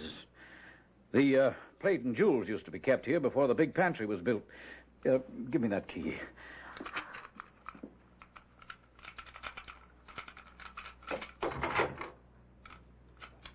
By Lord Harry, the lock turned. All right, now. Stand back, both of you, but hold that candle high. Here goes.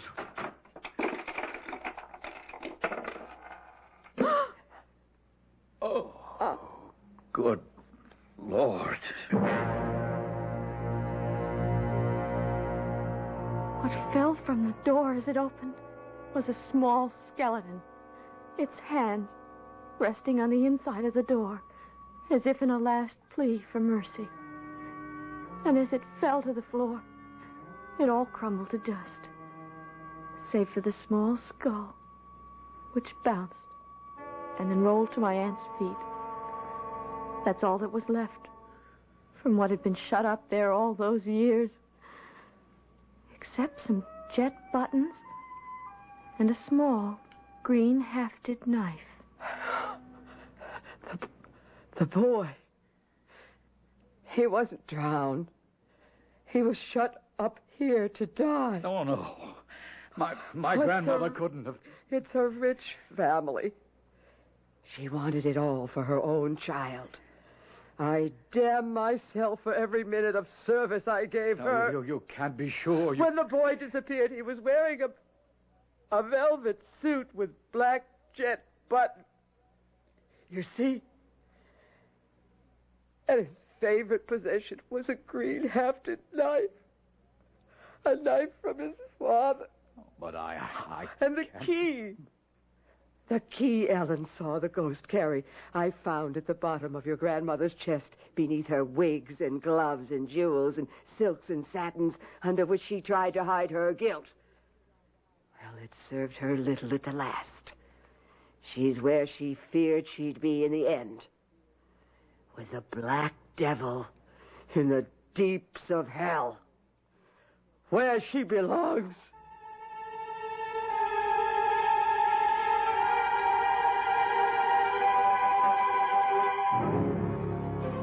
No wonder Madame Litton was afraid to die, and equally afraid to live. For what a hell her later years must have become when ambition, desire, and greediness, like other emotions, are no longer strong and driving. Certainly no longer strong enough to still the pangs of conscience. I'll be back shortly.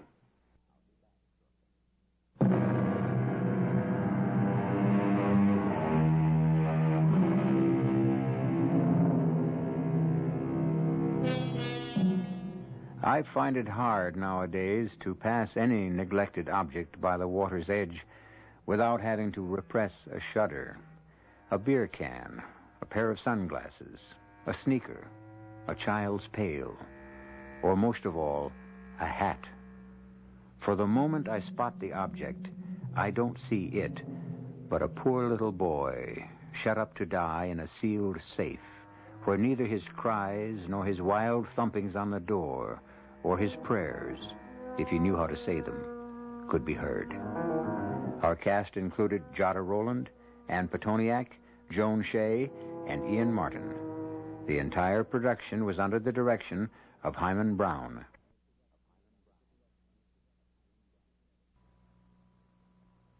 This is E.G. Marshall inviting you to return to our Mystery Theater for another adventure in the macabre. Until next time, pleasant dreams.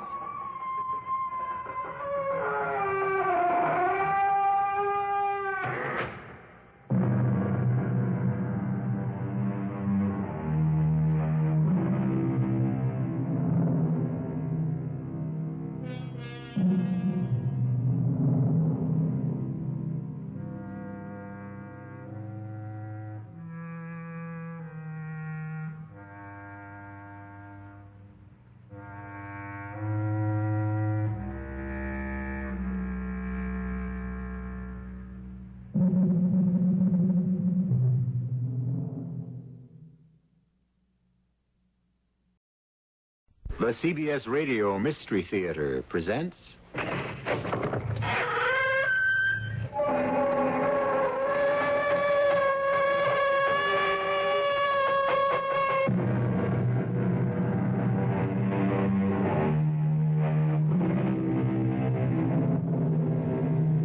Come in. Welcome. I'm E.G. Marshall. Not many people, I suppose, remember the name of the writer Joseph Sheridan Le Fanu.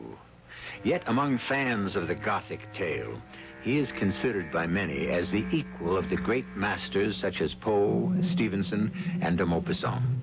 Judge for yourself as you listen to perhaps his greatest short story, grisly, ghoulish, and inexpressibly haunting. The candle is out. No! It is too late! He has come for me! Don't leave her alone in the dark. The door! Oh, I can't budge it! We will break it down. No! No!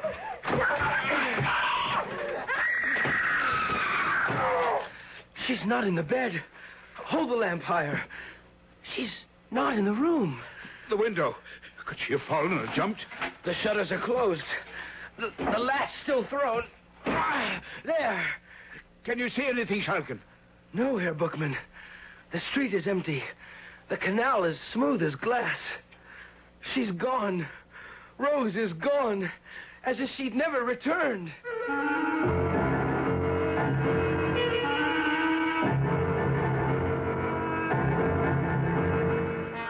Our mystery drama, Till Death Do Us Join, was written especially for the Mystery Theater by Ian Martin and stars Don Scardino and Roberta Maxwell. It is sponsored in part by Buick Motor Division and Anheuser-Busch Incorporated, Brewers of Budweiser. I'll be back shortly with Act One.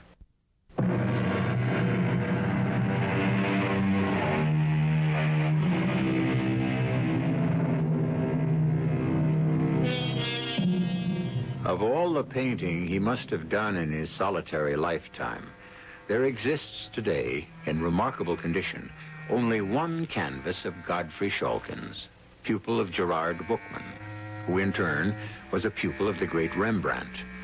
The picture represents a chamber in some antique religious building. Its foreground is occupied by a young woman of startling beauty, her face illuminated by a strange smile, half lovely, half evil. In the background is the shadowy form of a man dressed in the old Flemish fashion, propped up in a coffin, as though in a bed. A fascinating picture, and a chilling one. No one who views it can repress a shudder. Why? On the back of the canvas is a legend, written in cramped longhand by the painter, which may serve to explain why. They think me boorish, rude, and laugh at my slovenly ways and filthy habits. But they buy my pictures, for I am an artist beyond peer. My whole life I have devoted to trying to forget what I once was. The only life I have had is canvas and pigments, and a search for escape in the only fashion I can accomplish it. But once I was young as other men, with a bright future in my chosen profession, full of laughter and joy and madly in love. Oh, there were barriers to overcome, impossible heights to scale, but with the hope and optimism of youth, I knew I could win out. How could I know that a force beyond any human strength would strangle my spirit, twist and deform my soul, and doom me to a lifetime of despair? Rose. We are alone, beloved? All the other students are gone. And Herr Bookman? He left the studio for home less than 5 minutes ago. I know. I only wanted to be sure I had made no mistake. How do you know? I had Jacob, the groom, drive me into Amsterdam today to shop for some silks. On the way back, I had him stop at his favorite beer stub to have a beer and groom the horses, whilst I took a stroll along the canal. I was hoping to catch you alone at the studio, and my prayers were answered when I saw my uncle climb into his carriage and drive off. My dearest one, if only I could declare my love for you openly.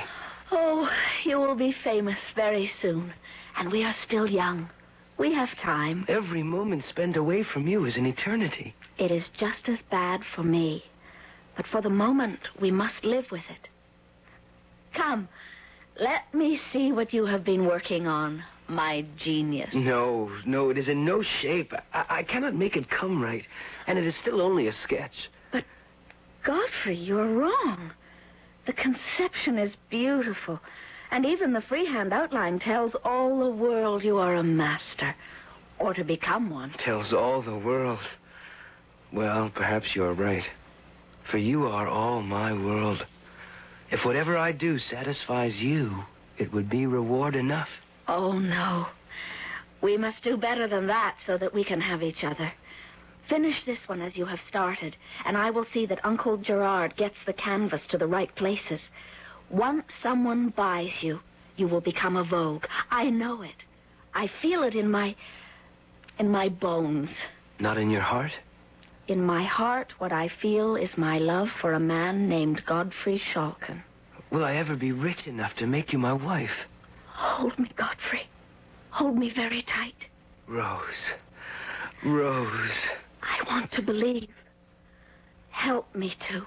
In every way I can. Oh. But what happened? I don't know. A sudden chill, as if... The time. I must go. I would do nothing to set Menea Bookman against us. Why can't I just go to him? No, I beg you. I know my uncle. He would only send you away, and then you would have lost everything. Me, his teaching, your future. Hush, my darling. Trust in God. And let us hope. I love you. I shall always love you. God give you grace. What grace has a God who keeps two lovers apart? Heaven forgive me. I meant it not. But the words had been said and could not be taken back. I turned to my sketch, one of the temptations of St. Anthony by the devil. I set to work and was so busily engaged that an hour or so must have passed. The light was gone. As I sat back, I heard a sort of sniff behind me. A few feet behind me stood the figure of an elderly man in a cloak and a broad-brimmed conical hat. The room was so dark by now that the shadow from his hat obscured his features entirely. But I was impressed, awed at the perfect stone-like stillness of the figure. I'm sorry, I didn't hear you come in. This is the studio of Gerard Bookman. It is. Will you sit, mynheer? No. I wish to talk to him. He has returned to his home some hours past. If you would wish to seek him there... No. Will you see him before tomorrow evening? Oh, yes, sir. I am one of his pupils, and he will be here by late morning to commence his classes. Are you to be trusted with a message? I hope so. Fail to deliver it at your peril. Tell Gerard Bookman that Meneer van der Hausen of Rotterdam wishes to speak to him here tomorrow evening at exactly 7 in this room. on matters of weight. He turned abruptly and with a quick but utterly silent step quit the room. Some strange premonition drew me to the window through which I could see the exit door to the street bordering the canal. I waited in vain for him to appear. The darkness was now gathering in earnest. Leaving the studio and locking the door, I half expected to find him lurking in the halls below. But he had vanished as mysteriously and completely as he had first appeared. Nor was the mysterious stranger further identified when I reported him to Mynheer Bookman the following noon. Vanderhausen? Vanderhausen. No, his name means nothing to me. From Rotterdam, you say? He said. Yes. Well, we shall wait for the appointed hour, and in the meanwhile, to work. I have looked at your sketches on the temptation of St. Anthony. The line, the chiaroscuro, the coloration are acceptable, well done and conceived. But the expressions, it's as if St. Anthony were the devil and the devil the saint. What is your conception? Why? Your Honor, I cannot answer. I do not know. Well, the other pupils are arriving. And let's see if your conception can improve during class studies.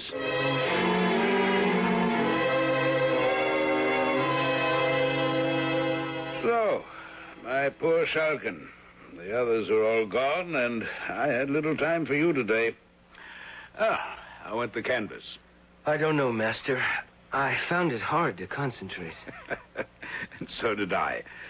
Let's forget pigment and brushes a while and join me in a glass of brandy. It's been a long, hard day, and I have some strange premonition. This visitor you tell me to expect bears some ill tidings.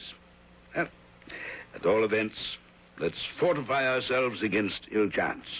Your health. Your health. At 7, you said? He said. Vanderhausen. Never heard of the man. What can he want of me? A portrait? A poor relation to be apprenticed? A collection to be evaluated? Well, you should soon learn. The Stadthouse is sounding the hour. I should leave. No. Stay with me, Godfrey. You're young and strong. And for some reason, I have a foreboding about this mysterious appointment. No, the clock has ceased. I shall not wait too long for... He seems to be here, sir. I'll go. Let him in. By your leave, young sir. You are Gerard Bookman? I am. I have the honor to address Mynheer Vanderhausen of Rotterdam. The same. I understand your worship wished to meet with me, and I'm here, as you see, by your appointment. It is well. Is that a man of trust? Well, he's my prized pupil, of course. Yes. Well, then let him take this box of leather and get the nearest jeweler or goldsmith to value its contents.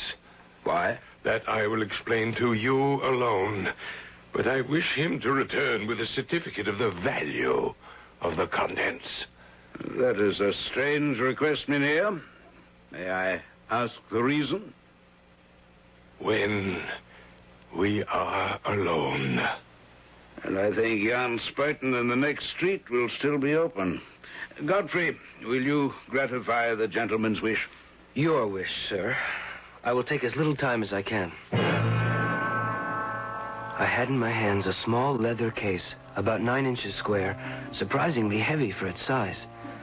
I was less curious about its contents than the conversation I was about to miss. If I could even have dreamed of its subject and the consequences.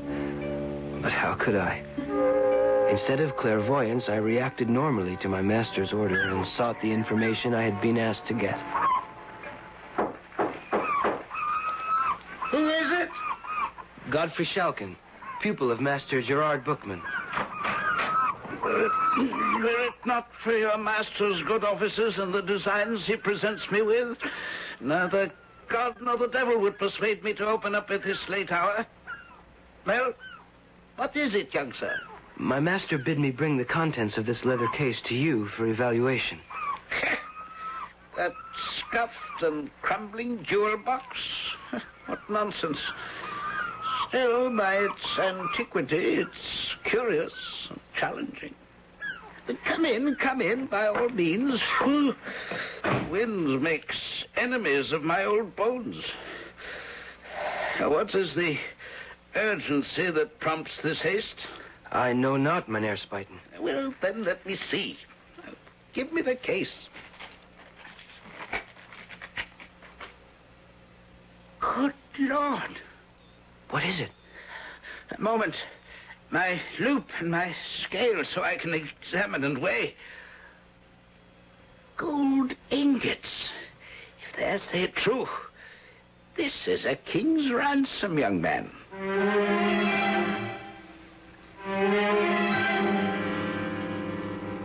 If Godfrey Schalken had only known or guessed, he might have been tempted to seize the fortune in gold ingots and bury it in Amsterdam's deepest canal. For the contents of that scuffed, scraped case, soiled with age, were to turn his life about and transform him from a young, carefree man to the bitter, hating wretch who painted with the flair of the gods. I'll be back shortly with Act Two.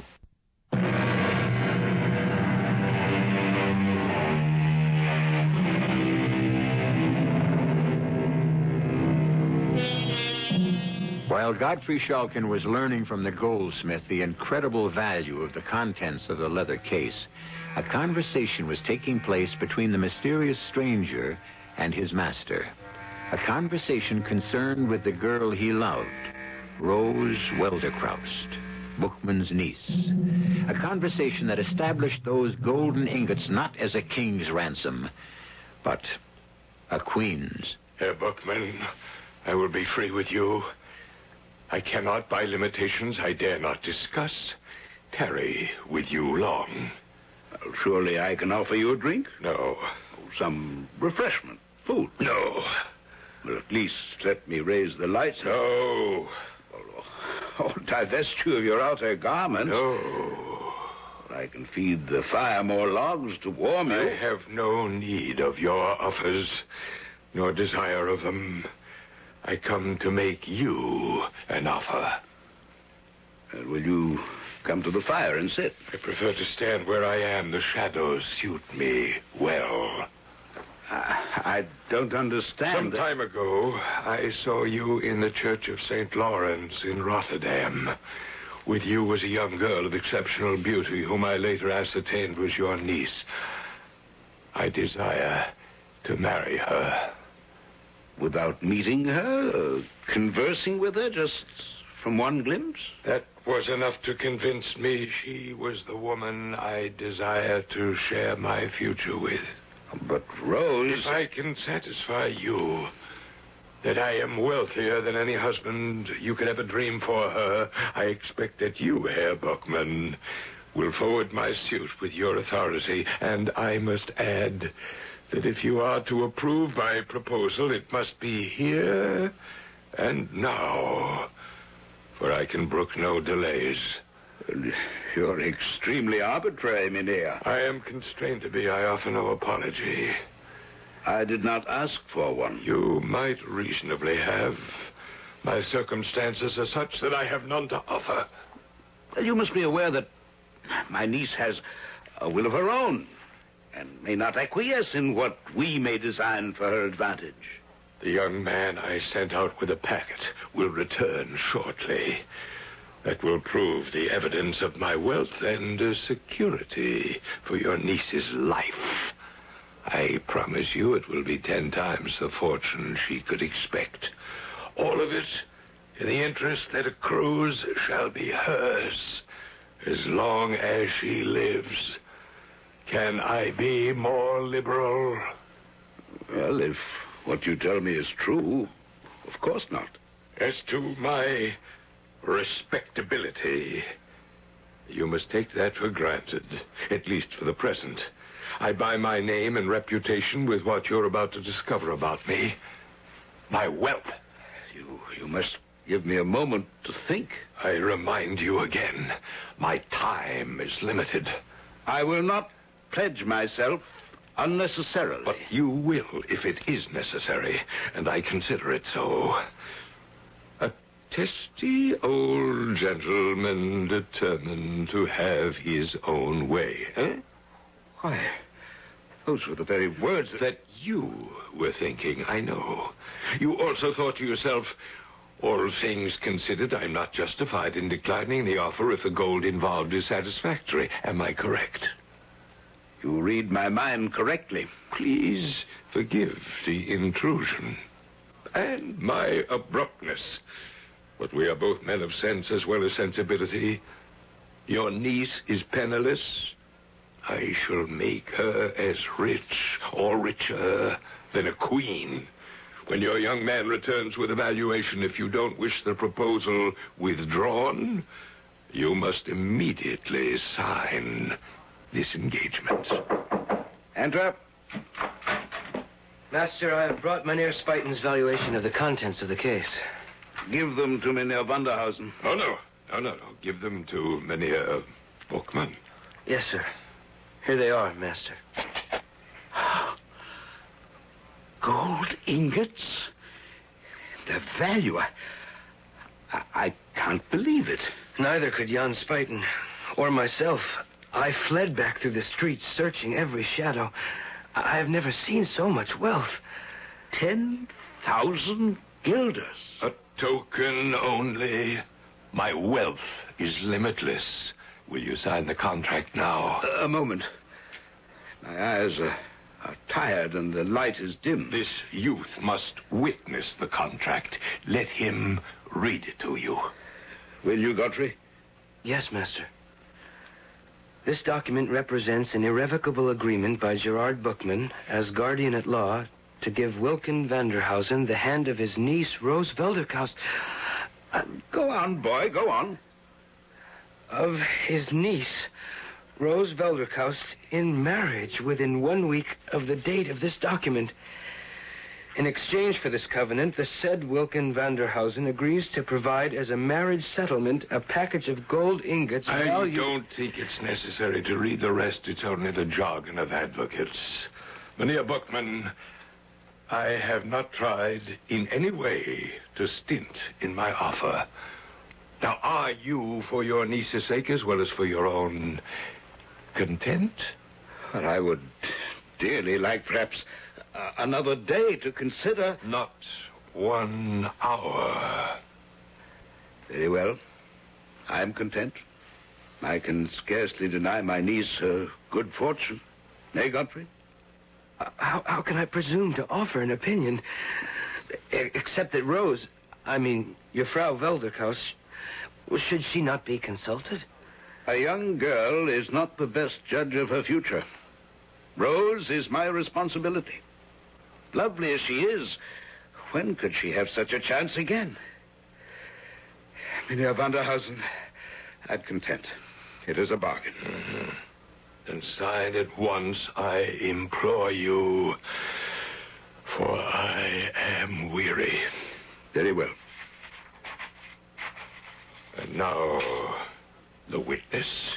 I can't. I won't. What's this, Godfrey? I've taken you into my studio, supported you, taught you, reared you. How can you refuse me one simple request in return? I can't.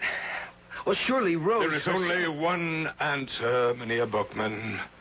That young man is as taken with your niece as I am. Very well. Now, would you choose between us? Must we find another witness, or do I take my document and vanish from your life? Godfrey, how can you think of Rose? You, a painter, an artist. You have your own dedication in a field which may leave you penniless for the rest of your life. If you do truly love Rose, how can you deny her this opportunity? I love her more than life itself.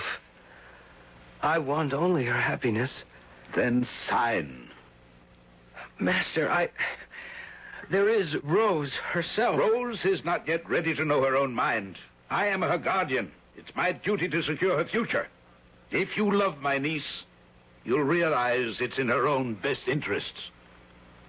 Because I love her, then, I sign. It is well. I will take the contract, and you keep the gold.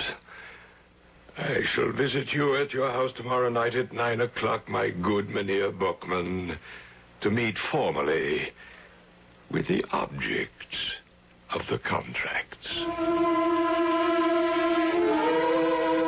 Again, stiffly, but with the same rapid movement, the shadowed figure was gone so swiftly I had no time to open the door for him. Again, the same unnamed fear drove me to the window to watch for his exit down below. And again, his movement must have been so rapid that I failed to see him leave and enter the street. Godfrey? Yes, Master. I'm sorry.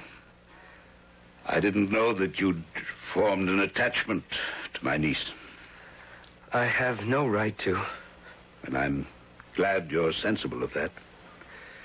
A painter, it's an uneasy life of sacrifice and, most of the time, poverty.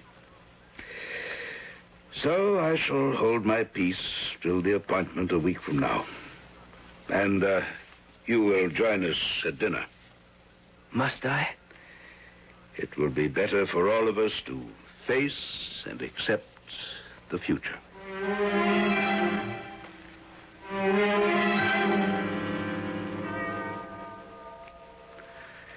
It's striking 9, Rose. Is all arranged? As you see, Uncle. You're a perfect hostess.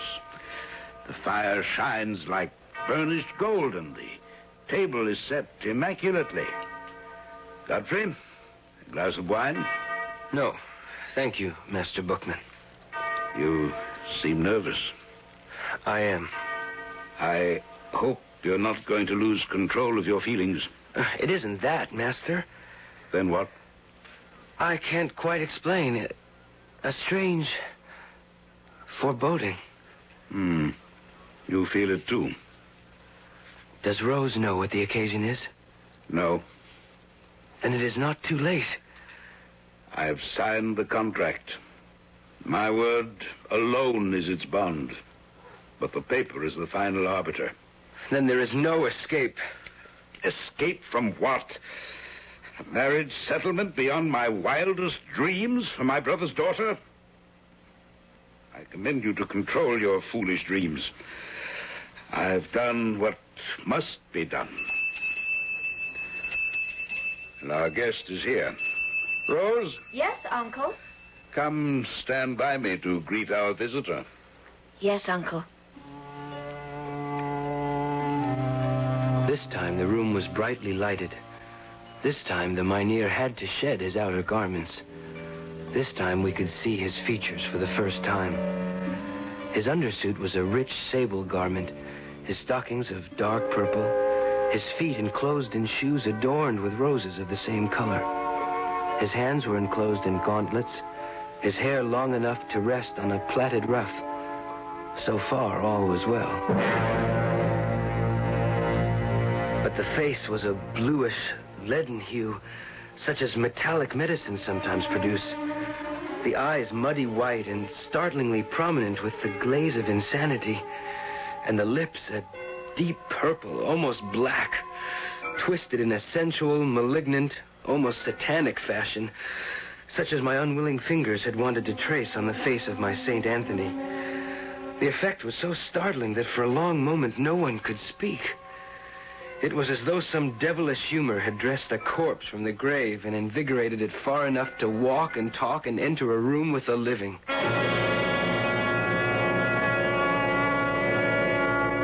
One must admit, of course, that Shalkin could scarcely see his rival, or to be more truthful, the man who had stolen his beloved from him, in the best light. The painter's eye tends to exaggerate, or at least translate the human figure into his own design. And jealousy is a poor measure for judgment. When we return shortly with Act 3, we will be able to make our own assessment of this strange and devious story.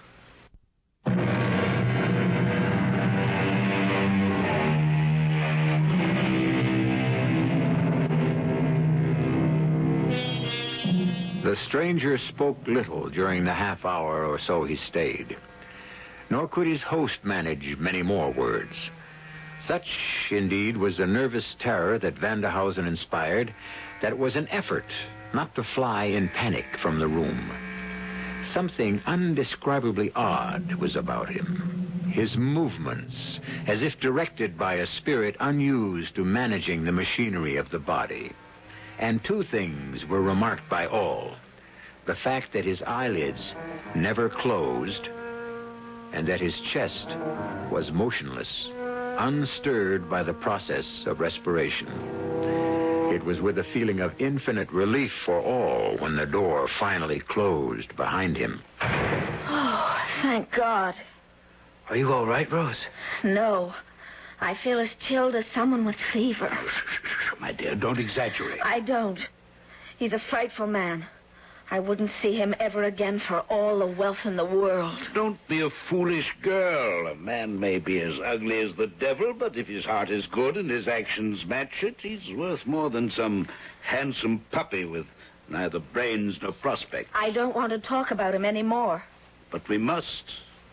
The man is wealthy, liberal, and withal good-hearted. He has sued for you as his bride. His bride? It is my duty to see you well bestowed. I promised your father on his deathbed that I would make sure of that. Uncle, not that man. Enough for tonight. There are no decisions to make beyond the fact that it is time to retire. Godfrey, I shall see you in the morning. Yes, Master. Good night, Jufrau Waldekost. No need to be so formal. Rose. And good night, Godfrey. Don't look so troubled. Nothing has changed. My walk home will be lighted by that knowledge. Good night, Master Bookman. Good night, my boy. And remember, you're an apprentice painter. That is your first and most important loyalty. I am acutely aware of where I stand, Herr Bookman. Good night. Why were you so severe with him, Uncle? Because we live in a world of reality. What do you mean? Do you realize that Mynheer Vanderhausen, who visited us tonight, has guaranteed you 10,000 guilders of your own as an earnest of his love and admiration for you? I have them here. 10,000 guilders? It's his way of saying how much he loves you. Love, for all its charms, is not the most important thing in the world. You will marry Mynheer Vanderhausen according to the contract. The mood of hope that my beloved had kindled in me barely lasted till my return home to the bare and cheerless garret I lived in. Even if in my sleepless bed-tossed night I might have held to some grain of hope, the next day would have dispelled them forever had I been at the Bookman house. Another tradesman's wagon. What can it be now? I can't wait to see. Oh, Uncle, did you ever see such riches? Never. Look at this scarlet domino. How could he know it would be just the right length? Feel the richness of the velvet. And trimmed in white ermine, even to the hood. Oh, I'd love to paint you in that. The hood framing your face. You're all beauty. What woman would not be in such a cloak? If only Mynheer Vanderhausen... Hush. Leave his appearance alone. You'll soon accustom yourself to it. Slippers in every color. A casket of jewels fit for an empress. This white pure silk for my wedding gown. And the lace for my veil and train. Oh, Uncle, was any man ever so generous? Only the beginning, Rose. Whatever doubts I might have had, I think I've chosen your future well. And I, too, dear Uncle. I will put Godfrey from my mind. In fact, he is already fading. Look at this necklace. This emerald pin. Oh, thanks to you, dear Uncle. I may be the luckiest girl in the world.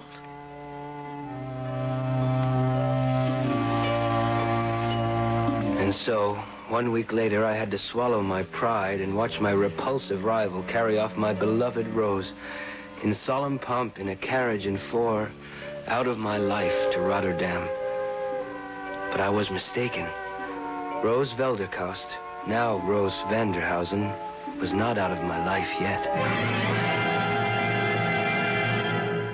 And I brought you home, my boy, to sup with me because I'm worried.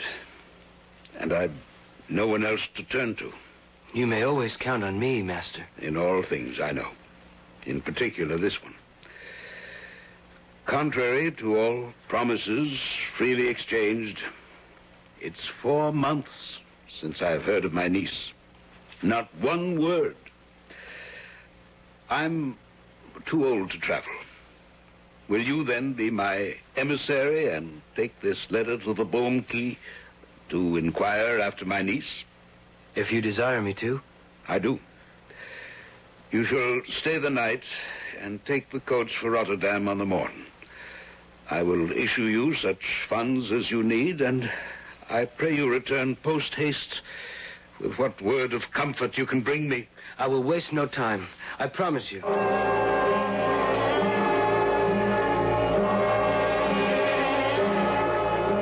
I left not a house in the Boomkey untried, Master, but no one had ever heard of Mynheer Vanderhausen.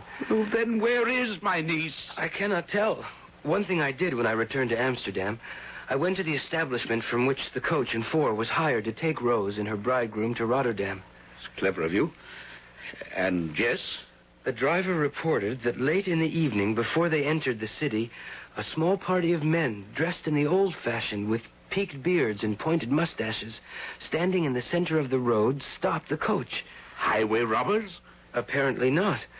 Mynheer Vanderhausen seemed to have expected them, and he handed Rose down from the carriage and into an ornate, hand-carved but ancient litter, which the men lifted and bore off into the night.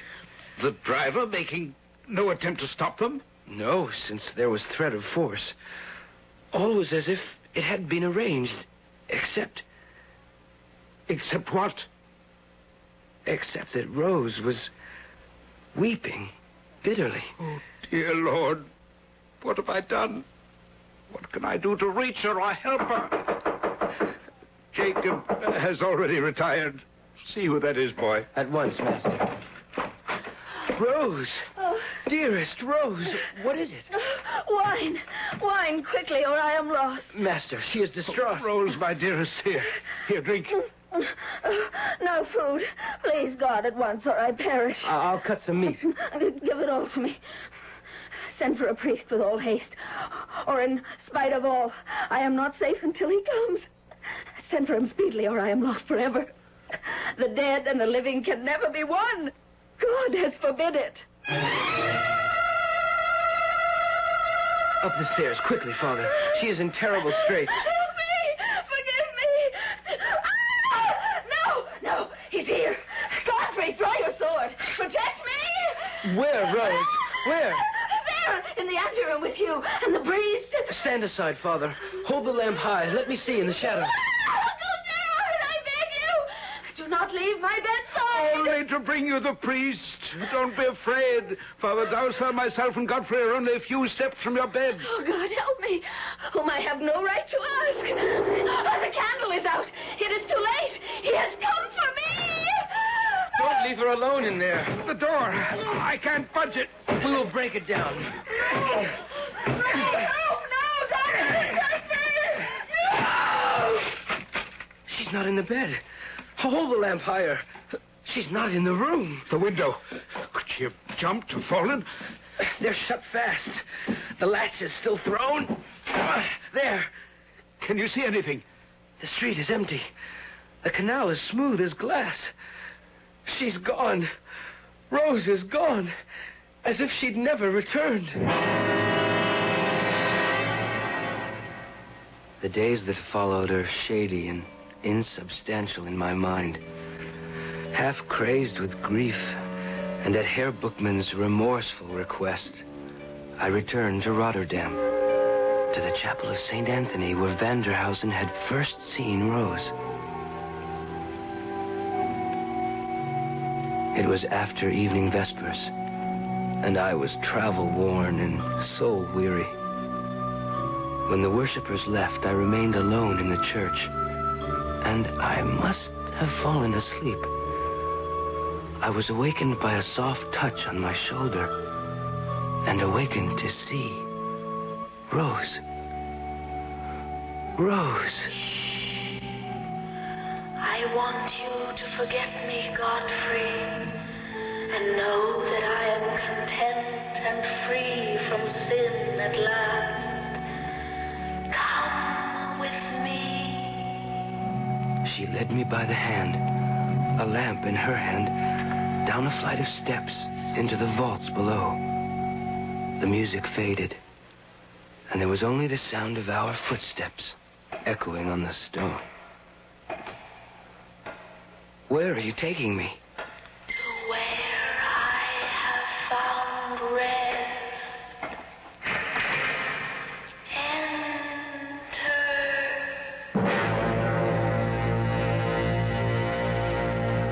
The room was a bedroom, richly furnished. Its main feature, a great four-poster bed, the curtains drawn. She crossed to them, smiling, and said, You see, we are united at last, my husband and I. Sitting bolt upright on the bed, held in its position by the pillows, was Mynheer Vanderhausen. The costume I recognized. The face, what was left of it, was still livid as I had first seen it. But by now the bones showed through the decayed flesh.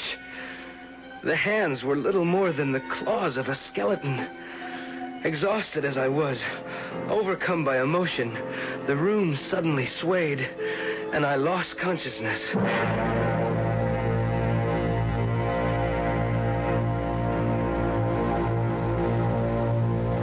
I was found the following morning by the sexton. The room in which I lay was the same, except that all the furnishings were gone, save one. In the place of the four-poster bed was nothing but a large and ornate coffin. I rubbed the dust from the nameplate, which read, Mynheer Winkel Vanderhausen, 1606 to 1669. The man had been dead long before Rose Velderkaust or myself were born. Her uncle and I allowed her to marry herself to a corpse.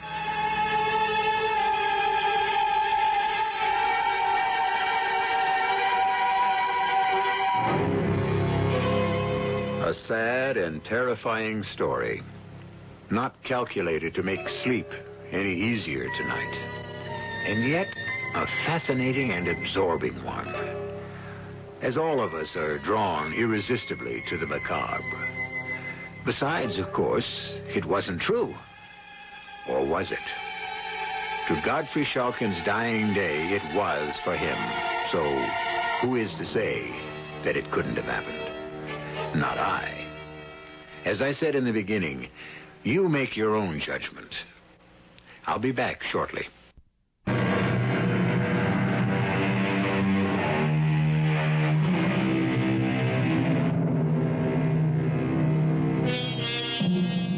Schalken became a kind of living corpse who lived only through his paintings. But in spite of his success, he was recluse enough to insist on mixing his own pigments, which, alas, were not stable enough to stand the wear of time. So only the one canvas I mentioned remains. They say because he used his own blood to dilute the pigment. I don't know. There's no proof. It's just a part of the legend. Our cast included Don Scardino, Roberta Maxwell, Guy Sorrell, and Arnold Moss.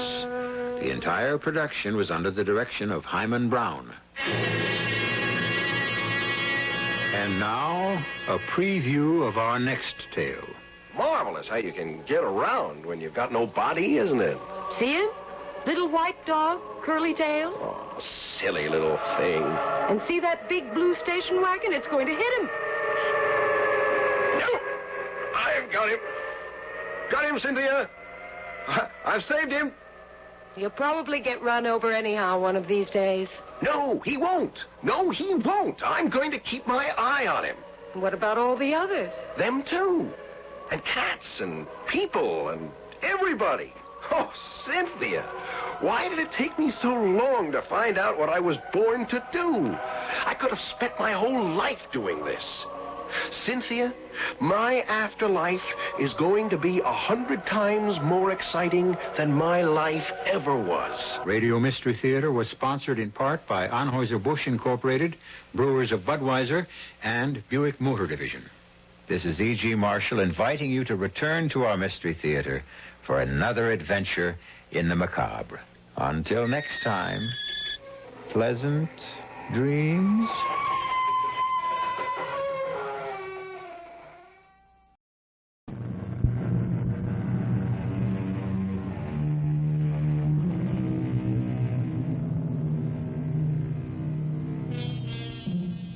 Blackmail is an ugly word. And when one of the blackmailer's victims sincerely insists that he's an angel, while another swears he's a devil, and still others are convinced he's a ghost, the problem of dealing with him becomes Herculean.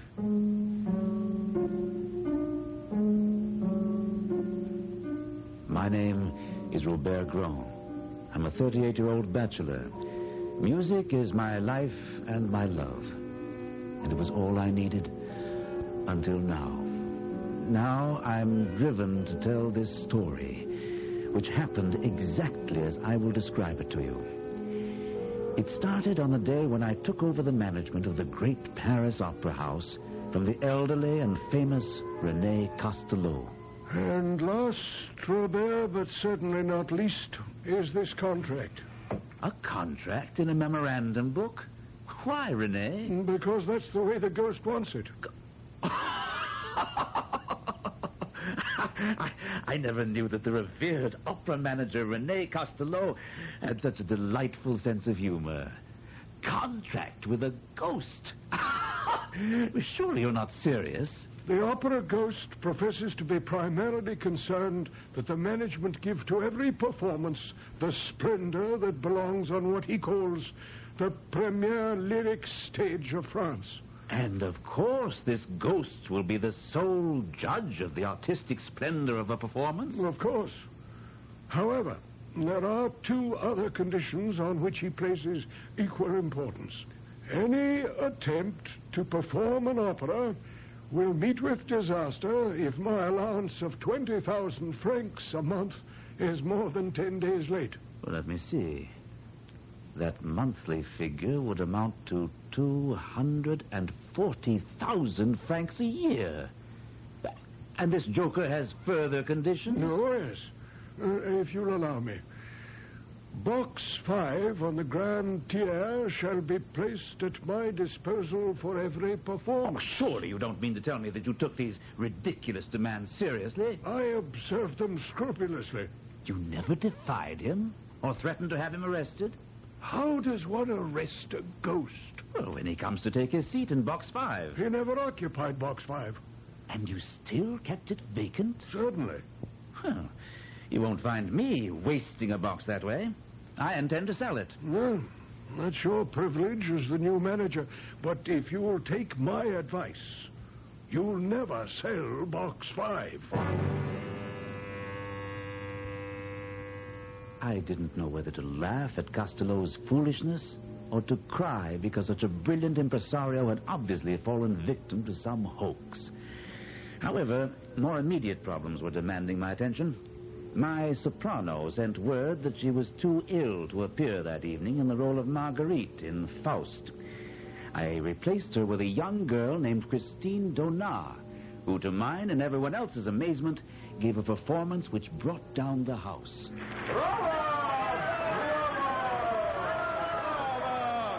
Marvelous! Superb, Christine! Oh, Durin! I I thought you were in Chartres with your brother. I was until I heard that Christine was to sing tonight, and then I rushed to Paris. Forgive my rudeness. I didn't mean to congratulate you upon your appointment as the manager of the opera. Now I must congratulate you on choosing Christine. I never heard her sing like this before. So have I. What a triumph. Look at her. She seems quite overcome. Overcome? Nothing. She's ill. She's fainted. I led Paul Duren quickly backstage to Christine Donat's dressing room. A crowd had gathered outside her door. I made my way through with Paul by my side. I opened the door and saw that the house physician was by her side. To my surprise, Paul Duren walked swiftly to the couch on which Christine was lying and knelt down beside her. She turned her head, opened her eyes, and said, Monsieur, who are you? Mademoiselle, when we were little children playing together at Perrault, I was the little boy who went into the sea to rescue your scarf. Well, how amusing, Monsieur. Mademoiselle, since it pleases you not to recognize me, I should like to say something to you in private. Something very important. When I'm better, please. And now I should very much like to be alone. I want all of you to go away. Please. I wasn't aware that you knew Christine. Oh, I've known her for a long time, Robert. Ever since we were children. But we are no longer children, my friend. So why should we hang about outside her dressing room door like a pair of... And I know her well enough to understand that she asked to be alone because she wanted the chance to talk to me privately. I didn't get that impression. But if you're convinced... Look, I'll prove it to you. Come on, let's go back and knock at her door, and you'll see. I don't know what you want of me. Oh, she seems to have someone in there with her. But that's impossible. We saw everyone leave when we did. Christine, you must love me. I do. You know I sing only for you. Nevertheless, someone must have stayed behind. Maybe we can learn something. I do not listen at doors. I'm going in. No. Wait. For my sake. Are you very tired? Tonight I gave you my soul, and I am exhausted. Your soul is beautiful, child, and I thank you. The angels wept tonight. I must go home. Of course. They're sure to catch us eavesdropping. No. Come here. Quickly. They'll never see us in this corner. She's alone. There's no one with her. He must have remained in her dressing room. And she didn't lock her door. I'm going in and find out who was with her. Are you with me? Of course, Paul. Come on. But there's no light in here. He must be hiding. Strike a match, please. Hiding isn't going to help you. We know you're here. We heard you. Now come out. Can you see anyone? No. He must be here somewhere, and we'll find him wherever he's hiding. You may as well come out now and save us trouble. I intend to find out who you are. There's no one here, and no place to hide. We're talking to the walls.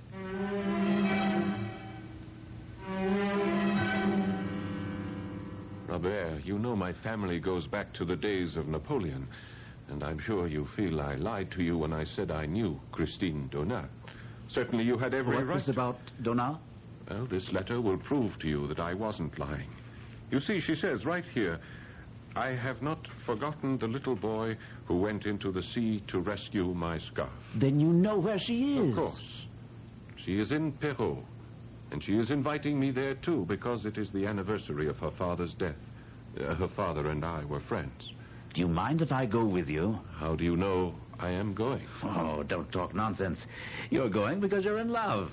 And I'm going to bring back a singing sensation who hasn't been heard since the night of her triumph.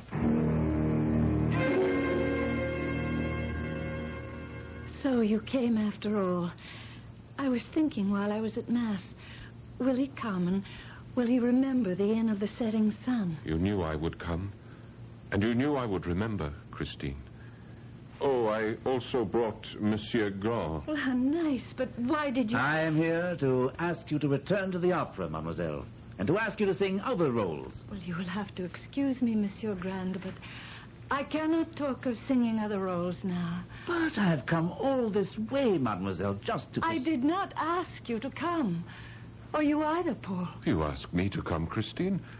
You knew your letter would bring me here to Perrault as surely as the sun shines. Well, that may have been a mistake on my part. There was no point in my remaining, as it was obvious that there was a lover's quarrel brewing. So I told Paul he could find me in my room. What you hear now is what Paul told me happened after I left them in the sitting room. Why do you say mistake, Christine? I don't know. When I wrote the letter, I was thinking of my childhood and my father and the games we played as children. I think I wrote to you as the little girl I was then and not the woman I am now. When I came to you in your dressing room the other night, was that the first time you noticed me? No. I'd seen you in your box. I knew you were in the audience. Oh, good. Then why, when you saw me in the dressing room and I reminded you about the scarf, why did you pretend not to know me and laugh at me? All right. I know it was because there was someone in your dressing room, Christine. What are you talking about? The man to whom you said, I sing only for you tonight. I give you my soul and I am exhausted. You were listening at the door. That's the most... I listened, Christine, because I love you. Yes, I heard everything. All right, Paul. Tell me what else you heard. I heard him reply that your soul is beautiful, child, and I thank you. The angels wept tonight. Oh, Paul, you should not have heard that. You shouldn't.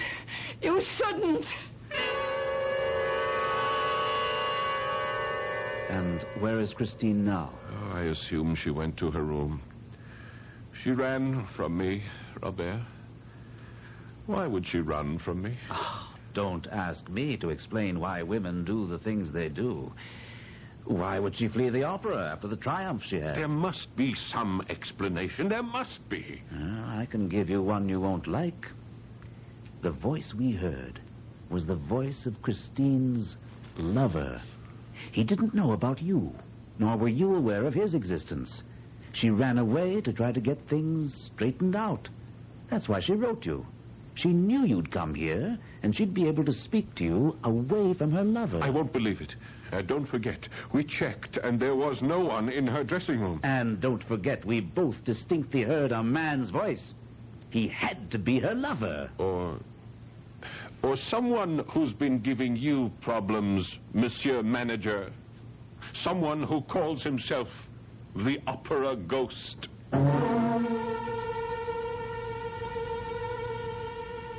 At this point, I think I can say that I've become an authority on ghosts and their habits. Now, I've heard of ghosts who clank, ghosts who moan, ghosts who scream, wail, and even gnash their teeth.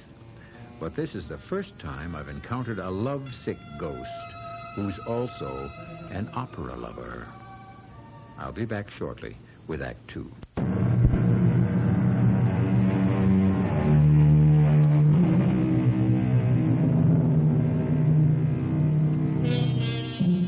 From time immemorial, out-of-the-way places have been favorite meeting spots for young lovers. And when a quarrel interrupts the course of true love, it's a common occurrence to find one of the unhappy pair sitting and waiting at their favorite trysting place, certain that the other must turn up. A cemetery, however, would seem a most unlikely place for a girl to expect to find her lover. Christine. I knew you'd come to pay your respects to my father at his grave, Paul. And I waited here to tell you something very serious. Paul, do you remember the Angel of Music? Oh, yes. Your father never told a story without mentioning him. I remember him saying that at least once in every great musician's life, the artist receives a visit from the angel. Yes.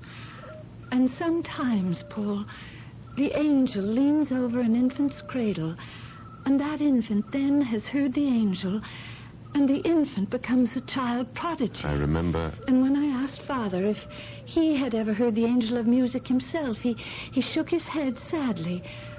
But, Paul, he told me that I would hear the angel one day. He said, "When I'm in heaven, I shall send him to you Paul, I have been visited by the angel of music.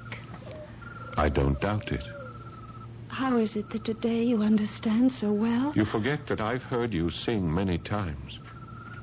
And I never heard you sing the way you sang the other night.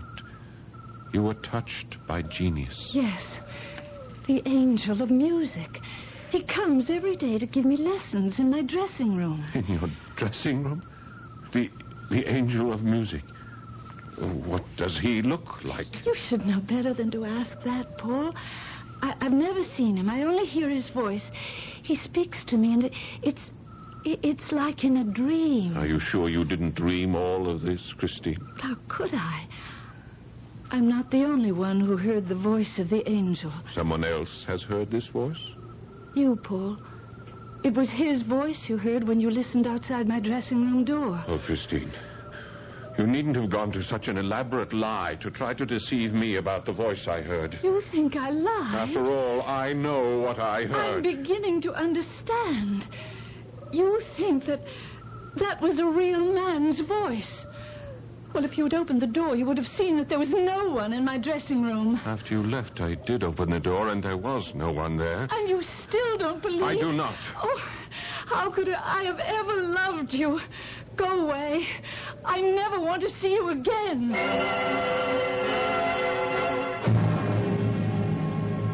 The return trip to Paris wasn't pleasant. Paul Duren wanted so desperately to believe that his darling Christine was the victim of some cruel hoax, while I was convinced that Christine was an artful minx who was trying to keep two men on a string. This belief was strengthened by a telephone call I received the following day at my office. Grand speaking. Carlotta Sorelli. Oh, good day, madame. What can I do today for my beautiful prima donna? First, my dear Monsieur Grand, you must learn that I am not a woman easily intimidated. I'm sure you're not. But why do you call me? I intend to sing the role of Marguerite in Faust Thursday night. Well, of course you do. Why would you call and tell me what has already been announced? Because of a note I received this morning. It reads, if you dare to appear as Marguerite next Thursday evening, be prepared for a gigantic misfortune. Oh, a prank. A jokester. Surely you're not going to take that seriously. That's exactly what I called to tell you. And I'm pleased you're taking it so well. Even if I were dying, I would sing the role of Marguerite next Thursday night. Before that Thursday night, I had to face the problem of the first masked ball to be held in the Opera House under my direction. This was to be a truly gala affair, with everyone in fancy dress. I knew from experience that every artist would be there, hoping to meet and fascinate a masked member of the upper crust. I, of course, attended unmasked. Robert! Robert! Oh, Paul! Is that you behind this black domino? Yes. I suppose you're seeking Christine, hoping to discover what masquerade she uses tonight. I don't have to hope. My Christine is behind that white domino over there, and we have a tryst in box 17 on the Grand Tier at midnight. And you're no longer concerned about that voice you heard in her dressing room? In her note making this assignation, she as much as admitted that she'd made a dreadful mistake about that voice. I see. Monsieur Directeur. What? When Sorelli fails to appear for Faust next Thursday, you replace her with the magnificent Christine. Who said that? It came from the white domino. Nonsense. Christine is wearing the white domino. Then Christine is using some trick to make sure she sings Marguerite again. There's where it came from. From the center of that crowd. The man in the scarlet cape and the death's head mask. You think so? Yeah, well, it's almost positive. Come, let's unmask him. Read what it says on his cloak. Don't touch me, for I am the Red Death stalking abroad. You see, hold that man in the scarlet cloak. Quickly, after him. Stop that man. No, don't touch him. He wears the mask of death.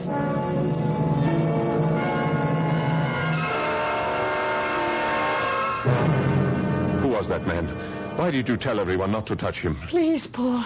Please keep your voice down. You shouldn't have come here. All right, but you were the one who asked me to meet you here in this box on the Grand Tier, remember? I know, but that was before you started to chase the Red Death mask. And why did you stop us? What is that masquerader to you? Maybe nothing, maybe everything. Oh, Paul, you were right.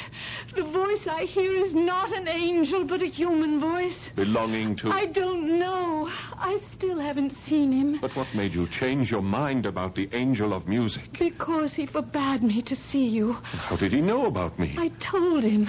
The first time I saw you in your box, I rushed back to my dressing room. The voice immediately noticed that I was elated, and when he asked me why, I saw no reason not to tell him about you. Yes, and?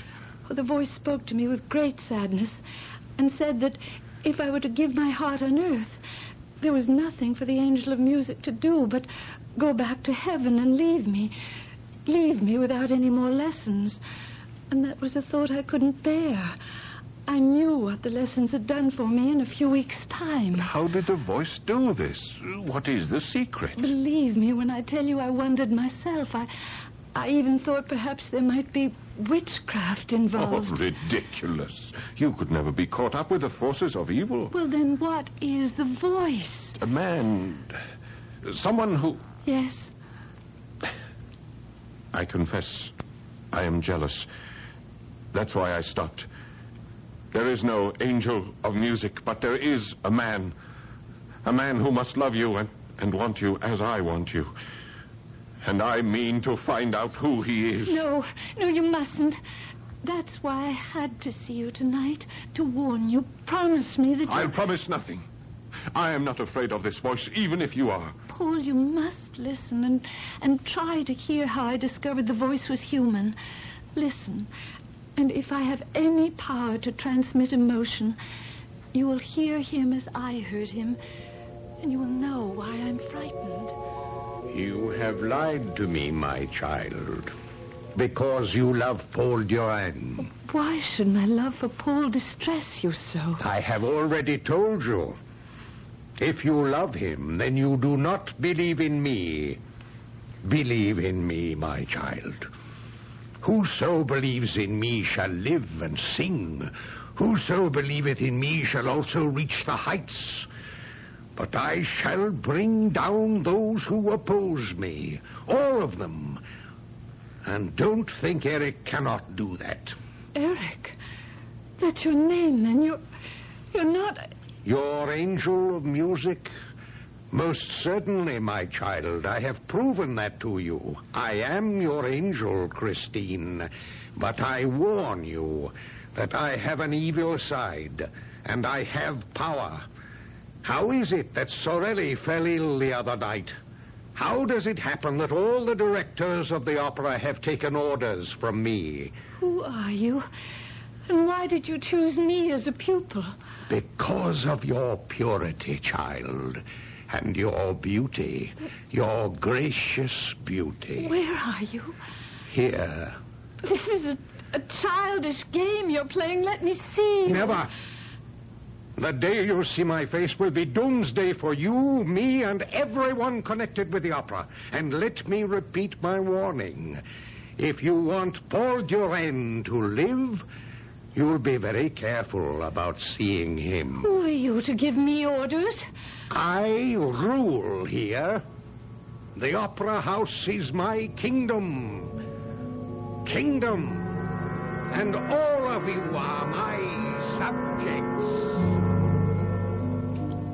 Paul, dearest, did I succeed at all in recreating the power of that voice and the terror he inspired in me? Whoever or whatever he is, he must be completely mad. Perhaps, but nevertheless he does have power. What does it matter? You've told me that you love me, and now all you have to do is leave the opera, marry me, and we'll go away together. I cannot. I dare not.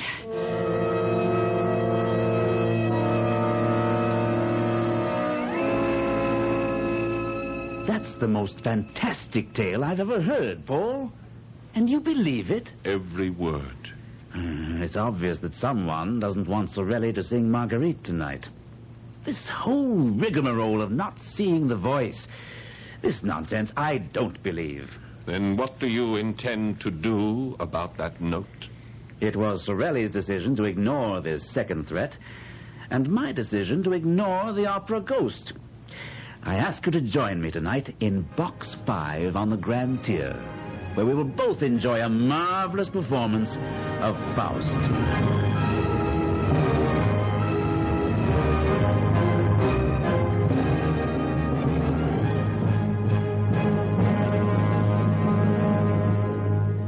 The first act of Faust went very well, and as the curtain fell for the intermission, I allowed myself to relax in Box 5, where I was sitting with Paul. Well, Paul, what do you say now? Do you still think we could have used the police? The police would have been useless, Monsieur Grand. Did you say that, Paul? I didn't say a word. But you heard it.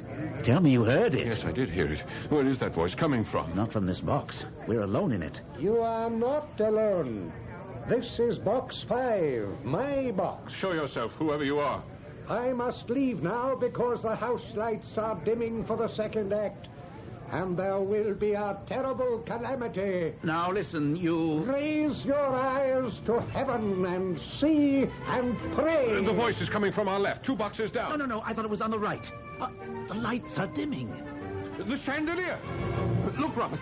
Robert, what's swaying? It's going to fall right into the orchestra. Oh, no. Look out! Look out!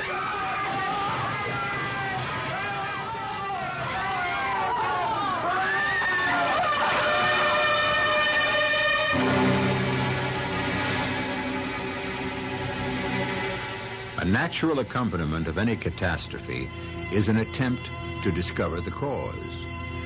And so it was with the collapse of the chandelier in the Paris Opera House. The newspapers speculated wildly as to the possible cause of the fall. But strangely, there was not one word printed about the opera ghost. I'll be back with Act 3 shortly. No opera manager ever faced the problems that beset Robert Grand, newly appointed director of the Paris Opera House. How does one deal with something that no one has ever seen, but whose voice has been heard and whose presence has been accepted as a fact by opera workers and by your predecessor? A thing that called itself the opera ghost, and who took credit for the catastrophic fall of the great chandelier which took the lives of 3 people and injured many more. Robert Grand made his decision. If I can have your attention, ladies and gentlemen, please, I will explain the reason I summoned you to my office. I have decided to make my peace with the opera ghost. This envelope on my desk will be placed in Box 5 on the Grand Tier at tonight's performance. It contains the 20,000 francs which the ghost, or whatever he is, demands monthly. But I intend to reassign your locations so that Box 5 will not be unwatched by less than 3 pairs of eyes for 1 single second. And I insist on an immediate report to me when and if you see anyone entering or leaving Box 5. Robert Grand. Where have you been, Robert? I've called your home, your club, even the Café de l'Opéra, and I could not reach you. Is it something important? Your ghost bleeds, Robert. Your opera ghost bleeds. Real blood. Are you drunk or just raving? And if he bleeds, as I know he does, then he's no ghost at all, but real flesh and blood. Isn't that so, Robert? What are you talking about? What makes you so certain that he bleeds? Because I've shot him. Yes. Come to my apartment. I'll show you the blood stain.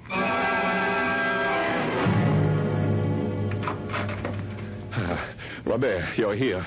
And now I will free you from your ghost forever. I've already called the police. Here, come, let me show you the balcony. I don't want to see anything until you calm down and explain what happened. His eyes.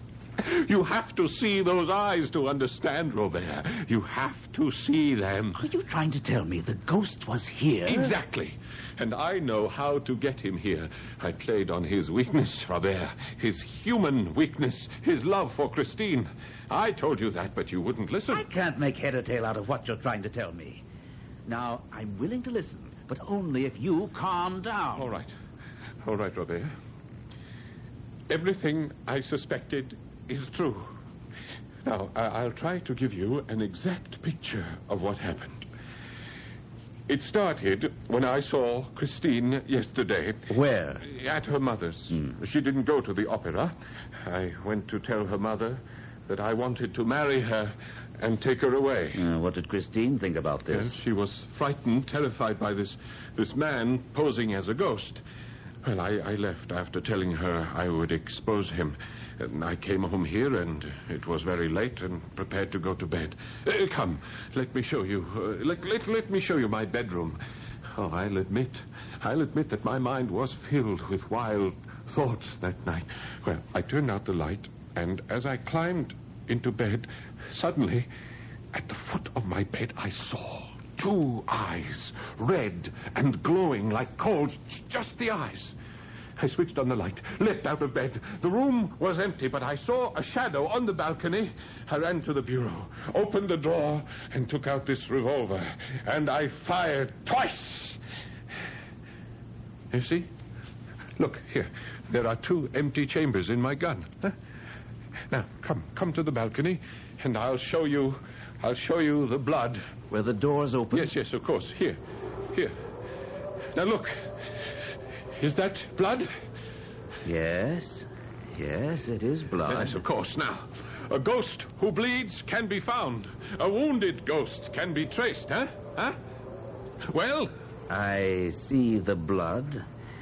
I also see a cat. No, there was no cat. Not on the balcony, but limping along the roof, trying to find a gutter to climb down.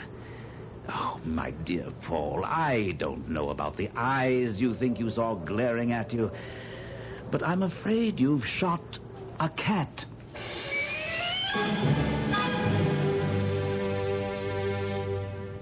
The next 48 hours will live forever in my memory.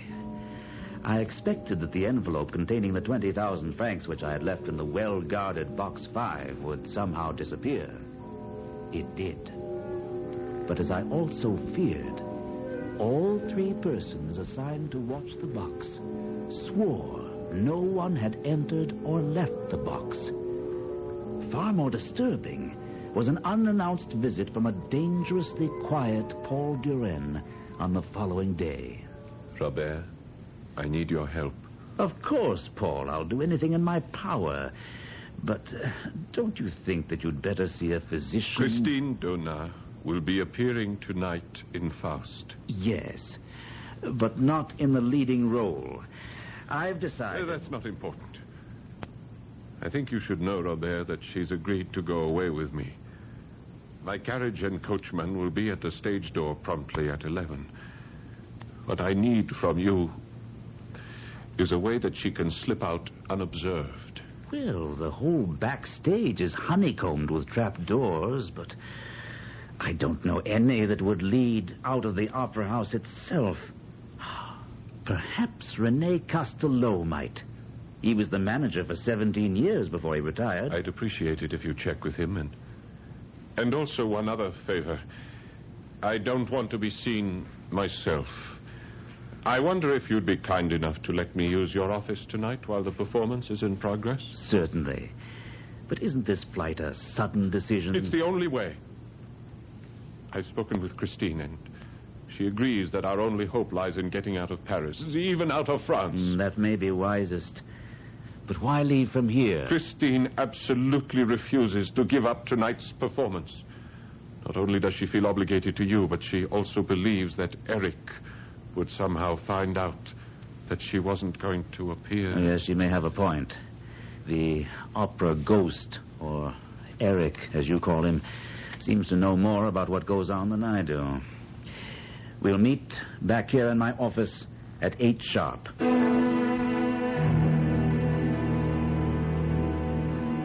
May I thank you, Monsieur Castelot, for taking the trouble to come here to tell me about the special exit. It hasn't been used in years, but I think the door still works. What time is it? Oh, relax. It's only 9:40. Plenty of time. She's disappeared. What? What's happened? Oh, I'd better get out and see what's happening. I'll be right back. Something.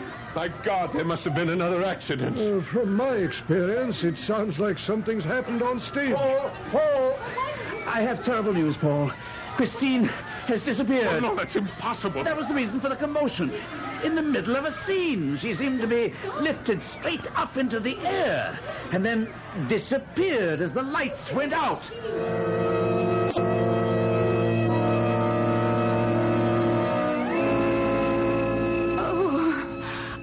Christine, my love, please tell me you're not hurt. Well, who are you? And why are you masked? Oh, I'm sorry that I was so clumsy and made you strike your head when I... Eric, what have you done? Only what you made me do, Christine. I told you that if you'd continue to see Paul Durand, things would end badly. Where am I? In my house. It's my dearest wish that you'll grow to like it. You intend to keep me here? I cannot allow you to run off with Paul Durand as you planned. But they will look for me. And they will not find you. Have they ever found me? Why do you cry? You know it pains me to see you cry. I would never keep you here against your will, but I warn you, if you leave, you'll sign Paul Durand's death warrant. You're afraid even to let me look at your face. Careful, Christine. But I will tear that mask off. You're in no danger, Christine. I will not hurt you. So long as you do not touch the mask. And you expect me to believe that? You have no better friend in the world than myself.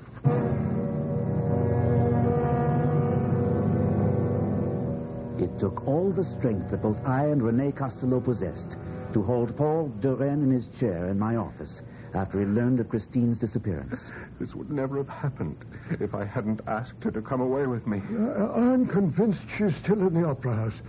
I've seen the thing, whatever it is that calls itself the Opera Ghost. Where? When? Why didn't you tell us before?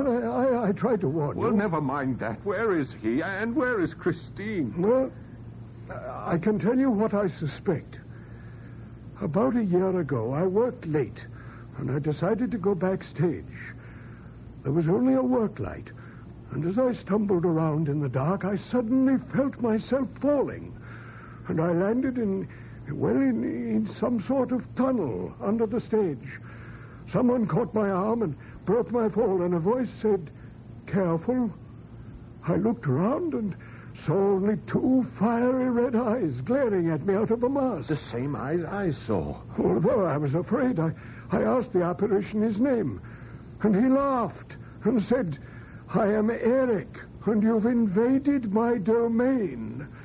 But since it was an accident, there will be no punishment this time. But, Mr. Manager, I warn you, Eric's secrets must remain Eric's secrets." Whatever that may have meant. Well, after the meeting, I was convinced that Eric, or the Opera Ghost, lived or haunted the subterranean cellars and caverns beneath the opera. Incredible.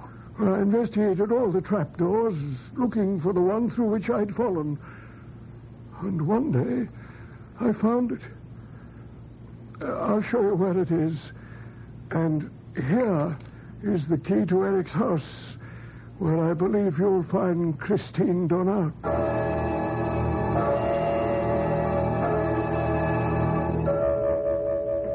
Wait. I see something.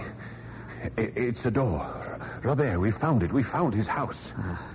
What's the matter? I just remembered what Rene said about the key and opening the door. Well, you can do as you like, but I am going in. What's the matter? I don't know. It's tricky. Maybe it's the wrong key. No, it fits, but the tumblers seem to be stuck. Oh, is that you? Yes, Christine, it's me. I must be dreaming. No, it's no dream. Can you help me open the door? He's tied me up. Damn him. Oh, Christine, oh, my darling, what has he done to you? I'm all right, but untie me quickly. Yes. We must get out of here before he comes back. Where are we going? As high up as we can get. Faster, Paul, faster. Shouldn't we have tried to get out? We don't have time. He's due back at 11. We're trapped. No, push this door. It opens onto the roof. The sky, the blessed sky, and the stars. It is only up there on the stars that you can escape me. Eric! Show your face, you coward. Where are you? Look for me. Behind all the smokestacks, but you won't find me. You're a coward. You're a liar. You think so? Then I show myself. Here. Here I am. At last. Here. I raise my mask a little. Only a little, but you can see my lips. Such lips as I have. And let you hear my voice. You're a coward. Show your full face. My face. You shall see my face. And then you shall die. No, Eric, I beg you. My face that even the mother who bore me wouldn't bear to look at. Here. Now, look at my face. Good Lord in heaven. You wanted to see it. You wanted to see a face without a nose, with dead eyes, and the lips of a corpse. Now, look. As I come closer, the horror that is my face will drive you over the edge. Oh, my poor Eric. My poor Eric. Christine, you're crying. You're weeping. And for me, a woman, a beautiful woman, weeps for me. If it were tears you wanted, you could have showed your face, and the world would have wept for you. I set you free, and in freeing you, I free myself. Here, I leave you my mask. Eric, don't shout. I love you, Christine, as no other man could ever have loved you.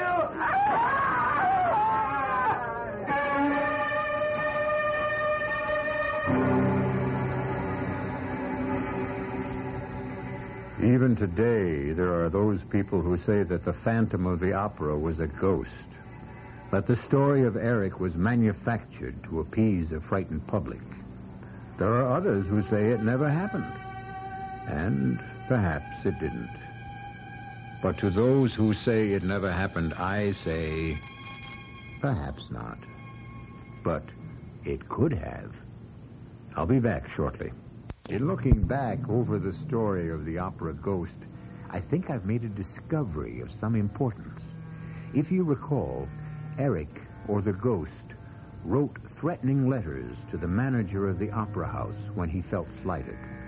He also wrote contracts in red ink in a memorandum book. Now, if he really were a ghost, and he did write these documents, could we say that he was the first ghost writer?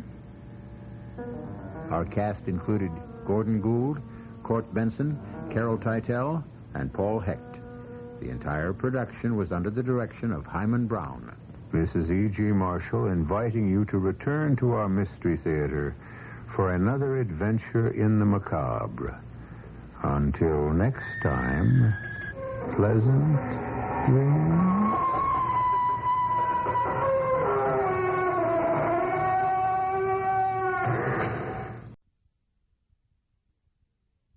CBS Radio Mystery Theater presents...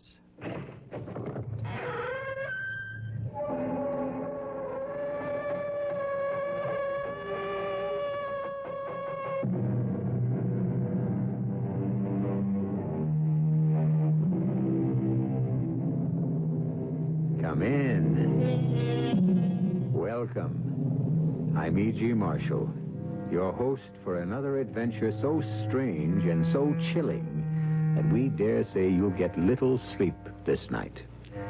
At the moment, we're in a shabby little storefront studio near the waterfront of a large city. On the dusty window in hand-painted letters are the words, Caro, Reader and Advisor. Reader and Advisor, a comfort to thousands who believe in their powers, and a fraud to the thousands who laugh them off as ridiculous. Martha Hawthorne, however, is one of the thousands who believe, and at the moment, she is seeking help for a desperate situation. Well, Caro? It is in this bottle. Do not, under any circumstances, open it until the time comes. Until you are ready to use it. I understand. The effects are not always instantaneous. It takes a while. And it is sometimes unpredictable. I'll take those chances. The idea appeals to me so enormously. It's so perfect. Be careful, Mrs. Hawthorne. I must warn you. When the bottle is opened, be very, very careful.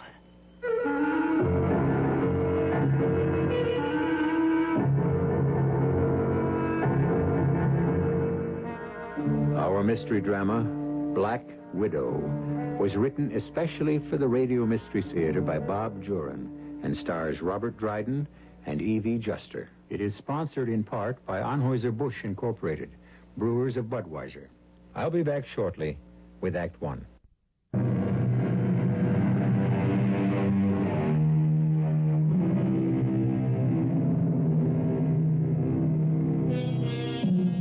Standing up for what you believe is right is both honorable and necessary. And it also can be dangerous, particularly if your adversary has very little scruples and a lot to lose should you have your way. Such is the case with John Hawthorne, a top-notch mechanic whose father before him took pride in his work, his friends, and his trade union. And John intends to bring back those better days and stand for what his father stood for. Hello. Hello, John. What do you want, Max? I don't like the noises you've been making with the rake and file. You know where I stand. I'm beginning to, yes. It's come to my attention that you're even thinking of running for union president. Not thinking anymore, Max. Am running. That's my job. Why waste your time? You know you can't win. I know that damn near the whole membership is fed up with you and that so-called business manager of yours. You see, Max, what I've got that you haven't is the membership on my side. A membership? Don't act so naive, John. They don't have any say in the union's affairs. You're right there, Max. And that's been the whole trouble. I intend to give this union back to the members. We'll see. Let's talk about it in person. After the meeting next Friday. No, there's no talking to you, Max. We've been trying to talk for 2 years, but you run things your way, and we're fed up with it. All right, John. Don't get excited. You'll run for president and see what it gets you. I wondered when Max would start getting worried. He's not worried, Martha. I am. That makes two of us. I'm proud of your guts, John. But we both know who Max has behind him, and they play rough. I'm not afraid of threats. I'm just worried that maybe I can't carry it off. I still wish you'd reconsider. You have to do what you think is right. I don't want to be a hero's widow. No. They wouldn't try anything like that. Oh, I expect a little rough stuff, maybe, but I've got my eyes open. And I've got my protection, too. Oh, John, is it worth it? What's it going to do to Lillian and me? Nobody's going to get hurt, except Max Conger. He's never had a serious challenge to his authority. We're a small, independent mechanics union that used to be great until Max Conger and his friends got their claws into us. I know you've been upset about it for months.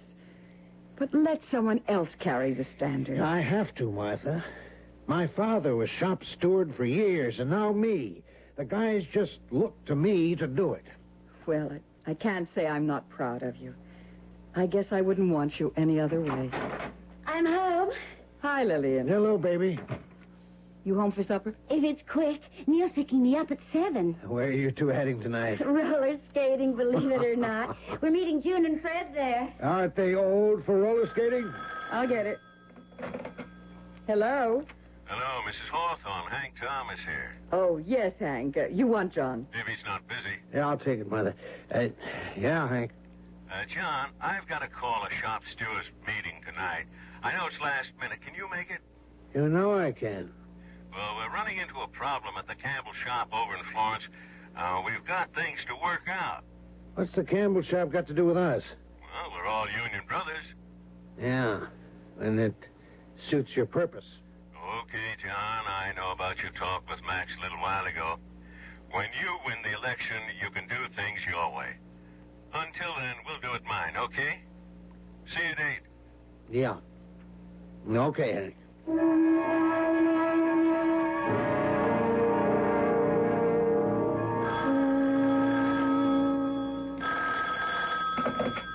Hello? Hello, Mrs. Hawthorne. Hank Thomas again. I hope John hasn't left yet. Oh, he did. About 10 minutes ago. Oh, too bad. I had to postpone that meeting tonight, and I hoped I could catch him. He's on his way to the Union Hall now. Well, I'll see him and send him home. Sorry about the inconvenience. I don't think John will mind. Well, bye, Miss Hawthorne. Goodbye.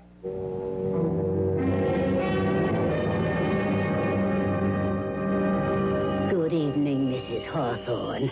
Good evening, Caro. I'm sorry to bother you for a reading this late, but I'm terribly worried. I am always at your service, Mrs. Hawthorne. Always. For regular customers who need help from the cards. My husband went to a union meeting tonight, and that's part of my problem. Sit down. Let us see what the cards tell us. These cards are the threat. This is your husband. A red king.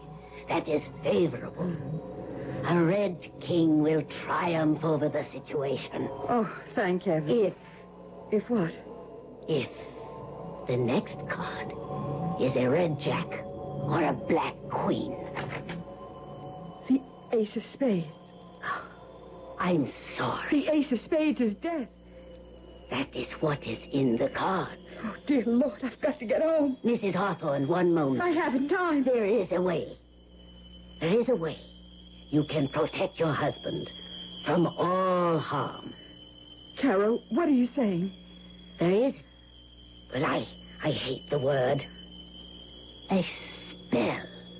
It is costly, but it works.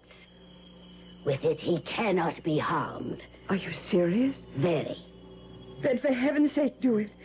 Give it to me, or whatever. It will take 2 days, but it will work. Do it. Well, I will need a bit of his hair and a bit of his skin. His skin? Oh, just a tiny shaving. Not even enough to draw blood. And a snip of hair. But how can I get them without his knowing? It does not matter. Explain it to him. He will agree. Oh, he'll think I'm crazy. Find a way to get them. And get them fast if you value your husband's life.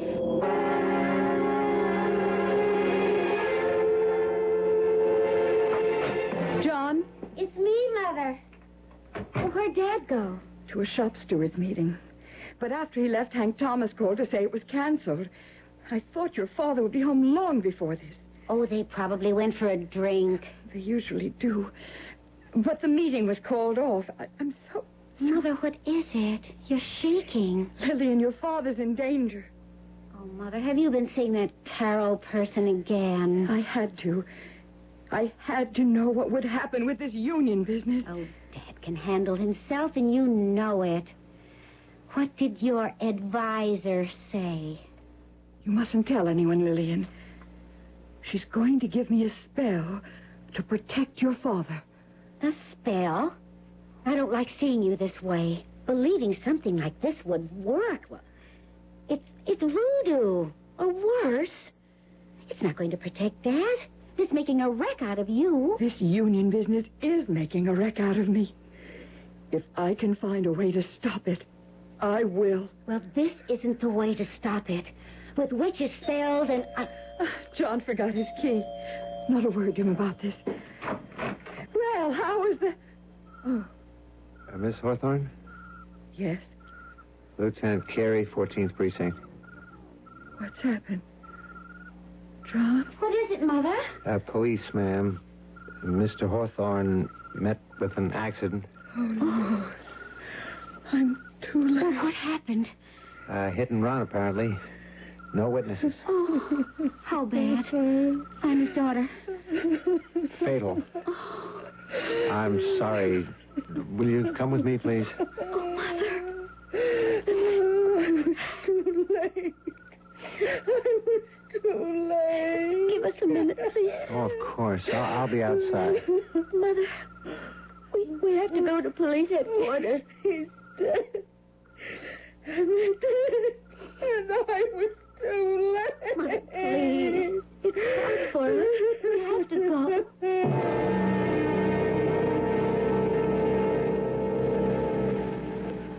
Yes. That's my husband. There were no witnesses, you say? Not as far as we know, but someone might come forward. There's always a chance someone saw it happen. It was no accident, Lieutenant. If you know something, Miss Hawthorne... My father was challenging the Union authority. And suddenly, he's dead on the street. No witness. Nothing to tie them in with it. Are you making an accusation, Mrs. Hawthorne? Yes. I'm accusing Max Conger and Hank Thomas of murder. Well, that may be impossible to prove. Let's go home, Mother. Home? What's left of home? Now that... I'll have a car take you back. We'll talk with you both, Miss Hawthorne, when your mother's recovered a little.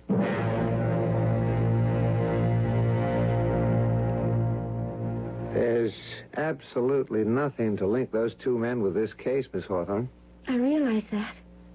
Well, there's always a chance, as I said, of someone coming forward. Oh, I doubt it. But it would take that, I'm afraid, to pull Mother out of her shock. Could I see her? Perhaps a different face. Of course. Don't be surprised if she just stares at you. But then she might respond. Follow me. Sure. You've had a doctor attend her, I'm sure. Oh, yes, almost every day. Apparently this happens frequently. He says medication might even make it worse, so he's just waiting for nature. In your mother's case, there's the bitterness. That makes it all the tougher. Mother? Mother? But she's gone. But I thought you said she hasn't left this room for a week. I talked to her here just an hour before you arrived. We were right downstairs. How could she get by without our seeing her? The back stairs. It's possible, but it's not probable. But where would she go? Now, I have to ask this. Did your father have a gun? No. Not that I know of. I've got to use your phone, and fast.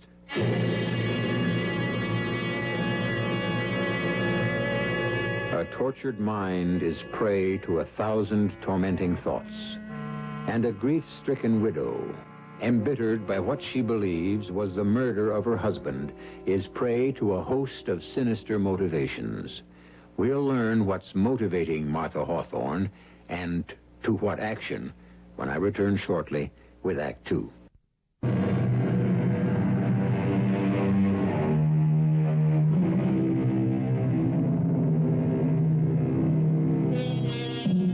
Martha Hawthorne has at last been motivated.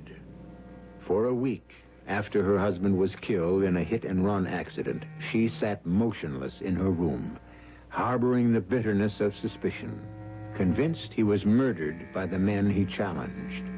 But for Martha Hawthorne, there was no way to prove it. Now, dressed entirely in black with a widow's veil, she seeks the help she so desperately wants. Sit down, Mrs. Hawthorne. Well, I was sorry to hear of your husband. We were too late, it seems. They didn't give me a chance to protect him. Are you so certain these men were responsible? I'm certain. Then would not the police be the ones? The police can't do anything. There's no proof, no witnesses. That's why I'm here. I want revenge. If it is in the cards, perhaps. Not the cards. You know what I want. Yes. One that will be as foolproof as theirs. Are you sure? I'm certain. Mrs. Hawthorne, please listen. I have been your advisor for almost 3 years. You are a gentlewoman. What you are doing now is out of grief and bitterness. Wait. Wait a month, and I will not wait. Very well. There is a very effective method. And you would be above suspicion. Exactly what I want. There is some risk to you. That doesn't matter. Come back tomorrow. I shall have it ready. It is in this black bottle.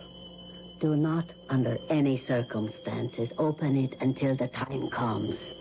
Until you are ready to use it. I understand. The effects are not instantaneous. It takes a while. And it is sometimes unpredictable. I'll take those chances. The idea appeals to me so enormously. It is so perfect. Be careful, Mrs. Hawthorne. I must warn you. When the bottle is opened, be very, very careful. Martha, come in. I hope I'm not interrupting anything, Max. Of course not.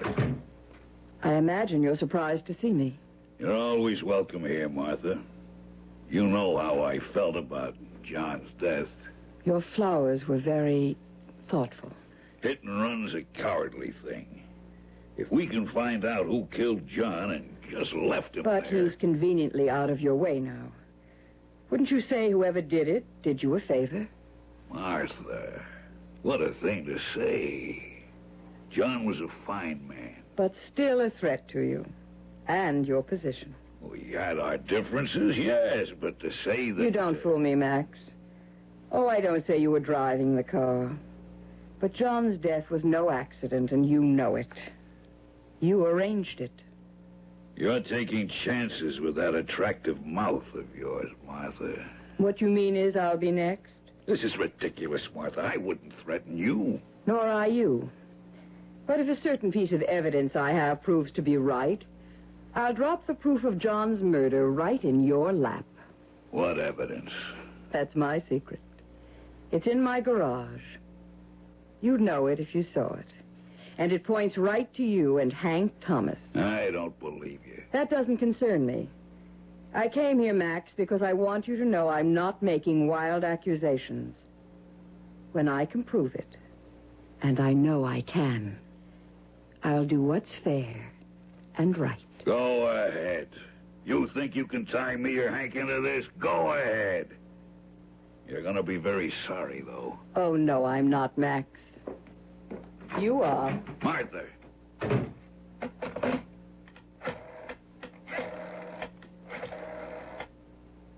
Hank, Hawthorne's wife was just here, and she knows something. I thought you told me you made it clean. Well, something went wrong. Get in here. We gotta talk.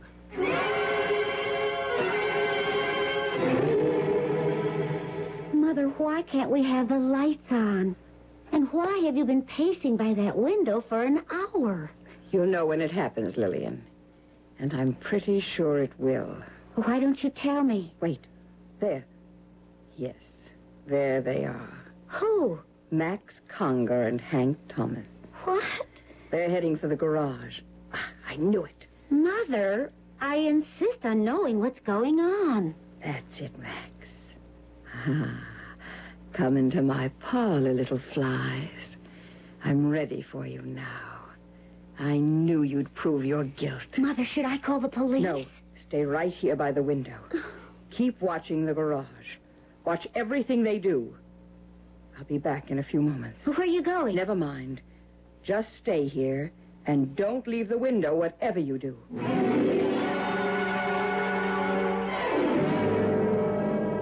It is in this black bottle. Do not under any circumstances open it until the time comes.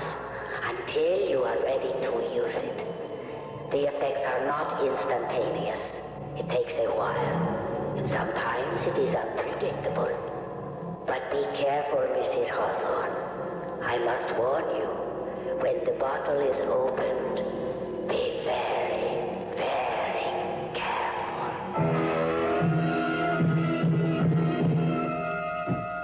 Keep the light low. What are we looking for? I don't know, but she said I'd recognize it. She or the daughter's liable to see us. There's nobody home. I've been phoning for an hour. No lights in the house. Oh, damn. This is crazy, Max. How could she have any evidence? She's working on your nerves. How can she trace it to us? I don't know. And that's what worries me. Flash your light around, but keep it low. Early. Look at that. Yeah. Looks like a black widow. They're dangerous. Not if you don't touch him. See? He just sits there. It gives me the creeps. Let's get out of here. Not till I find what I came for. The spider's gone. Oh, look at everything. What stands out? I don't know, Max. But if you're not leaving, I am. Go, then, and leave me the light. Yeah. Wait. Look. That black widow spider again. It's right in front of the door. It won't attack. At least I don't think so. If you touch one by accident, that's when they fight back. Look at it, though. Takes little steps toward us. It's disappeared again. They don't like the light, I think. They head for dark corners. I got chills just looking at that thing. I'm getting out of here, Max. Okay. There's nothing here. Martha's bluffing. So, Mrs. Hawthorne, it was effective. Very. I'll need another one. Are you sure you want to continue this, Mrs. Hawthorne? Absolutely certain. Very well. I shall have another for you tomorrow.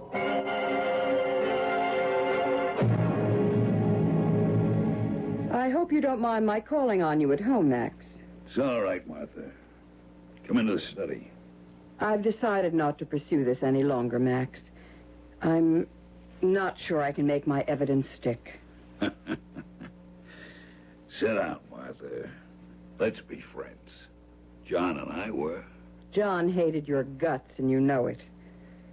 I know for certain that you and Hank killed John. But I'm giving up. You won't be seeing me again, Max. Well, if you want it that way, Martha. But my door is always open to you. Your courtesy doesn't impress me, Max. May I drive you home? No, thanks. It's a lovely night. Well, then, good night, Martha. Goodbye, Max. Be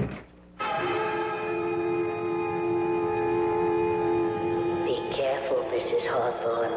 I must warn you. When the bottle is opened, be very, very careful. I'll be careful. Here's to your health, Max.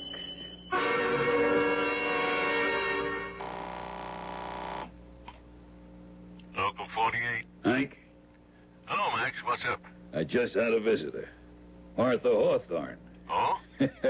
She's giving up. She knows she can't prove anything. She's finally admitting it. Still that nosy detective to deal with. He hasn't got a... Oh! Max, what's the matter? Good Lord. Max, what is it? A black spider just landed on my desk. A spider? It's a black widow. It is with the phone. Going up the lamp. Max, you gotta kill it. I can't move, Hank. I can't move. It's so hideous. Oh. Max, do something. It jumped. It's on my neck. Ah! Get off. Get off. Max. It bit me. I'm bitten. Max. Oh, get an ambulance. you inside!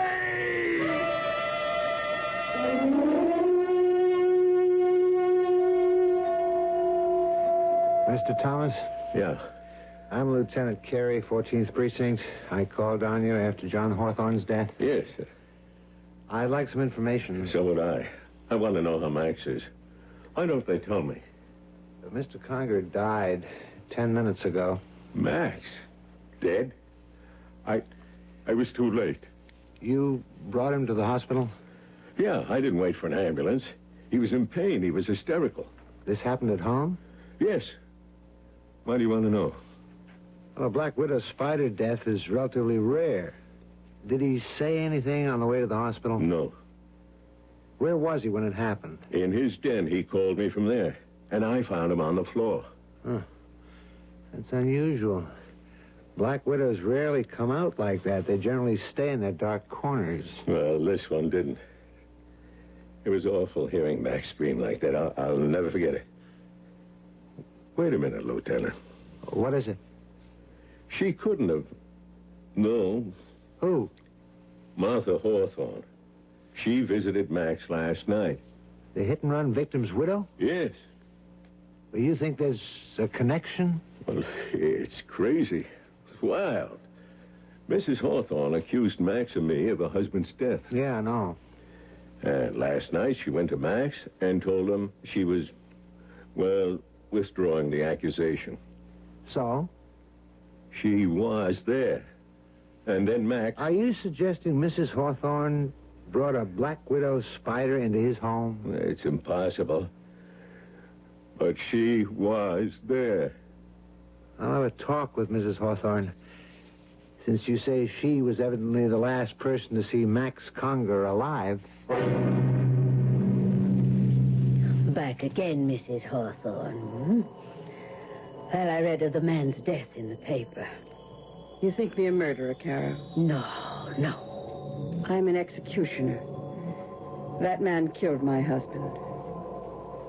And I'm not quite finished, Carol. I'll need one more. Just one more.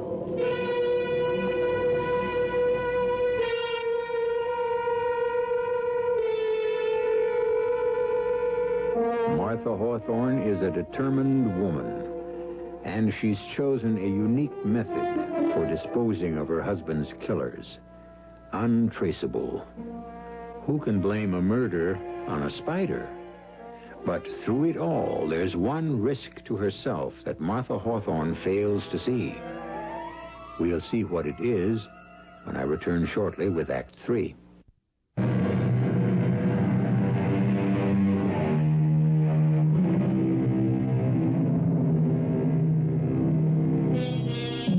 Will you walk into my parlor, said the spider to the fly. 'Tis the prettiest little parlor that you ever did spy. Oh, no, no, said the little fly, to ask me is in vain, for who goes up your winding stair can ne'er come down again. Martha Hawthorne, still bent on avenging her husband's death, has one more victim of her bitterness to dispose of. But the victim is beginning to fear for his life and has suggested to Police Lieutenant Carey that there may be some connection between Martha Hawthorne's visit to Max Conger and Max's subsequent death. How can I help you, Lieutenant Carey? It's about the death of Max Conger. That was dreadful. I make no pretense of liking Max, but I was shocked when I read of his awful death. A spider, oof. Mr. Conger's associate, Mr. Thomas, says you visited him that night. I did, that's true. I told Max I was through accusing him. You know the story. We're still investigating that case, Miss Hawthorne. I'm trying to forget it. Why don't you? No, we don't forget hit and run. But back to the reason for my visit. Yes? I don't know how to say this, but you visited Max Conger, and a short time later, he was bitten by a deadly spider. Do I? No, I don't think I understand you right. Are you suggesting that I had something to do with a spider biting Max Conger? Well, I know it's far-fetched, but we have to take Far-fetched? It's insane. How in the world could I catch one, let alone deliver it to Max Conger? Oh, Lieutenant, this is beyond belief. But the curious thing is the spider. Black widows don't usually come out and climb up on desks. They stay in the darkness. I know nothing of spider behavior. You're being taken in by Hank Thomas, Lieutenant. He thinks because I accused them that I'm responsible for everything that might happen to them. You're right. Mr. Thomas is oversensitive, and that, coupled with my own curiosity, I hope you'll forgive me. I won't trouble you again. I hope not, Lieutenant. I'm finished with the whole business. I'm moving away from here as far as I can. I think you're wise to do that, Mrs. Hawthorne. Bitterness can really eat you up. I know. I've seen it.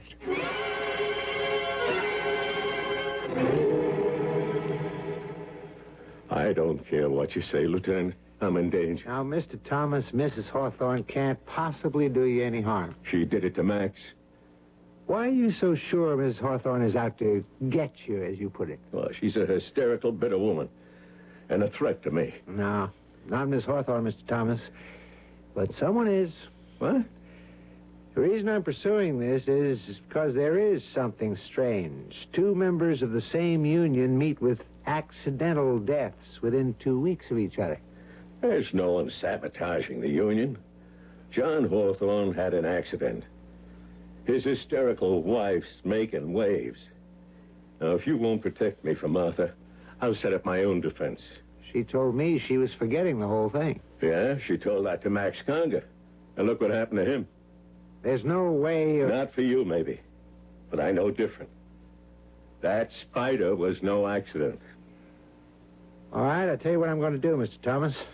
I'm going to post a guard at your home and your office. No one, including Mrs. Hawthorne, will be able to approach you. That makes me feel better.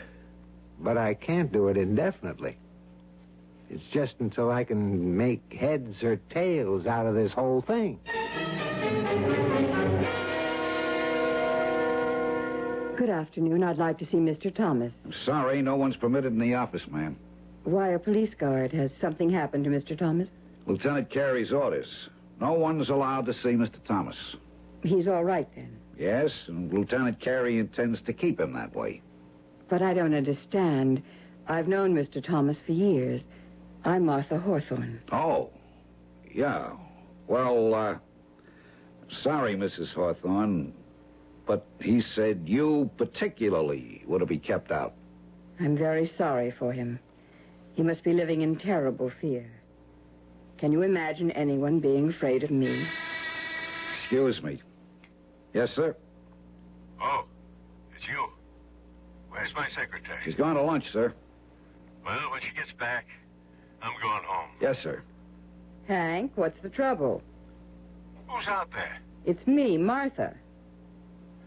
Leave, Martha, now. Oh, Hank, please. Hank? Hank? What's he doing in there? You all right, Mr. Thomas? I'm all right. He's moving furniture against the door. Oh, no, it's pitiful to see someone so frightened. There's no danger, Mr. Thomas. Not anymore. I've got the door barricaded. I'll send her away. I'll leave now. There's no use. Mrs. Hawthorne's leaving now, sir. I feel sorry for him. I really do. So terribly sorry.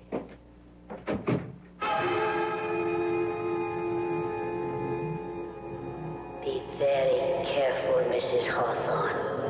I must warn you, when the bottle is opened, be very, very careful. So Hank Thomas won't see me. Well, we'll see about that. And now here's to your health, Hank. Mr. Thomas, Mrs. Hawthorne's gone now. She really gone? Yes, sir. Okay, but don't let her back in. Not even in the outer office. Yes, sir. You send my secretary in with it. Mr. Thomas, what's the matter? Get it away. Get it away. Oh, Lord. Right. Get it out of here. I can't open the door. You've got the furniture against it. He's following me. If I can just force enough to... Get it off my back. It's on my back. I can't get it off. Hold still. I'll get it. Good Lord, it's a Black Widow. Get it off. Get it off. Got it. I'll call an ambulance fast.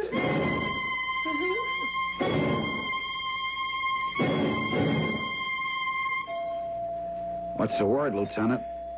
Dead. Heart failure. What's the matter with you, Joe? I put you there to guard him, and bingo, he gets it with you right under his nose. I ought to have your badge. Lieutenant, I swear nobody went into that office. You said Mrs. Hawthorne left shortly before he started screaming? About 2 minutes. Maybe less. While she was there, in the outer office, did you see her take anything from her purse? Oh, not a thing. I can swear to it. She wasn't there more than a minute. He told her to leave. And she never went into his private office? I wouldn't have let her. Your orders. Besides, Mr. Thomas had a chair pushed in front of the door. That's why it took me so long to get to him. I don't understand it. I just don't... Mrs. Hawthorne left the outer office. She went into the hall. Then about 2 minutes later, Mr. Thomas screamed. That's right. I had to force the door, and there he was with the Black Widow spider on his neck. I slapped it off his neck and killed it with a book. It's more than coincidence this time. I've got to have a talk with Mrs. Hawthorne.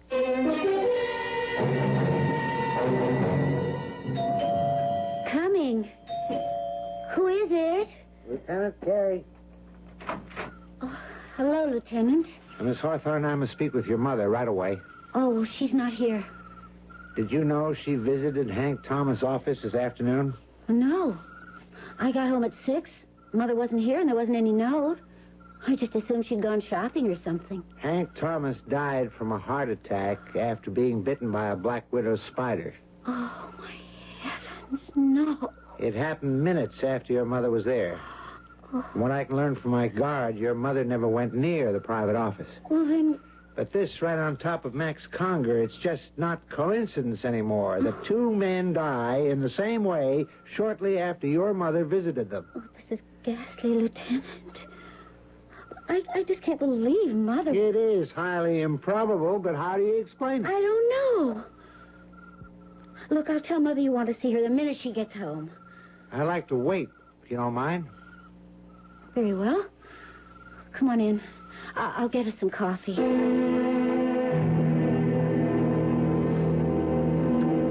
not like Mother to be gone so long without phoning. It's 9 o'clock. Is there a friend she might have visited? Oh, several. I could call... Yeah, maybe you'd better. Because in 10 minutes, I'm going to put out an all points on her. Oh, there she is. Hello, Mother? Oh. No, she's not here. Who? Oh, yes, I know. Urgent? Why? Oh, then Mother hasn't been there today. Yes, I'll have her call you. Who was that? Mother's reader and advisor. Someone named Caro. Oh, she's been going to her for years. Oh, one of those spooks? Oh, Mother believes her. Unless she's checked with Caro, she won't... Oh, wait a minute. Oh, dear Lord. I wonder... What is it? Well, when Mother thought Dad was in danger, she told me this Caro was going to give her a spell. A spell? Yes, a spell to protect him. I just laughed it off. I mean, advice from the cards is one thing, but could this have anything to do with the spiders? Where is this Carol? Well, I don't know exactly. Somewhere near the waterfront, I know that. I'll find her.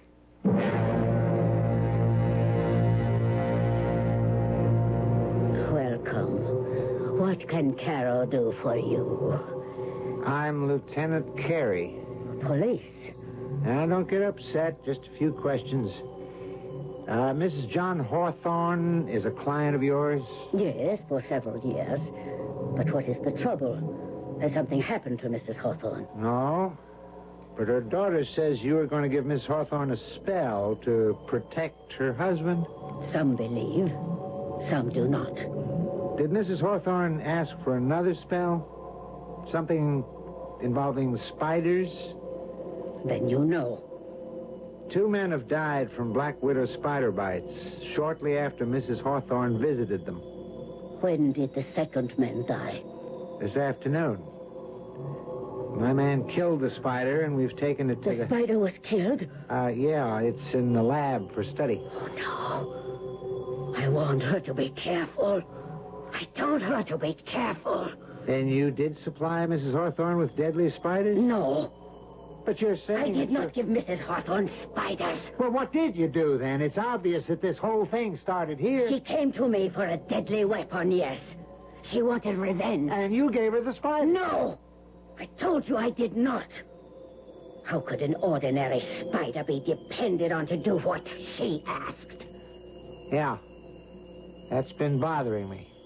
I gave Mrs. Hawthorne a potion. A potion? It was an elixir that caused certain changes in her appearance. Oh, it's a very old formula. Oh, dear God. The spider was killed. I told her to be careful. Lieutenant, you will not see Mrs. Hawthorne again. What are you saying? Must I spell it out, Lieutenant, word for word? The potion, for a short period of time, actually turned Mrs. Hawthorne into a...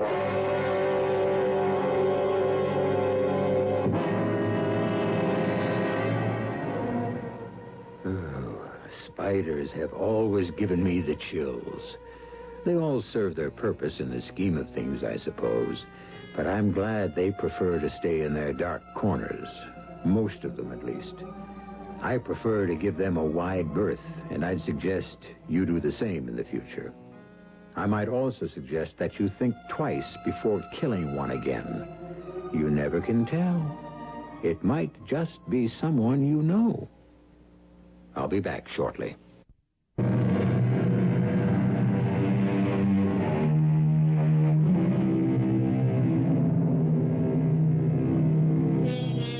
Well, perhaps you'll sleep tonight after all.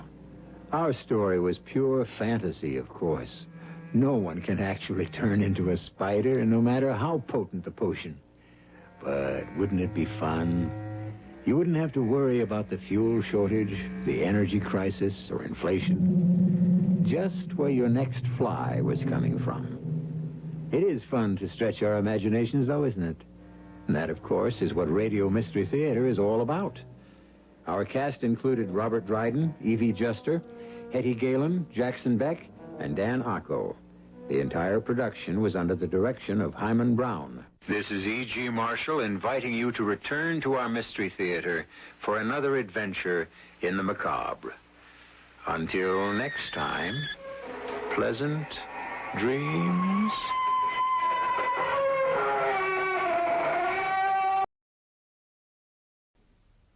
Stay tuned for Mystery Theater.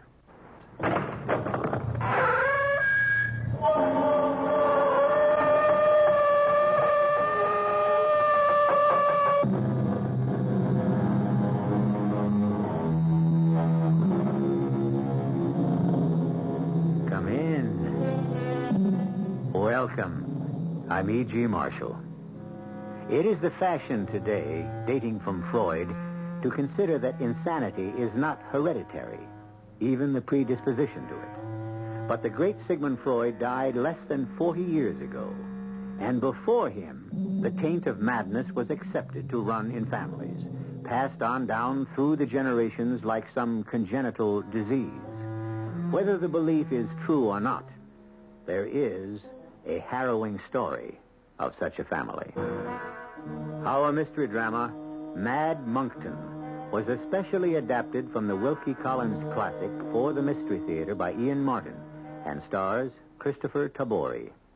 It is sponsored in part by Buick Motor Division and Anheuser-Busch Incorporated, Brewers of Budweiser. I'll be back shortly with Act One.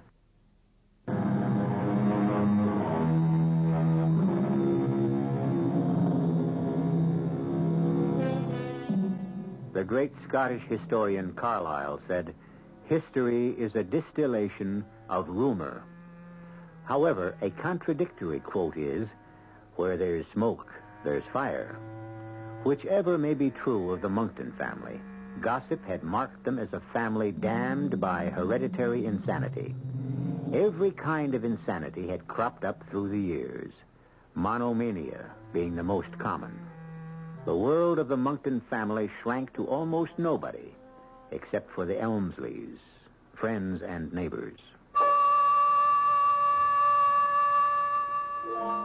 My father and Mr. Monkton had been school friends, and when, years later, their paths crossed again, their friendship was renewed.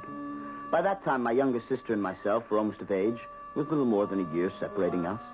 Mr. Monkton's son, Stephen, was about Anne's age, and I remember coming home in my last year of college to find that they were in love and wanted to be engaged.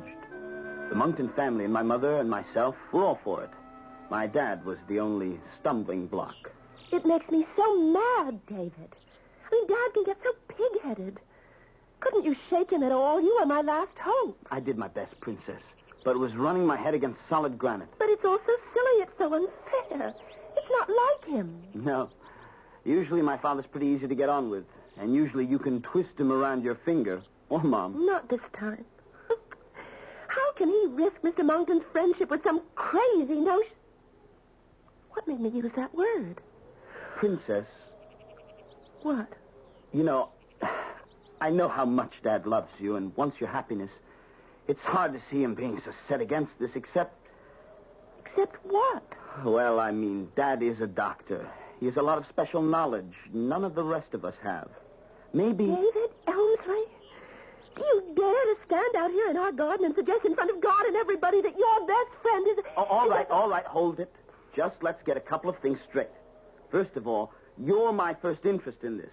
Second, sure, Stephen is a friend, but not my best one. I'm away at college most of the time, except summers like this. So you're against me, too? No, I'm not. For all I can see, Stephen's a darn nice guy. But if Dad knows something, I mean, if there is some kind of disease we don't understand about... Oh, I know it is. I love Stephen, and I'm going to marry him, even if I have to run away with him. You can't do that. You're both underage. We can wait. It's not that long. And once we both get to be of age, we'll be married, even though it's over Dad's dead body. Poor Anne. She was going to regret those words. But before that, she was going to have more immediate regrets. For as soon as my father refused to give his consent to the engagement, and naturally was forced to reveal his reason for it, Monkton Abbey was closed to our family forever, and Stephen forbidden to go near any of us. Anne was beside herself, till I worked out a little subterfuge. I returned to college and wrote my father that I was having a series of strange headaches, which brought him post-haste to diagnose them. So while he was away, my mother could arrange to let the two lovebirds meet. David was an angel and got Dad out of the way for a day or two. Now, Stephen, what are we going to do? Well, wait till you're 21, and then I'm going to carry you off like a knight in the old stories of Daring Do. If your father will let you. I'll be 21 in less than 4 months. There's nothing he can do to stop me. Nothing either of them can do. But would he try? I don't know. He's awfully angry with your father, and he can be just as stubborn. That damn legend, you know? It bothers him, and Dr. Elmsley hit him right where it hurts the most, in his pride. But what started it all? Heaven knows. The things I've heard I won't shock you by repeating, but there's no proof for any of it. It all started so long, long ago. And it never would have amounted to anything, I suppose, if people weren't so jealous. Because your family's always been so rich and powerful. Something like that. Lord knows there's enough money. We're rolling in it. We can live like whatever we please, wherever we please when I come into it. Unless your father's still angry enough to cut you off. Well, who would he leave it to? There's only Uncle Alfred left. He's off in Europe somewhere and rich enough in his own right. What's he like? Ooh, a monster. My esteemed uncle is enough to give the whole family a bad name just by himself. I've only seen him twice. I honestly think he is so completely evil, my father pays him off to keep him out of the country. Let's not worry about Uncle Alfie. He's not any part of our problems. Prophetic words again. If poor Stephen could only have known, if any of us could have known the future when Anne wrote me of her meeting with Stephen. But we didn't. And if he had, this story might never have happened.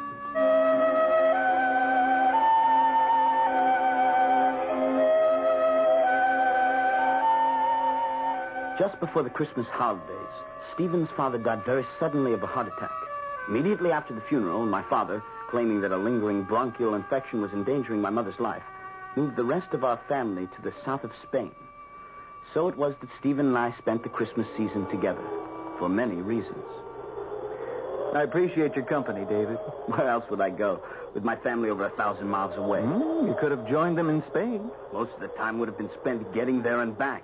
Besides, it's more important now to find out about your plans for the future.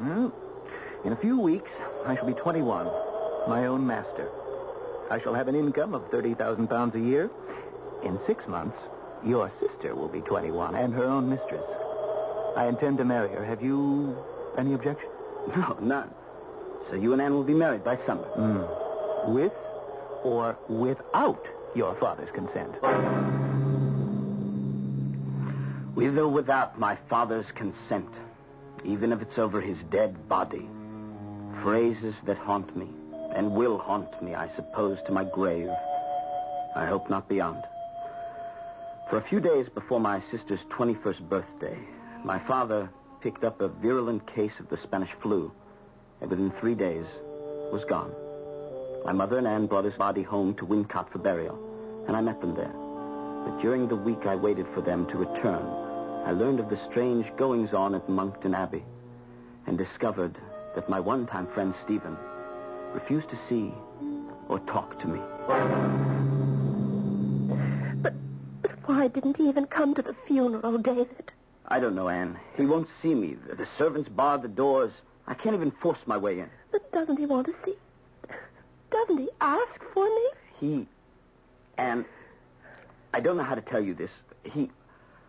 Well, ever since shortly after his father's death, peculiar things have been going on at the Abbey. What peculiar things? It's too soon to talk about them now. Well, what's he been doing, locked up in that lonely old mausoleum all alone? I can only tell you what the local gossip is, if you insist on hearing it. Oh, but I do, David. I must. Well, the local farm laborer that's been on the estate near the house says that he's been wandering and walking about carrying dusty, old, crumbling papers in his hand. That he's forcing open scores of old windows as if to let the light into rooms that have been closed for years. You know, there must be some 80 rooms in the Abbey. And that once, towards evening, he was even observed standing on the very highest of the crumbling turrets, never ascended before in recent memory, which is supposed to be inhabited only by the ghosts of the ancient monks who once possessed the buildings. But what's he looking for? Anne, I don't know. Unless what? Unless the old story is true. The old legend that Stephen has lost his mind. No. And where are you going? I'm going to find out for myself. To prove you're all wrong. I should have followed Anne, I suppose. But I thought perhaps it was better for her to find out the truth for herself. Whatever the truth might be.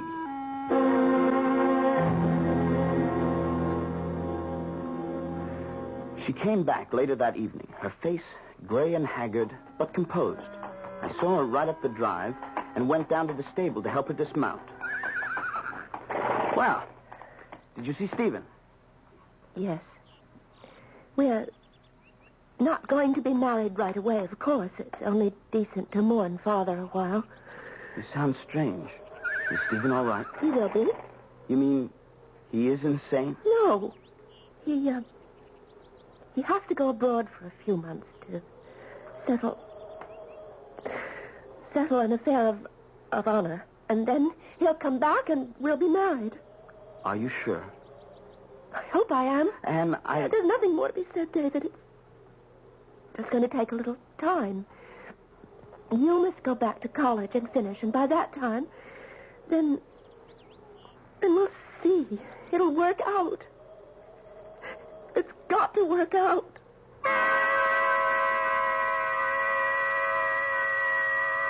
I couldn't get any more out of her.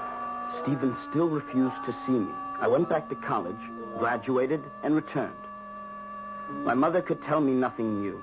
I looked for Anne, and I found her in the garden, gazing off towards the great bulk of Monkton Abbey. Her face was drawn and white, and she was painfully thin. But when she saw me, she jumped up to hug me with joy. Oh, David. how good to have you back. Hello, Princess. Let me look at you. You don't look yourself. Is it still Stephen? Yes. Stephen. You miss him so much. I used to have letters every day. Then less, and now I haven't heard from him in over a month. Well, perhaps it's just as well. No. I love him. I'll never love anyone else. I'll wait for him till he finds what he has to find. What is he doing in Europe? I can't tell you. That's his secret. Where was he when you last heard from him? Italy and Naples. David, aren't you going to Europe? Yes. I've been planning to travel a bit before I settle down to the law. Then find him for me, please. I might as well start at Naples as any other place. Oh. My best language is Italian anyway. All right. If I find him, then what? Tell him I need him and I want him. I want him to come home and marry me. Tell him it doesn't matter, that we'll learn to live with this ghastly thing somehow. And that was the most I could get out of my sister, whatever this ghastly thing was. So I went to Naples, and as chance would have it, my first day there, I had news of Stephen. I ran into Chip Travers, an old friend from school, now with the embassy. We had lunch together, and I asked about Stephen. Heard of him? My dear Elmsley, we can't even comb him out of our hair. What do you mean? Well, the man has an obsession. A sick one, I might add. Frankly, I'd say that old Monkton has gone round the bend. He's as mad as a hatter.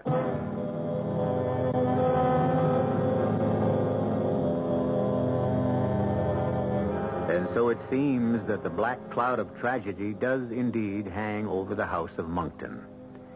That madness is an inherited trait. Yet Anne denies it. Is she blinded by love? And if not, what is the ghastly secret she and Stephen would have to spend their lives with? In a moment, I'll return with Act Two.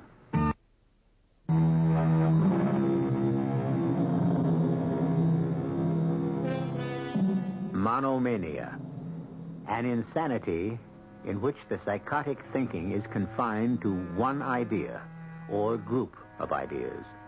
Dictionary definition.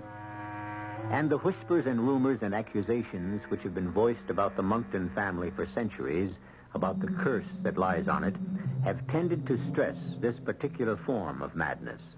But what one idea or group of ideas?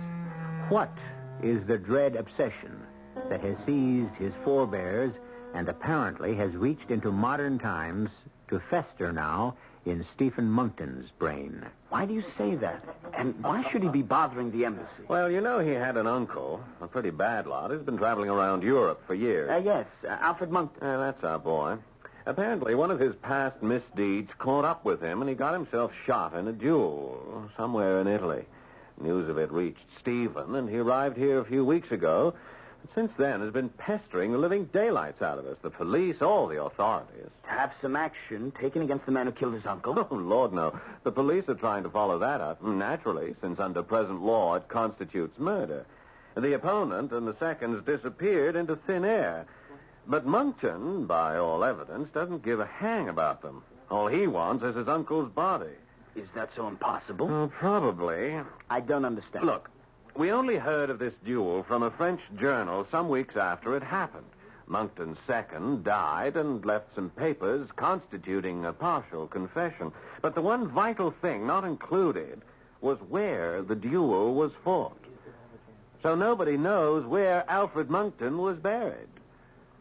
Or if he was buried at all.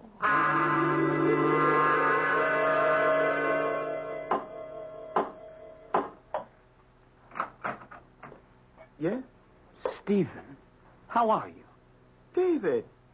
David Elmsley, how good to see you. But you're not alone. Of course I am. Who would be? Oh, if you mean Anne. No, I'm sorry. She isn't here. No, I didn't mean Anne. Come in. Come in. Thank you. Sit down. Sit down. There, by the reading lamp, by the fire. You must tell me all about home and Anne. As I crossed the shadowed room, lit only by the one lamp, my spine was still cold from that peculiar moment at the door. The moment when Stephen, at first so obviously glad to see me, had let his eyes wander for a moment and stay fixed at a spot over my shoulder, as though someone stood there, behind me, watching, waiting, for what? David, what brings you here to Naples? Oh, part touring the continent, part a promise to Anne. You haven't written her in a long time. No. She's pretty heartbroken, Stephen. No more than I haven't written because for all my searchings, I've nothing to report. She sent you a message, Stephen. Oh. May I see it? Well, it's a verbal one. She was afraid her letters were going astray. What's the message? She said, tell him I need him, and I want him. Tell him to come home and marry me. Tell him it doesn't matter, we'll learn to live with this ghastly thing somehow. Yeah. She still believes. What? That I'm not mad. I don't quite know what you mean. Well, sometimes I begin to wonder myself. Stephen, what is it you're looking at over my shoulder? There's nothing there. There's nothing that you can see. But, since you're here, since Anne sent you, you have a right to know. Only, before I tell you... No, don't leave your chair. I want to make an alteration. Do you mind sitting in a strong light? No, it's quite dark in here anyway. Well, then just wait a moment. I won't pretend I was, well, what's the word? Uneasy? Shaken? Or to be totally candid, frightened. Especially as I watched my friend's preparation with the extra light. The wild glitter of his eyes and the dark shadows beneath them. From an adjoining room, he brought a large reading lamp, then 2 candles from a table and 2 more from the mantel, placing them between us. His hand trembled so much, I had to light them for him, and at his direction take the shade off the reading lamp. At last he seemed satisfied, and we sat down. He started his story without hesitation. Has Anne told you anything of why our marriage is delayed, why I'm here? No. I came here to find the body of my Uncle Alfred. Yes, I know that much, and the duel, and that no one knows where it took place. Who told you that? Chip Travers, an attaché at the embassy. He said something about your uncle's second having made a confession. Oh, yes. His name was Foulon. He died in Paris 2 days before I located him. The confession he left failed to tell us where the duel had taken place. Yes, but he must have given you some idea. Oh, if only he had. I have the whole document here. You can read it later. Was it fought honestly? Well, apparently. If any duel can be considered so. They tossed for first fire. My uncle lost. They were placed 30 feet apart. The winner of the toss advanced 10 paces and fired. Had he missed, my uncle could have walked right up to the other and shot him through the heart or head as he desired. But he didn't miss? No. My uncle was dead before he hit the ground. Monsieur Foulon then states that he tore a leaf from his pocketbook describing the circumstances of the death and pinned it to my uncle's chest. Then they started with their plan to dispose of my uncle's corpse. Well, go on, Stephen, go on. I can't. That's where it ended.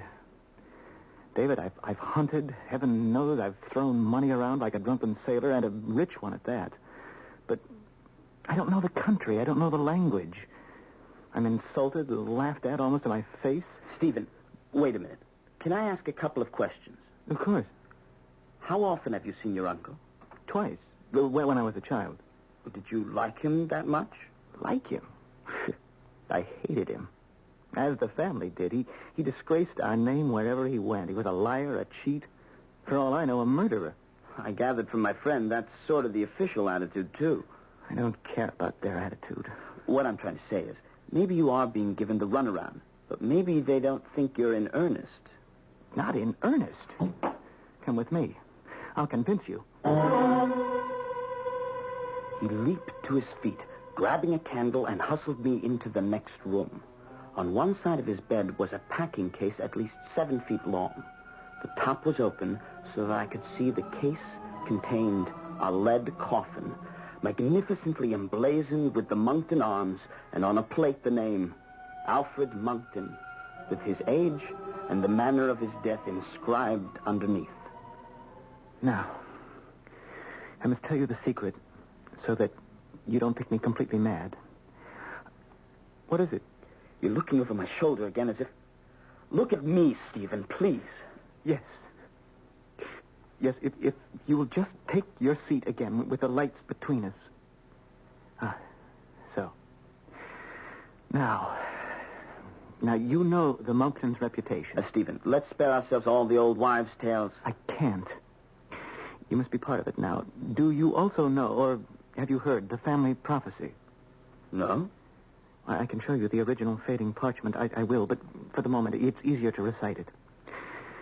When in Abbey's vault a place waits for one of Monckton's race, when that forlorn one shall lie graveless under open sky, beggared of 6 feet of earth, though lord of acres from his birth, that shall be a certain sign of the end on Monckton's line. From mortal men, from light of day, the last Monckton shall pass away. Now, really, Stephen... For 1,000 years, at no matter what cost, no matter where he fell or how he died, at no matter what cost or sacrifice, in the vault, under the abbey at Wincott, lies every one of my ancestors. The succession of the dead in Monckton Valley Vault has never been broken. Till now. I can see by your face you want to ask me how I can believe in a doggerel prophecy written and uttered in an age of superstition and ignorance. I'll tell you why I do. Because behind you, right at this moment, as he has ever since you came, confirming my belief, stands Alfred Monckton himself. Something about the tone of his voice, the fixity of his stare, his own total belief in what he saw, kept me from turning my head. At that moment, I, too, believed that if I looked over my shoulder, I would see... He stands behind you. Death glare in his eyes. As I've seen him walking and sleeping from the moment he was shot. What do you mean, from the moment he was shot? How could you? When your father whisked Anne away from me to Spain, I was at loose ends, waiting for Anne to come of age so that we could be married. I had to fill my days with something to do, and I was in a mood to clean out all specters, throw away the past. I decided to look in every nook and cranny of the Abbey, clear out the debris, search my family history, and try to lay the ghost for once and for all. What did you find? Great cabinets and iron-clasped chests, filled with loathsome secrets of horrors and darkness. Oh, damn. I suppose we were neither better nor worse than all medieval barons, but the things I found... Well, that's dead and gone, I thought. It's the past, which I'm going to cut myself free of and start a new future. I'd worked myself to the highest turret by this time, and I was choked with dust. I stepped out just before sunset, choosing my footing carefully, watching the setting sun and thinking of Anne. And suddenly, yes, standing in front of me, beyond the battlements, in midair, was the figure of Alfred Monckton, faintly luminous, as he stands behind you now. Did he speak? No. Was this before the news of the duel reached Wincott? 2 weeks. I didn't know the date of it then as I do now. It was March 14th. The same day as I stood on the battlement. The very moment the bullet entered his side and killed him. And now you know why I dare not marry your sister. Not till I fill the empty place in the Monckton Abbey with the body of my uncle. And then, by God, I will burn it to the ground.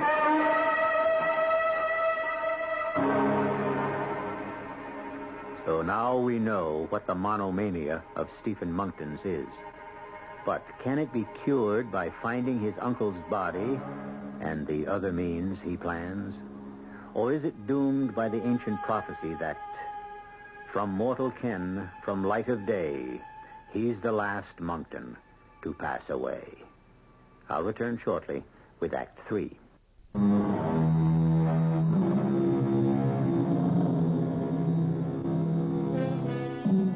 Poor David Elmsley, caught between his desire for his sister's happiness and a friend who held it in his hand, but suffered from what seemed to be a hereditary and incurable malady.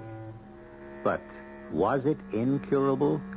Was it only an aberration which could be disposed of by the simple means of finding an errant corpse? After I left Stephen that night, I sat and thought long and hard. I knew Stephen could no longer go this alone. Besides, while I could not believe the phantom, I was intrigued by the story of the duel and the missing corpse. I read all the papers Stephen had given me carefully before going to bed. By the next morning, I had seen Chip, the police, and all the authorities concerned, and made my decision. David, I thought you deserted me. Quite the contrary. We have plans to make and a journey to take. Well, what is it you have in mind? First, here are your papers. I've talked with all the authorities. As you know, there's no language barrier for me. So I now know all that they have done. Nothing for all the money I've spent. Not true. Just misguided, I believe. Now look, the duel was arranged here in Naples 2 days before it took place. The police have concentrated on trying to find Count St. Lo, the other principal, and his second.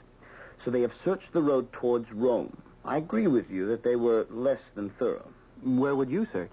Since the route was so roundabout, and since they wanted to be out of the Neapolitan states, I think the duel was actually fought not far from here. All the rest was a blind to circle back. But where? I'm not clairvoyant, but I think we ought to start looking as close by as possible. You're right. I can feel it. We're going to find him and take him home, and at last this long nightmare will be over. Poor Stephen. He built his expectations so high. For 3 days we coursed the neighborhood without success. Each day his hope diminished. And traveling through that rough country, even by mule, I was beginning to realize how few physical resources my poor friend had left. So on the 4th day, I went alone. There was a pitiless sun that day, and I gradually ascended into a deeper woods over the stony ground. By the time my watch suggested my return, I suddenly came out of the thick greenery and saw before me an ancient monastery, halfway crumbling into ruins.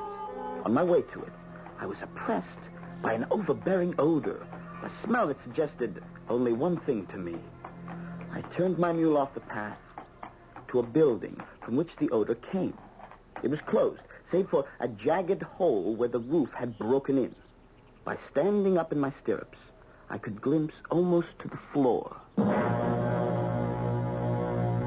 sight of horror grasped my gut.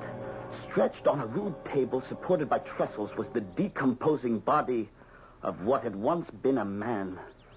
The sheet that had once covered it rotted away. Suppressing my desire to scream, I cleared my head with a pinch of snuff. Then I rode the mule down the hill to the monastery, and by its ancient gate, pulled on the bell cord. What is it you please to want? I'm a traveler who... We live in a miserable place. We have nothing to show travelers here. I don't come to see anything except what I have already seen. Will you please come out, or must I force my way in? Are you alone? Yes, quite alone. No women with you? No, none. Then enter, by the grace of God. I have just seen a gruesome and horrible sight. In that outbuilding back there is the decomposing body of an unburied man. An ugly sight. Do you know about it? Everything. Everything. Some months ago, we are at our poor meal in the refectory, and we hear of a sudden bang. a gun. We thought it to be a hunter. Well, where did the sound come from? Oh, from the meadow beyond the trees. And that's all you heard? Patience. The old go slow. Let me see. Oh, yes. There was a ring at this gate. Oh, the devil of a ring. And the Father Superior said, "Go, brother. See who it is." Oh. I opened the door, and lying on the threshold was a man, dead, with black eyes open, staring to the sky's blood-soaked shirt. The same man who lies out there? Oh, the same. But why did you not give him a decent burial? I think I can answer that, sir. I am the Father Superior of this monastery. You may leave us, brother. I have been hoping and praying that the Lord would send you. Me? Yes. Are you not some relative of the deceased? Are you not seeking him? I myself am not a relative, but his nephew is nearby in Fundy. Yes, I was seeking him, but you still haven't answered my question. This piece of paper pinned to the man's chest when we found him. Do you read French? I'm afraid with difficulty. Then I shall translate it for you. This paper is attached to the body of an Englishman, Mr. Alfred Monkton. He has been shot and killed fairly in a duel. Since we must fly to escape the law, the body is placed at the door of this monastery to receive burial at the hands of its inmates. It is signed only with the initial F. Of course, his second. But, Father, why haven't you buried him? The man is not of our faith. He died unshriven. This is consecrated ground, and we are not, by the laws of our order, permitted to leave its confines. We did what we could. I had sent a missive to Rome by those who were bringing our food once a month, asking permission from my superiors to take what action they deemed right and sanctified. But as yet I have had no answer. Has this nephew papers to prove his relationship? Everything. To prove it beyond a doubt. Then I pray to you, my son. Bring him to take his uncle and bury him, so that he may be commended to God. The next 10 days were a fever of activity. I arranged to have embalmers with what chemical assistance was needed. Stephen wrote immediately to Anne, warning to expect him home, and that all was well. They would be married as soon as he returned and placed the casket with his uncle in the vault. Only one small hitch seemed to halt our arrangements. There was no space on any merchant vessel leaving Naples. That was quickly solved by our chartering a stout little brig, and within a fortnight, Stephen, myself, and Uncle Alfred, casketed and boxed securely in his crate, were on our way home. But the end was not yet in sight. I can almost smell England. How much longer do you suppose?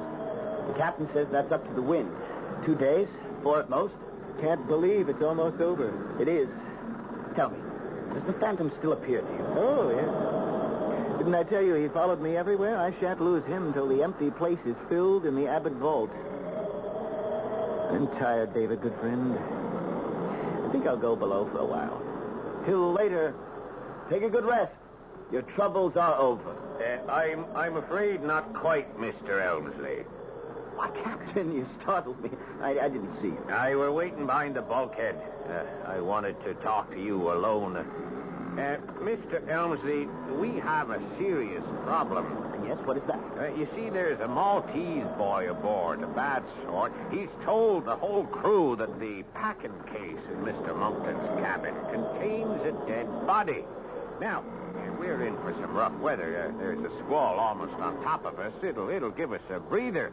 But after it's over, you have one or two choices. Either tell the crew the boy is lying and I'll hand him up to the rope, or throw that packing case overboard if it does contain a body. And suppose I refuse both conditions? Then we'll have a mutiny on our hands, and either the box will go over, or I'll have to put in for the nearest. Well, there's no time to discuss that now. Get on below. You'll only be in the way here. I scarcely made it below deck when the squall hit us.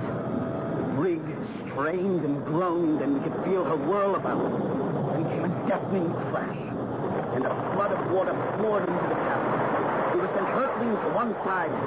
He could feel her suddenly settle that way. Mr. Monkton! Mr. Elmsley! She's broke too! Make your way to outside! We're abandoning Shed! Come on, Stephen! No, not without him! Are you out of your mind? It takes 6 men, even Bud said can't. You go, David. It no longer matters about me. I have no future if this coffin goes. I stay with this ship. If she sinks, I sink with her. I'm not going to allow you to kill yourself. You fool! No!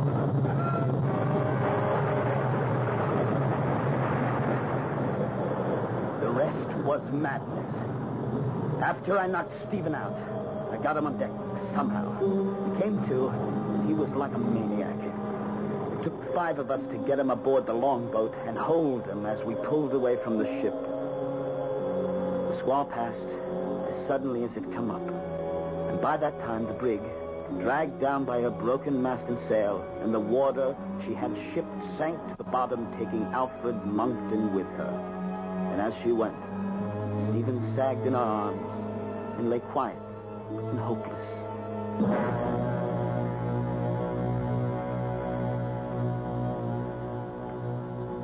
I'm sorry I'm too late, Anne. I didn't get your message in time. Doesn't matter, David. He spoke of you at the last. He was quite lucid about what a good friend you are and how hard you tried to save him. I'm glad he's gone. It's been a terrible year for you, Princess. Why you ever married him? I loved him. And he had to have someone to take care of him. Oh, he was quite mad. He was ill, that's all. He lies there, David. Next to the empty spot where Alfred Monkton's casket should lie. The prophecy fulfilled. Oh, no. No, Stephen was not the last of the Monktons. You see, I'm carrying his child. You must be mad, too. No. For someday he will fill the empty spot, and the nonsense will be gone forever. Our grandchildren can come out in the sun. The curse will be dead. And this family will at last escape from the heritage of being the mad Monktons.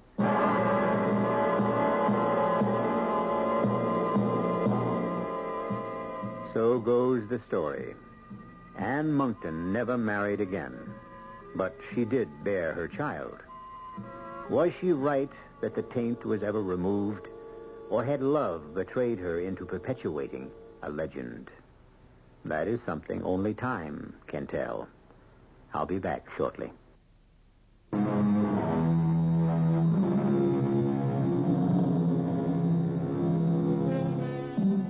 Just one addendum to our tale. Shortly after the events in it, a raging fire swept the abbey, and its ancient stone structure, weakened by the flaming heat and its own antiquity, collapsed in a mass of rubble.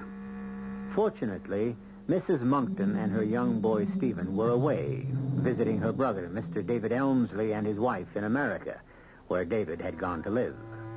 As far as I know, their heirs still live here. Happily, I hope, and especially for the Monkton family, ever afterwards. Our cast included Christopher Tabori, Marion Seldes, Russell Horton, Ken Harvey, and Paul Hecht. The entire production was under the direction of Hyman Brown. Radio Mystery Theater was sponsored in part by Uncle Ben's Long Grain and Wild Rice. This is E.G. Marshall inviting you to return to our Mystery Theater for another adventure in the macabre. Until next time, pleasant dreams.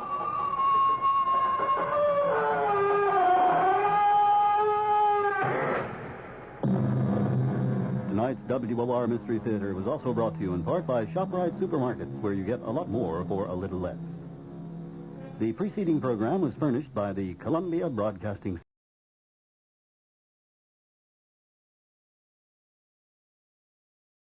Stay tuned for Mystery Theater.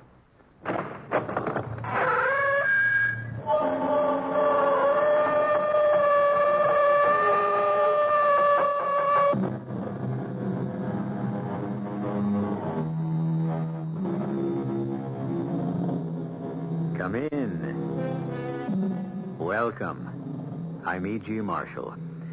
Something that men have been pondering since the dim beginnings of time has been the question of poverty and riches. Why are some men destined to be wealthy while others seem fated to be poor? Since it is easier for a camel to go through the eye of a needle than it is for a rich man to enter the kingdom, we may safely assume that the poor shall find greater favor in heaven. However, to make up for it, obviously, the rich have things much better here on earth. Our mystery drama, The Paradise of the Devil, was written especially for the Mystery Theater by Sam Dan and stars Larry Haynes. It is sponsored in part by Anheuser-Busch Incorporated, Brewers of Budweiser, and Uncle Ben's Long Grain and Wild Rice. I'll be back shortly with Act One.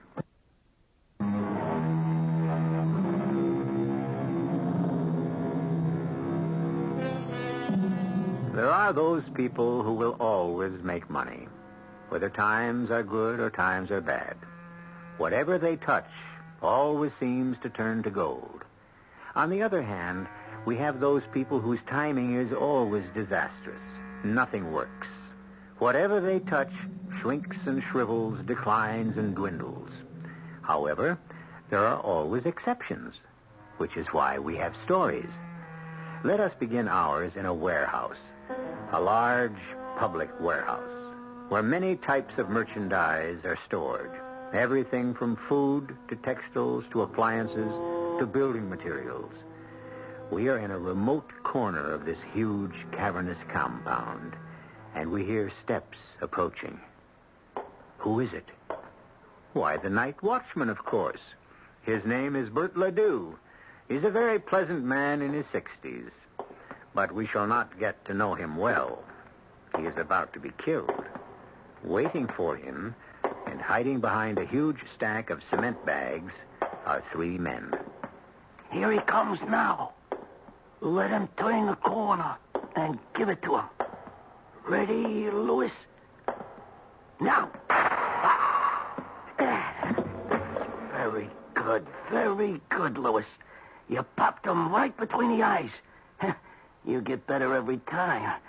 Let's get out of here.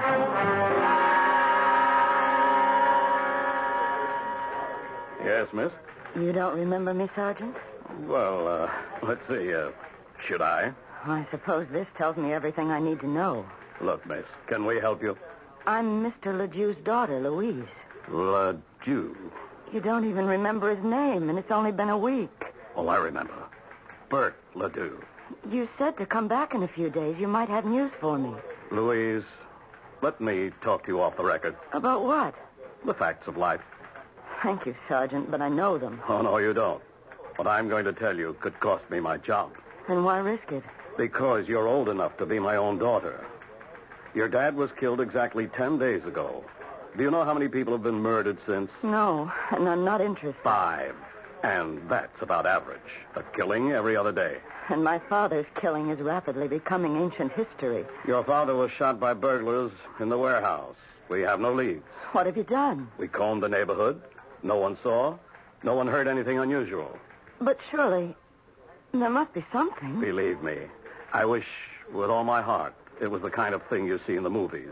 A clue is left that leads us directly to the killer, and we capture him in one big blazing shootout. Sergeant, all of this is beside the point. It is the point. What have we got? All we know is your father was killed by a .38 caliber bullet. We have absolutely nothing else. Which means you're doing nothing. Oh, no. We're doing two things. Each time we capture an armed criminal, we check the weapon. And we keep tapping our usual sources of information in the underworld. Stool pigeons, you'd call them. And that's all? What else would you suggest? What would I suggest? Am I a professional police officer? I'm sorry, Louise. Sergeant, just tell me this. If my father had been somebody wealthy and powerful, would things be different? Let me answer it this way, Louise. It's always better to be rich than it is to be poor. Well, what would you be doing right now if he'd been rich? It's not so much what we'd be doing. It's what you'd be doing. And what would I be doing? Well, it's like everything else. If you don't care for the services the city supplies free of charge, you go out and buy your own. You mean I'd hire a private investigator? Oh, an army of them. What? tell me the name of a good private investigator. I'm not allowed to. Then why did you bring it up? But a private detective will give you no guarantee. I wouldn't even know how to go about it. Tell me the name of someone who wouldn't just waste my money. But it's against regulation. If you were in my place,